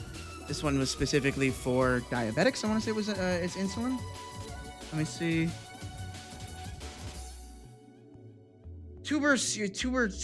Some sort of medication. Tuberculin. Double scale, 100 cc. 1 cc. But it's beautiful, right? Like, that's fucking gorgeous. I'm so using this to dose drugs from now on. It's like you do that and it's got, you know? Oh. It like moves so smoothly in your hands. Yeah, that blue plunger. You had a smaller one that was like wider and probably would have been more useful, but it didn't have the blue plunger. It was just clear. I mean, the blue plunger is what makes this thing feel really cool.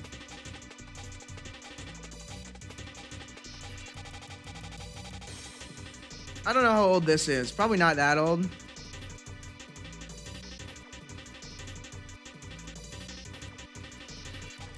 I don't know if this is a date or a model number, but it says 2005. I think it's 1YBT. What does that mean?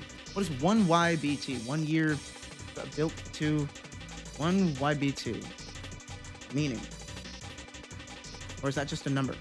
That's okay. Yeah, that's 100% like a product SKU. But beautiful, right? Cool as fuck. Yeah. Freshest looking booth syringe. This shit, you put some fucking liquid K in there. Yeah, do oral molly. Come on. Everyone's gonna think that's wicked cool. Everyone's gonna think that's wicked cool.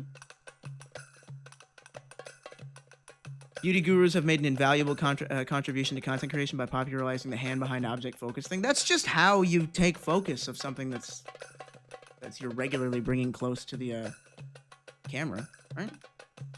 Oh, the smell of old paper. It's like library, used bookstore. You can see the two cats that live there walking around. I bought they had maybe packs of Yu-Gi-Oh cards at the front. And I bought a Choose Your Own Adventure sci-fi book, you know. I love how smell is like the most memory intensive sense, which sucks because you can't capture a smell. You can't do that. Isn't that fucked up? Isn't that a fucked up like just thing? where it's like, oh, smell is the one most tied to memory, and you can't capture an image of it. You can't save that memory. You just have to walk into it again.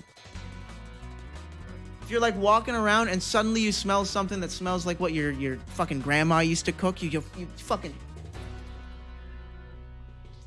Like one, I was cutting up a lemon to put in my water. Go ahead and hydrate, Gooners.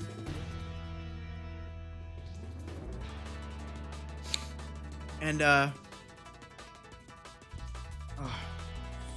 still using chemistry. Because this is like a kind of a chemical supplier, I think they might have used it later. But glass syringes have been well used for since the 70s. This was, okay, yeah, I think this company probably went under in the 70s. The guy who was selling me all the stuff there, I did haggle with him. That felt great. I went, oh, can I get these 3 for 50 instead of 20 each? He's like, yeah, all right. And I went,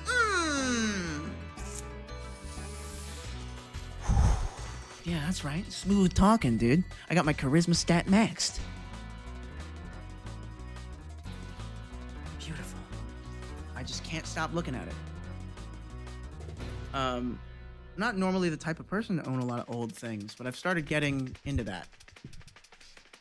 Especially, I talked about it last time I streamed. I want the racism shelf. I want the weird little racist caricature shelf. I know everybody's gonna think of less of me if I do it.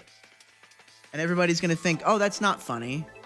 But you need to appreciate it from a different point of view.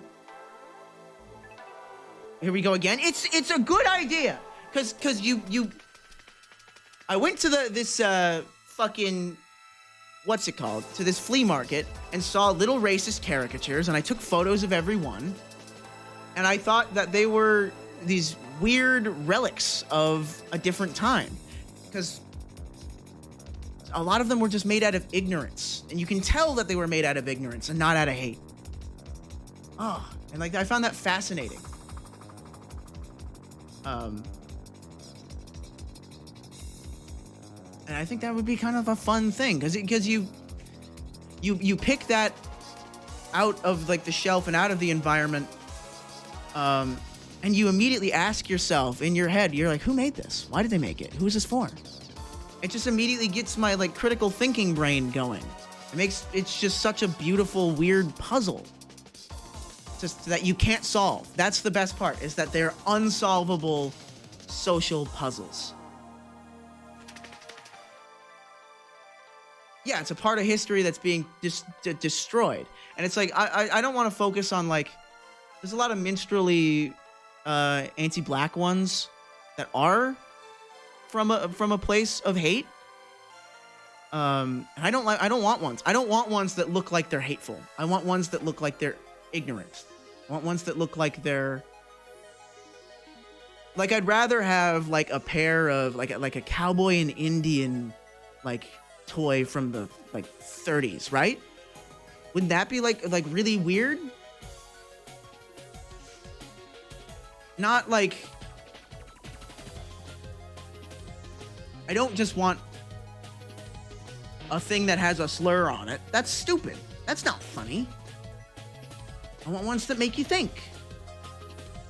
And the occasional one that's just like so outlandish and so bizarre. It's like, have you guys been into a casino lately? You been into a casino? Casinos are racist. They are racist as fuck. It's insane. It's like stepping in through a fucking time portal. Every slot machine is like, oh, it's fucking like, yeah, it's for white boomers. And so there's ones that are like Chinese Lucky Dragon themed ones that have like a really racist Fu Manchu guy with like a big red robe. There was one that was like Way of the Samurai and stuff like that. And all of like the Native American ones, those ones are really bad. It's like Spirit of the Buffalo. I'm like, that's fucked up, man. Or, oh yeah, a white Egyptian dude. A white guy wearing an Egyptian headdress. That sort of thing is just like fucking bizarre. It's such it feels anachronistic. That's why I like them, because they're anachronisms. It's like, this is from a different time, from a different era, from a different place. Stereotypical depictions aren't inherently racist. Are stereotypes inherently racist? That's a hard question to answer. That's a complicated question. And I think the fact that it's a complicated question is what makes it fascinating to me. I can't answer that question. There are people that have probably written books about that question.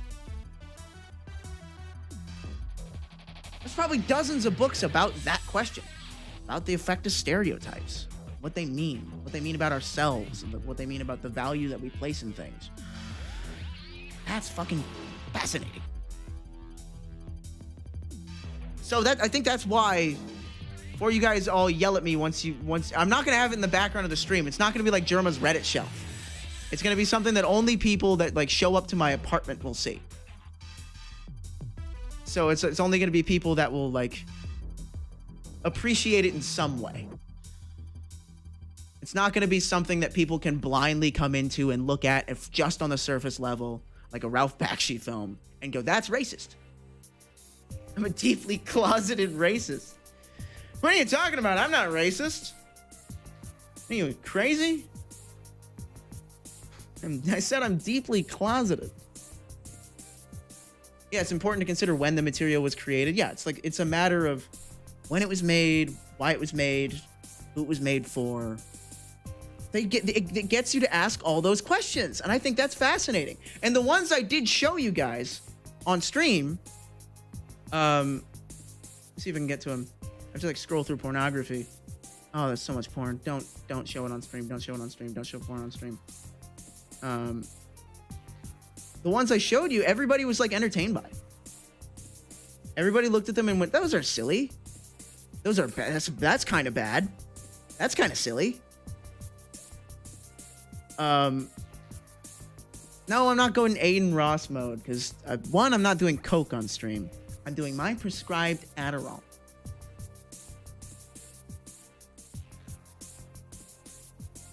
Okay, check this out.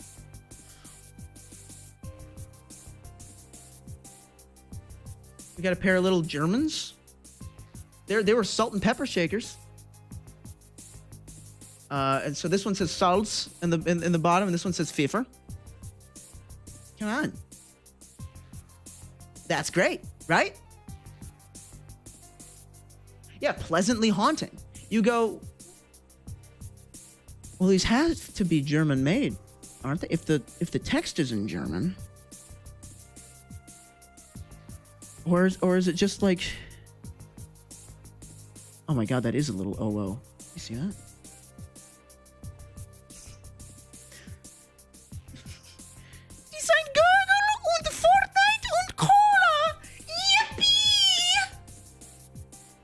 This one is less exciting. Now, before you look at this one and go, oh, that's racist. Before you go and look at this one and you go, oh, that's racist. I concede the fact that it would not be racist if it was well painted. I think this entirely falls apart because the painting is bad. If the paint job was good, it would not be racist. Oh, does he have an orange slice on his head? That's like a little sombrero. Yeah, it's not racist. It just looks like shit. It looks like if you had a first glance at it, you go, what the fuck? Oh, okay, no, it's just bad. It's just ugly. Donkey makes it racist. I don't think I got a picture of it, but there was like a Mexican woman making tortillas on the other one. Yeah, it's kitschy, right? Then there's this one, which I think is a lawn ornament. I think might be a puppet. Because this is not inherently like a hateful depiction. It's not. Maybe the nose is a little dramatic, right? But yeah, it looks like a puppet. And it makes you go like, what was this used for? You go, was this for like a community theater making like a Cowboys and Indians thing? Or a community theater doing Thanksgiving for kids, the story of the first Thanksgiving in a hand puppet show? Don't these immediately make you go like, yeah, it looks like a Team America puppet? Don't these immediately make you like ask lots of weird questions? That's why I find it fascinating, right? Can you guys see? Can you guys get it? Not really.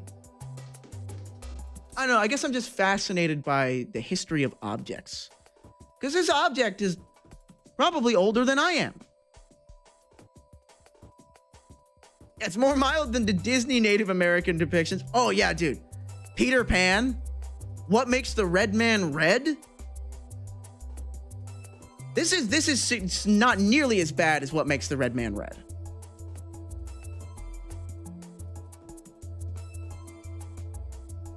But it's fascinating, right?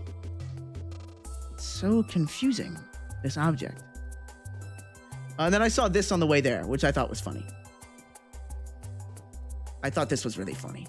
It was a tiny little gated off zone that said free speech zone. I didn't read the sign. I don't know what it says. But that's fucking funny, right? Just like, who built that? Why? What are you trying to accomplish with this? You got that sign printed? Why? Was this really that important to you? What's the other side say? I don't know. Fascinating. You spent time making that? Why? Fascinating. I want to read some subs and stuff. We got a couple follows. Arabelle, thank you for Twitch Prime sub. Yeah, move this a little bit. I don't want it. Move that. Oh god, so many follows. Brooks Eastmouth, thank you for the 19 months. Gravy King for the tier 1. Gloomsbury Safwitch. Wholefartedly, fantastic username. Wholefartedly, fantastic username. McSquill, also a great username. There's some bangers in here. Thank you all for the tier 1 sub. Brizzy, thank you for the resub. 7 months. Meta Orc 2, thank you for the tier 1. I think I got most of them. Sweet. It's a political commentary, but like, you think about like who thinks that that's important enough of an issue to put this like just random sign in the middle of a public place. Like it's obvious that it's from.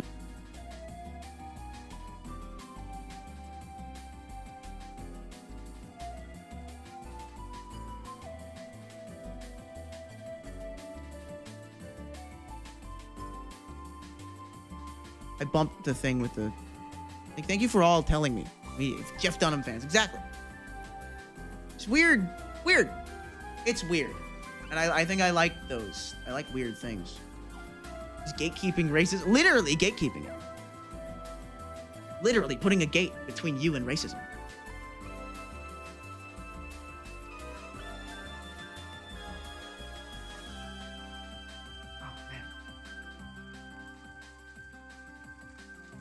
Do you know Jeff Dunham is the most popular comedian in the Middle East? Or he was like 10 years ago?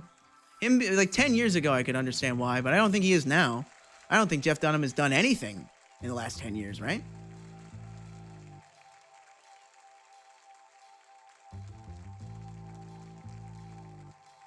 Hold on. The whole Buffalo Grill aesthetic is hilarious to me. Like, French police participate heavily in the genocide during World War II, but we don't have Jewish Vichy-themed restaurants? It'd be horrible.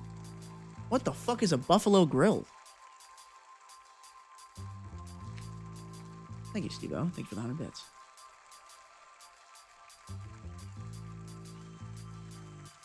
American-themed steakhouse in France. It's an American-themed steakhouse in France. France's largest themed restaurant chain? French! French! Everybody point at him, he's French! Buffalo Wild Wings, Dubai.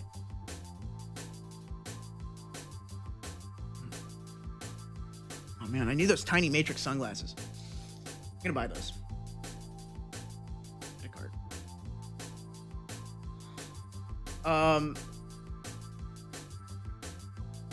I guess I should also shop with you guys. How do I, oh, it's F11. Fuck me! Fuck me! It's F11 to go full screen, isn't it?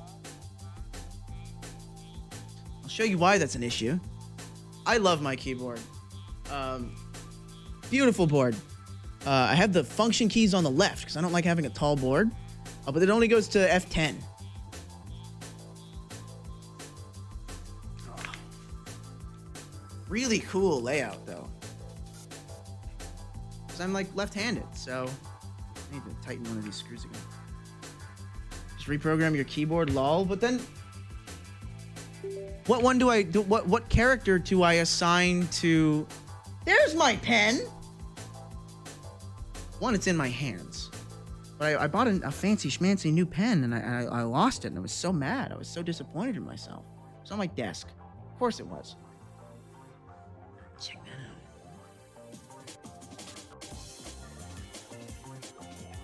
out.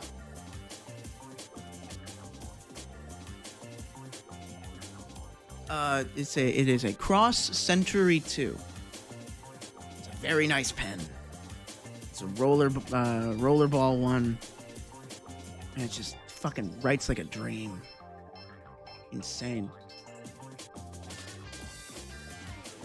You can just do function plus F number and you're solid. Wait, so if I do function F1, is that F11?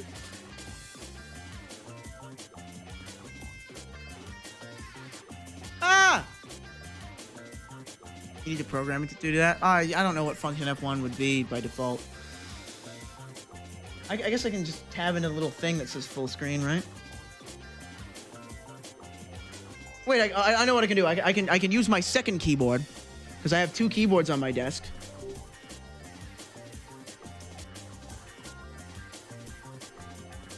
Here's the other one.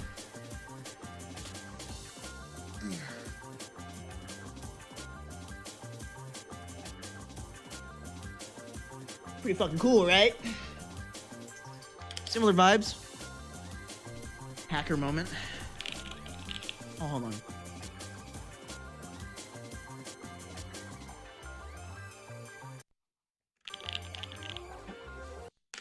Shit, fuck. Oh god, not Darkside Phil! Tab into notepad, there we go.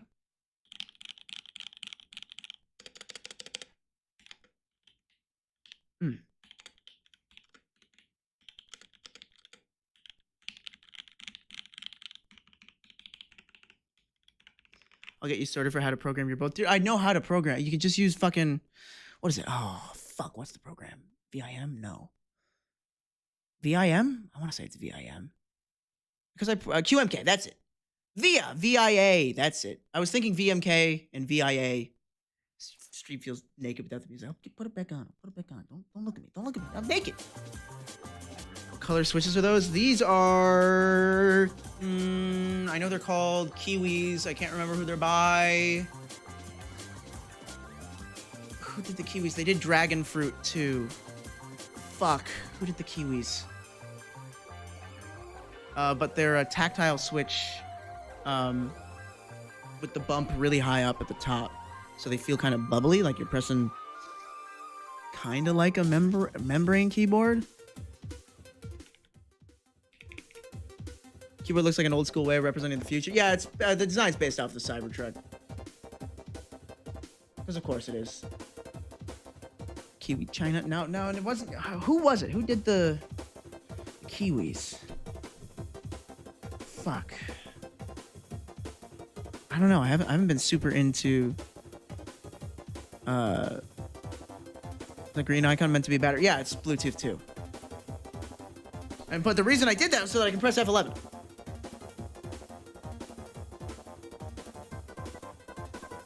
Why did I want to press F11? Oh, so that we can go shopping again together.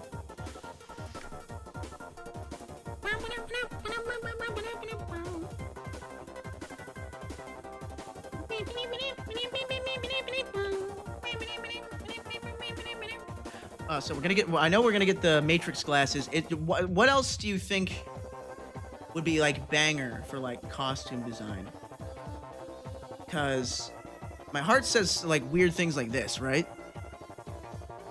Using a $600 keyboard to just press F11. Well, listen, I use it for my other machine. What's this? Both my boards were expensive. I got a lot of fun out of building them. Okay. Can't say, oh, you have like a fucking $400 Lego set? Yeah, because I like building Legos. Fucker. Legos are expensive.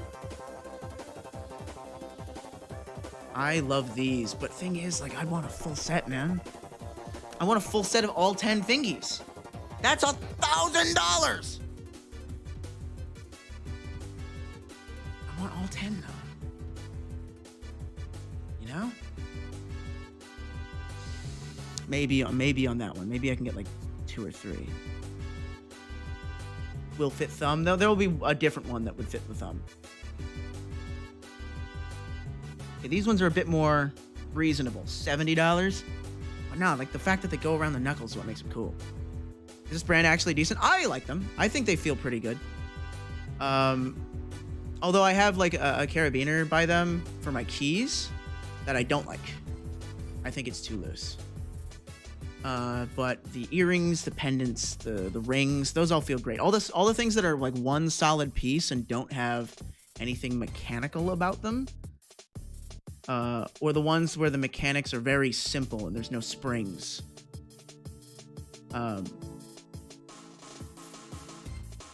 The chains, all the neck stuff, the bracelets too, these are really good. These feel fucking great. Really cool, weird stuff that's like striking. That goes hard, right? What is your everyday rock? I don't leave the house without a watch. I mean, I don't. I know when I go out, I normally wear my Apple Watch just so that I get the dopamine hit of something telling me that I exercised. Get those African things or whatever that stretch your neck. I think those are beautiful. I can't wear one of those for very many reasons. What the fuck is going on with this thing? Right?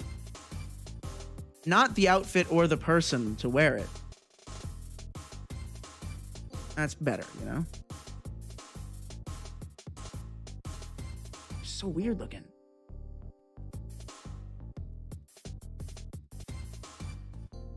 Oh, man. That's actually kind of cute. I like the little spike ones. I like the black ones. I like the ones that have weird colors and shit. Things that are like striking and interesting. I don't want like just a regular chain. Pendants. These are all wicked cool. I wear homewares?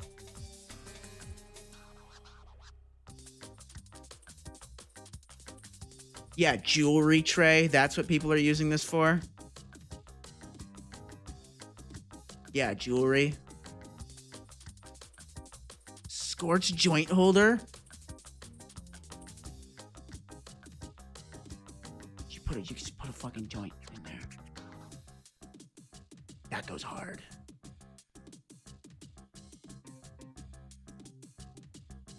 I like the ashtray I do have, which is just conveniently on my desk already. It's like concrete and full of ash already. Oh, I gotta clean that. And the roach sheath.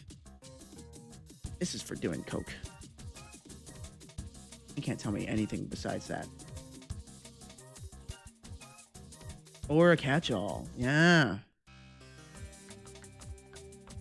This is a legally distinct drug paraphernalia.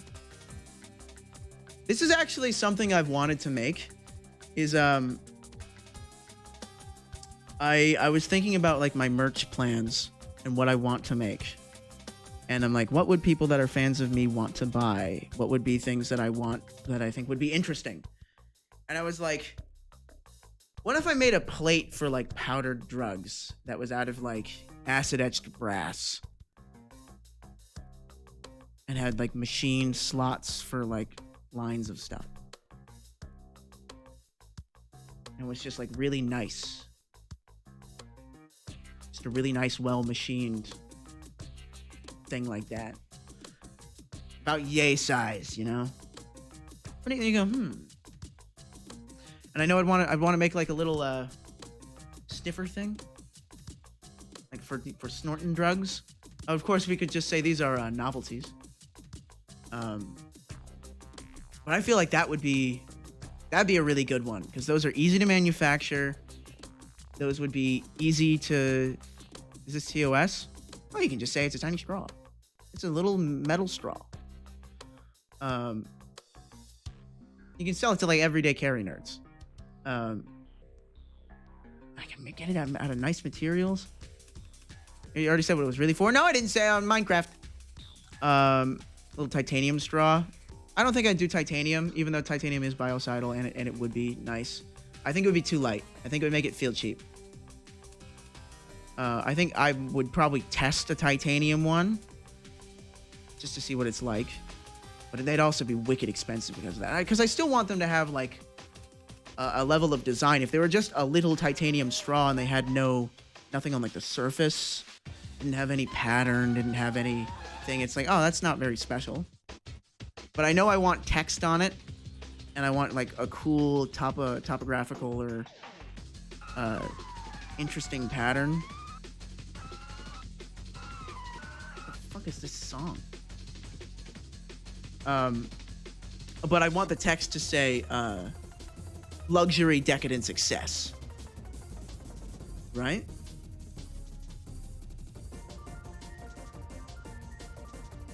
Along the little straw for doing drugs.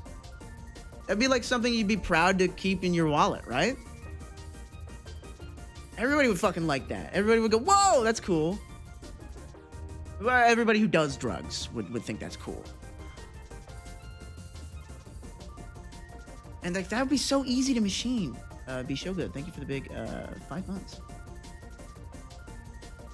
Glass vial necklace would be cool. Oh yeah.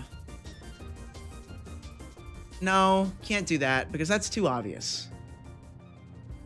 I want it to be something that you could like reasonably take on a plane. You know? And have not be judged for it. Something that you can keep in your wallet. Something that you can just have. Because the alternative is what? A dollar bill? That's so fucking unsanitary. No, I want a metal that's biocidal, that's like lightweight, but just heavy enough to feel premium. A size that's big enough to fit in most wallets.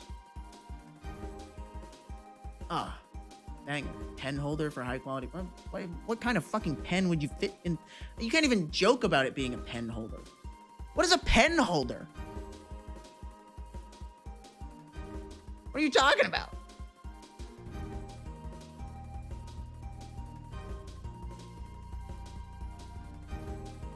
Clothing. What do they have in clothing?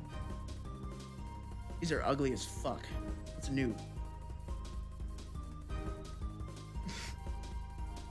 It looks like the you know the fucking clip of or like the redraw of David Martinez and fucking Cyberpunk, and they gave him that like Brazilian DreamWorks face. That face, that's what he's doing, the Brazilian DreamWorks face. Giga Chad in the upper left. That's a woman. With very exceptionally soft hands. This coaster kicks ass. Okay, the joint holder's new. This tray is new too. This is totally for drugs, right? With like the polished mirrored surface. Releasing it right after an ashtray and an incense holder. Come on. Model it after the Fisher Space Pen. Add a rubber to. What the fuck are you talking about? Why would I do that? Why would I do that and not just make a straw? I can just say it's a straw. I don't have to claim it's a stylus. I can just say it's a small straw because that's what it is. You don't have to sell around it. It's a straw. Same like this is a tray. Coffee straw? No, because a coffee straw is really thin. What is wrong with you guys? Have you ever seen a straw? Here, I'll show you guys, because I have a thing. It is not drug paraphernalia inherently. Inherently.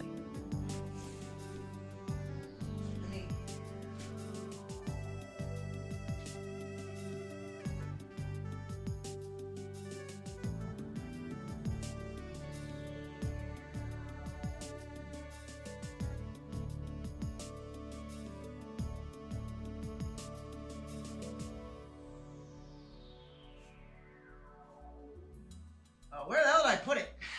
Fuck. ADHD, man, it eats away your fucking... It's like dementia, but for Zoomers.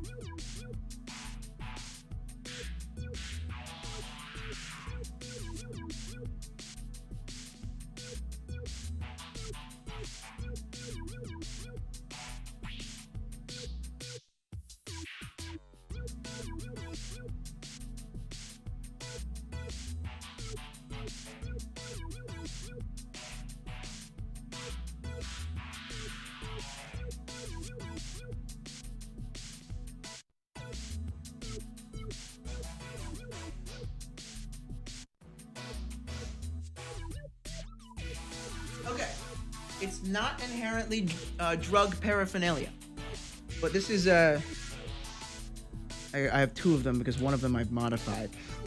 I've modified heavily. It's a little Coca-Cola brand reusable straw, right? See that? No, it's just that. What's cute about it? There's Coke on it. Isn't that funny? Ain't that funny? Right? It's got a little silicone tip so you can drink out of it. Is the doobie holder thing and actually a straw device? It's just a dude. What? Fucking... The other one of these I cut out the inner tube, so it was just the top one. Makes it even lighter and smaller. Right, like something like this size, you know? That's all it needs to be.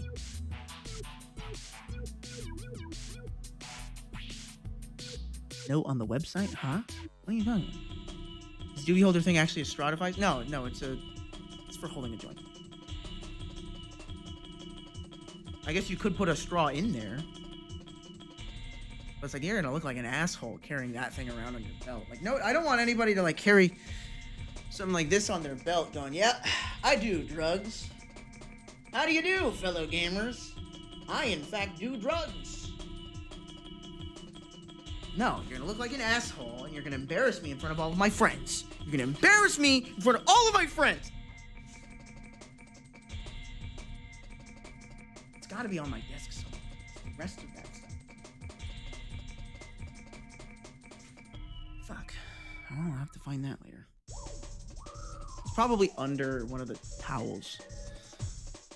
Powdered snuff straws are made to sniff 100% legal powdered tobacco. Yeah, and so a lot of like Coke accessories are sold as a snuff accessories. Like, oh, this is a snuff vial.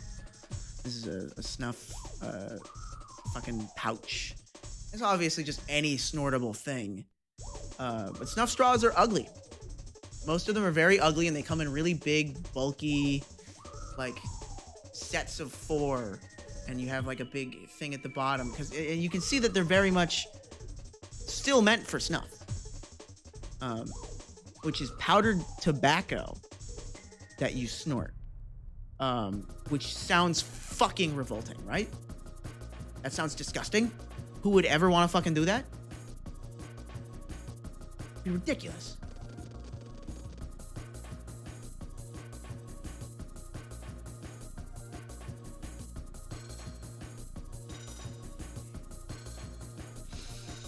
I'm gonna get the plate and see if it's good enough. Because I already know what I want mine to look like and what I want my little straws to look like.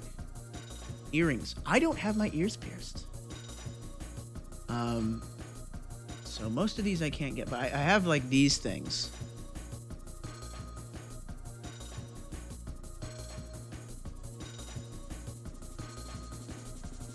Make it a necklace? Necklace like Ichabod Crane. Is that how you spell necklace? Oh god. That's not how you spell necklace. Yeah. I mean, that's a different word. What are you doing? You're fucking with me. Yeah, necklace like Ichabod Crane. Ah, okay, I get it. Ichabod Crane. I thought he was the... Does Ichabod get his head chopped off? I thought he was the investigator. Right? It's the guy who goes to Sleepy Hollow. He gets his head cut off at the end? Oh, that's sad. Didn't know that. Never read, like, the book. Are you against getting your ears pierced? I just haven't, like, done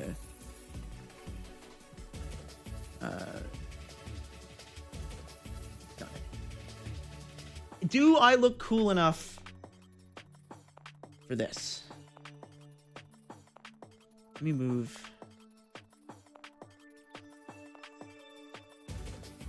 Am I cool enough for this? I don't think I'm cool enough for this. I don't like how close we are to this man's face. She's beautiful, though. She's absolutely beautiful enough for that. Honda sign on your lip? Does it look like a Honda sign? No, that looks more like weird bat wings or something. With an outfit that complements it. Yeah, oh yeah, you'd need to wear an entire outfit based around it. And you need to wear other weird gold jewelry. You look like who's Mel from Arcane? All the beautiful gold jewelry. I just never bothered piercing my ears. I went right to the nipples first. You know me, I go straight for the nips. I have these in gold.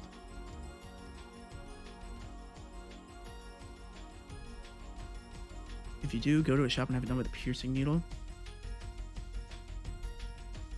Oh, yeah, I'd probably do that. I'm not gonna go to Claire's. I'm not gonna go to fucking Claire's and get it done by... That would be funny. That would be a good content bit. Is getting my ears pierced at Claire's. That'd be a good... Does Finn have his ears pierced? That'd be a good bit. Somebody write that down for Finn. Allow me to write that down. Write that down. Alright, sweet. You did with it closed up? Ew. Ew. Human body heals every time? I don't know why I went, like, South Park with that. That was embarrassing. This one's cute. It was like, nyeh. This guy looks like he was in that, the French cigarette ad that makes it look like, they're like trying to say that smoking is akin to sex slavery, but they ended up just making smoking look really sexy. You guys know what I'm talking about? The French anti-smoking ad? Hold on.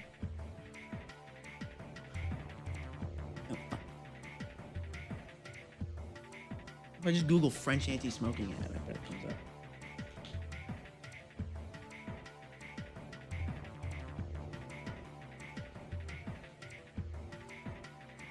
It's very suggestive. Can I show this on screen? Can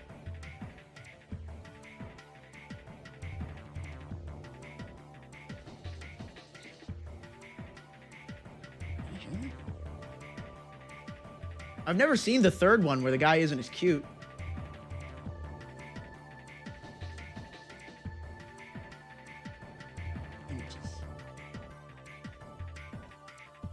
They're all so low resolution.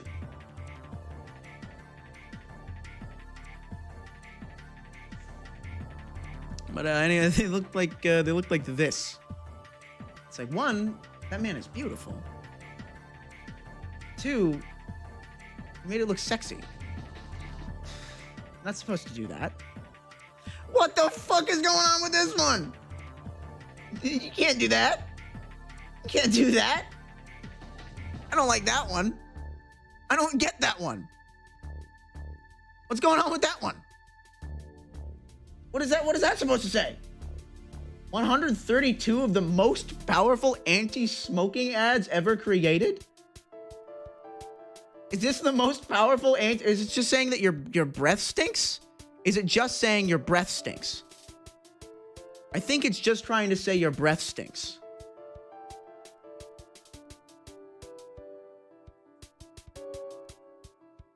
Who made this list? Bored Panda. I'm gonna click on it because it's gonna be like just a fucking no. I don't want to whitelist your stupid site. I don't want to. Panda is working hard to provide you the best content for free. Unfortunately, Adblock is stealing all the Panda's bamboo.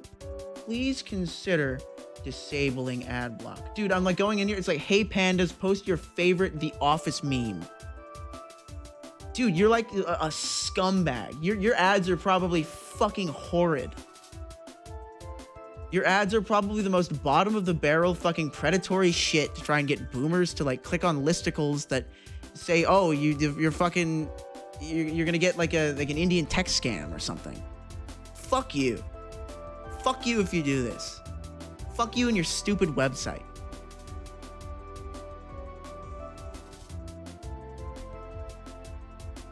Probably deliver actual malware. Exactly.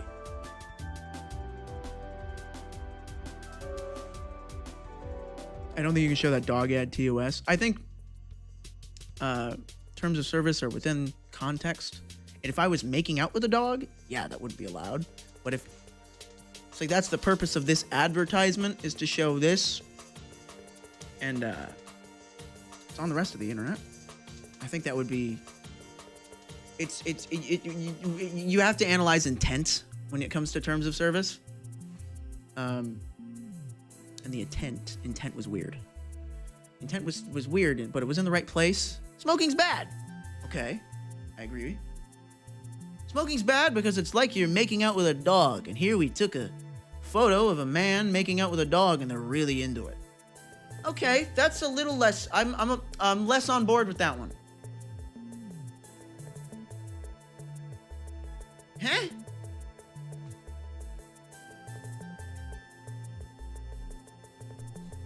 In case you guys were wondering, this is more caffeine. That's why I've been pissing so much.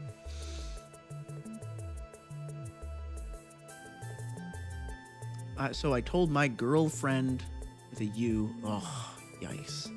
Do I read the rest of this? That I wanted to go poggers on a goon sesh. She told me that I was 40 and unsubbed from soda. What are you talking about? Man, you are 40. Oh, I'm sorry, man. That was mean. I'm sorry, that was mean. Thank you for the 2 months, Vale Knight. Thank you for the 2 months there. Very pleasing color palette, this one. And the blonde hair thing. Not like they give you more than a day or two banned for that stuff. Well, I just don't want to like. I don't want to step on any toes. People like me are already on thin ice. I'm on thin ice just by being who I am, man. I'm already like under the fucking microscope. Like, at least that's from my understanding. But you know, I say that, but I've never been banned from anything before. And I look on Instagram and I see all of my friends who do mainstream or studio porn. They're constantly talking about how they're getting banned off these things. They're like, oh man, I got banned for doing this. I got banned for doing that. Oh man, suddenly banned out of nowhere. I got banned out of nowhere. My account got shut down. I'm like, okay, but there has to be a reason. Right? What did you post? And you go in and it finds out, oh, they posted like something that was borderline ass pic. It's like you're writing a line already, and it's like you're not a celebrity. We don't have more rights we don't have the same rights as celebrities do. You know? You don't have the same rights as Kim Kardashian because she's got a fucking $1 billion. She's got $1 billion and everybody knows who she is. We don't have $1 billion and everybody knows who we are. So no, they're going to be more strict with us. Just it makes objective sense to me. And I don't advertise. I think I'd probably lose money this way. I don't advertise the things that I do on other platforms, with the exception of Twitter. Because Twitter is like the only place where I can like openly post pornography and like have it be, well, yeah, it gets shut down pretty fast and pretty hard. They're not deleting my account over it. So it's like, okay, I can at least get away with that, you know? Oh, fuck.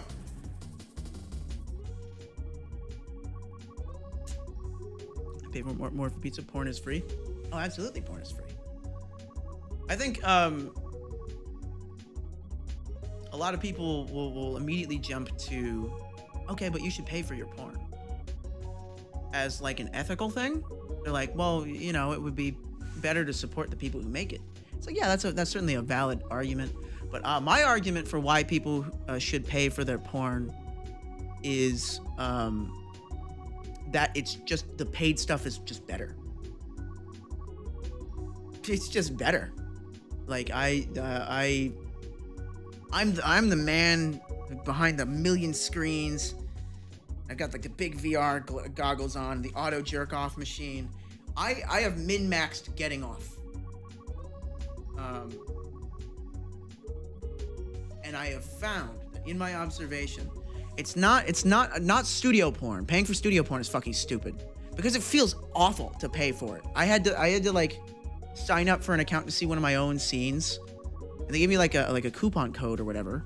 And it's like, oh, here's like a year of a membership to Evil or something like that. One of those.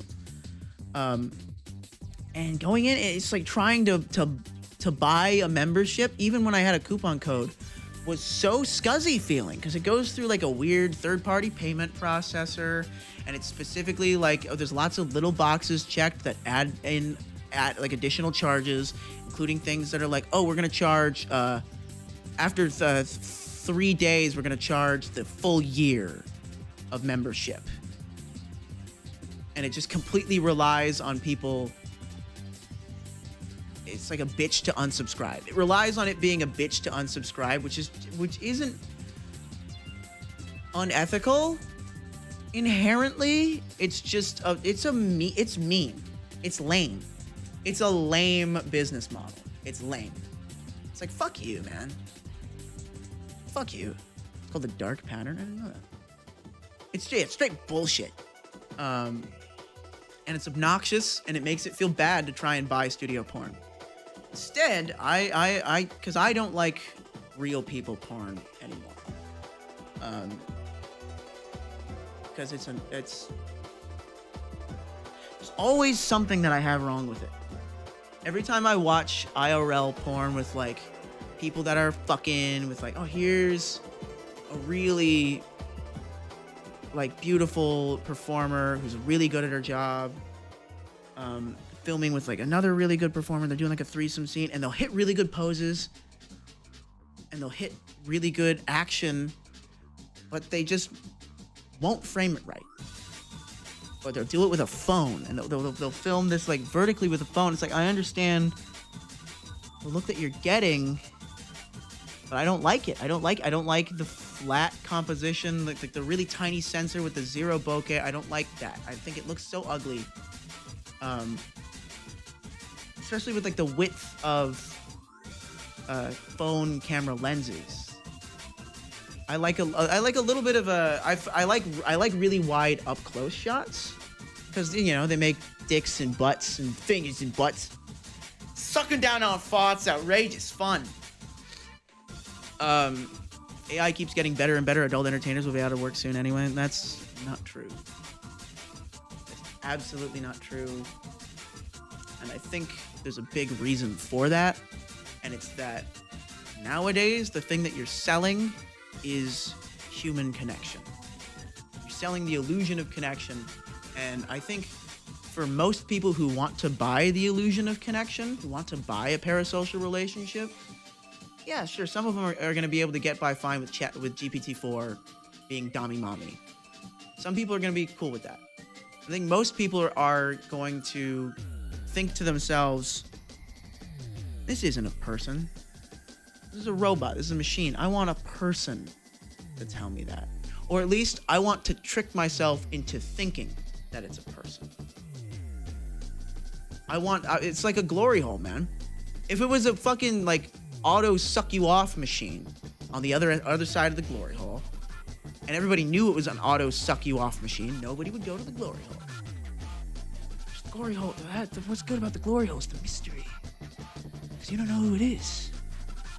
You know, it could be a man or a woman. Hopefully a woman. But you never know, do you? You never know.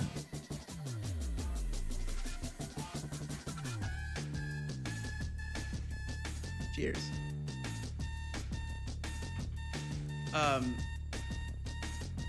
And so that's going to be, especially because now that you see OnlyFans blowing up, now that OnlyFans has blown up, it's very clear the direction the adult industry is going to go. But this song freaks me out. Sounds like my childhood alarm. This one big, fat, greasy, wet, sloppy, just covered in oil, twerking butt. Twerk out March butt. I can't remember what I was going to say. I went too hard on imagining that in my head and got more interested in that than whatever I was saying.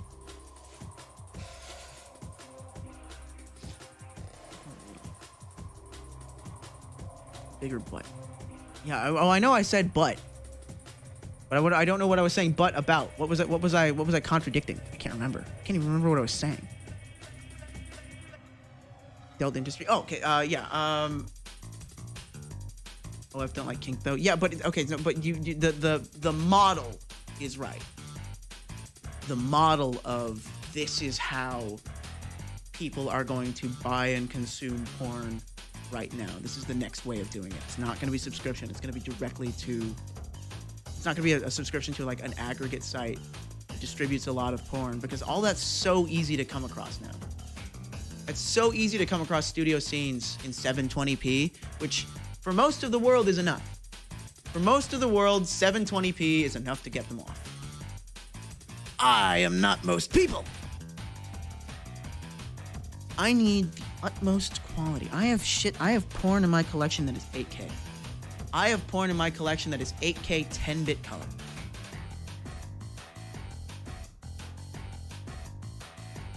It's hundreds of gigabytes.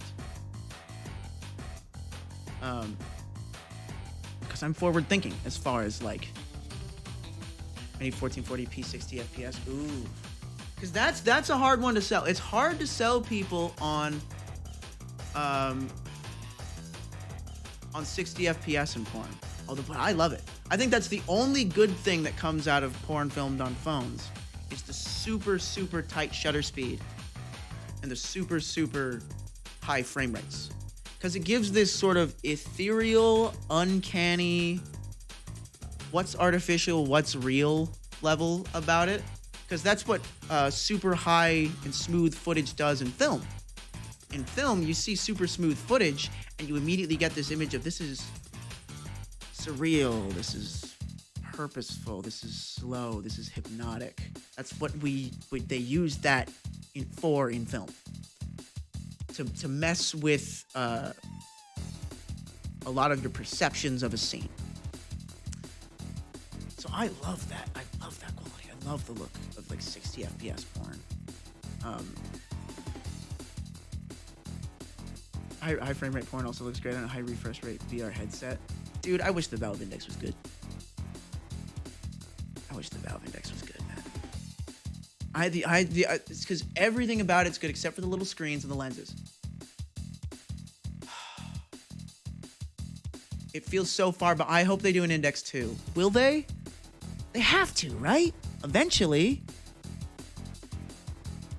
I want them to so bad. I want little OLED screens and non-Fresnel lenses that don't have that fucking light halo. Decker's in development right now. I thought is Decker augmented reality? I thought it was augmented reality.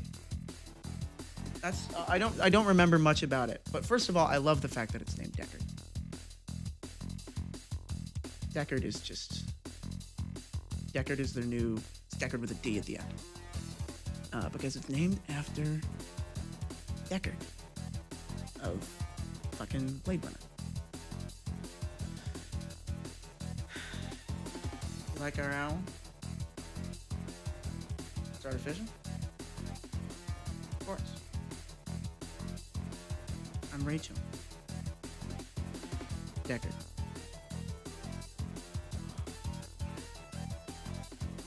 I love Blade Runner. My favorite. I just go through every shot in my head. It's beautiful. A lot of people get really bored with Blade Runner. I don't get it. I don't see. Blade Runner isn't boring. There's some action in Blade Runner. I guess it's not, it's no Indiana Jones as far as who is they? Lots of people, tons of people dislike Blade Runner because it's objectively it's a slow movie. I fell asleep watching it, but I liked the parts I was awake for. Exactly. Every time I show it to somebody, they fall asleep. And I don't know. Is that me? Is that my fault?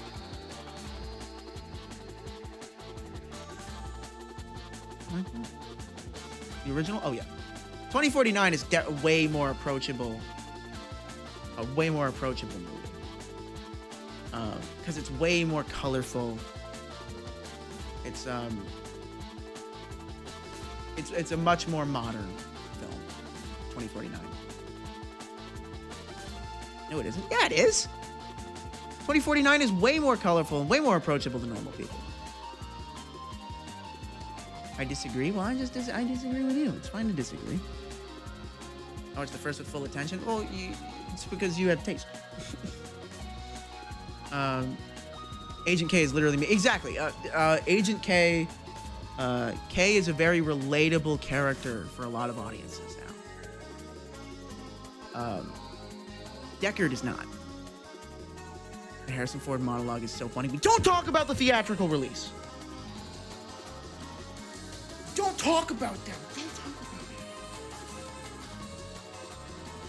Oh, that's so funny now. It's so funny. For those of you who don't know, Blade Runner had a lot of releases.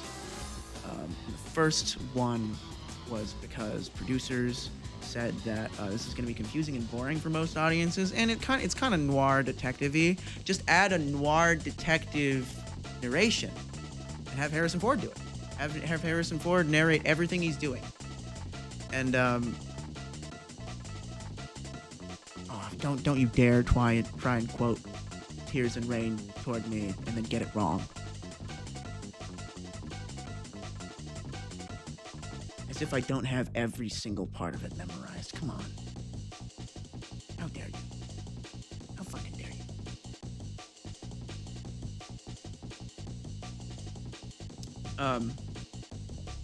Beautiful. But that narration is fucking horrid. Because Harrison Ford didn't want to do it. And he thought it was stupid. And so he did it as terrible as he could with the express purpose of they're not going to use it. It's too bad. And they used it. Interesting that the non-theatrical cut is canon used for the sequel. The final cut is the one that's canon. And I don't like... There's one part of Final Cut that I don't like, and it's the Unicorn Dream sequence. It's because it doesn't fit, and it leaves like the question of is Deckard a replicant open, and it's also just leftover footage from Legend, which Ridley Scott did a couple years prior, which is lame. The whole crux of Blade Runner doesn't really work unless Deckard's not a replicant. The whole point is that he's less human than the machines that he hunts. You know? Favorite slasher movie? I don't really watch slasher. Nail Gun Massacre.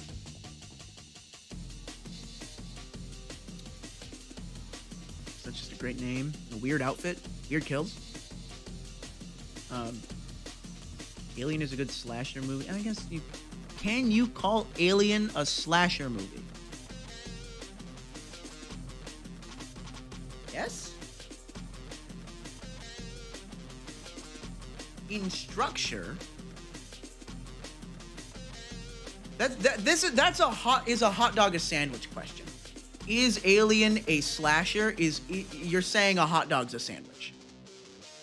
It's like, yeah, if you're not wrong, if you like justify it, but the feeling is wrong. The connotation is different. There is no logical answer for why it's not. Besides, you could riz up and logic up an answer, but it's not gonna be right. It's not like the logic of it being of a hot dog being a sandwich is more sound than the logic of a hot dog is not a sandwich. You know? The logic of Aliens as a slasher is more sound than it's not. So it's entirely subjective. I gotta fucking pee again, dude. I gotta pee so much. Oh, fuck. What's the transition? Let me some Sigourney Weaver in general. I don't really know anything. I haven't watched a lot of other things that Sigourney Weaver is in.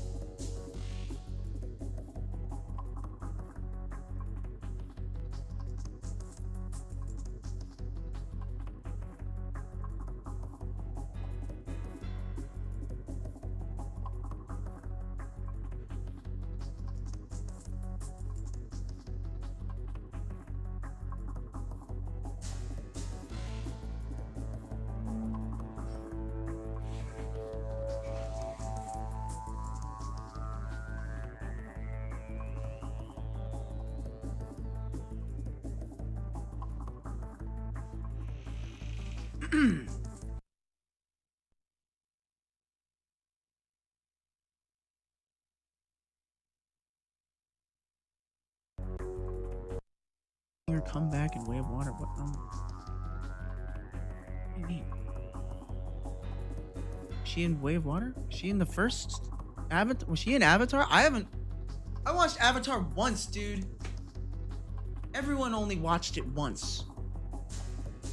Nobody engaged with Avatar after the first time. It was like just the only movie that was out that summer.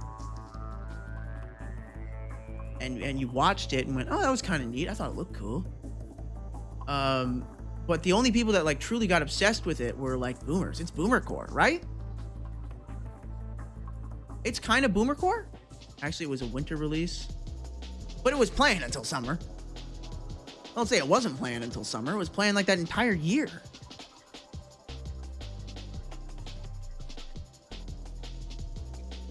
Old friend said Avatar ripped off another movie. Yeah, Pocahontas.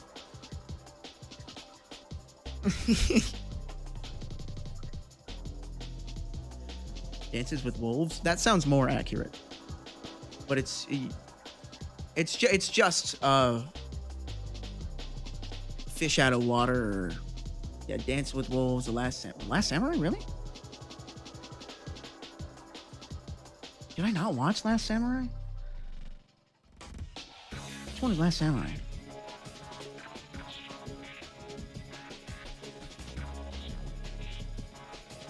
What movie is 2003 with Tom Cruise? Please tell me it's based off of a different one. No way. Oh, I remember this. I remember when this fucking came out.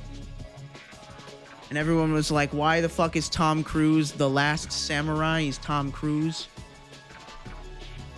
Like, why is... What do you mean? It's notable that Avatar started development in the 90s. What? Dude, that's such an industry plant, then. That's so like a we made it blow up thing. Because they had to. Been working on this thing for fucking 20 years. It better blow up. It's James Cameron's passion project. It does look good, though. Don't get me wrong, it does look good. But it does, yeah, it feels like a movie that came out of the 90s. It's bad. It's lame. It's not a very interesting movie. I'm not like curious about the world of Avatar. I don't care about the characters. I don't care about the alien species. Like with Star Wars, there's such a weird variety of things. And it kept going for so long, and there was so much Star Wars media.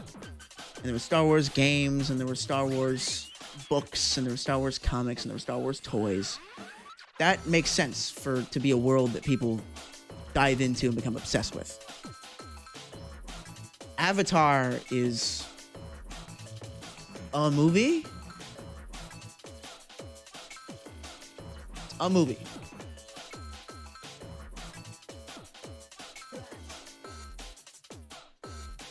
Lego Star Wars. Oh, yeah, everybody loves Lego Star Wars. I would say Lego Star Wars, probably the second thing that saved Lego.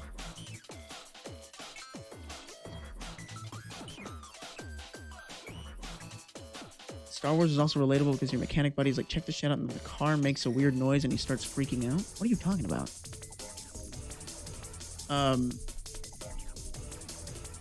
Yeah, it's fucking...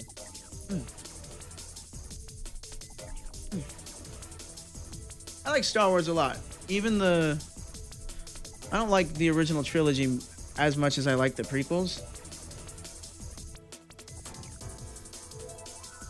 But Lego Star Wars. Yeah, because when I grew up with the prequels. When I grew up, the prequels were coming out. So, of course, I liked it then. I liked that more than the... Oh, this one's old. This one's old. I gotta watch it so that I know what's going on, though. This one's old. But I like the little guys, and I like the robot, and I like the... Like, that was my response to the original trilogy growing up. It was, this one's old, but they look kind of cool. And I loved, like, the props. I always loved props. I always loved effects.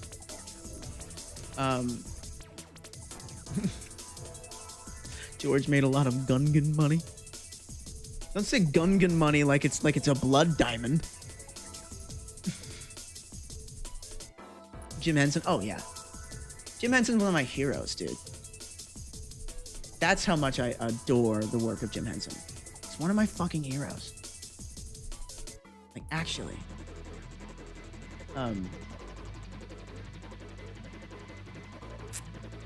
Just a fantastic man. Everything that he made was fantastic. He put he put his Jim Hennessy into his Mapussy into everything that he made. His Jim and Hennessy.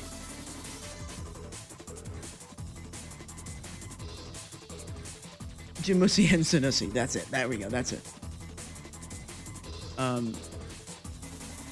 Hennessy sounds like a man with a very thick African accent trying to say Hennessy. Hennessy. Would you pass me the Hennessy?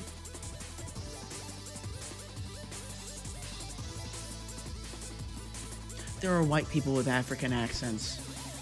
Okay? There are many white people with African accents. Can't say, oh, that's racist accent humor. There's a whole thing about that. South Africa jump scare. Notably, they are not very good people. Historically, they have some complex relationships going on down there. Now I want to watch District 9. Ooh, District 9. District 9 goes hard. And Chappie does not go as hard as District 9. But I do love just the design of Chappie. And I love the setting of South Africa.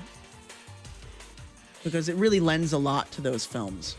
Especially District 9. District 9 is like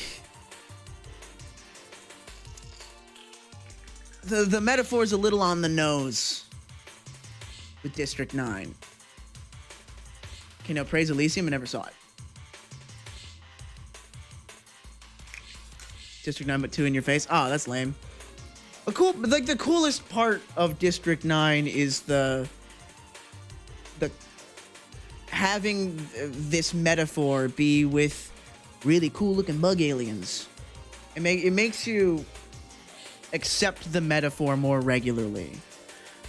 Because it is on the nose, but you go, okay, where are we going with this? Careful, Deontay, there's a bad OR situation.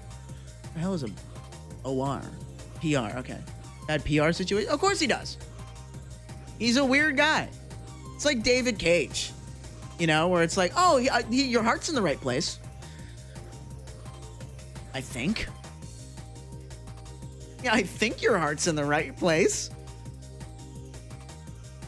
Yeah, and having it be in South Africa is a weird setting for most blockbusters. It's a bold stylistic choice, and it's one that makes sense within the context of the film, and it's one that makes sense relative to the people that made the film. You know? I know what he did to Danny Brown. What the fuck did he do to Danny Brown? I don't know much about the director. I just know that he's South African.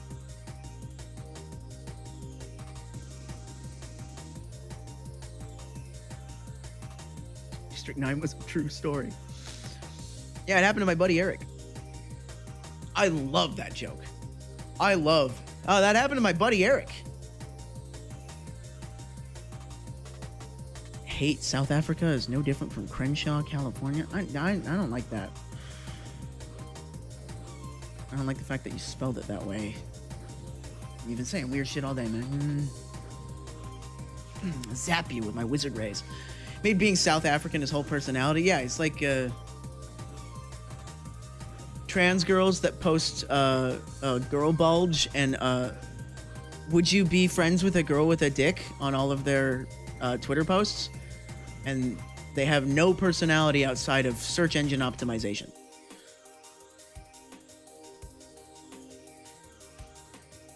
That's my hot take.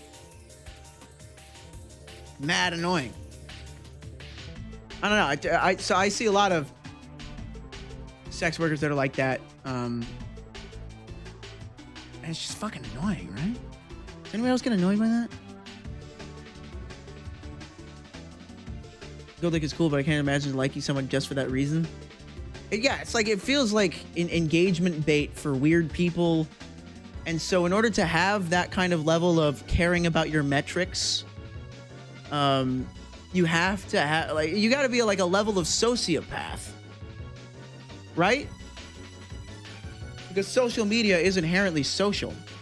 You got to think about it. These are all people saying this thing. The things that you create, the things that you make are fucking out there. And I don't know. Maybe I have a more personal relationship with all the things that I create, no matter what they are. Doesn't understand the grind. Yeah, I honestly, truly don't.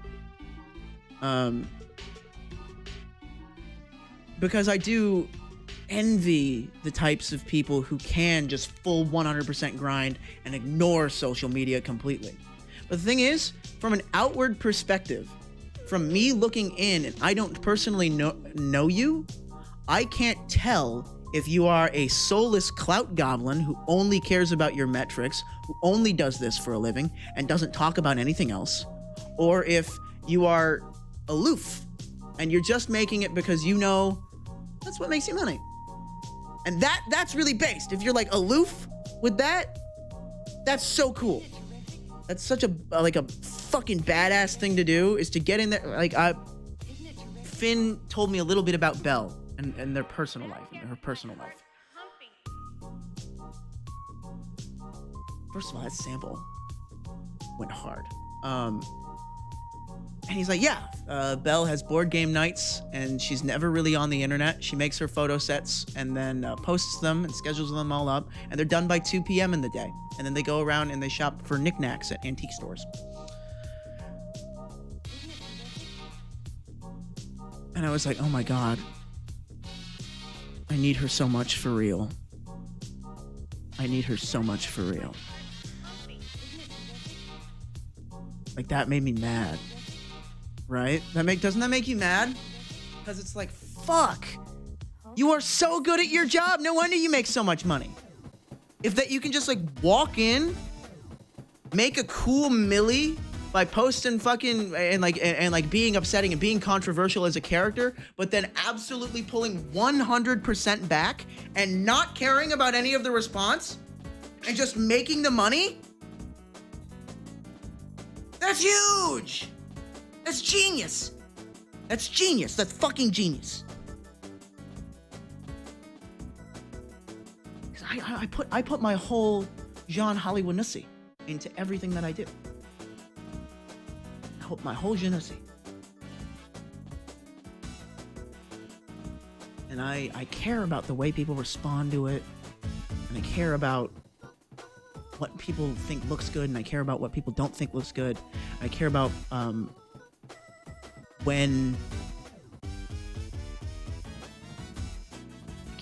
what people say about the things that I make. Because I make things. I've always made things. I've always made entertainment. Even if it's porn, I've always made entertainment. I've been making entertainment since before I've been making porn. It was for me and my friends, but it was entertainment. I love entertainment.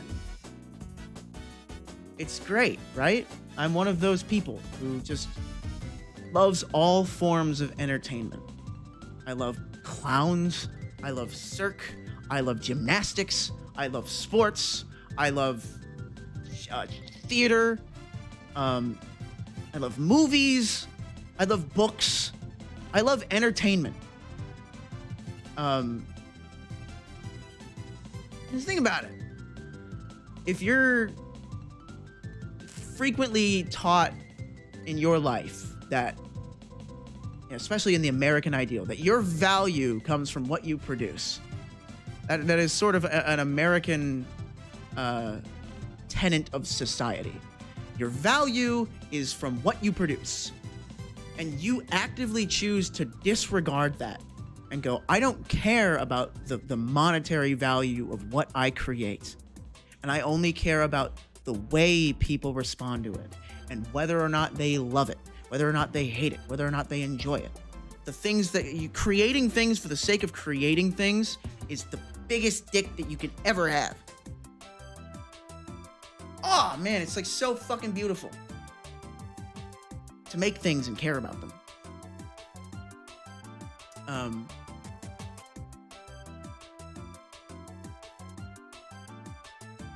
That's why I look back on like 2013 YouTube with such fond memories. You know, you look at before the content revolution, before every single thing had to be absolutely min-maxed to drive this. Before the algorithm.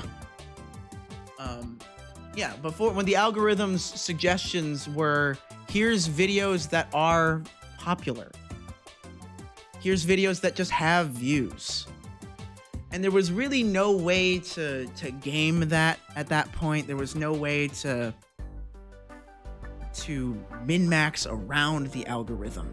There was no way.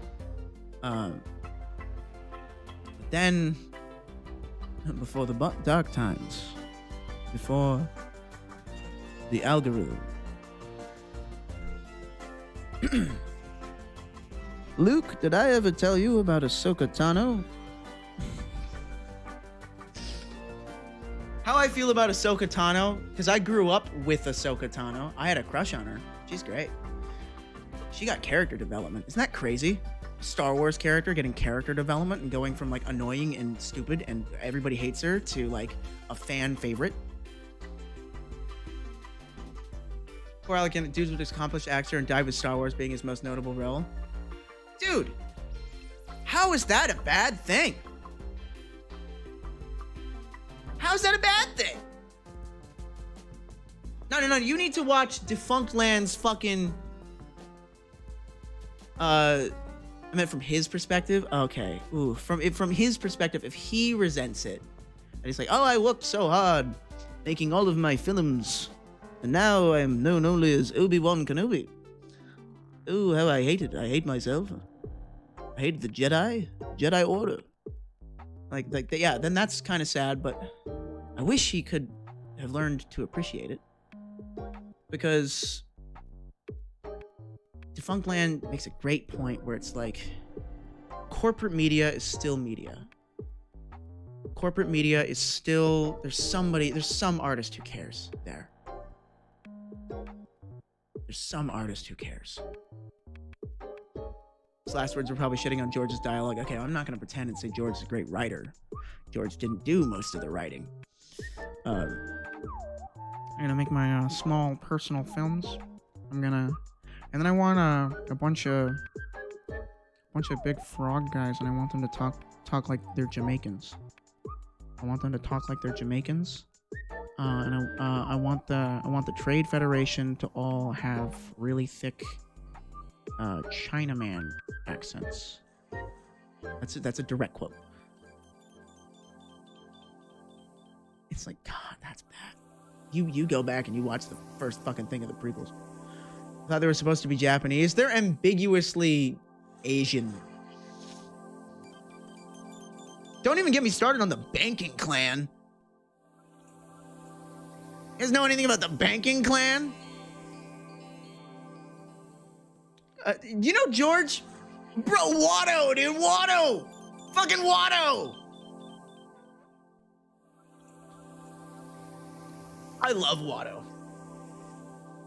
I love Watto. He's great. Watto's great. I fucking love... You know what? I love Watto. He's one of my favorite characters. He fucking sucks. This guy fucking sucks. This guy sucks. He's the worst guy. He's the worst guy. But it's like so bad, it's entertaining. Right? Especially because like he looks like shit in the movies. He's got his weird fucking grizzly voice. He's got his big, like, ugly fucking Jewish stereotype face and voice. And he's so greasy. It's like, oh man, that's so bad. He owns slaves. This guy sucks. He's the worst guy in he comes around and becomes, oh, I love Watto. Yeah, he's got the beard. He's got the hat. I never noticed the beard in the hat. Oh, I never noticed the beard and the hat. I never put that together. I never noticed that he had a beard. I never noticed the beard. It's because, yeah, you always see him like this, where he's got his big weird mouth open. This is too high res of a photo. This has to be from, like, Clone Wars or like one of the games or something. Because, yeah, in the movie, you don't notice the beard. This is a statue? A Sarasota man is selling a life-size sculpture of Watto from the Phantom Menace. Can I see the sculpture? Oh my God.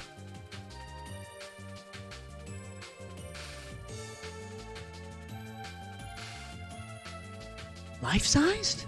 He's huge. What the fuck? Perhaps that's because Watto is an all-around terrible guy. A winged creature from Toydaria who enslaves human children to work for him, turning them into egomaniacal psychopathic killers. I wouldn't say that Anakin turned out the way he did because of Watto. I don't know if you can argue that. I don't think you can argue that Anakin became Anakin because of Watto. I would love that. I would love this guy. This guy goes on the racism shelf. Watto goes on the racism shelf. Anakin turned out the way he did because he didn't have a father. Anakin turned out the way that he did because he's what? You know, they justify it with the influence of the dark side. He must be Hungarian, double jointed.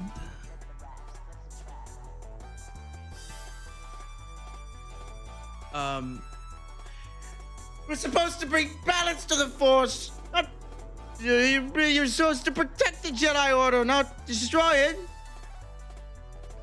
You were my brother, Anakin. I loved you. Oh God, that's good. You watch fucking episode 3 after watching Clone Wars, dude. Clone Wars season 7 and episode 3.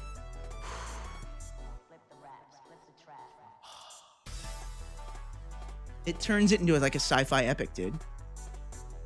You watch all of Clone Wars, you have to like work really hard through some of the episodes of Clone Wars. I've talked about this before, but like, I love Clone Wars, but it very much varies in the audience and the tone. The tone is a big one, because one episode was C-3PO and R2-D2 are on an adventure to find more Boginga fruits in order to put on Padme's birthday cake. And the episode right after that is slavery on the planet Ryloth. What? What? Like here's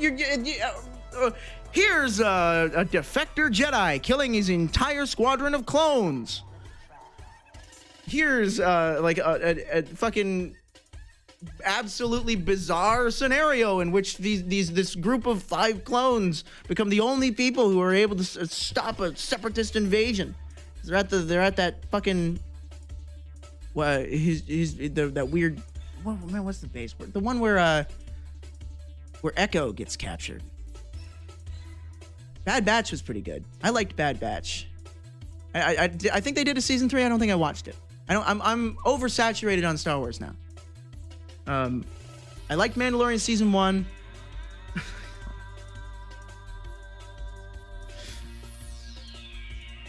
One versus season 2. Garfield. I'm trying to find. I really hope somebody had that image. No, fuck. Shit, it's gonna be so hard to find. But it was a meme that was like, this is Mandalorian season 1. It's a picture of the Mandalorian. You know, he's looking cool. He's got Baby Yoda under his arm. He's walking through. He's on a cool planet. He's like, oh man, I'm looking cool. And the second image was Mandalorian season 2. It was the same thing, but Kevin McAllister, Garfield, and fucking Luke Skywalker were all there. Where it's like, oh, it's just setting up for fucking expansion bait. It's setup bait. I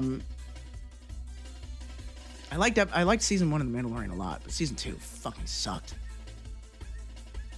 Latest season has been great. Has it been? I'm just too fucking saturated on it, man. I've heard it's good, but I've heard that it also picks up where Book of Boba Fett picks up, and I couldn't get through Book of Boba Fett, man. I couldn't get through it. I hated it.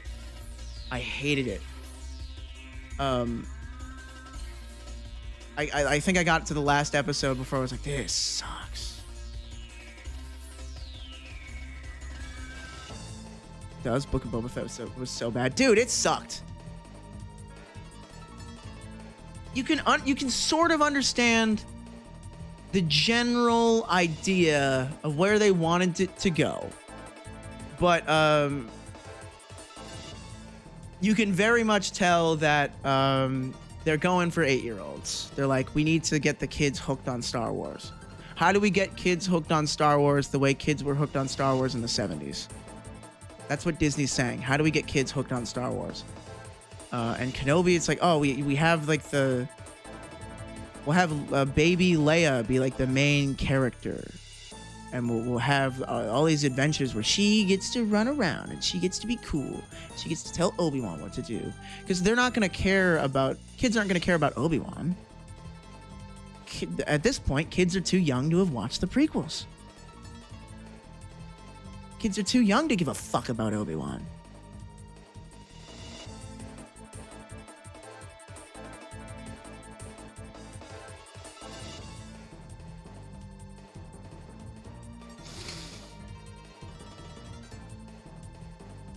I'm pretty sure Boba fucked a sand person. Listen, this Tusken Raider. Man, whoa. Sand person? That's fucked up, man. Whoa. That's their word.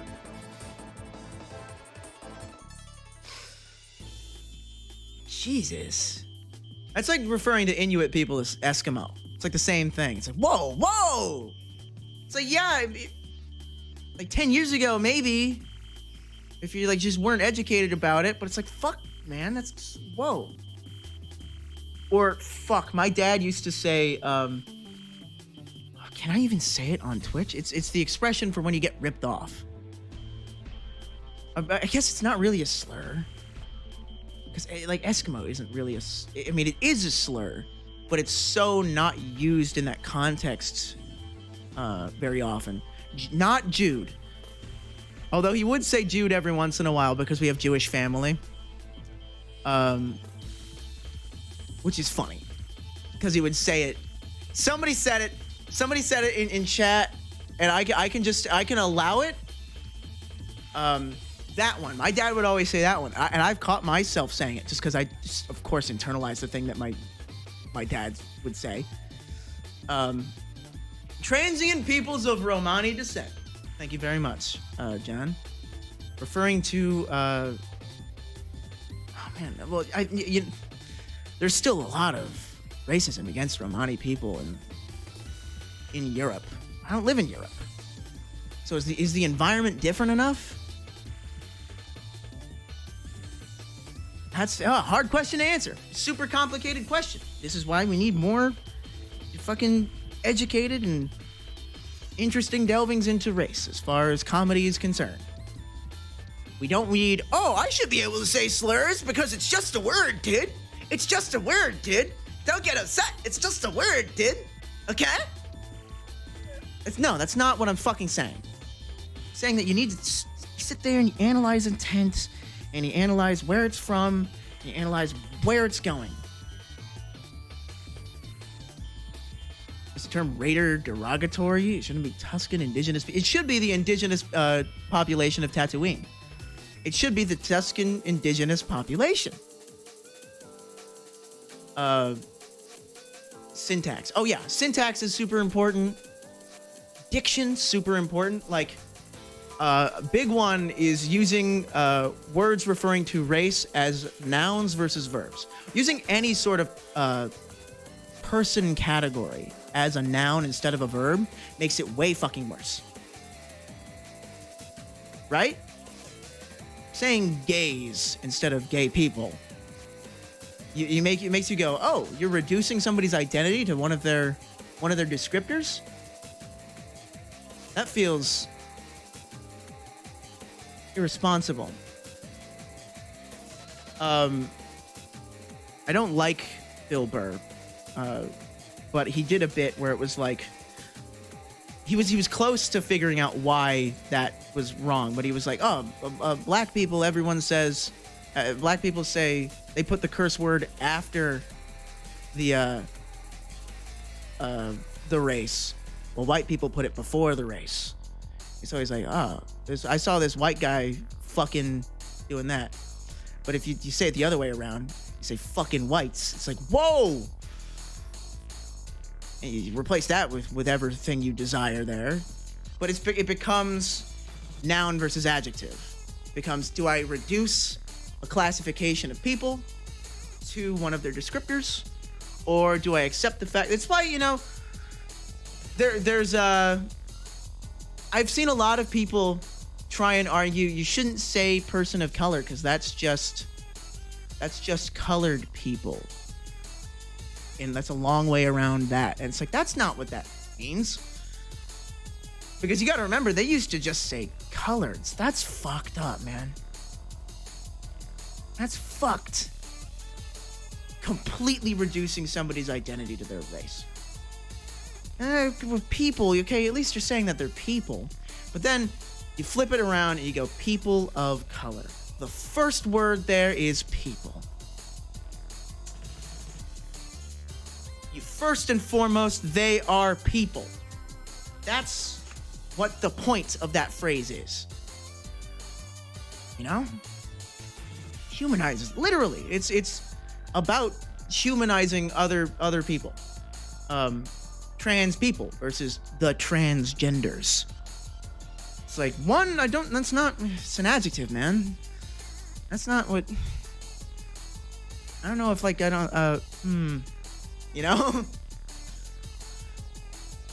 It's very reductive. It's very bizarre. It's a bizarre choice nowadays. Because you can so clearly see the malintent in it.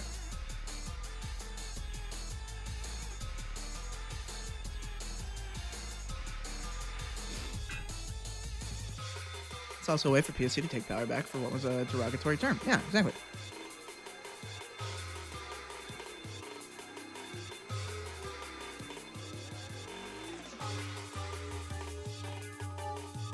I don't know what you're trying to say, McCall. Maybe I just don't get the joke. Which Clone Wars episode was your favorite? Mine was the ARC Troopers with the clones defending Kamino. That one's good. Fuck, what was the one with anything with Asajj? Asajj is great. Asajj is hot. Oh, dude, I love women with shaved heads. That's such a big dick move. You ever seen like a really hot girl with a shaved head? Like a really hot femme with a shaved head. It's just awe-inspiring, right? How the fuck do you beat that, right?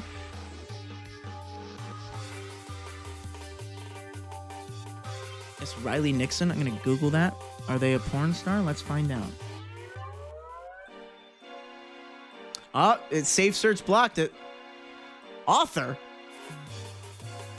Bold, Google. Bold to say that she is an author. When the first four links is Riley Nixon porn videos. Riley Nixon porn videos verified porn star profile. Riley Nixon search on XNXX. Riley Nixon porn star videos on ePorner. Riley Nixon on X videos. Bro got Safe Search on. Difference. So Safe Search will always occur on search suggestions. Google will never go out of its way to recommend adult content, even if you're looking for it. It's not that I have Safe Search on. I have it off. It's just the moment that you type something that it knows is adult, it's going to stop suggesting things for you. Not the way I use it. Took a break from the industry and grew her hair out in the interim, but she looks great regardless of style. See, I'm gonna click images and hope that I don't get blasted with pornography. Okay, most of this is safe for work looking. No, those are her nipples. Close to like the demographic that I was going for. Yeah, a very attractive woman with. Wow, she is totally on set. I'm trying to figure out. Do I know what house this is? Do I know where this is?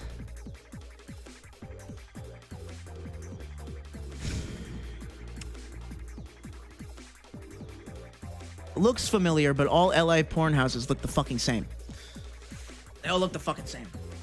They all just fucking blend together. Bing is better for not safe for work. Is that true? Wubba dubba dub, is that true? You know, you go, big guy. Pose for the fans. Ah! Please tell me anybody knew what I did there, too. Okay, at least one person got it.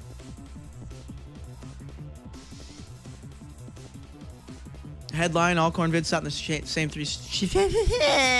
Same three houses in LA. Yeah, I mean, it's like 15, I think. Not a ton. A new one will show up every once in a while, and some people have like a studio that they stuff like sets in. They're never nice studios though. I never go into a porn set and think, wow, this is like a nice and comfortable place to be. It's always like, this is a house that somebody might live in like one room. The bathrooms always suck. Can you imagine taking a black light into one of those houses? No, we sterilize things between every fucking shoot, man. There's always somebody on set with Lysol. There's always on somebody on set with like fucking baby wipes. Always, because it's a fucking safety thing. Ooh, chicken. I would imagine a Hollywood set would be made out of cardboard. Oh man, I've been on a real soundstage before, and it's fucking crazy. It's fucking crazy being in a real soundstage. Like for film and television and not one for porn. Cause like, so it was like I think my only experience on like a real soundstage was Euphoria. And it was like themed after, it was a motel room soundstage. You know, we walk into these really big fucking warehouses. It's the Sony lot in fucking, I want to say Century City. Yeah, Sony lot. They've got like 12 fucking big ass warehouses there, and they got one of them set up, and you know, our trailers are outside, and eventually they bring us all in one by one.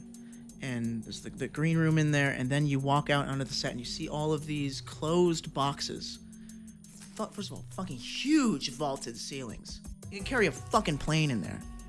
It's insane how ridiculously huge these buildings are in fucking Los Angeles. Good night, Sandman. Which episode were you on? Episode 2, within the first 2 minutes, literally 15 seconds. And I want to say it was episode 2. One of them. With the first season 1. But this, seeing all these like closed off boxes within this room with ladders around them, so you can only see these like tiny black boxes from the outside, and a bunch of ladders around them, and guys with a boom arm going on those over the top. Somebody filling the room with smoke. A bunch of sound techs and video techs running around. The video village out there in the corner. That's where the director's gonna sit. And guy leading me in opens the door, and you walk in, and it's a hotel. It's a motel. You walk in, it's a shady, sleazy motel with a thick layer of sleazy fog running through it, just to make the lights dance in a very interesting way. And there's no lights directly on the set. There's ones that are just pointed in very specific places and very specific directions to get a very specific look, to get a silhouette here, to get a shadow here. And it's like somebody drew a hotel room. It was fucking insane. And then you look up and you see all of the image falls apart when you look up, because then you see people looking down at you with all the sound equipment. Makeup runs in, and one guy's got a fucking big, beefy, fucking RE film camera, because they shot on film. And it was fun. We did the scene that we did was me and Eric Dane. Eric Dane as like a sleazy dad who's like a chaser. Stream's getting nothing but pizza commercials. Fuck, I keep forgetting to. Oh, I have to remind myself to do that. I have to remind myself to take ad breaks, dude. Because that's like a real thing, man. Before you go, oh, ad breaks. Don't take ad breaks. Don't take ad breaks. It makes it so that people who don't have Twitch Prime, who aren't subscribed to like the weird Twitch Plus or whatever, Twitch Charged or something, Twitch Baja Blast. It's muted? What are you talking about? No, I'm not muted. You're muted. You're muted. Look, your mom eats cat poop. Fuck, what was I saying? What'd you do to me? You shut me down. Ads. Oh yeah, so if you take ad breaks, then people who don't have Twitch Prime or aren't subbed to you and don't have like the Twitch Supercharged or whatever, don't get pre-roll ads. They don't get pre-roll ads, which is like the number one reason why a viewer would fucking click away. You ever been like trying to watch a new stream and it's like, oh, here's a 20-second unskippable ad of, I don't want to do that. It's like, fuck me, man. I think I found the scene with Finn all the time so frustrating. What are you talking about? Oh, yeah, so yeah, you're not subbed to Finn, so like you get pre-roll ads. And it's annoying. You gotta do 10 minutes of ads for 1 or 2 hours of video. Like 100% with Finn all the time. The Euphoria scene. What are you talking? Are you talking about Finster? Or are you who are you who's Finn? Who's Finn in this scenario? Because Finn wasn't in that. What are you talking about? Pays out like crazy when you do those 10 minutes. Yeah, I don't get fucking jack diddly dick money from Twitch. I should start doing that and start putting it into a separate. Fuck, I gotta do that. I gotta put it into my business account. Fuck. I just started my S Corp. I got everything lined up. No, the Euphoria thing was another thing. You read those messages like they were related. Oh, fuck. They look related. They're right next to one another. Come on. I think I found the scene with Finn. Come on. One after another. Were you jelly that Finn stole your girl, Belle? We talked about it earlier. All I can say is that Finn's a pussy, and I don't feel like I have competition with him. That's it.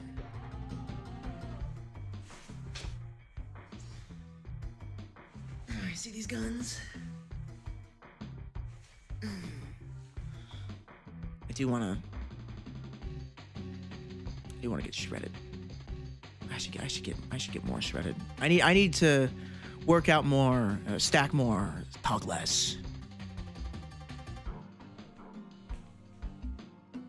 Chad Soda versus Virgin Finn. You have no clue. Finn is fucking inexperienced as fuck. He's adorable. I love talking to him, man. Yeah, Finn's the normie in my life. Finster is the normie in my life. That should tell you what my life is like. Finn is the most normal person in my friend group. My like public-facing friend group. I have normal friends that are absolutely not public-facing. Like Wiggins pretty fucking normal. Colby's pretty normal. James pretty normal. Normal as far as like the jobs that they choose and the interactions that they have. Finn didn't know what a brat and BDSM was. He's super normie. Dude, when Finn got those, like I wore them on stream. The ballet boots. One. Does somebody have the clip of me walking in the ballet boots? Because I crushed it. Okay. Finn was like, "Here's some ballet boots." Oh, I have a rule. The restaurant has this rule where every time you get a plate of nachos to share, one person can't eat all the fully loaded nachos. You have to split the fully loaded nachos. One person can't eat them all, because like otherwise one person's gonna get like just chips, and I mean like just chips. Finn has a rule where anybody who comes into his stream as a guest, physically in person, anybody who comes to his house has to wear his highest pair of heels. It's from YouTube. Do I have permission to post the link? I don't have permission. Okay, TikTok, not Finster video. I can watch TikToks on stream, right? That's the thing. How do I do that? Oh, I clicked it with the wrong thing! Fuck me! Oh, fuck! I actually did Fortnite with Cola! Yippee! I have to go to my other computer to click on this link. Click on this link. Beep! Boop! Oh, God. Ballet boots? Oh, that's my own voice! Oh, that's fucked up! I haven't heard that in a while. What the fuck is this crop, Finn?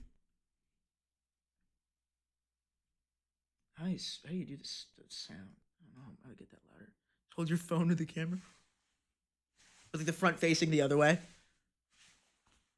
Oh! Oh God, ballet boots? Yeah. I can't walk in ballet boots. That's the point, bastard.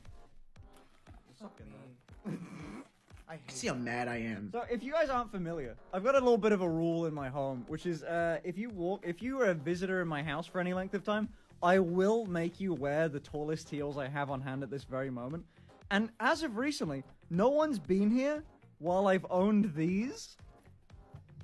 And so does the first one to try them. I have been in ballet heels before. In ballet heels, But yeah. an important part of what makes them ballet heels is that you can't walk in them. They're meant to disable you. Why did the dominatrix people walk in them then? I Well, can do assure they? you that they don't. They do it in all the videos. No way is any I don't know. self-respecting dominatrix walking in. Ballet boots are for subs. Okay. Ballet boots are a punishment. Are they? Yes. I thought they were more of like a. But think about it. Are those, well, okay, it makes sense. But like, You can see me like trying to rationalize all the videos I've seen in quotes. You haven't watched any of them. Don't lie, you haven't watched any of them. Pulls it off with ease. Okay, it's because they were too big for me, and I was able to basically actually walk on my toes. I can stand. holy shit! Yeah, I could about balance, and that's about it. You good? You're doing. This was actually scary as better fuck, at this by the than I way. thought you would. Dude, how are you up? Didn't I right? do it for you? Shoes for real. I look like a pirate. This is way fucking better than With the I puffy pants, I really do look like a pirate. thought you do. It's not easy. I'm giving up now. Okay. Patrick Star, yeah, exactly. Like walking like a pirate. Little peg legs. Yar! I be Sissy the pirate. Oh man, I need to learn how to.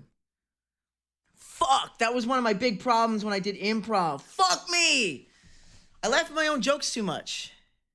I ruined the joke by acknowledging that it's funny. Fuck. Fuck, if I didn't laugh there, that would have been so much more funny. Okay, don't laugh at your own jokes. Write it down. Don't laugh at your own jokes. I just throw spaghetti at the wall and see what sticks. Spaghetti's falling out of my pockets. Not even a chuckle, dude. I know that was like my fucking. I was always the first person to break an improv. Holy shit! During that thing that I filmed at AVN, which I'm not gonna tell you about. I think Photonic. Did I tell you? Because I can tell you, because I like know you, and I have met you in real life. Which Photonic, I'm going to be very honest with you. When I saw you in real life for the first time, I did not know it was you at all. Because I had not seen you outside of your profile picture on Twitter, which you're wearing sunglasses in. And this was also like 3 years ago. Are you going to TEAs this year? Are you in Los Angeles? Or did you travel for that? Did you fucking travel for the TEAs? Dude, come on. Big dick. But Photonic, for those of you who don't know, Photonic's one of my mods here. Photonic is a great individual. They are, this is not an insult. They're a reply guy, right? But they've reply guyed so many people so consistently and been so positive and not creepy or weird that they've just become part of the industry. That's just kind of fascinating. It's like, wow, you just like were a nice enough person that everybody just accepts you. And yeah. What is a reply guy? A reply guy, if you've ever looked in like the replies of an e-girl's tweet, you'll always find somebody that says like, oh, beautiful goddess. Oh, wow. Oh, how I wish to smell your hair. Beautiful. If only to marry you and see you in a sundress, my beautiful goddess. A reply guy. And they just do that all day to a bunch of people. Reply guy. A guy who reply. Are you the guys who comments on e-girl posts and says jokes instead of cool still reply guys? Absolutely. People who tell jokes are still reply guys. Because what you're doing when you do that is I'm trying to make it look like I don't think you're sexy. And I'm not paying attention to the fact that you look good here. And I'm not paying attention to the fact that this is for a specific advertising purpose. I am going to pay attention to the fact that there's a bag of Doritos in the background. Because I'm aloof. That's what that kind of reply guy reads as to me. I find that more annoying.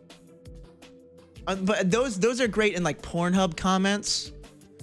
Back when like amateur content was all over Pornhub, you'd see like something like, are they watching fucking Family Guy in the background? Is that Family Guy out here? And then somebody will be like, yeah, here's the episode. And it's like, what? You remembered that? Or did you like Google it? Did you Google the script? Or did you just know that? Either or, that's weird. somebody go, so like, I actually get really distracted by that sort of stuff. I get really, really distracted by things that aren't a super clean image. 'Cause I got ADHD, dog. I got fucking ADHD. It's nightmarish how bad my ADHD is. And it's like, if I had an offline TV video on in the background, that would fuck me up, dude. That would fuck me up. I'd be so mad. I'd be so mad. What is your life like if you're making comments on porn videos? Exactly. Because, good question, McCall. I found that the way most people engage with pornography, the way most audiences treat pornography, is within my private life, I'll consume it, sometimes in excess. Sometimes I'll consume something that's more unethical than I normally would. Sometimes I'll consume pornography or I'll find myself scrolling through it. That's very much a people thing. People engage with pornography a lot more than they're willing to publicly admit. But when you're in public and pornography as a subject comes up, or when you're in a public forum about pornography, the way most people engage with it is as a joke, in order to seem like I'm not invested in this. In order to seem like, oh no, I don't care about porn. Of course I don't care about porn. I'm cool. I have sex. It's like, dude, no, you're fucking here with the rest of us. You're here with the fucking rest of us.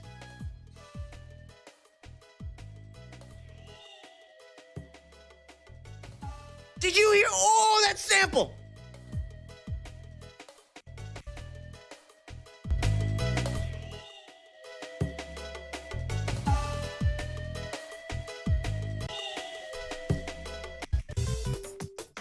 Hold on. We have to listen to this whole build-up. It's got like a reggaeton thing going on.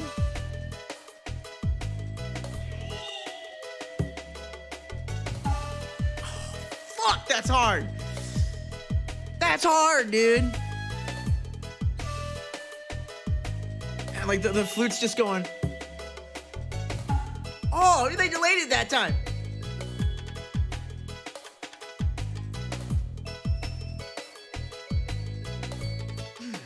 Ooh.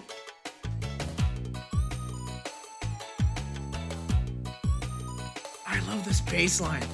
This is so silly sounding.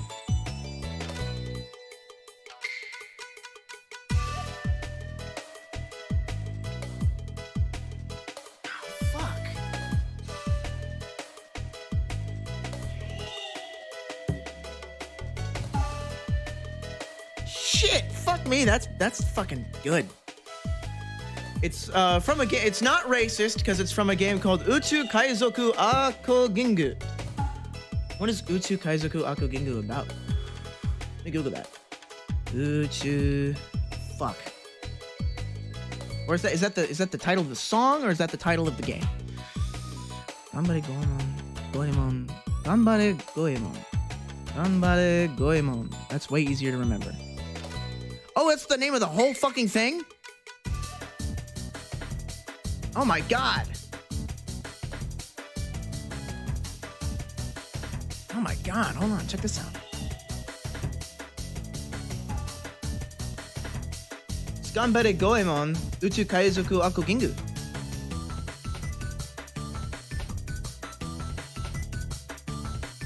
What the fuck is this? Never seen this before in my life. I'm not.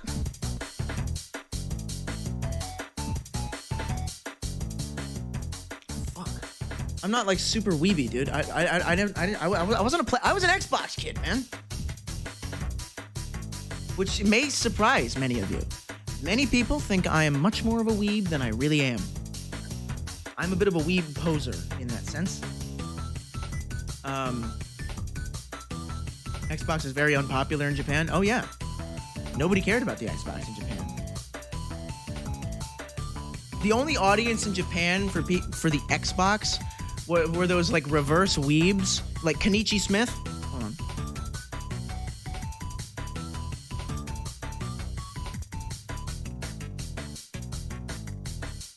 This is apparently from Crash Team Racing. Oh, I love this post. Ameriboos, is that what they're called?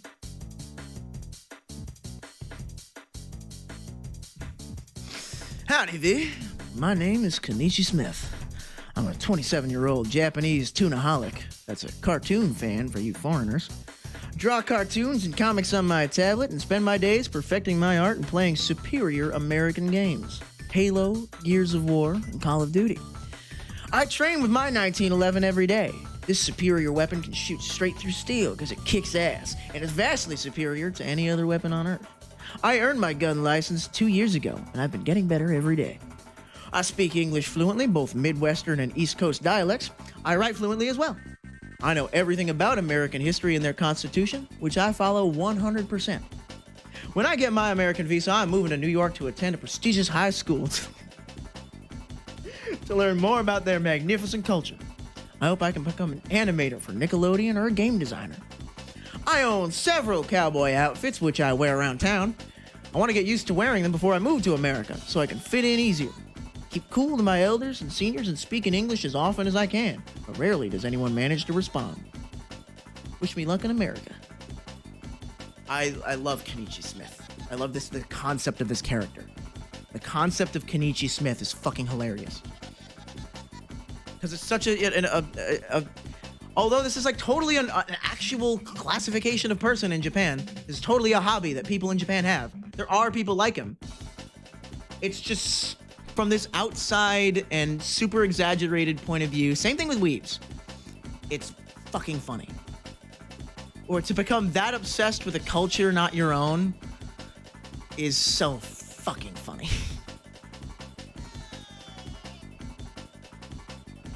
And it's like, it's innocent. It's kind of beautiful. Like, I think that, weebs that really, really, really care, like all those weebs that fucking actually move to Japan and marry a Japanese woman, dude, huge dick. Huge dick moves. You knew what you wanted and you went for it. You knew what you liked, you went for it. That's a huge life change to make for your hobbies.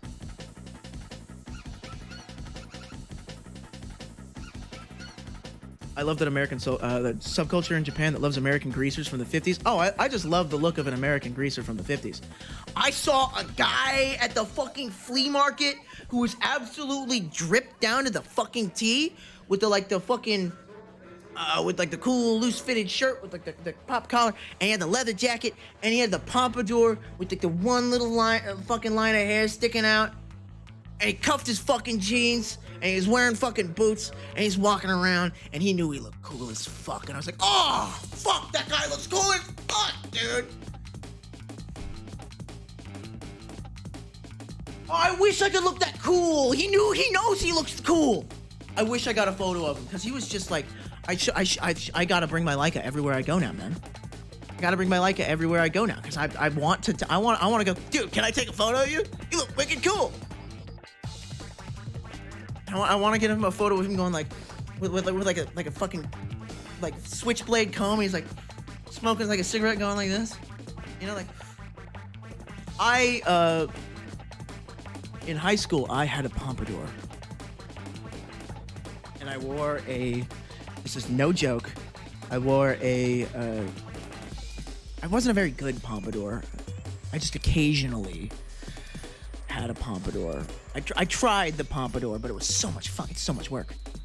Especially because I had longer hair at the back. So I would have like the short bangs. And I'd get like,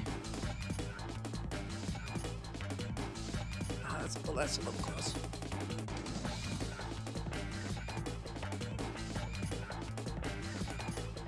Oh, there we go. Yeah, hold on. Let me grab like a hair clip or something.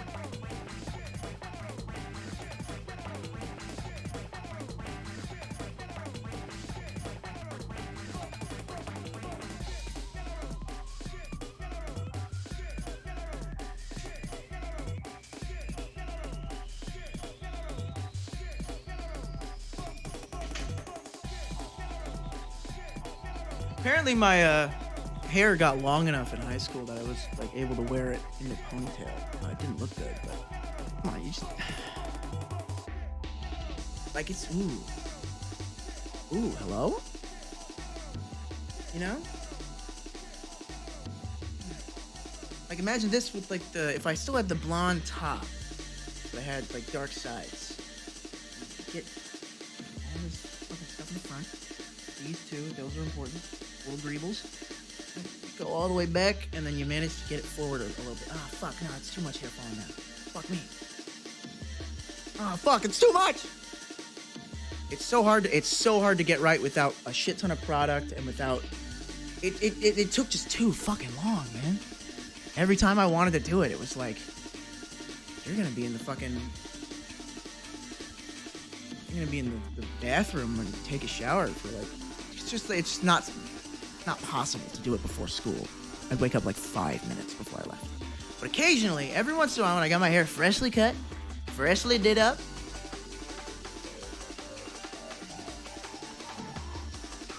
ooh, clean. I loved like the kind of greased back thing. It's good.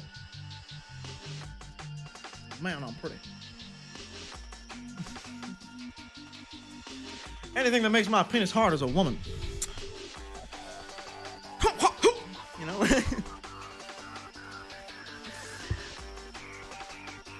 Oh, Johnny Bravo would be a good one to do. I totally do Johnny Bravo. I only saw like a couple episodes of Johnny Bravo growing up because that was just before my time. And Johnny Bravo wasn't one that they regularly had reruns of. It wasn't like Dexter's Lab. Dexter's Lab, they had a lot of... We got the pecs for it, son. Oh, I got the pecs for it soon. I'm getting there. My goal for the end of the year, squat 300, bench 200. I'm a dancer. You're a romancer. My mama told me to avoid women like you. Thanks, John. Thanks for sticking around. It was lovely to talk to you again, even if it was through the parasocial line. We need to go DeviantArt dumpster diving again. Can we like enable safe search and do that on stream? Or is that too risky? Is even with the safe search on DeviantArt, but fuck, man, the not safe for work ones are the ones that are funny. That's risky. Elvis spoofs are so funny because they sound nothing like him, and they're all just like all Schwarzenegger parodies. Bill Hader does a great Schwarzenegger. Bill Hader just does great impressions. Dude, a comedian that can do real fucking impressions? Fucking crazy. I wish I could do a real impression. I've got fucking nothing, man. I can do Shaggy, but a lot of fucking little nerds like me can do Shaggy, right? There's nothing impressive about being able to do Shaggy. How does it... dude, no, I can't have hair like this. I look like XQC.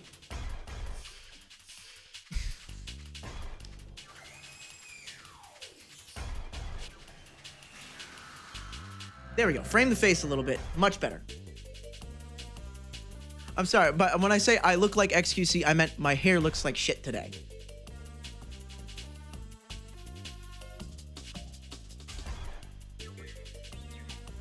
My voices are Gollum and Meatwad. I know some people that can do a good Gollum. I didn't watch Aqua Teen growing up. I wish I could talk like Xavier. I think I mentioned that last time I streamed. When I was over at that beautiful porn woman's house, she asked me for media recommendations, because everybody asked me for media recommendations, because I love weird media. And I was like, all right, we're both sober right now. Have you ever seen Xavier Renegade Angel? And she goes, no. I went, all right, I know what we're doing for the next 12 minutes. Oh my God. I love Xavier. It's one of my favorite pieces of media ever. It's a complicated question. It depends what you could even whittle down belief into the bare nub of its meaning. Like, oh man. Yes or no. And it's like, oh my God, that's what the Columbine shooters said before they executed people. That's the joke there. The joke there is that, like, the Columbine shooters, before they executed people, they say, do you believe in God? And it's like, that's fucking dark. That's grim. Why is it a man with a giant price tag for a head? With a barcode? That's crazy. Like, how can you get away with, like, I don't know how you could get away with making any of that. It was me all along. Now I understand what's going on here. I need a significantly lower voice floor. That's my big problem with impressions, is that I keep trying to do impressions of people that have a much lower tone floor. I just have like a way lower, deeper voice. I don't fucking have that. I got a tiny little fucking Rick and Morty voice. That's like I have a high pitched voice. I've always had a high pitched voice, but there's not a lot of good high pitched voice impressions to do. Scrappy Doo? I don't want to do Scrappy Doo. But I would do a good Scrappy if I thought about it for a moment.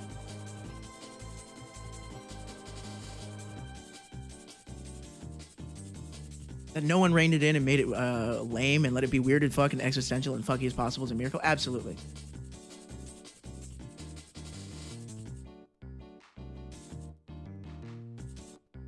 But I don't want to read that, man. I'm just going to ignore that.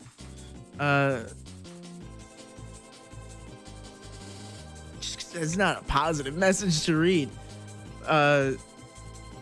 Xavier's fucking great.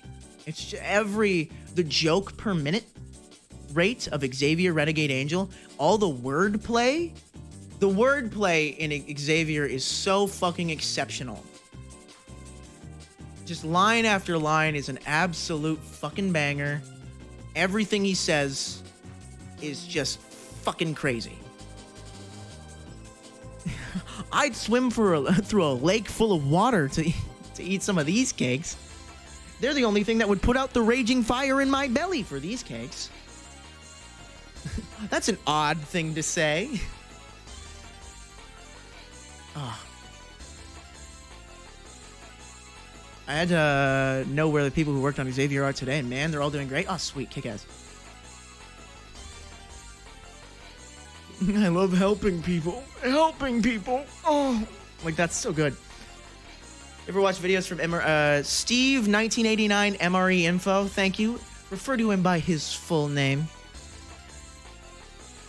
All right, let's get this out onto a tray. Nice, okay. Come on, of course I have. Everybody's been on YouTube.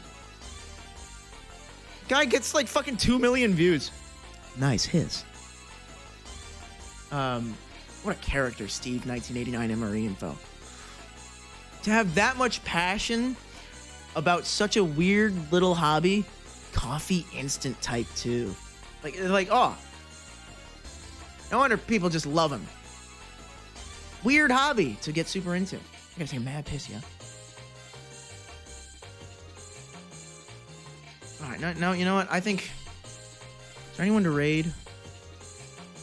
I think now's the time. We call it. Over Easy Eggs is streaming. Oh, with 1.3k viewers. Let's go. I think we'll raid Egg.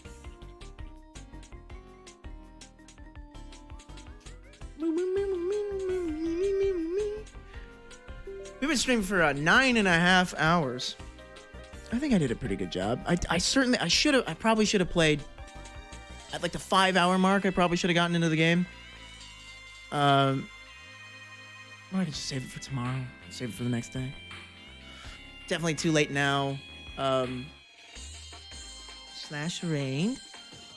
Over Easy Eggs.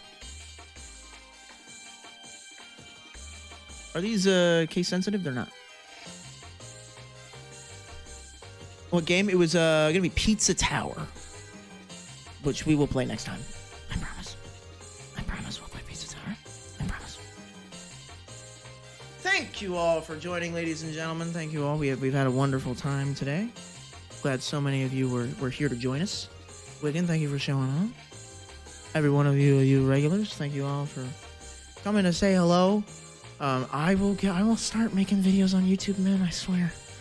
I'm getting there. I gotta get there.